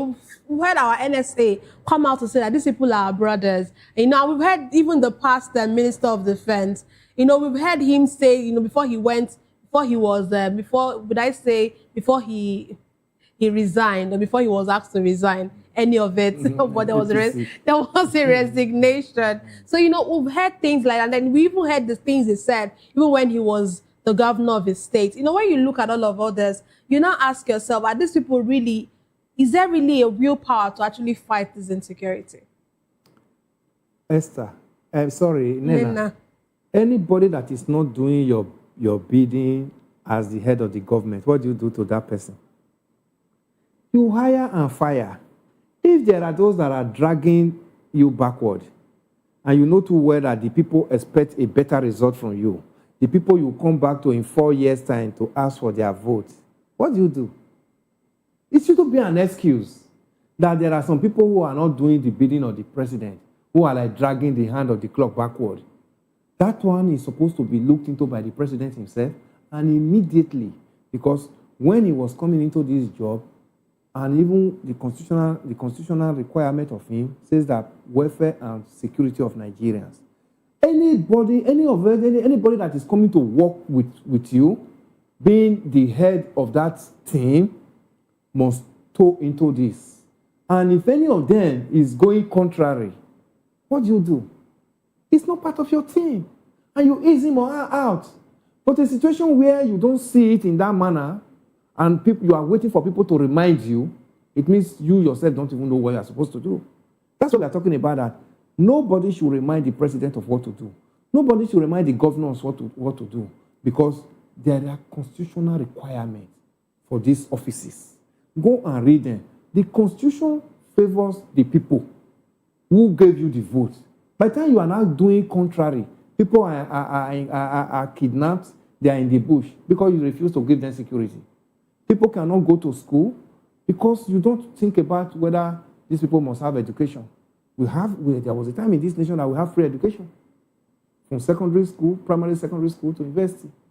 People benefited. Some of us, actually, even in the military era, Nena, we got bursary in school. Some of us got bursary, even in military. Even when we were fighting the military that we don't need them. I don't know how many states pay bursary now. So you understand? So when the person that is like pulling your government down is not doing your bidding, is in your flank, you have to ease such person out. And you see, people will applaud you. If, for instance, we have an epileptic power supply now in this nation, as scorching as this heat, you can't go to your home now and put on electricity and at least refresh yourself with, even if it's ordinary fan you can afford. We don't have. But there is a sitting minister for power. Then the president is now celebrating such minister. This means the president himself has acted like a failure. He doesn't know his responsibility to his people. Do you understand? Let's take it from there. We have now National Security Advisor. And look at the level of insecurity, the debt in this nation. Is he doing the bidding of the president? Okay, if the president pretends that he's doing the bidding, is he doing the bidding of Nigerians who voted the president into power? So if the president has his ears on ground and feelers from the people, he should have known that most of those people that are not working in consonance with his own agreement he has with the people, that is when you were campaigning, I will do this, I'll do this. Mm-hmm. Those people that are in your team that are working in contrary to those must be eased out. You see, Nigeria, when the ministers of defense, they say he resigned and went, and General Christopher Musa was brought in. Nigerians were applauding that appointment. Everybody applauded that appointment because we see that, okay, this is a square peg in a square hole. Then, now, we are waiting for him now to see actually using his military experience now to actually assist every other military paraphernalia to see how we can stamp out this insecurity. So anybody that is not doing the bidding of your belief and your campaign matriarch to Nigerians ought not to be in your team. That is just it. He has no business being there. So whatever Ndime said, Ndime is close to the government. Ndime is a very high senior ranking senator, and he has been chairman of the armed forces in the Senate. He knows so much about Nigerian soldiers, what they are going through. He even told us yesterday he has an acronym team where he said training, equipment, ammunition, and motivation team. If he just, and he's also a member of the ruling party, has this, why can't he sell that idea to his party, where the president comes from? Sell this idea to the president. And if there is anybody, and he made an attempt to sell this idea to the president, and Nigerian military are not well remunerated, there is no motivation. They don't have equipment to fight. There's no ammunition. They need better training. You submit this kind of proposal to the government, and the government is not doing it. Then, who do we hold responsible? We hold the president and the ruling party responsible. So they should not come and be telling us statements that will now begin to make us to think that whether we were stupid in electing them. They should be able to know those things that Nigerians need. Now we need security so that we can be able to go about our normal businesses. Nigerians need functional electricity so that even the small and medium scale business persons can function. We're not talking about the industries. Even the industries need it because by the time they manufacture and cost of energy is so high, you and I cannot afford it. So it trickles down. There's no hiding in this matter, Elena. If you are not there, you are not there. If you cannot do it, let that person be shown the way out. Immediately, they even have a way they do it in the APC. They'll tell you the person resigned. They give reason maybe on head ground or family engagement and all that. Yes, we want to see more of that. I don't know why the president has not thought of that. For these 3 years, he kept the minister for power. And he wants to run for governor. Yeah, I mean, you know what I mean. That same person, those are the kind of persons that APC celebrate. You see all of them will rally around and they'll give him tickets. You know what will happen to that state in the next 4 years if he gets that position? It's already too obvious. Look at his blueprint in the power ministry. We had a governor who Lagosians celebrated. 8 years of Fashola. Fashola was celebrated. When Fashola got that position of Minister for Works, Housing and Power, everybody was like, yeah, he deserves it, he deserves it. You understand? Because of his antecedent and his performance in Lagos. But we also saw that when he got to Abuja, it was a different Fashola that we know in Lagos. Then now, that was somebody who performed so well. But he got to that level in somebody is coming out from abysmal failure to come and govern a state if he gets that ticket. But I'm looking at Oyo's people. I mean, they have the knife and the yam, so they should be able to share as expected. Okay, let's really delve into what Aline Dume is saying. Now, he says he's confident that his party, the All Progressive Congress, APC, would retain power at the center after the 2027 presidential election. Speaking in a televised interview, he disclosed that opposition African Democratic Congress, led by Atiku Abubakar, Peter Obi, and Rotimi Amechi, is not coming up with anything new to challenge President Bola Tinubu. However, Ndume noted that the opposition cannot be underrated, that he is not dismissing their chances, acknowledging their political experience and influence. His remarks come amid increasing political realignment and early positioning ahead of the next general election. I don't know what to make of this. He's saying that the top people that we have in ADC are actually not bringing anything new to the table. I don't know if you agree with this. Well, we cannot say that now. Let us believe that where they are coming from and where we are now is a different thing entirely.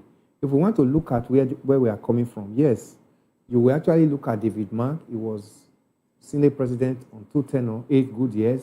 Things never change. Do you understand? Okay, look at Amechi. He was governor for 8 years, and he was also minister for transport for almost 8 years of Buhari regime. What can you really say?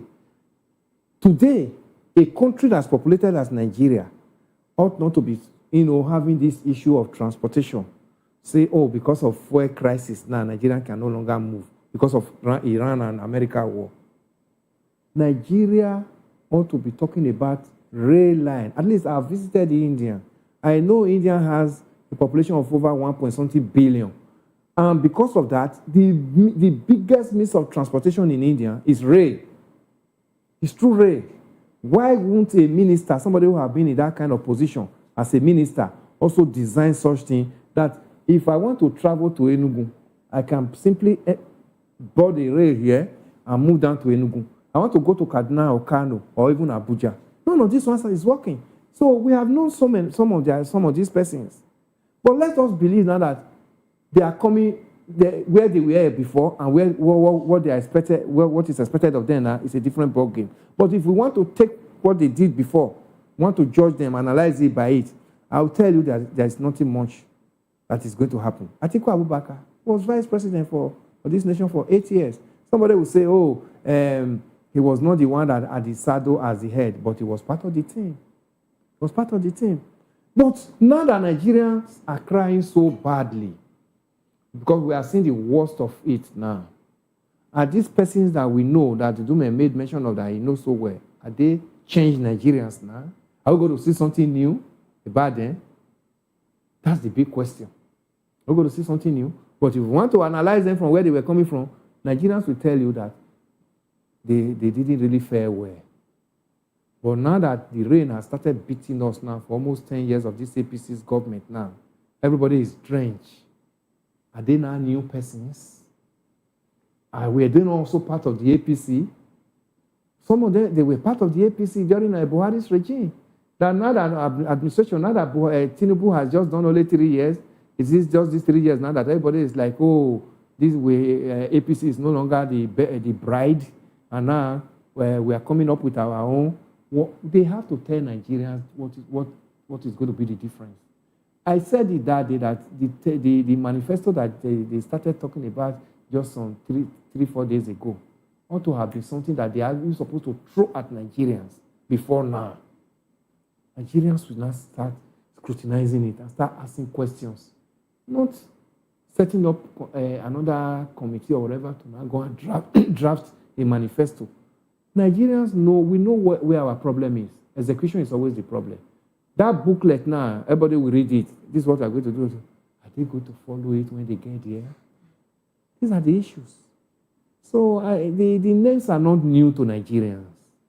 But whether they've garnered so much experience from the hardship we've seen within this period to now become a changed Nigeria is what we should be asking when they get in here, if possible. That's a very big question. Yes. Because Nigerians are really, so many Nigerians. No, we are very, very expectant.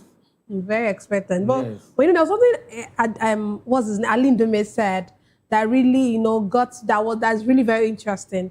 He said ADC at first, he had a lot of confidence in them. But the way, I want to read them verbatim. He said, ADC itself, every day it's here and there. Initially, I had a lot of confidence, but when you find people concentrating on themselves for the power they can get, it's not a big deal. So it looks like he said, and I think that some Nigerians who actually, told this line, they had so much confidence in ADC. But it seems like some Nigerians are also losing confidence in ADC because we don't even know where they are. Today they are here, tomorrow they are here. And then looking at the people they have even in their midst, I'm sure many Nigerians are actually scared of what will come of the party or what will be of the party after the primary, if they eventually have the primary. Because Atiku is there, you're looking like Atiku does not want to go, No. OP does not want to, you know, all about these things. No. I think where Odume is saying he had a lot of respect before now. But now he's looking at them suspiciously. It's just because of the greed of the politicians. Odume is a politician, and he knows what they are made up of. The characteristic of an average politician in Nigeria is greedy. So he knows too well with all those names at that top, how are they going to get there? The person that would Nigerians will also say, oh, this is actually a credible person that we should run around. He knows that there's going to be a problem there, Nena. Yes. That's where the Nigerians are looking at. All of them that are at the top there, ADC, they are people who are power drunk. They want to be there by all means. No matter whether it favors Nigerians or what. That's not just, we want to be there. So Ndume is looking at it. How do you tell Atiku to step down? Ndume is looking at it. How do you, Rotimi Amechi, he's looking at even somebody like Erufai, all these ones. How will they be able to manage this set of people and come out with a credible candidate that Nigerians will say, yes, we must run around them? That's where he's saying that these people might end up like PDP. That's where he's saying it that way. Because whatever ADC is telling Nigerians now, Nigerians are looking at, will ADC cross primaries and still remain Intact. A coalition that is intact, that Nigerians can actually say this is an opposition that we should rely on? That's the big question.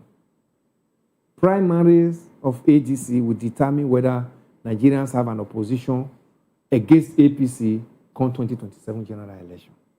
That's what he's just telling us. Everybody you see there are people that want to be there by all means.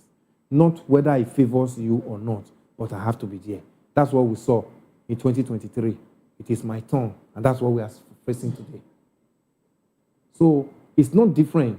It's my turn, said by President Tinubu. It's not different from every other person that you see in other political parties. So they all want to be there. They are only making these ones because they are in opposition now. If they get in there, we saw Tinubu when he was in opposition. He talked about insecurity. Jonathan should resign if he cannot protect Nigerians. Look at where we are today. It's worst off. He talked about electricity. That even if he cannot give us electricity within his first tenure, we should not vote for him in second tenure. Is it better now or is it worse? So everything he criticized when he was at the other end, today, can he boast of one of them he has solved for Nigerians? So anybody that is in opposition and telling you that by the time I get it, I'm going to be the best, for Nigerian politicians, Nena, get me cleared. It's a big joke. It's a big joke. By the time they get in there, it's not these same persons you are seeing now that are pretending to be, aligning with you and I, following us for protest now that you see any longer. That's the fear. Wow. Let's have your concluding thoughts, sir. 2027, we should not be discouraged. The masses of this nation, owns this democracy. And we must not allow the few, less than 10% of Nigerians who, we're just like opportunes to now begin to slap our faces and now make us to lose that trust we have in democracy. We must come out and vote as expected. We know there's still going to be more drama before 2027, and that is where God is going to unveil so many of the things that we are going to see. So Nigeria must not be discouraged. I encourage Nigerians that we did it before and it did come out the way we want it. I mean, quitters don't win, but winners don't quit. So we must not quit. Quitters don't win and winners don't quit. Yes. So Nigerians should not be discouraged. Well, thank you very much, sir, for being a part of the issues today. Thank you for our pleasure. Chat as usual. It's only looking like, yes. So thank you so much. That's all we have for today's episode of The Issues. We explore the challenges facing Nigeria's politics and governance. Thank you for being a part of it. Don't forget to tune in next time for more in-depth analysis and discussion. Follow us on social media to stay up to date on the latest news and insight. Until next time, stay informed. I am Nenna Ndomdioto, and this has been The Issues on Voice of the People Television, where the future faces forward. Please don't forget to stay tuned for hashtag with Vivian by 8 p.m. Don't go away.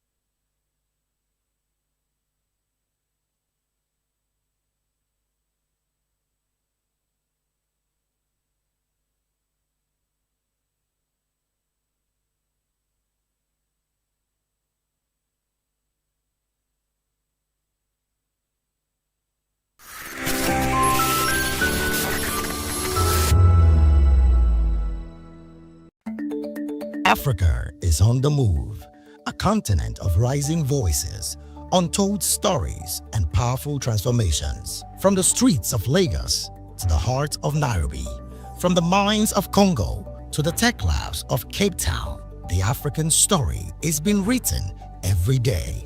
Bold, dynamic, unstoppable. This is African News on Voice of the People Television. We don't just bring you the news. We analyze and bring you Africa's heartbeat, the politics that shapes our nations, the economies that drives our future, the cultures that defines who we are, the voice that must be heard.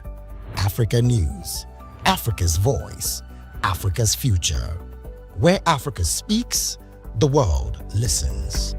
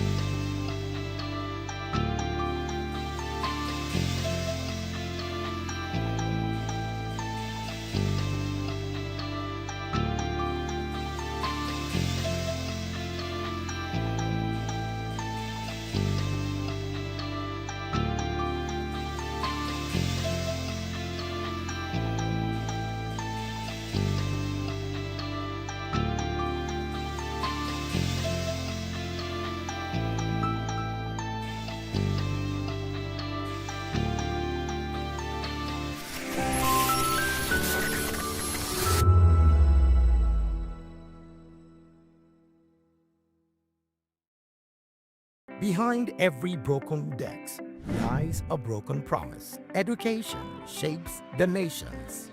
But who is asking the right questions? Introducing Edu Dialogue, the show that goes beyond the surface, exposes the cracks, the corruption, and the silence in Nigeria's education system. Edu Dialogue, Saturdays, 3 p.m., only on Vop TV. We break the biggest stories, from missing funds to policy failures. We ask the tough questions and demand real answers. Edu Dialogue, this Saturday, 3 p.m. on Voice of the People Television. In a world where power shifts its every headlines, news breaks and events happens, we bring you unbiased and explicit information on politics, economy, and state of the nation. We break down the chaos. Facts, not fluff. Truth, not spin. We discuss not just politics, but a glimpse into the future. Voice of the People Television. Now you have more than a voice. In a world where power shifts with every headline. In a nation full of questions. In a world filled with noise, the truth needs a voice. The policies that shapes our world and the economy that determines our future. Every hour, every day, the grapevine keeps buzzing. And together, we are committed to telling the stories that shape our world, because your voice is our focus. Don't forget, our voice matters the most. Let us come together and share our concerns.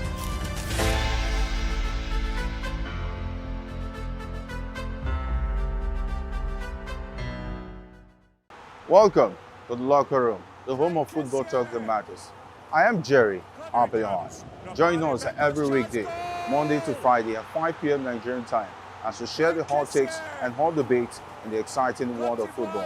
And joining me are the usual suspects, Ikechukwu and Mayowa, as we break down all the hot takes and everything that's happening in the football. Don't just watch football, Leave it with us. Catch us on the Locker Room and Voice of the People television at 5 p.m. Nigerian time. And like I always say, if not 20 minutes off, please discuss.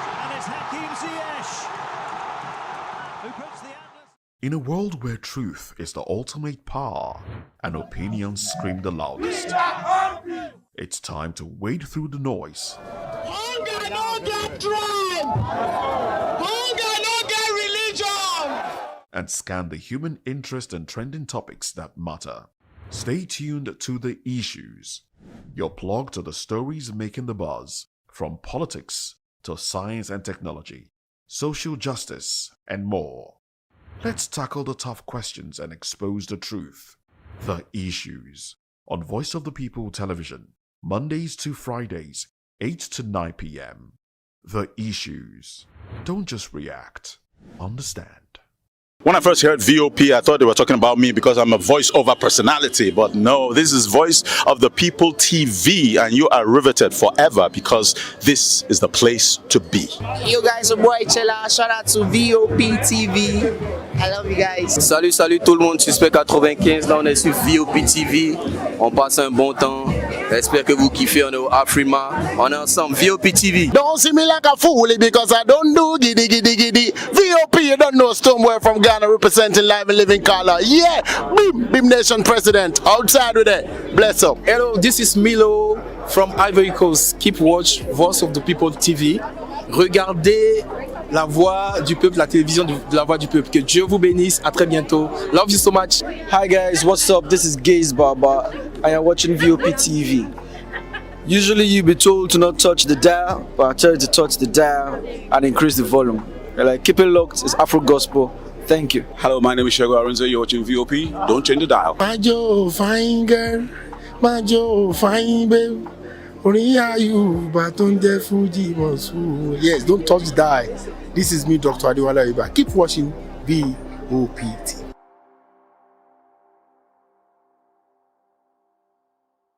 The red carpets, awards, the razzmatazz, music, fashion, interviews, and more. Spotlight on Voice of the People television. Let's feed you with all the juicy stories in the global entertainment space, bringing you the glitz and glamour as they hot.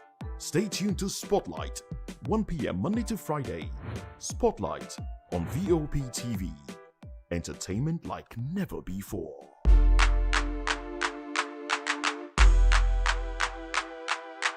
To know the happenings in the maritime sector, join us on the program Maritime Frontiers on VOP TV as we discuss key areas in the maritime sector, from aquaculture, maritime transportation, maritime labor regulation, oil and gas exploration, ferry and passenger insurance, marine pollution and prevention, port operations, and lots more. Maritime Frontiers, exploring Nigeria's blue. This is African News on Voice of the People television, where we don't just bring you the news, we bring you Africa's heartbeat.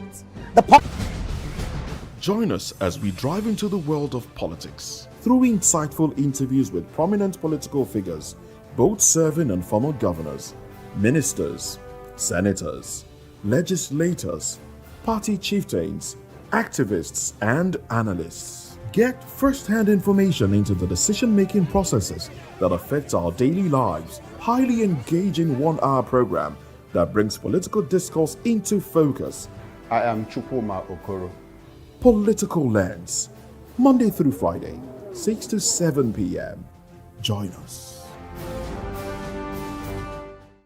This is African News on Voice of the People television, where we don't just bring you the news, we bring you Africa's heartbeat, the policies that shapes our world, and the economy that determines our future. African News on Voice of the People television. Stay with us. Are you ready for the extraordinary? Something big is happening on your screen. We encourage you to click on the like button and subscribe to our YouTube channel. We are Voice of the People TV. Also follow us on all our social media platforms. We are at VOP TV Live. Visit our website www.vop.ng for fresh and trending news. Also watch us live on SLTV channel 264. Vop TV, Voice of the People Television. Vop TV. Now, you have more than a voice. Alright, hello, how are you? It's a boy, but that's shaking the man fine back with Melanie Poppy Blast Skin Boy. This is Vop TV. If you're not watching Vop, I don't know what you're watching. Maybe you're watching your weight. Bye. Hello, beautiful people. This is Wale Ojo, and you're watching VOP, Voice of the People. Hi, guys. You already know who it is. This is New Energy. Flyers boy ever live. Keep watching VOP TV. Thank you. Hi, people. Jenny Albano here. Guys, please keep watching Voice of the People. The red carpets, awards, the razzmatazz, music, fashion, interviews, and more. Spotlight on Voice of the People Television. Let's feed you with all the juicy stories in the global entertainment space, bringing you the glitz and glamour as it is hot. Stay tuned to Spotlight, 1 p.m. Monday to Friday.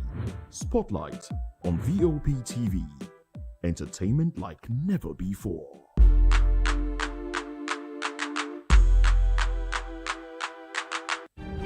In a world where power shifts with every headlines, news breaks and events happens, we bring you unbiased and explicit information on politics, economy, and state of the nation.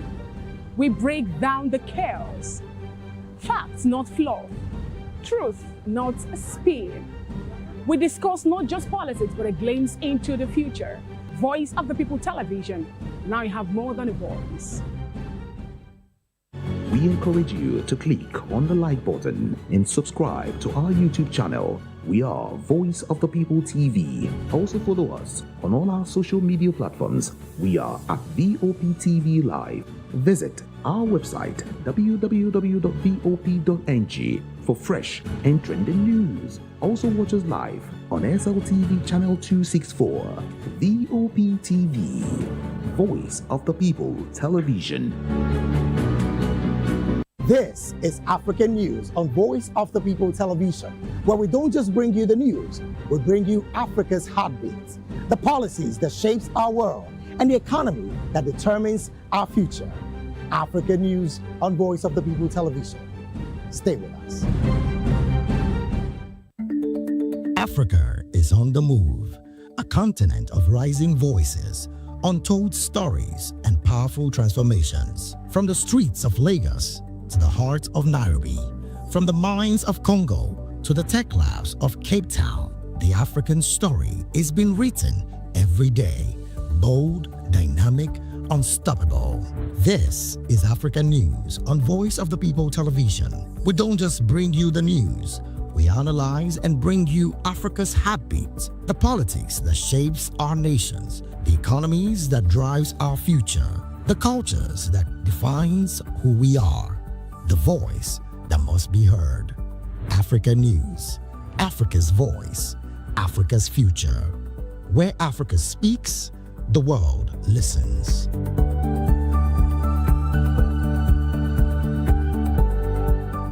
When I first heard VOP, I thought they were talking about me because I'm a voice-over personality, but no, this is Voice of the People TV, and you are riveted forever because this is the place to be.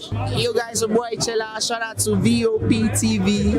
I love you guys. Salut, salut tout le monde, Suspect 95, là on est sur VOP TV, on passe un bon temps, j'espère que vous kiffez, on est au Afrima, on est ensemble, VOP TV. Don't see me like a fool because I don't do giddy giddy giddy. VOP, you don't know Stoneware from Ghana representing live and living color. Yeah, Beam Nation President, outside with it. Bless up. Hello, this is Milo from Ivory Coast. Keep watch Voice of the People TV. Regardez la voix du peuple, la télévision de la voix du peuple. Que Dieu vous bénisse. À très bientôt. Love you so much. Hi guys, what's up? This is Gaze Baba, and you're watching VOP TV. Usually you'll be told to not touch the dial, but I tell you to touch the dial and increase the volume. You're like, keep it locked, it's Afro Gospel. Thank you. Hello, my name is Shego Arunze. You're watching VOP. Don't change the dial. My Joe, fine girl. My Joe, fine babe. Yes, don't touch the dial. This is me, Dr. Adiwala Iba. Keep watching VOP TV.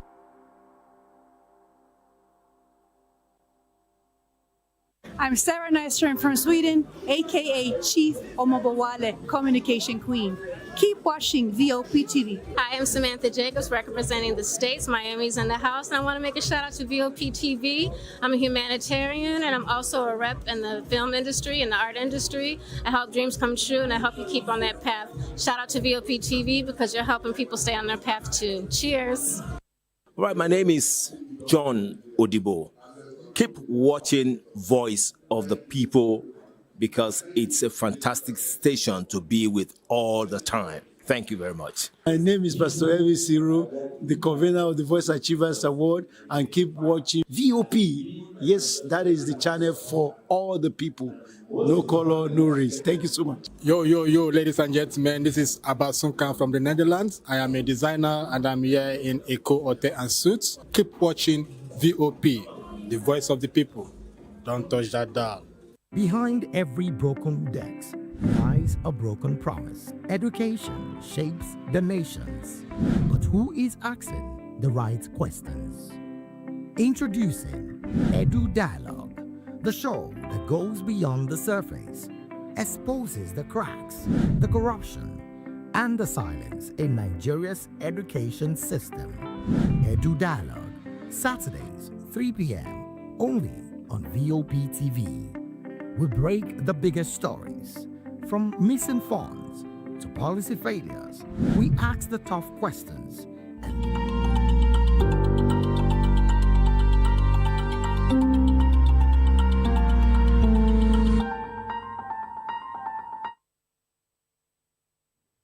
Welcome, guys. The show is hashtag right here on VOP TV. My name is Vivian Oguche, and it's a pleasure to have you join all things trending and all things topical. If this is your first time here, accept a very warm welcome from us. That said, let's get this ball rolling. We begin with hashtag Nigerian King.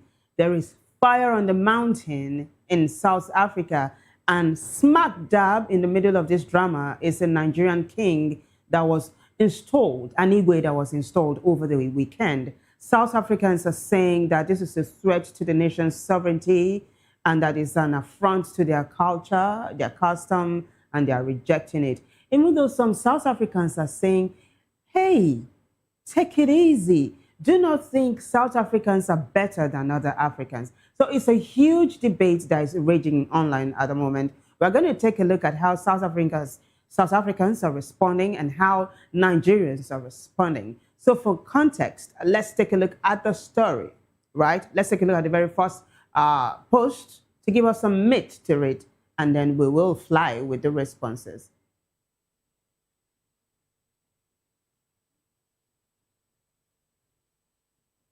All right, it looks like we are having some difficulty here. We'll take a short break and be right back. Stay with us.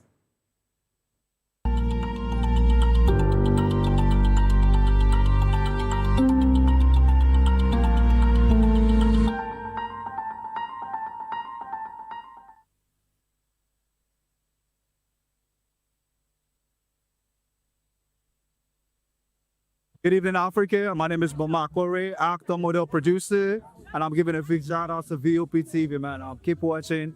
Don't change the dial. Thank you and God bless you. My name is AY, and of course, I represent the voice of the people, and that's why I'm on VOP. AY say so. Hi everyone, it's your girl Miriam Tima from the Real Housewives of Lagos and the Real Housewives Ultimate Girls Trip Africa. Shout out to VOP, the voice of the people. You already know. Stay tuned, keep watching. And don't forget, VOP is the best. All right, hello, all right, it's a baby that's shaking about.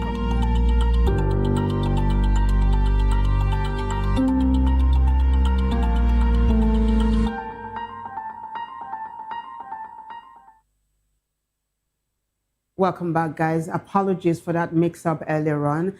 We go straight down to the very first hashtag, Nigerian King. Like I was telling you, let's build some context, right? So you understand how it is. This is Times Live, and Times Live says, Eastern Cape Cooperative Governance and Traditional Affairs, Zolil Williams has distanced his department at the House of Traditional and Khoisan leaders from the so-called installation of a king by foreigners in the province. The next one. Times Live continues by saying Williams was commenting on the reported coronation of a Nigerian king, Chief Solomon Ogbonna Ezeko, under the title Igwe Ndigbo na East London. Videos circulated on social media appearing to show celebrations of the coronation of an individual referred to as Igwe Ndigbo. Williams said he had learned with shock of the so-called installation of the Nigerian king in the Rahabe Kingdom and rejected it outright. Another publication is also reporting on this. Let's take a look at it. This is also MDN News, a South African-based publication, saying Eastern Cape leaders outrage after Nigerian king coronation in East London sparks national tension. A storm is brewing in the Eastern Cape after traditional leaders erupted in anger over the alleged coronation of a Nigerian king in East London, warning that the incident could inflame tensions and undermine South Africa's traditional leadership system. The Eastern Cape House of Traditional and Khoisan leaders has issued a strong condemnation following reports that Solomon Ogbonna Ezeko was crowned as a leader of the Igbo community known as Igwe Ndigbo during a weekend event in Kugompo. The area falls under the authority of King Jonguzolo Uvuvuwande Sandile of the Amarabai Kingdom, making the move highly controversial. Traditional nation as a direct challenge to recognized authority and a violation of both customary law and national legislation. We are going to be hearing from the MDN News in a short while again, but we have Sahara reporters jumping on this as well. Let's take a look at it. Sahara reporter says tension in South Africa over coronation of Nigerian Igbo king in Eastern Cape. So netizens both in South Africa and Nigeria are responding. These are South Africans responding to the post put up by the South African publication. Oge says, so what is the tension all about? Actually, these are Nigerians, reacting to the Sahara post on the tension. Oge says, so what is the tension all about? Can't Igbo communities have their leaders? Junior Elon One says, South Africans seeing this, knowing fully well that there is no tension anywhere. That's a photo of Julius Malema, a politician, well-known, an opposition leader, of course, in South Africa. This is Joseph K. Olarewaju says, don't establish your king in another people's native land. These are Nigerians responding to this story now. And then Joseph goes on to say, I don't know how difficult it is for people to accept. That isn't your native land. You are a guest. And then OGBPA says that the monarchical system is phasing out and that he's wondering why people are trying to install kings when it's no longer in vogue. Lagos Igbo, I beg your pardon, says this madness also happened in Lagos where some Nigerians couldn't or did not allow their fellow countrymen to exercise their right to freedom of expression, association, and fundamental right of freedom in the 21st century. They thought we are still in the slavery days. So let's see how South Africans are responding to this story. This is the post by MDN News, the concluding part, saying the controversy has sparked wider debate about cultural recognition, community leadership, and the limits of authority within South Africa's diverse society. As pressure mounts, all eyes are now on government and law enforcement to determine how this sensitive and potentially explosive situation will be resolved. That's the Igwe and his bride, and some South Africans are saying that he's actually married to a South African woman. Let's see how netizens in South Africa are responding to this one. This is Fakade. Fakade says the fact that our government is quiet about issues affecting average South Africans or the average South African tells me everything I need to know. We know exactly how they feel about us, and they don't care or they do not care up until it's time for votes. More reactions. So this is King Umolonto, and he says South Africans must not think of themselves as better than other Africans. One more and we'll wrap this up. Tower says, At Home Affairs SA at Leon Shrip, please check the status of their stay in the Republic. Some, if not most of these immigrants are taking advantage of SA's generosity. We can't go on like this. That's a strong statement. Searchlight goes on to say, but the king is married to a so-so woman, and so are many other men, is what Searchlight is saying. So this is how this story is unfolding online, and we do hope that South Africa, that is known for xenophobic attacks, does not erupt into a very, very chaotic place, is what I'm going to say. You remember how years ago there were cases of xenophobic attacks, South Africans attacking Africans from other nations. It looks like some South Africans are beating the drums of such attacks, and I'm hoping that the government, both in South Africa and in Nigeria, would quickly step in and nip this situation in the bud. And I'm sure we're going to be hearing from Abike Dabiri soon. She is the chairman of NIDCAM. NIDCAM oversees Nigerians in the diaspora. That said, we move on swiftly now to the next hashtag, which is hashtag welcome back. So President Tinubu and his wife, the First Lady Remi Tinubu, returned to Nigeria after a very successful state visit in the UK that was wrapped up yesterday. So a number of public officers who flew to the UK to welcome President Tinubu from Nigeria to the UK, netizens are picking bones with that, also arrived to the country ahead of President Tinubu to welcome him. And netizens are saying, does this even make any kind of sense? This is Abiodun responding to NTA Network that put up a video. We are going to be watching that in a short while. But Abiodun says, these people that are here to welcome the president flew with him to the UK only to fly ahead of him so they can welcome him back home. First, we'll take a look at the video. Credit goes to the NTA, like I said, and then we'll continue to take a look at the responses. It's that one.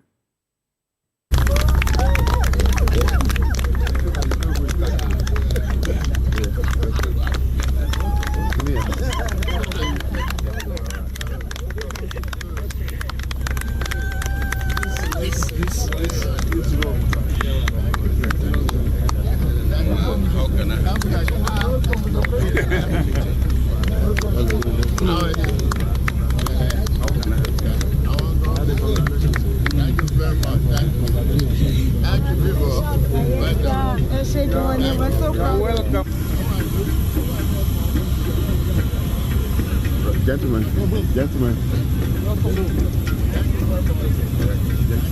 Let's go.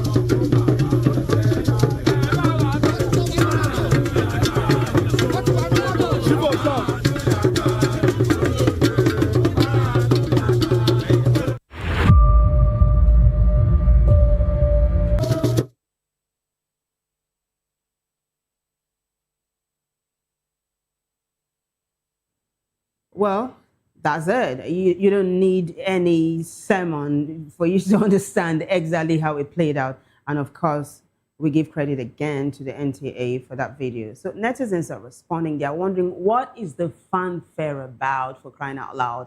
Others are also saying, you flew to welcome him, abroad, and then you're back home to welcome him back home. They're trying to wrap their head around it. So let's begin to take a look at the responses now. It is hashtag welcome back. Shillington Levy says, why don't they care? It's all just a big party to them. Blank check party. They will expect people to listen to them or to listen to their caring messages. I'm trying to wrap my head around that post. Who knows, you understand. But quickly move on to King Oruku, who says, if someone allows you to have infinite money glitch, you serve go, they fly to greet them every day.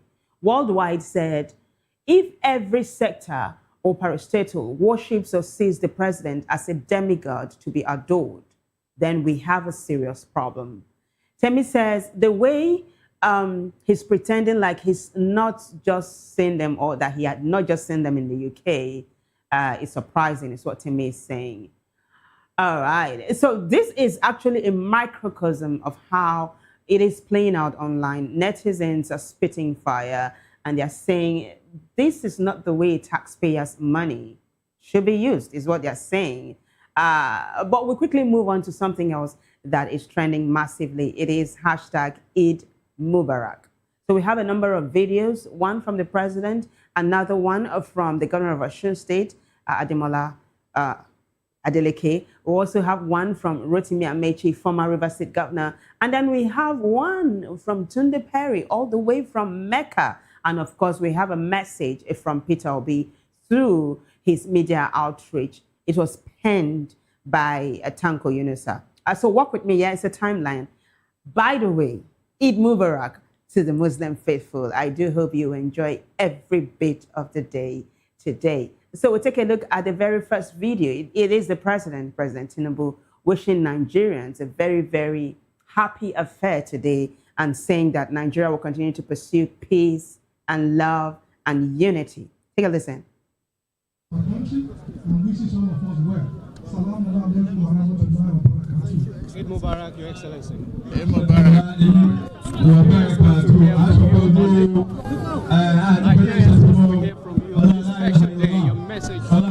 Well, the message has been as we started. We give thanks to God for guiding us through the month of Ramadan.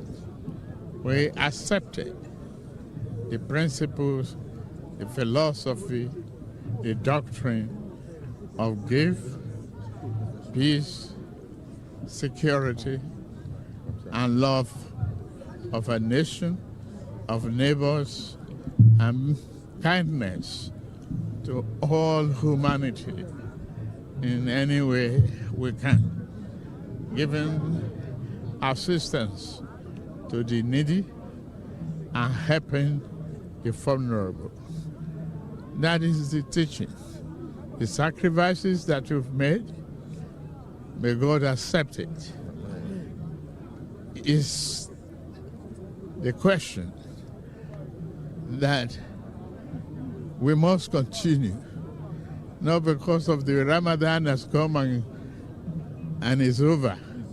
We thank Almighty God for giving us that month. But the teaching must continue even after Ramadan. We must. There you go. You heard it from the horse's mouth talking about the president, Bola Ahmed Tinubu. And of course, like I told you, we have another one from the governor of Osun State, Ademola Adeleke, wishing the Muslim faithful a very beautiful celebration. Take a listen. To the entire Muslim community of Osun State and Nigeria at large. I am your governor of Osun State, Senator Asiwaju Ademola Jacksonuddin Adeleke. We thank Almighty Allah for the successful conclusion of the Ramadan fasting. I pray Allah accept our prayers and fasting as an act of worship. I wish you happy Eid al-Fitr celebration. Please stay safe and enjoy. I love you, my people. Barakali Salah. Short, simple, straight to the point.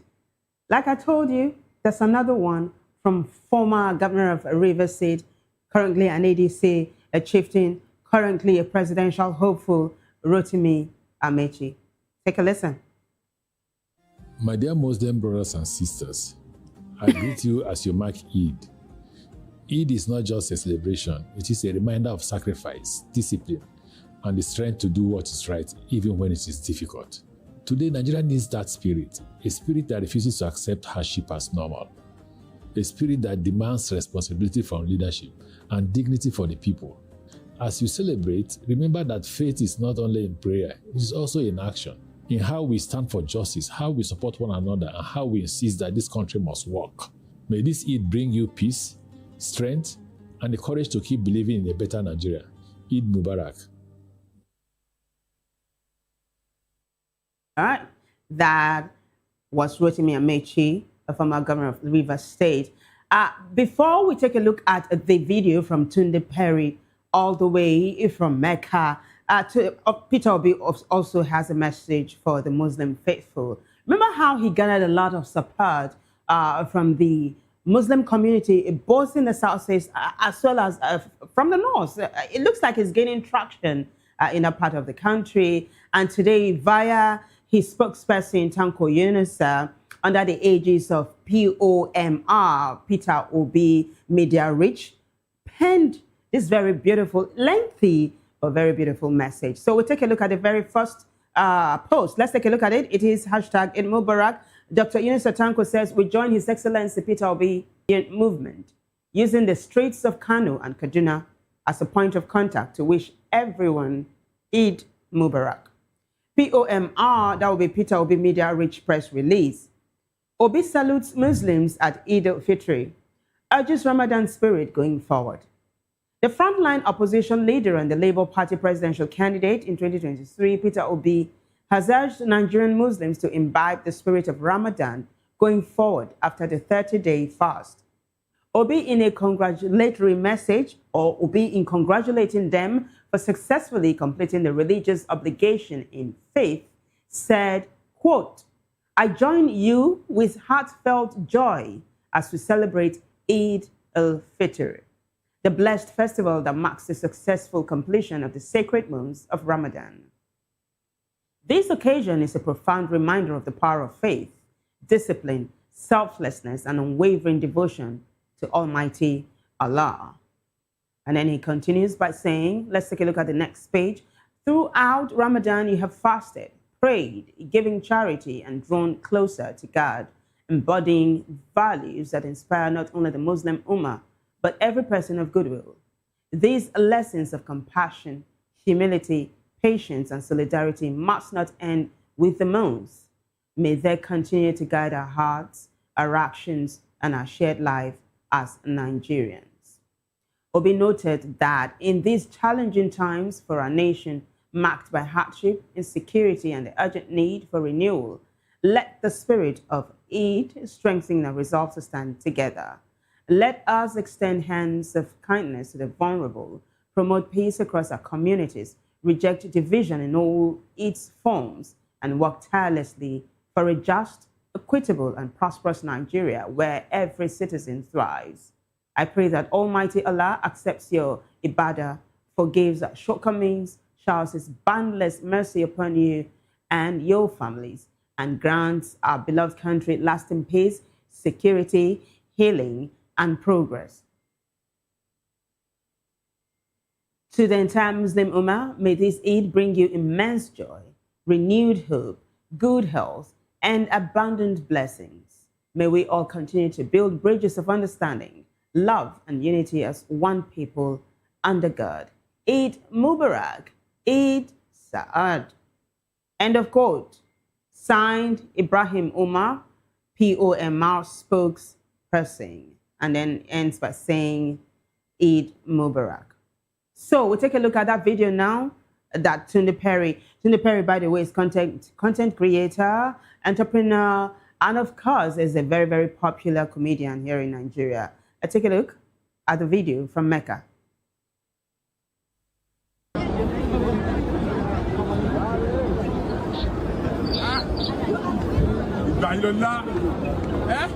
Happy Eid Mubarak. And the miracle Lofani. Last year, Moki di Bibai.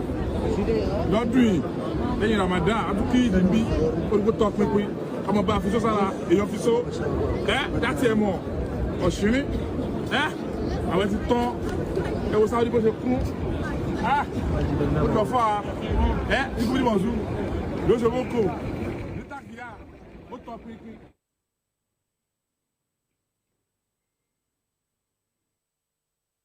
Yálà.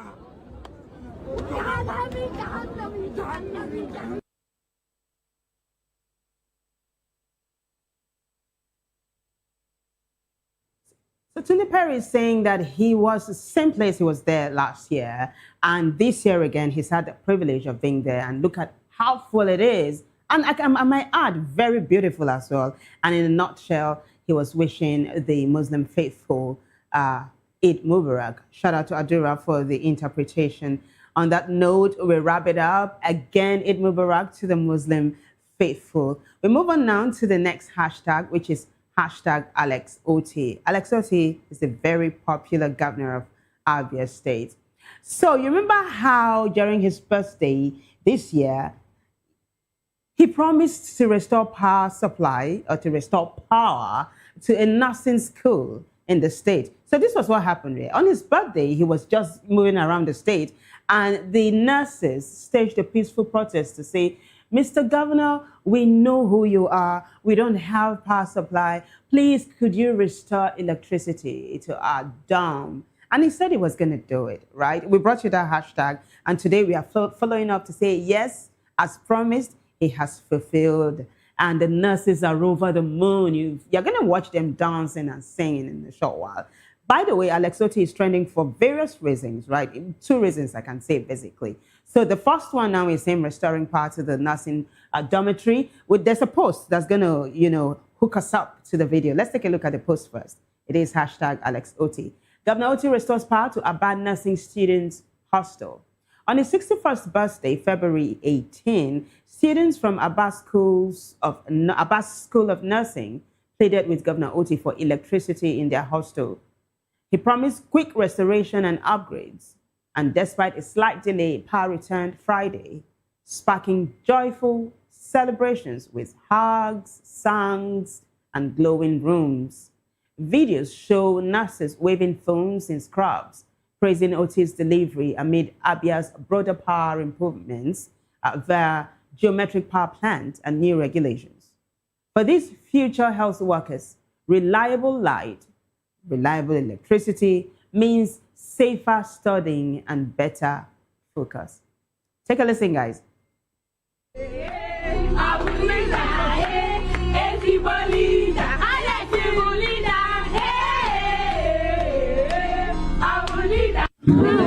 love you. The issue of light is a small problem. We will solve it by next.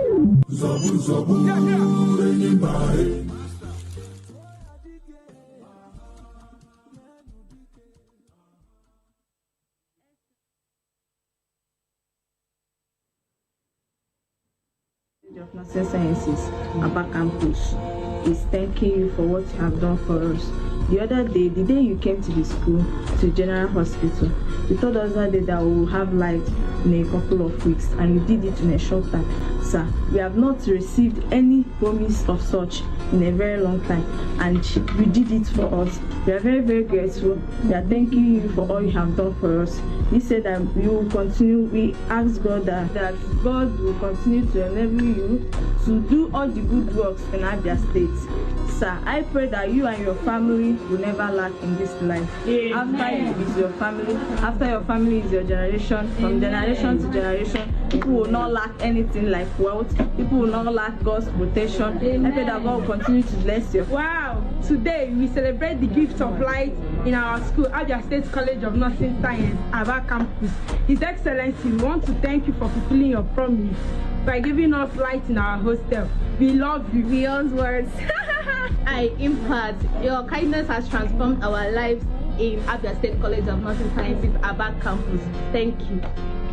Thank God for our governor. The letter G in life means guidance. Our governor gave us guidance when there was confusion. Hello.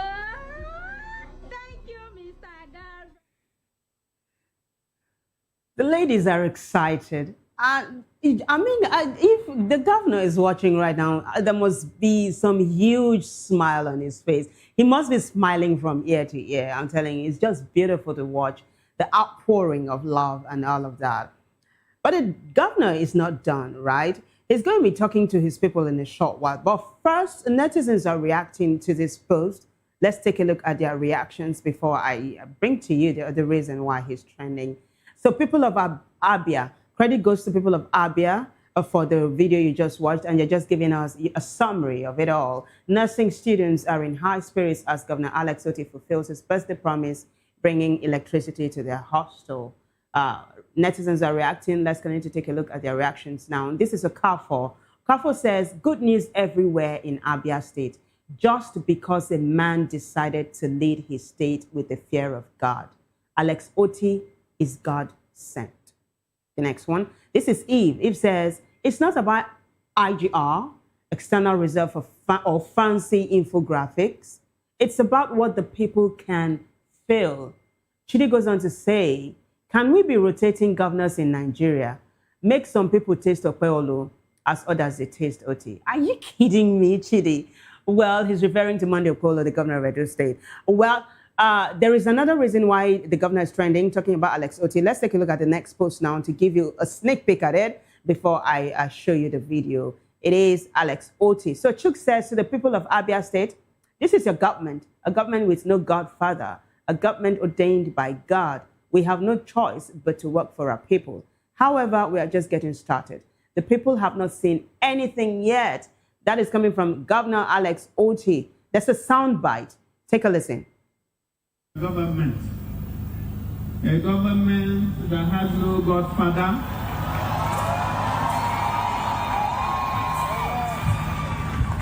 A government that God brought himself. Therefore, we have no choice than to work for our people. Pastor Becky was demonstrating how clean Aba was. And I say she ain't seen nothing yet.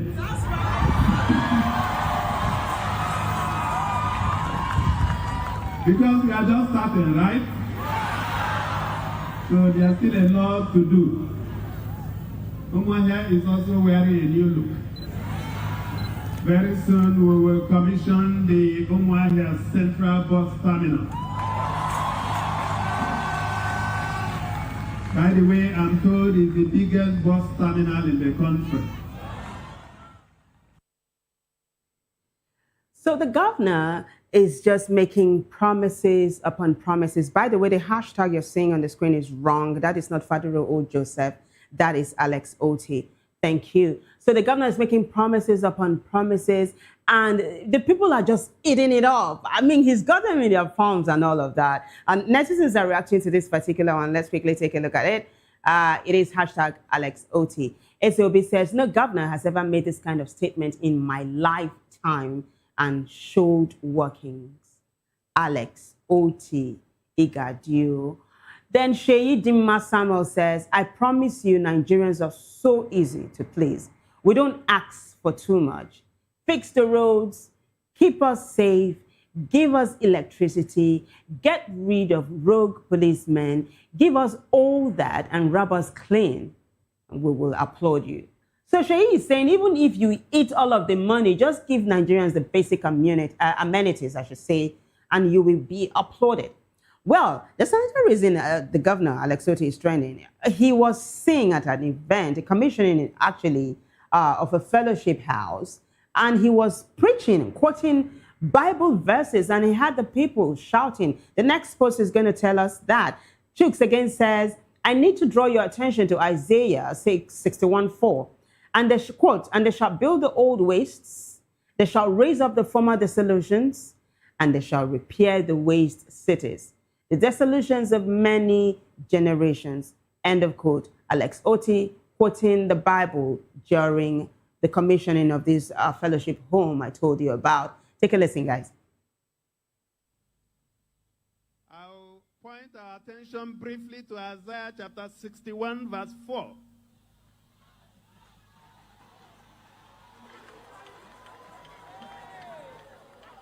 And they shall rebuild the old ruins. They shall raise up the former desolations. And they shall repair the ruined cities, these desolations of many generations. When you have time, please read from verses 5 to the end. That's verse 11. And then as we do this, we are reminded in Nehemiah chapter 4, verse 7.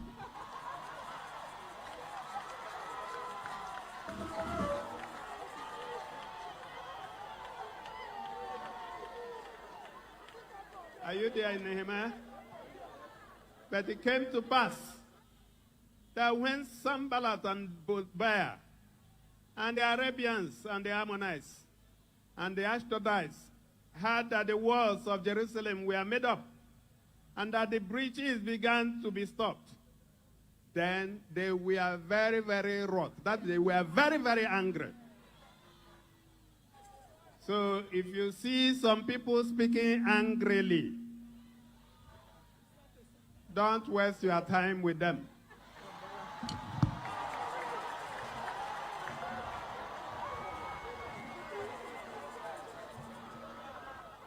Because they have been pre-told, we have been pre-told in the Bible that they will arise.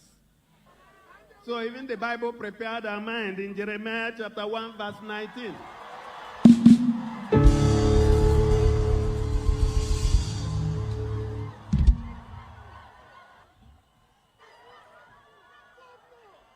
So Jeremiah chapter 1, verse 19 prepared us.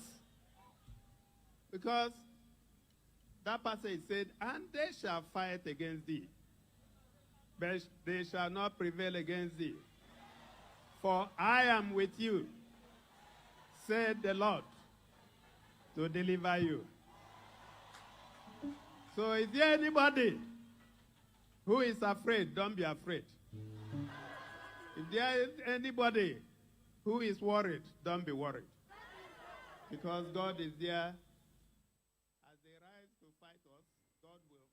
Preacher man Alex Oti, he's going to do so well as a preacher if he chooses to toe that line, I can tell you. But that's how it went down. Did you see Dr. Paula Nenche and, of course, Dr. Becky Nenche? Dr. Paula Nenche is the president and, of course, the founder of Dunamis Gospel International Center. He was at the commissioning of the Fellowship House I told you about, and that was the event at which the governor was, speaking so beautifully. Netizens are responding. Let's take a look at their responses now. It is still hashtag Alex Oti. So the first one is coming from Phonomobile saying, Alex Oti's quote is powerful and symbolic, showing a commitment to rebuilding and restoring what has been neglected. It reflects a vision of progress and renewal, signaling hope and determination for Abia State's future. Indeed, when the righteous rule, the people rejoice. As Jude as I am says, I beg, make them leave the title of Sanballat for the Red Chamberman and Tobiah for the Green Chamber, one of the leaders of the Southeast Man. Other politicking critics can share the Arabian, Ammonites, etc. titles. Guys, as Jude as I am has said a lot, I will just leave you to unpack it yourself. Well, Peter Obi's trumpeter says, my governor, Pastor Alex Oti. Peter Obi's trumpeter, very fitting, I can tell you. But Parallel Facts has another angle to this one. They are saying that Dr. Paul, or Pastor Paul, and Nenche does it, is in awe over what the governor has done. Parallel Fact says, I was surprised to see clean streets without heaps of rubbish in Abia. Dr. Nenche lauds Oti for good governance, calls him man with heart for God. That's a video. Take a listen. Excellency, we appreciate how much heart you have, both for God and for the land. Heart for God, heart for the people. We trust the Lord. I was surprised. I said, is this Abba that I am in? Clean street?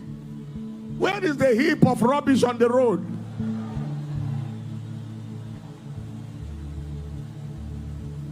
Where is the heap of rubbish on the road? Where are they? None.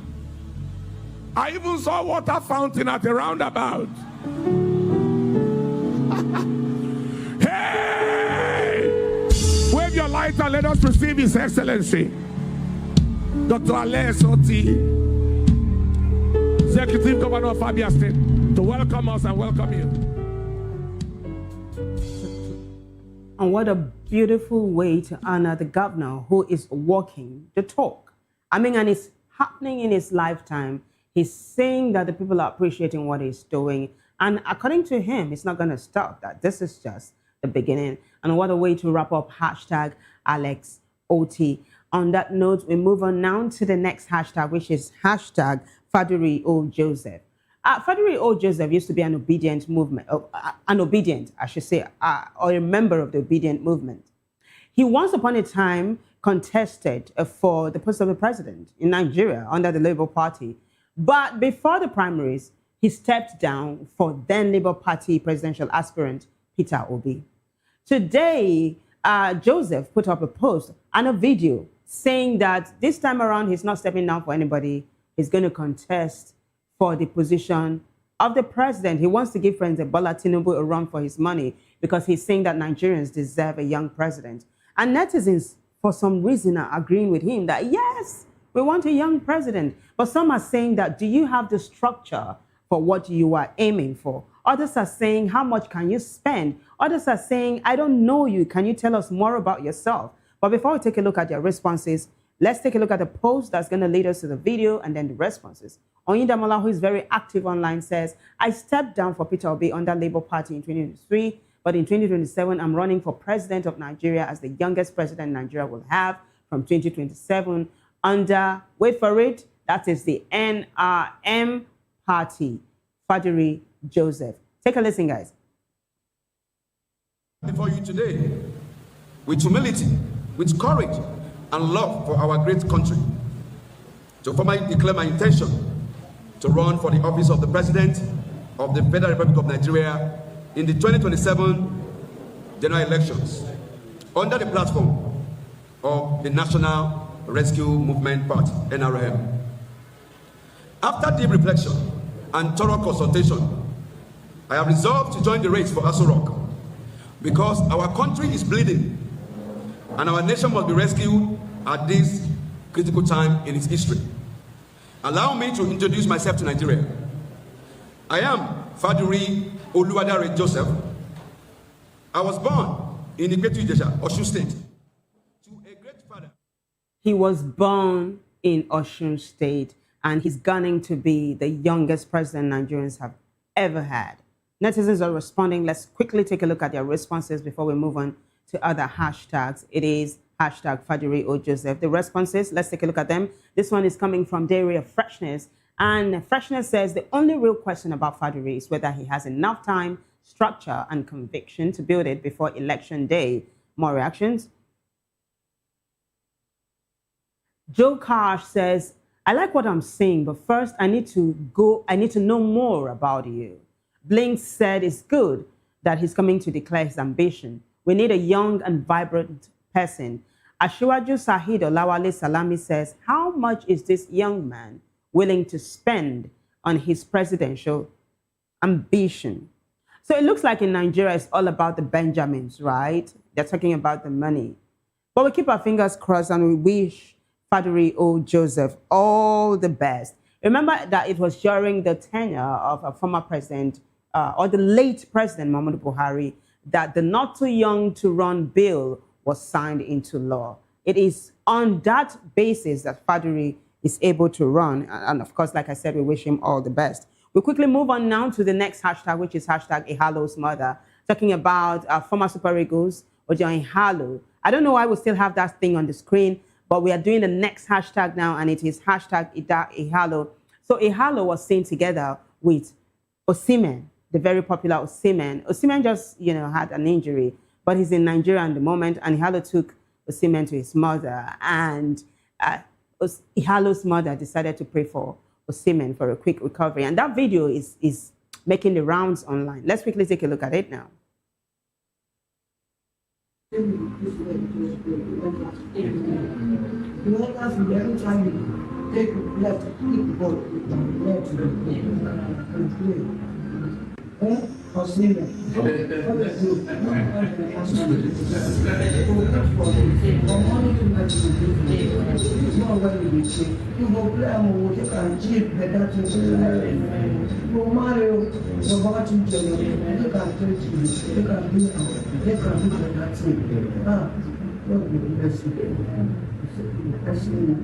You see me, I'm blessed with the calendar. And I had my prayer, fastings. Today I had my fasting. Tomorrow our sacrifice will be captured. Amen.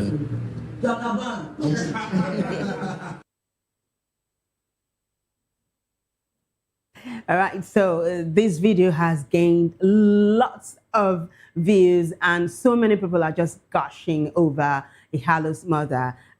No time for us to take a look at the responses, but basically accolades, and people wishing Osimhen quick recovery. Another person that is, gaining lots of love or receiving lots of love online is Anthony Joshua. You remember how last December, towards the end of the year, Anthony Joshua was in a ghastly accident, lost two of his friends. One of them was named Sinner. Well, Anthony Joshua decided to celebrate Sinner's mother and brought a singer to the house to dance with her and just, make her feel happy. She was crying all through. Let's quickly take a sneak peek at it before we wrap up the show today. Anthony Joshua. Sexy baby.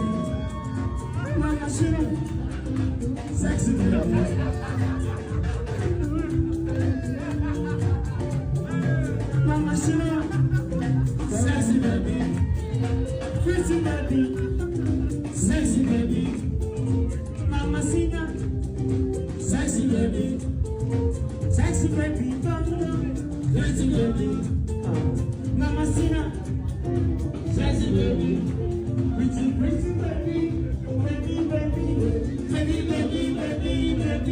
baby, baby, you know that I buy you. Mama Sino, see pretty baby, baby.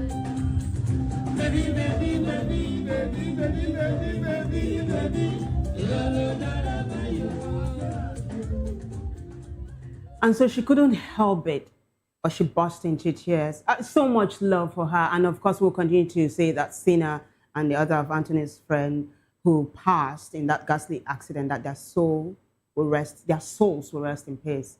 Anthony has said that his mission in his life is to ensure that their mothers and their family members are taken care of, that he will continue to take care of them and continue to, follow up in their footsteps. Their legacy will live, is what he said.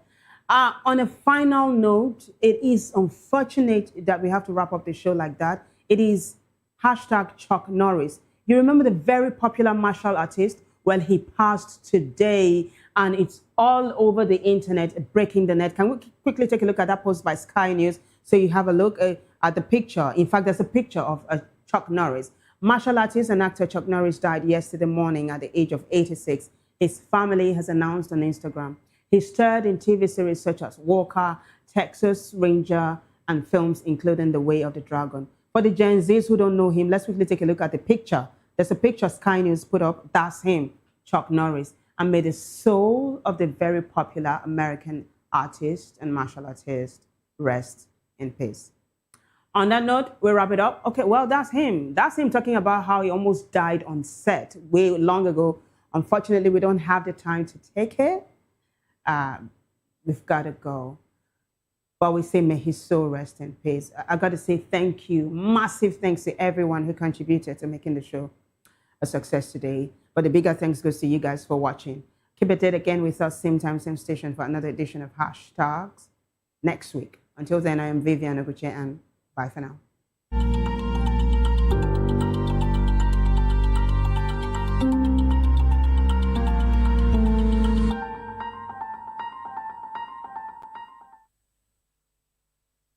Behind every broken desk lies a broken promise. Education.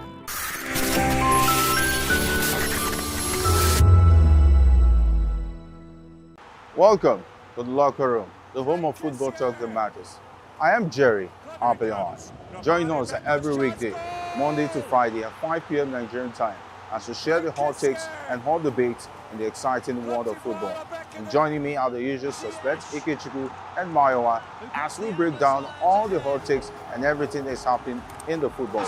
Don't just watch football, live it with us. Catch us on the locker room and Voice of the People television at 5 p.m. Nigerian time. And like I always say, if not going to the talk, please the sport. And it's Hakim Ziyech who puts the... Join us as we drive into the world of politics, through insightful interviews with prominent political figures, both serving and former governors, ministers, senators, legislators, party chieftains, activists, and analysts. Get first-hand information into the decision-making processes that affect our daily lives. Highly engaging one-hour program that brings political discourse into focus. I am Chukwuma Okoro. Political Lens, Monday through Friday, 6 to 7 p.m. Join us. We encourage you to click on the like button and subscribe to our YouTube channel. We are Voice of the People TV. Also follow us on all our social media platforms. We are at Vop TV Live. Visit our website www.vop.ng for fresh and trending news. Also watch us live on SLTV channel 264. Vop TV, Voice of the People Television.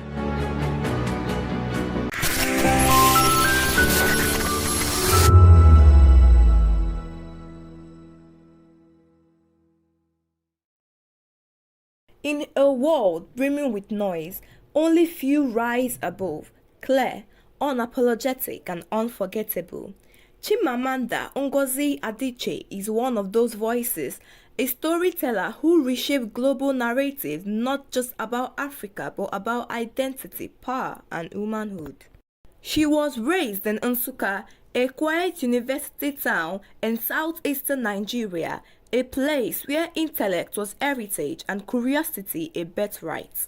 Among 5 siblings, her passion for books set her apart, from African tales to British classics. She started studying medicine at the University of Nigeria, but later moved to the United States at 19 to focus on writing. In America, she encountered a different lens, one that reduced Africa to a single narrative of poverty and war. That cultural dissonance will shape her voice, sharpening her pen into a tool for clarity and resistance. Her debut novel, Purple Hibiscus, in 2003, arrived with quite a fuss, a coming-of-age tale nestled with Nigerian political unrest. It won the Commonwealth Writers' Prize and the literary world took note. Then came Half a Yellow Sun in 2006, a sweeping portrait of the Biafran War, love, and shattering way of conflict. The novel earned the Orange Prize for fiction and cemented a place among the greats. Americana in 2013 followed a love story layered with themes of migration, race, and belonging. The New York Times named it one of the 10 best books of the year. Readers across the continent saw their truth in her pages. Chimamanda's influence moved far beyond the printed word. In 2009, she stood on a global stage and delivered The Danger of a Single Story. It wasn't just a talk, it was a cultural reset, a masterclass in reclaiming perspective. 3 years later, We Should All Be Feminists became a manifesto and a movement. Our words echoed through classrooms, boardrooms, and pop culture, even sampled by Beyonce in Flawless. All of my work is, writing is very much, it's always about vanity. It's really about you, isn't it? And for me, it's sort of trying to make sense of, America has been such a part of me because I left Nigeria when I was 19. I was educated in the US. There's certain things that I find myself, I spell the American way now to my father's absolute horror. And so there's a connection. In 2023, Chimamanda ventured into children's literature titled Mama's Sleeping Scarf, published under the pseudonym Unwa Grace James, a tribute to her mother. Inspired by her daughter, the story captures a child's day filled with imagination and familiar love. Away from the spotlight, she is married to Nigerian-American physician Dr. Ivara Esege. Together, they have 3 children. She is a devoted mother, balancing her global literary influence with family commitments. Through initiatives like the Farafina Trust Writing Workshop, she nurtures a new generation of African storytellers, ensuring their voices are not just heard but celebrated. Chimamanda reminds us that storytelling is not just art, it is resistance, healing, and hope. In every sentence she writes, there is courage. In every silence she breaks, there is freedom. And in every story she tells, there is truth. In the book, I did not have the title. And that often happens when I sort of have an idea of what I want to write about, but I don't know what the title will be. And so I actually had imagined that I would call it For Men Only. I'm serious.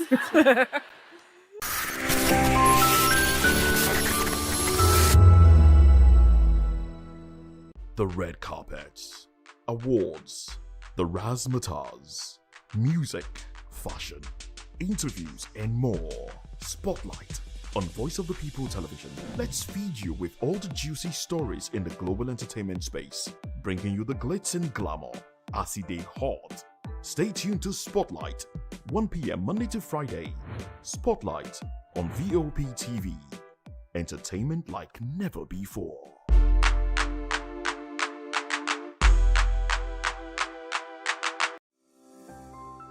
VOP TV. Now, you have more than a voice.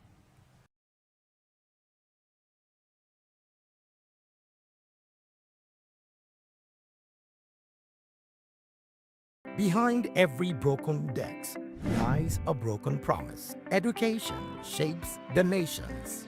But who is asking the right questions? Introducing Edu Dialogue, the show that goes beyond the surface, exposes the cracks, the corruption, and the silence in Nigeria's education system. Edu Dialogue, Saturdays, 3 p.m., only on VOP TV.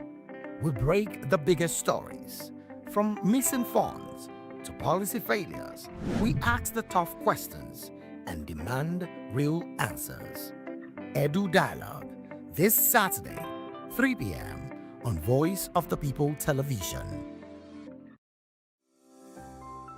VOP TV. Now, you have more than a voice.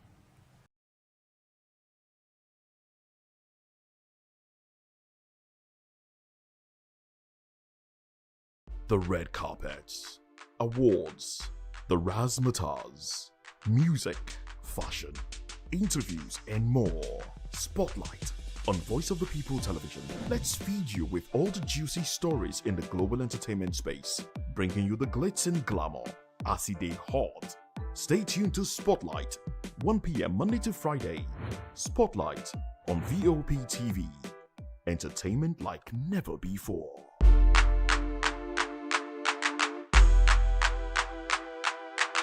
I say so. Hi everyone, it's your girl Miriam Tima from the Real Housewives of Lagos and the Real Housewives Ultimate Girls Trip Africa.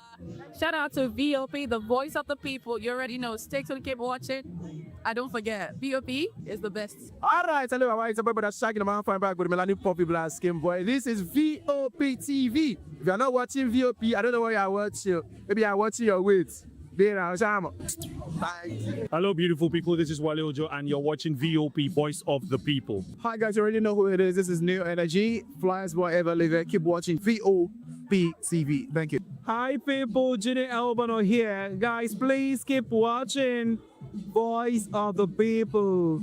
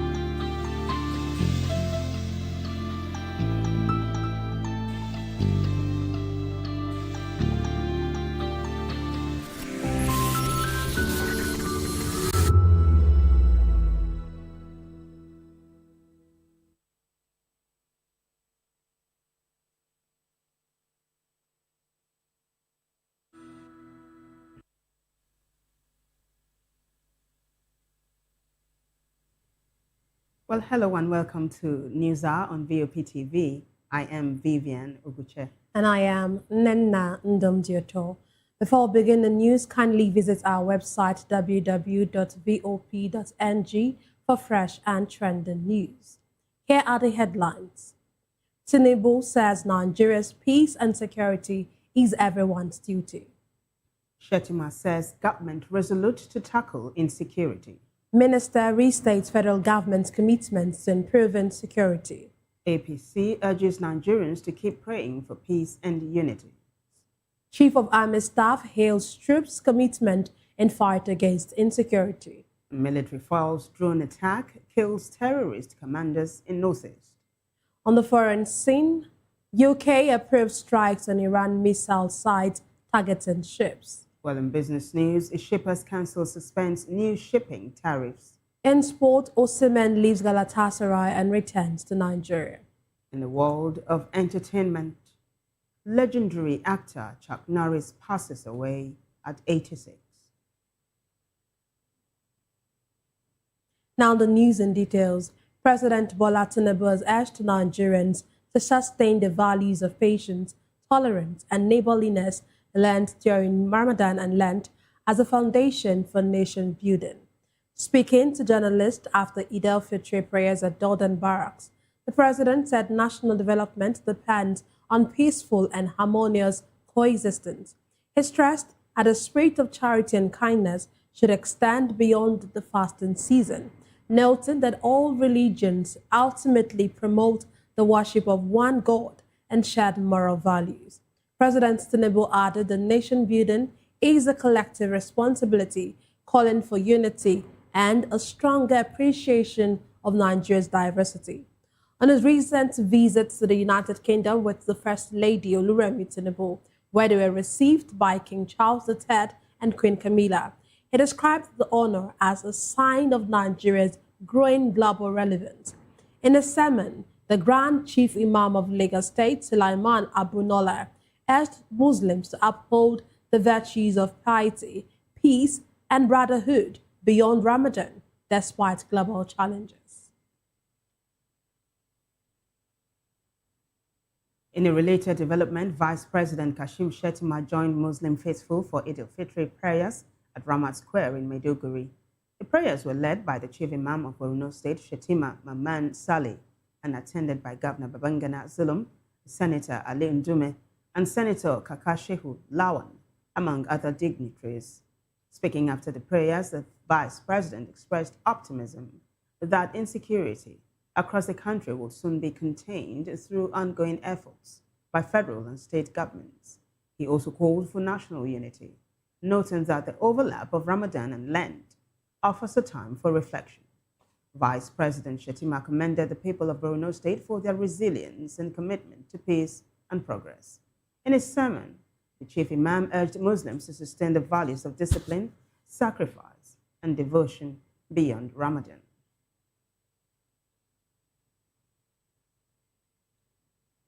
This next report says the Minister of Information and National Orientation, Mohammed Idris, has urged Nigerians to remain calm as the federal government intensifies efforts to improve security nationwide.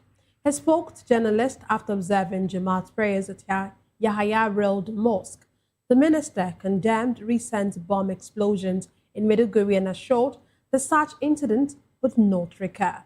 He also called on Nigerians, regardless of religion, to unite for national development and stability.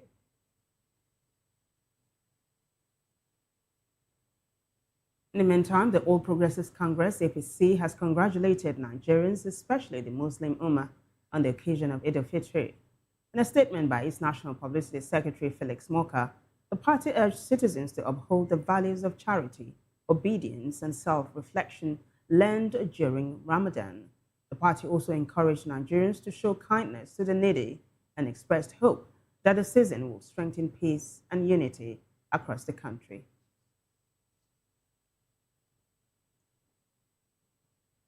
Still on Eid al-Fitr, here in Lagos, Governor Babajide Sanwo-Olu has congratulated Muslim faithful and in Lagos and across Nigeria following the completion of Ramadan. In a statement by Special Advisor on Media and Publicity, Gboyega Koshile, the governor commended Muslims for their prayers, sacrifice, and devotion during the holy month. He asked them to sustain the values of peace, compassion, generosity, and support for the vulnerable.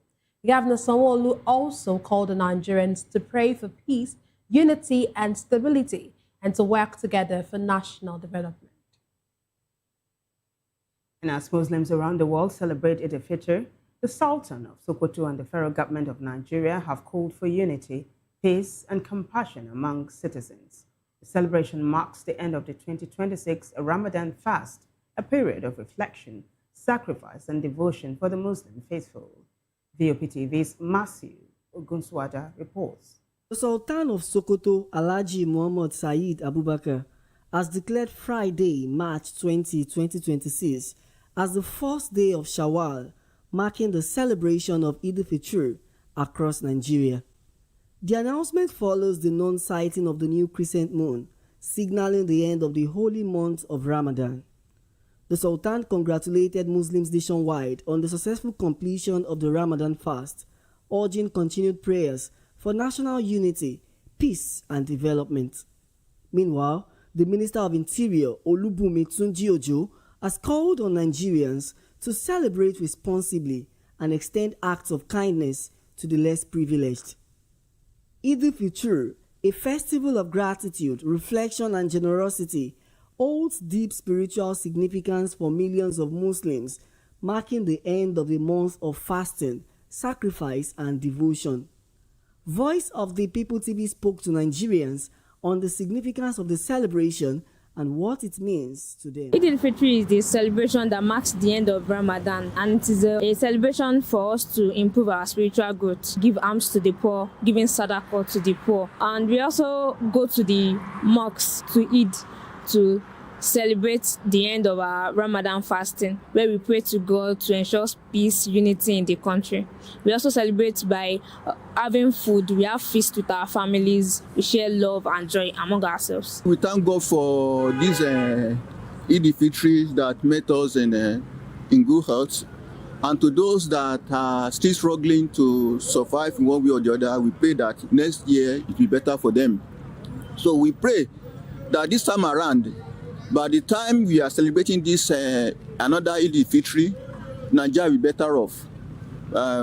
Presently, many of us are having difficulties due to this petroleum issue, but we pray that by next year it will not be so.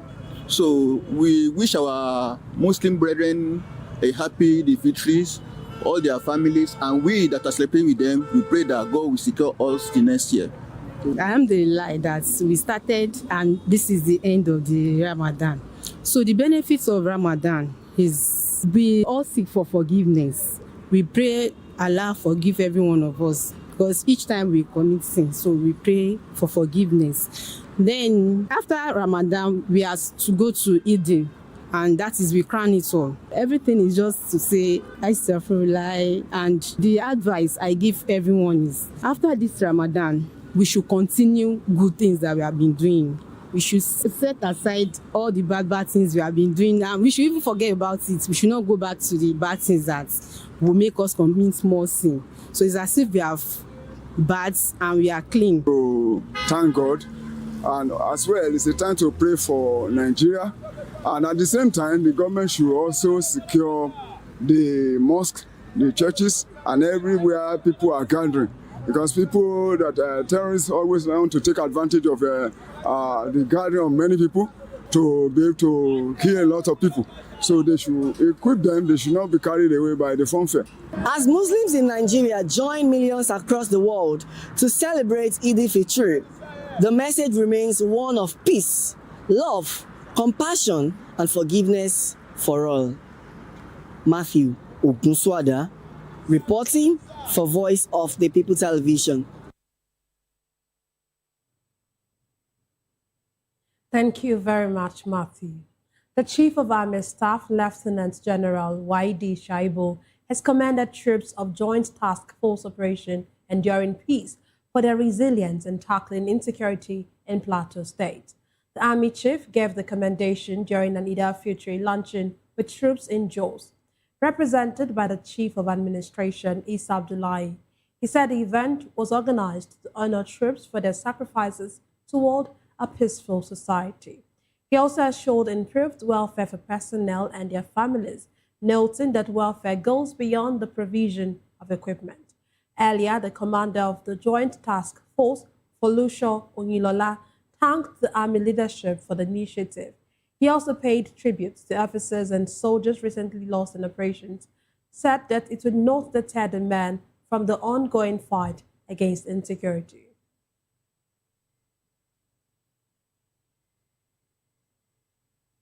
In the meantime, the Defense Headquarters says troops of Operation Hiding Kai have killed several terrorists and foiled a drone-assisted attack during operations in the northeast. The Director of Defense Media Operations, Michael Onoja, disclosed this in Abuja while briefing journalists on operations from March 13 to 19. He said troops repelled a major attack in Malam Faturi, killing dozens of fighters, including senior commanders. Follow-up operations led to the recovery of 74 bodies and several weapons, including AK-47 rifles, machine guns, and an RPG tube. Onoja added that coordinated air and ground operations also repelled attacks in Baga, Damboa, Buratai, and Jimitilo, weakening ISWAP elements. He said troops also intercepted suspected gun runners in Taraba State, recovering ammunition, cash, and motorcycles.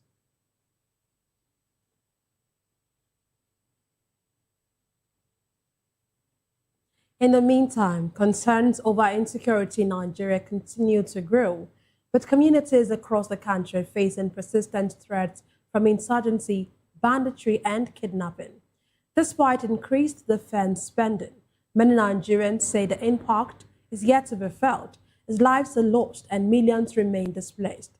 Fresh attacks in Maiduguri have added to the toll, raising questions about what more can be done to address the crisis.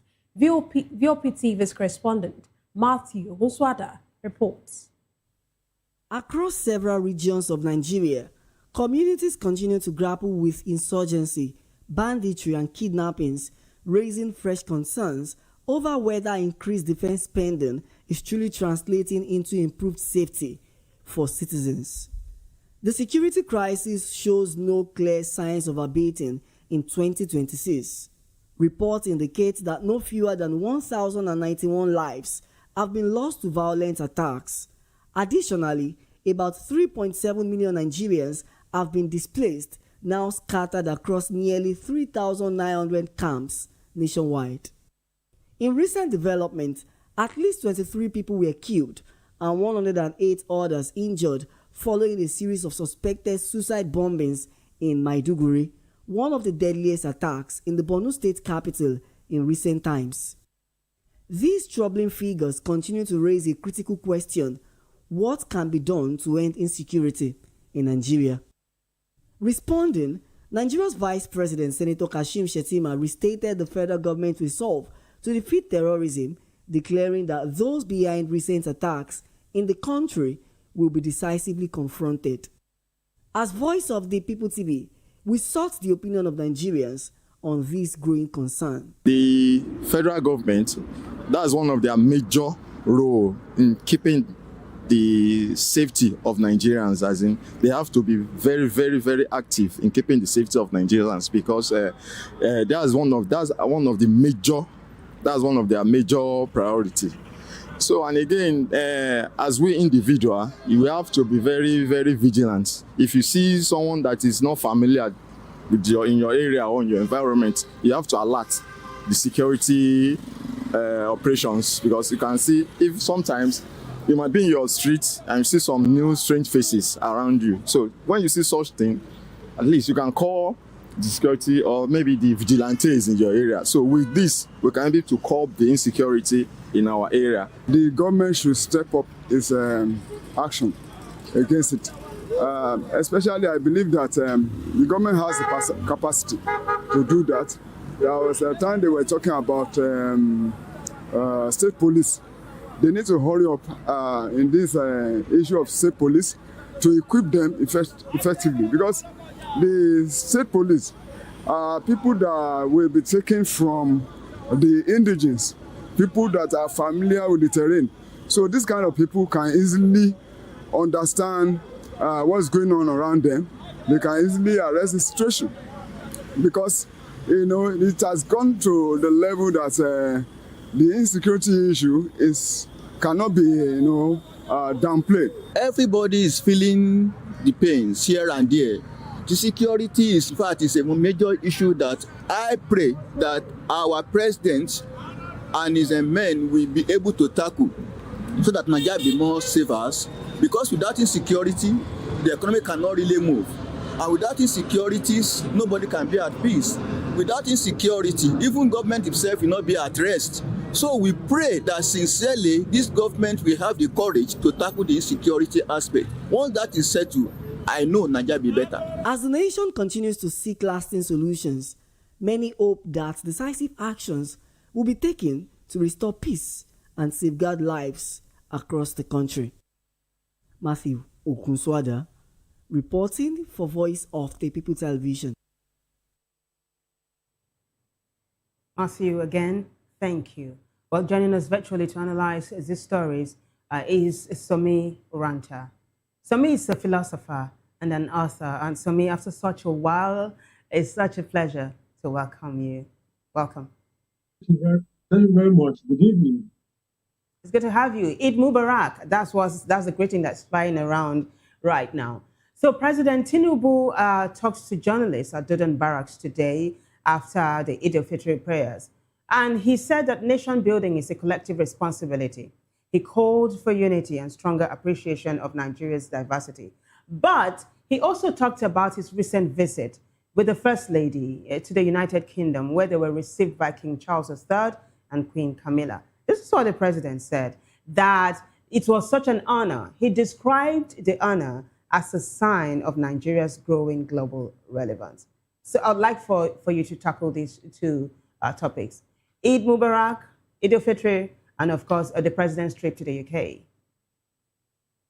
Well, I also join everybody, brother, women, Nigerians to wish our Muslim brothers, happy Eid what do you call it? What again? It is Eid al-Fitr. Happy holidays. Yeah. Happy holidays to our Muslim brothers.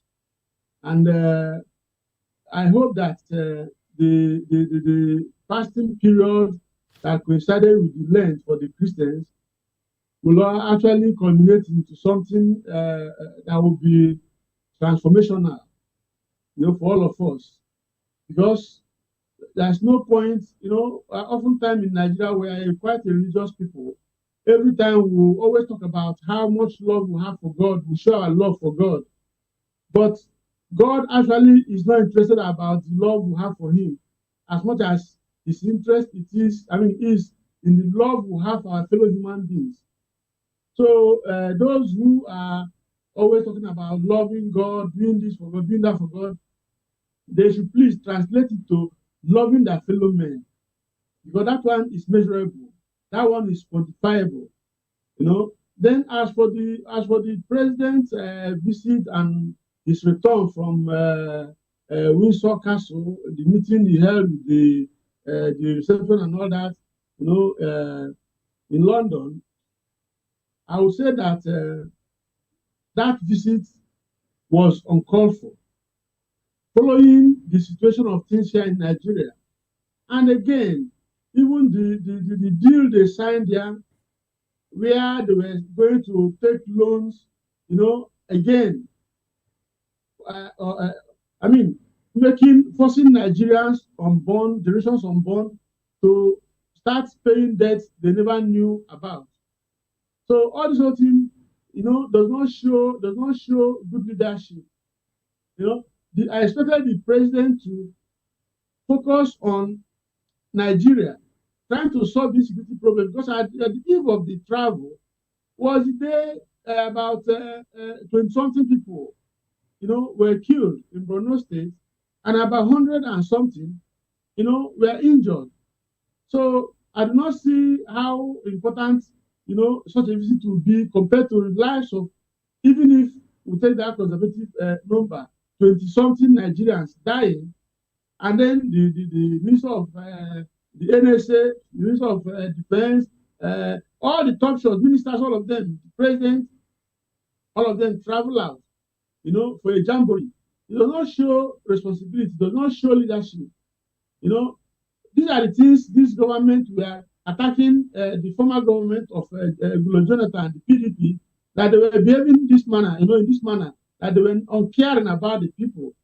And coming into office, this is exactly the way General Buhari too late was also behaving. So we think that when a Democrat, a supposed Democrat, becomes the president, that we expected something different. But we are not seeing that.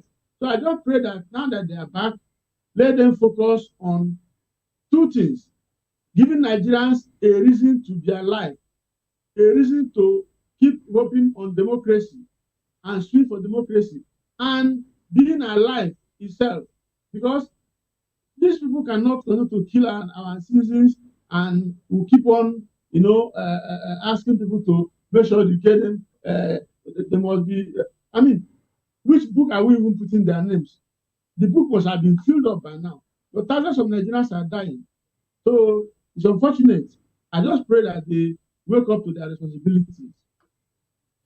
Okay, one of the things that the vice president said, while of course he was trying to felicitate with the Muslim faithful in Borno State, he said that insecurity is going to be across the country, will still be curtailed through ongoing efforts by the federal and state government. And of course, even while the president was speaking, he also mentioned that national security is a collective, it's a collective effort by not just the individual. It's not just an effort of just one person, it's an effort of all. What do you make of this? We get to hear all of this, and sometimes when you see the death that happened, you ask yourself, is this actually happening? How do you just oppose what we see in reality to what the vice president is saying, and of course what we hear our president say? There is actually a very large lacuna between what the speeches made and what's on ground. And by the way, the issue of security is a collective responsibility, no doubt, but the ball stops at the president's office. He is the commander-in-chief of the armed forces.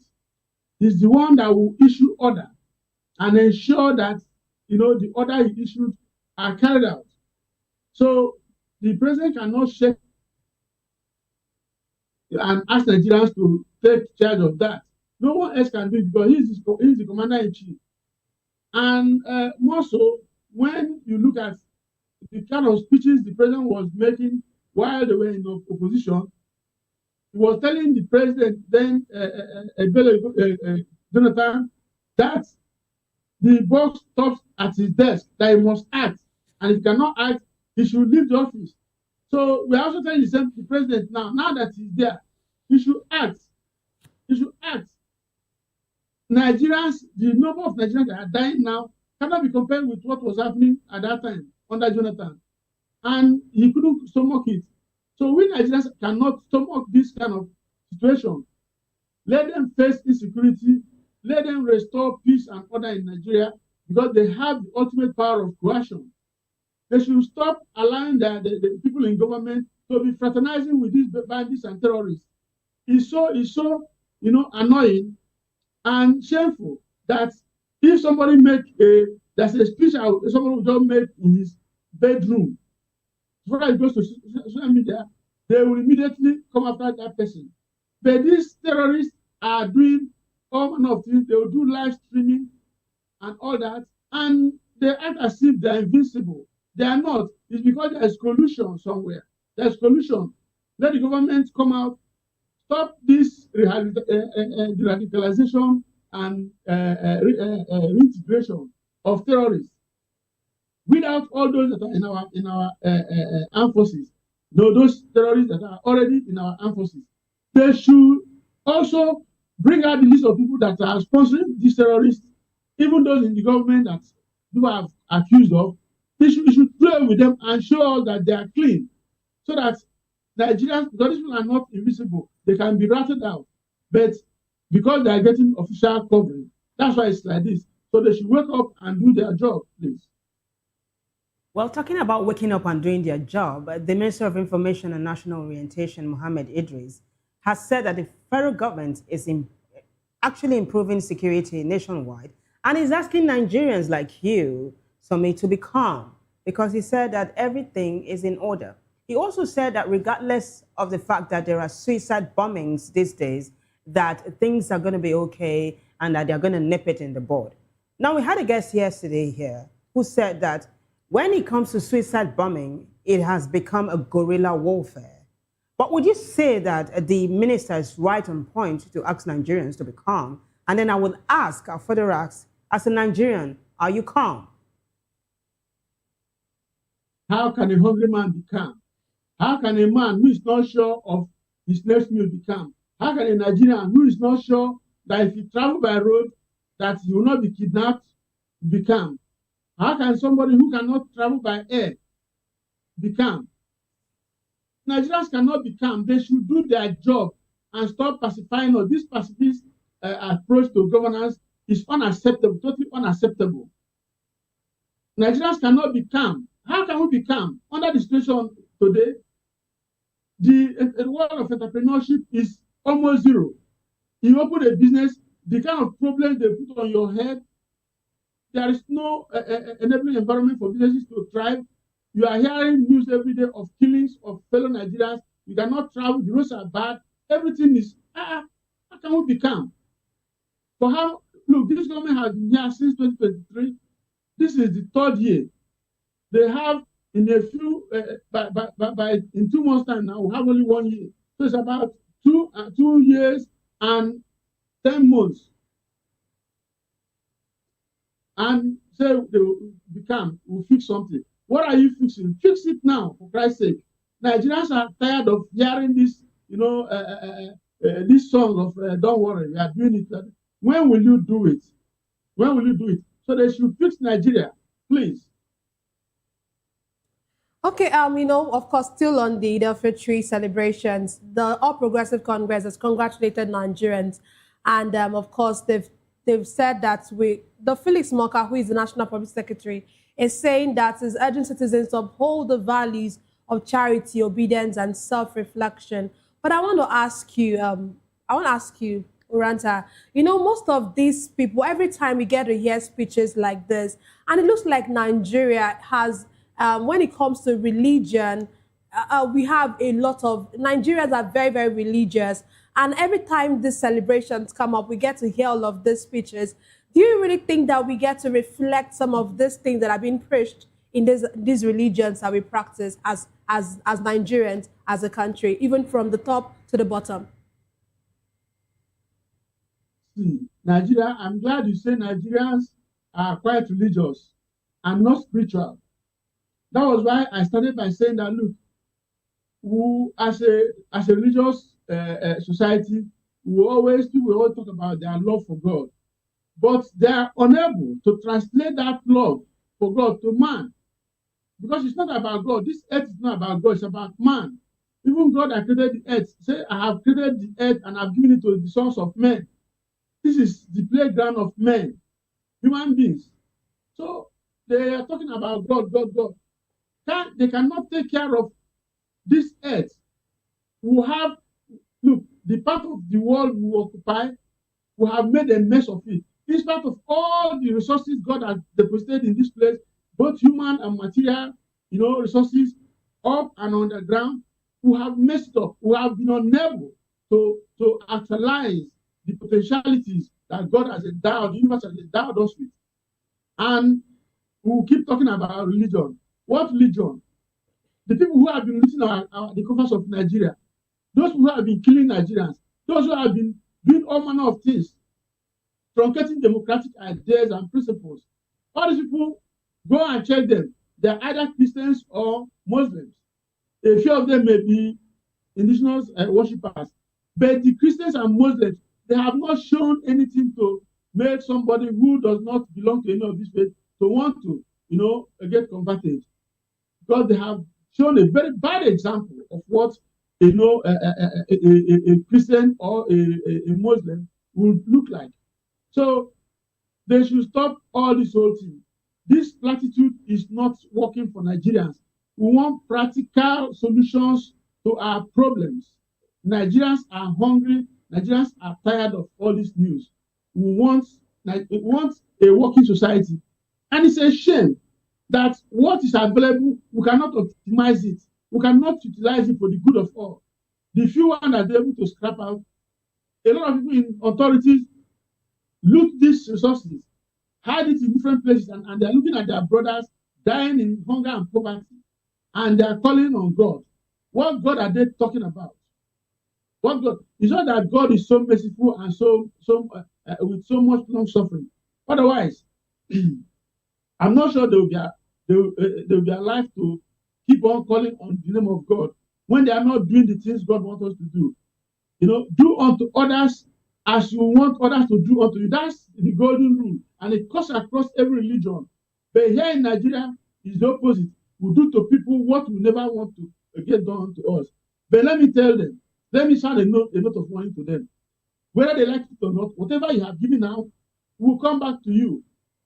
You cannot spit into the heavens without the thing pouring back on your face. Life is a mirror. Whatever you show to it is what it will reflect back to you. So the fact that it might be delayed, but justice must come. Justice must come. Because these are principles of life. Well, talking about life being a mirror and justice coming, the Chief of Army Staff is hailing troops' commitment in the fight against insecurity. In fact, Lieutenant General Waidi Shaibu has said that the troops of the Joint Task Force operation during peacekeeping generally, that they are doing well. My question to you is this true? Are the troops doing well? And would you say that if they are doing well, it is because they are in collaboration with the Americans? Well, we want them to do well. The fact is that the military hierarchy should ensure that they take care of those, soldiers at the forefront, at the battlefield. It's annoying and it's against the principle of nature and natural justice, fairness and equity for you to take people and put them out there at the war front, put them out there to be killed. When you go back, some of the people in the system at the hierarchy will go back and be fraternizing with these people. So you make our people, our soldiers, become cannon fodder.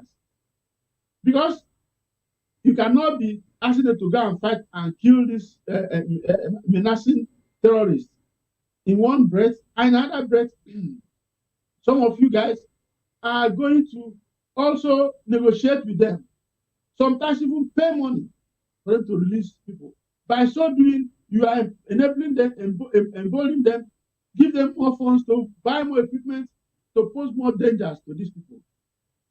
So it's not a good thing. They should repent in the spirit of Ramadan that has just ended. They should repent and do unto others as they will want others to do unto them. Because so far, it's not working out. It's not. Well, thank you very much, Somi, for your analysis. Thank you so much. Thank you for having me. Yeah, thank you.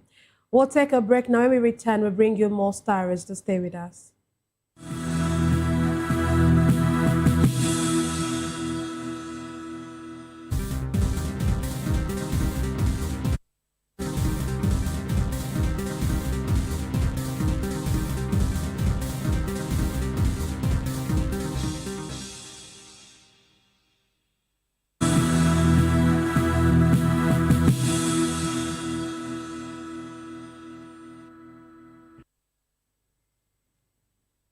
Welcome back, everyone. And now the Anambra Police Command has placed operatives on high alert to prevent any breakdown of law and order amid the Oka traditional stool dispute. The Police Public Relations Officer, Tochukwu Ikenga, said in a statement that divisional police officers and their teams across the state, especially in Oka, have intensified patrols, surveillance, and intelligence gathering. He reassured residents that the command remains committed to their safety and security.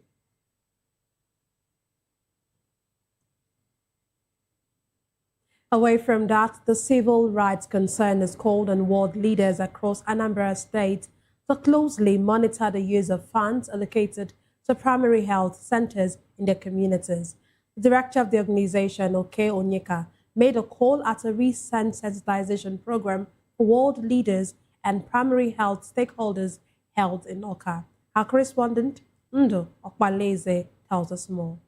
Oke Onyeka of the Civil Rights Concern revealed that under the Basic Health Care Provision Fund, each of the 328 qualified primary health centers in Anambra State can access a quarterly fund of over 300,000 naira. The money is not adequate, he admits, but said it could go a long way if properly managed and put into use. Onyeka regretted that most community leaders are either not fully aware or nonchalant about the fund, which trickles in from the federal government, and charged them to work in concert with the officers in charge of the primary health center for maximum benefits. The Basic Healthcare Provision Fund was set up by Section 11 of the Nigeria Health Act 2014, principally to make sure that every individual, no matter how poor or vulnerable, has access to quality medical care in his ward. And so the federal government has really set up that fund, which is 1% of Nigeria consolidated revenue, to make sure that when the funds are sent to the primary health care centers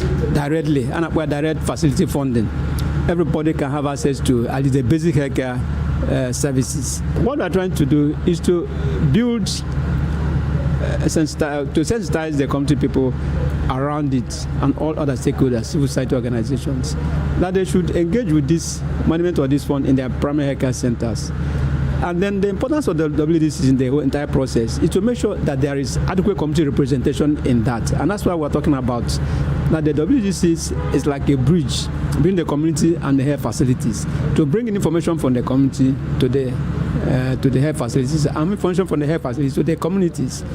And that's why we're also saying that they should report quarterly to their PGs, community town union leaders, and the community women leaders, updating them on what is really happening around the health facilities in terms of drugs, in terms of funding, in terms of the ordinary needs that the PSC requires. Another resource person on the event identified poor accounting and record keeping due to shortage of qualified personnel as one of the major reasons the impact of the fund is not being felt as expected. In this section, what audit is trying to say here is when it comes to a periodic check, the internal auditors there should do a periodic check, quarterly or continuous periodic check, to make sure that all the PHCs are being maintained the way the activities are supposed to be, in line with the financial and administrative costs that are involved in the management of these places.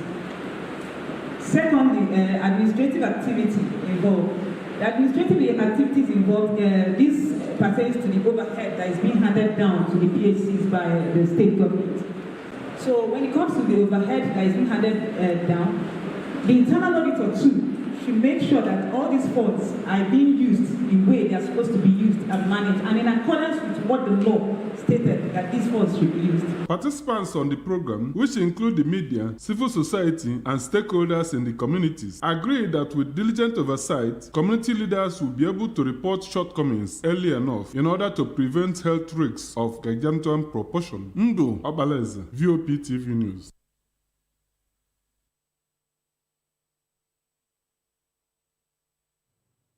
Undu, thank you.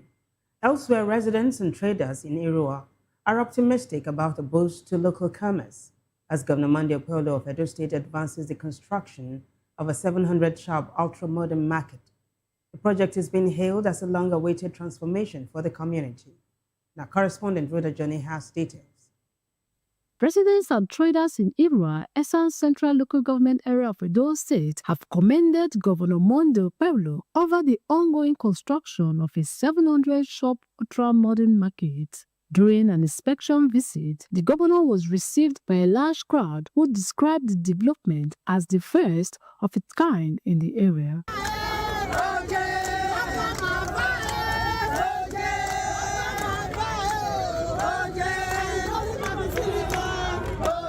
The The 700 lock-up shops are expected to boost commercial activities and improve livelihoods for traders and residents alike. Very fine, no. We like na good thing to our area. So inshallah, na God go bless Akpako Musa. Na God go bless her the day, go the bless her the night, go the bless her the noon. Now God everlasting joy. As He bring joy to us, that is how God will give Him joy in Jesus' name. I like him. We like her with the president. God will give her power. Coming election, he will still come back again. That's what we talk about. Stakeholders said it would expand trading skills, create jobs, and strengthen the local economy. While residents and petty traders told reporters they were excited about the project and looked forward.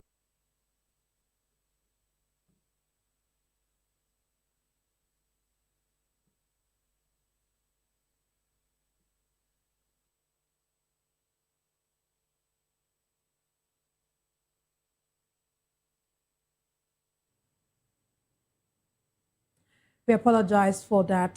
Thank you very much, Rhoda. Moving on the foreign scene, the British government has authorized the United States to use military bases in Britain to carry out strikes on Iranian missile sites that attack ships in the Strait of Hormuz. A Downing Street statement disclosed that this followed a meeting on Friday by British ministers to discuss the war with Iran and the country's blocking of the Strait of Hormuz. According to the statement, the ministers confirmed an agreement for the U.S. to use UK bases in the collective self-defense of the region includes U.S. defensive operations to degrade the missile sites and capabilities being used to attack ships in the strait. Prime Minister Keir Starmer had rejected the U.S. request to use British bases for the strikes on Iran, saying he needed to be satisfied that any military action was legal. However, he modified his stance after Iran conducted strikes on British allies across the Middle East.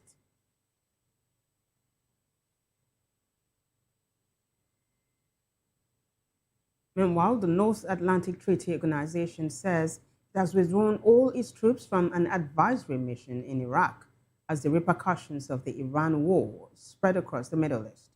In a statement on the withdrawal, NATO's Supreme Allied Commander, Europe, US Air Force General Access, thanked Iraq and all the allies who assisted the safe relocation of NATO personnel from their country. The NATO official disclosed on condition of anonymity that the exercise amounted to several hundred troops. In recent days, several countries, including Poland, Spain, and Croatia, have announced withdrawing troops from the Middle East, citing the conflict in Iran and the wider Gulf region. However, NATO said its mission will continue from the military headquarters in Naples, Italy. It explained that the mission does not have a combat role, but only focuses on advising Iraqi security forces and helping them build up their capacities.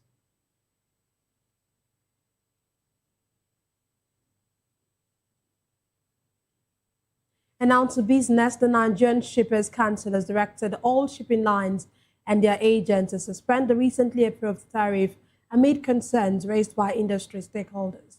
In a statement, the NSC said shipping companies should maintain the status quo until discussions are concluded and a consensus is reached. The final decision will be communicated after all parties formally report back. The agency explained the directive follows consultations with key players in the maritime and logistics sector and is aimed at ensuring fairness, transparency, and industrial harmony. Reaffirming its commitment to operational efficiency and protecting stakeholders' interests, the NSC urged full compliance and cooperation during the consultation period.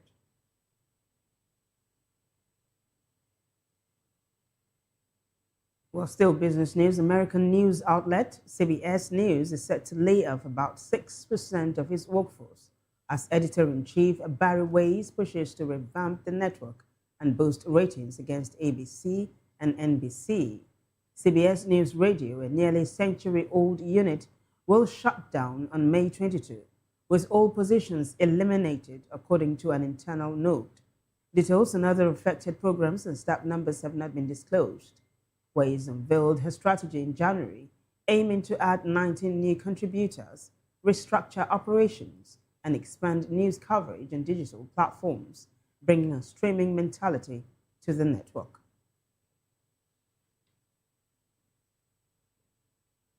And now to sports. Super Eagles star Victor Osimhen has returned to Nigeria after suffering a fractured right forearm during Galatasaray's 4-0 Champions League loss to Liverpool at Anfield. Osimhen collided early in the match with Liverpool centre-back Ibrahima Konate, but played through the first half before the injury was diagnosed. He is now expected to miss key Super League games against Trabzonspor and Galatasaray while racing to recover in time for Galatasaray's match against Fenerbahce on April 26.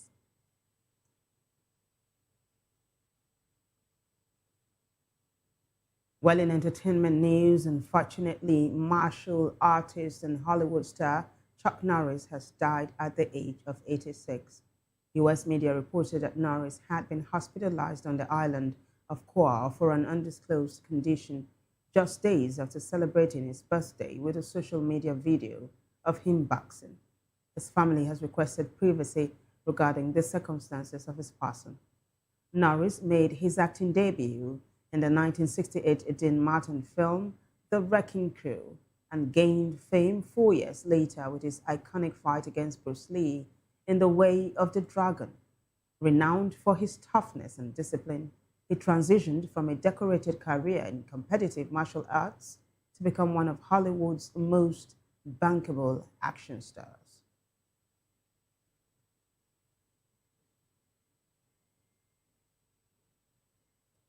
And that's it on the news. Before we go, a quick look at the headlines.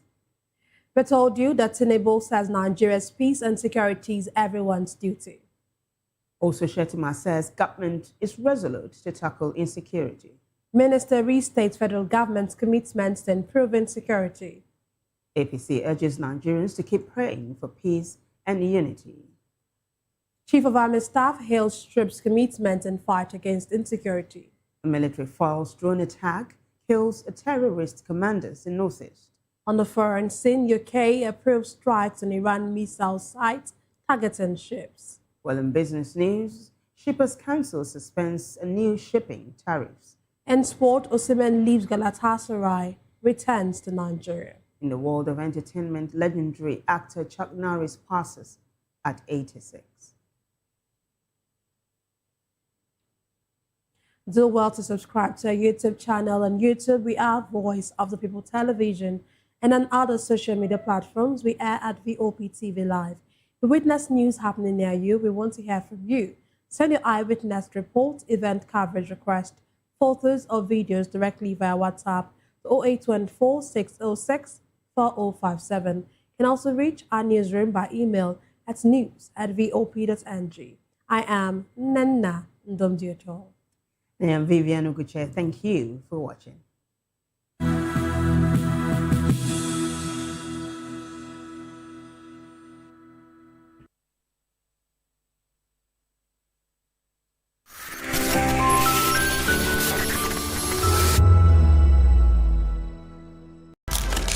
In a world where power shifts with every headline. In a nation full of questions. In a world filled with noise, the truth needs a voice. The policies that shapes our world and the economy that determines our future. Every hour, every day, the grapevine keeps buzzing. And together, we are committed to telling the stories that shape our world because your voice is our focus. Don't forget, our voice matters the most. Let us come together and share our concerns.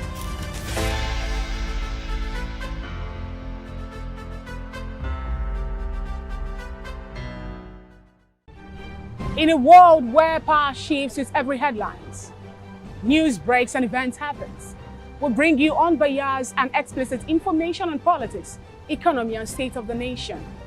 We break down the chaos. Facts, not fluff. Truth, not spin. We discuss not just politics, but a glimpse into the future. Voice of the People Television. Now you have more than a voice. The red carpets, awards, the razzmatazz, music, fashion, interviews, and more. Spotlight on Voice of the People Television. Let's feed you with all the juicy stories in the global entertainment space, bringing you the glitz and glamour as they hot. Stay tuned to Spotlight, 1 p.m. Monday to Friday. Spotlight on Vop TV. Entertainment like never before.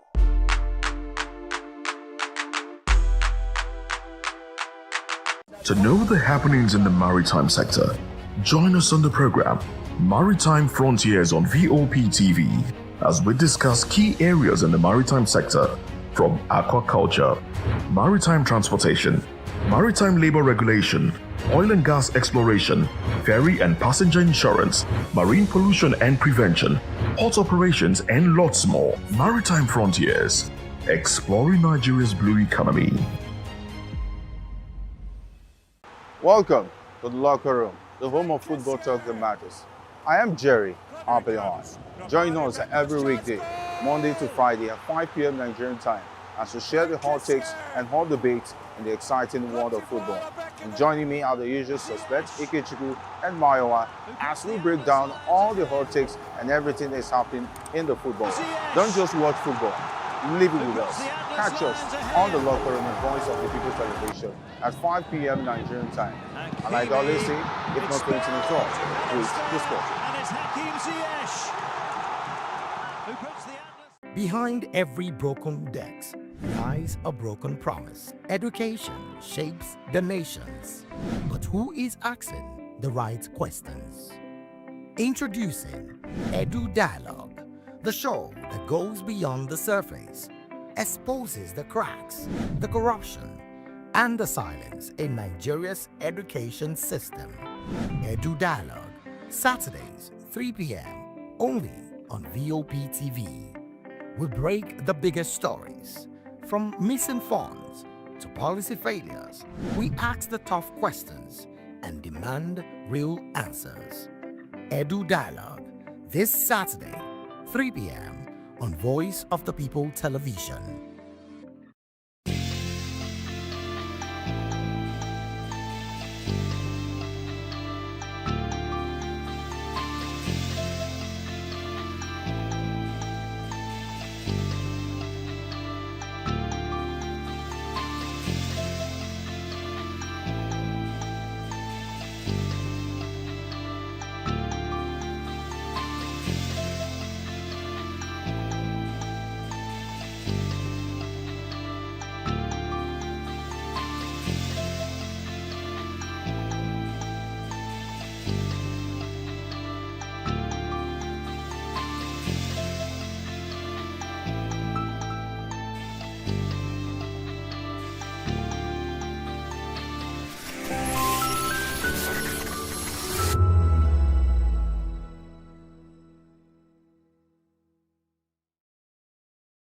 We encourage you to click on the like button and subscribe to our YouTube channel. We are Voice of the People TV. Also follow us on all our social media platforms. We are at Vop TV Live. Visit our website www.vop.ng for fresh and trending news. Also watch us live on SLTV channel 264.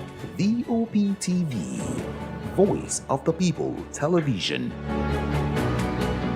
When I first heard VOP, I thought they were talking about me because I'm a voiceover personality. But no, this is Voice of the People TV, and you are riveted forever because this is the place to be. Yo guys, your boy Chela. Shout out to VOP TV. I love you guys. Salut, salut tout le monde. Suspect 95. Là, on est sur VOP TV. On passe un bon temps. J'espère que vous kiffez. On est au Afrima. On est ensemble. VOP TV. Don't see me like a fool because I don't do giddy giddy giddy. VOP, you don't know somewhere from Ghana representing live and living color. Yeah, Beam Nation President. Outside with it. Bless up. Hello, this is Milo from Ivory Coast. Keep watch Voice of the People TV. Regardez la voix du peuple, la télévision de la voix du peuple. Que Dieu vous bénisse. À très bientôt. Love you so much. Hi guys, what's up? This is Gaze Baba. I am watching VOP TV. Usually you be told to not touch the dial, but I tell you to touch the dial and increase the volume. You're like, keep it locked. It's Afro Gospel. Thank you. Hello, my name is Shego Aronzo. You're watching VOP. Don't change the dial. My Joe, fine girl. My Joe, fine babe. Yes, don't touch the dial. This is me, Dr. Adiwala Iba. Keep watching VOP TV. My name is Tao Familoni, and here's to VOP TV. Keep watching, stay tuned, do not touch that dial. Arara, my name is Made Kuti, and you're watching VOP TV. Keep watching. Welcome, my name is Zika Davis. Distinguished ladies and gentlemen, boys, viewers, everybody, boys and girls.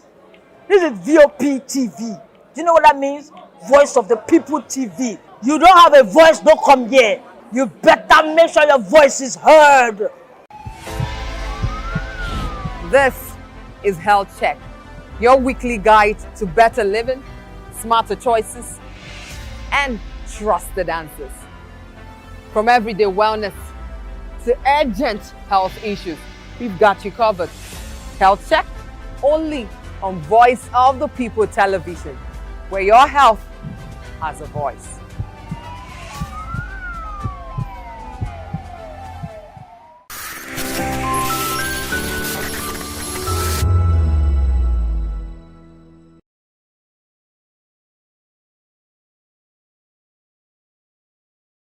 VOP TV. Now, you have more than a voice. Voice of the People Television.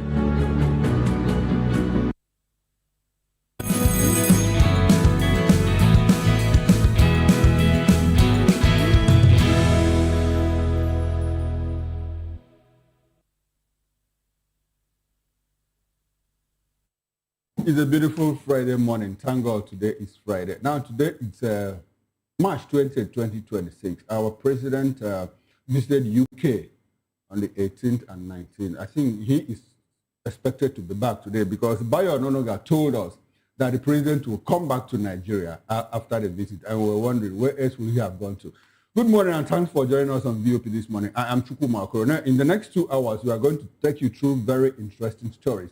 And we start from the UK, where Nigeria UK has sealed a £746 million deal to revamp Tin Can. We'll move away from that.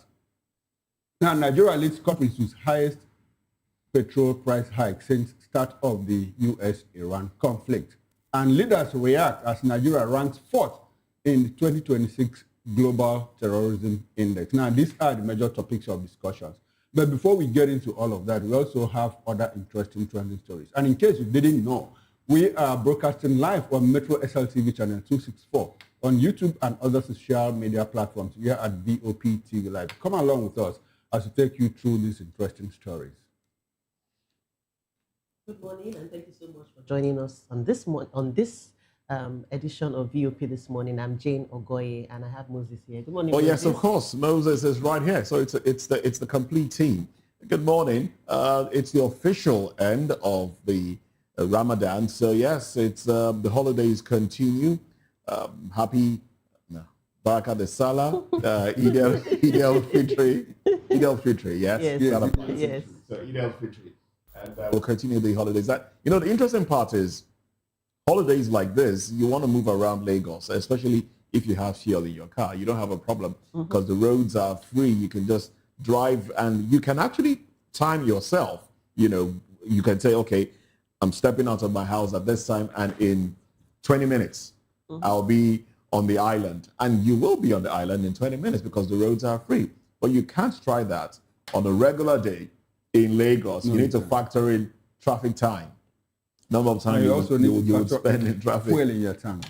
Well, fuel in your tank, that's just standard. Oh well, welcome to VOP this morning. The EFCC has handed over a whopping 3.996 billion naira in recovered loot to the Nigerian National Petroleum Limited, NNPCL Limited, during a high-profile ceremony at the EFCC headquarters in Abuja on Thursday. The funds clawed back from certain individuals within the NNPC through rigorous investigations that exposed fraudulent activities and shady dealings by some insiders in the national oil giant were presented by EFCC Secretary Mohammed Hamajoda on behalf of Chairman Ola Ulukayode, who stressed the agency's unwavering commitment to fighting economic crimes despite the personal risks involved. Hamad Joada declared the EFCC would keep serving Nigerians over 220 million people with courage and integrity. Receiving the check, NNPC's Executive Vice President Downstream, Mumuni Dagazao, expressed pride in the collaboration, noting that the corporation has long battled internal challenges and corruption, and praised the EFCC's swift assistance in recovering the money, signaling renewed efforts to clean up the notoriously graft-ridden oil sector amid public demands for transparency and accountability in how national resources are managed. Well, this is a welcome development. And while we applaud it, we're also wondering, or rather praying and hoping that some of the loopholes that have enabled the siphoning of public funds and the income generated by the NNPCL would be tightened so that we don't, continue having all of this. The NNPC has for many decades, in fact, for as long as my adult life, been one of the conduit pipe, for corruption in the Nigeria economy. And in short, of all the parastatals, I think the oil sector, I dare say, maybe after the power sector, is one of the most corrupt. And so while we applaud this, can we also think about how all of this can be mitigated? And for the fact that the EFCC can actually recover such amounts of money, I'm also thinking that wherever this came from, there's still a lot of money that are accounted for. And we need to ensure that there's accountability and transparency in the oil sector. And it's so sad. There was something you said earlier, when we were going through our lineup for today, that the Iran-US war, a lot of oil-producing countries are smiling to the bank, but Nigeria is one of the worst hit. In short, he said it's the worst hit, not one of the worst hit. That shows you that there's so much corruption, and that our petroleum sector does have the potential, the capacity to be a major, revenue earner for this country. I know for the longest time we've talked about deregulation, we've talked about diversifying income streams of the country, but it seems as though we still are over-reliant on petrol. We still are, and it's so sad that we have other mineral resources. We also have agriculture that can actually be one of our mainstays. It's really sad, really. All right, we'll take a break now. Let's take a very quick break. When we come back, we'll continue with this story. Because Jane says it's a laudable venture. I don't think it is.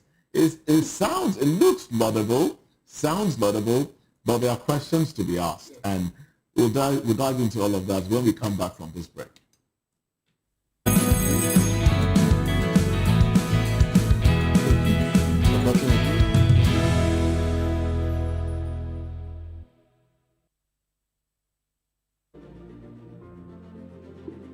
Welcome to Golden Tulip, where every stay is a celebration of comfort and style. Discover beautifully designed rooms crafted for your relaxation and peace of mind. Savor delicious, expertly prepared meals at our exceptional restaurants. Relax and socialize at our elegant lounge bar.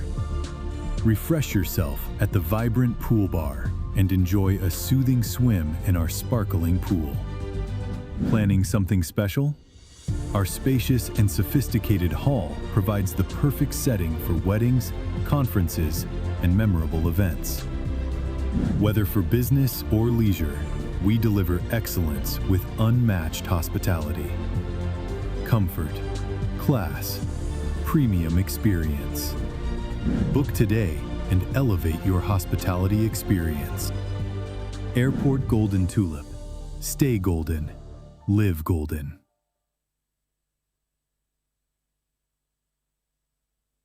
Good evening, Africa. My name is Bamakore, actor, model, producer, and I'm giving a big shout out to Vop TV, man. Keep watching.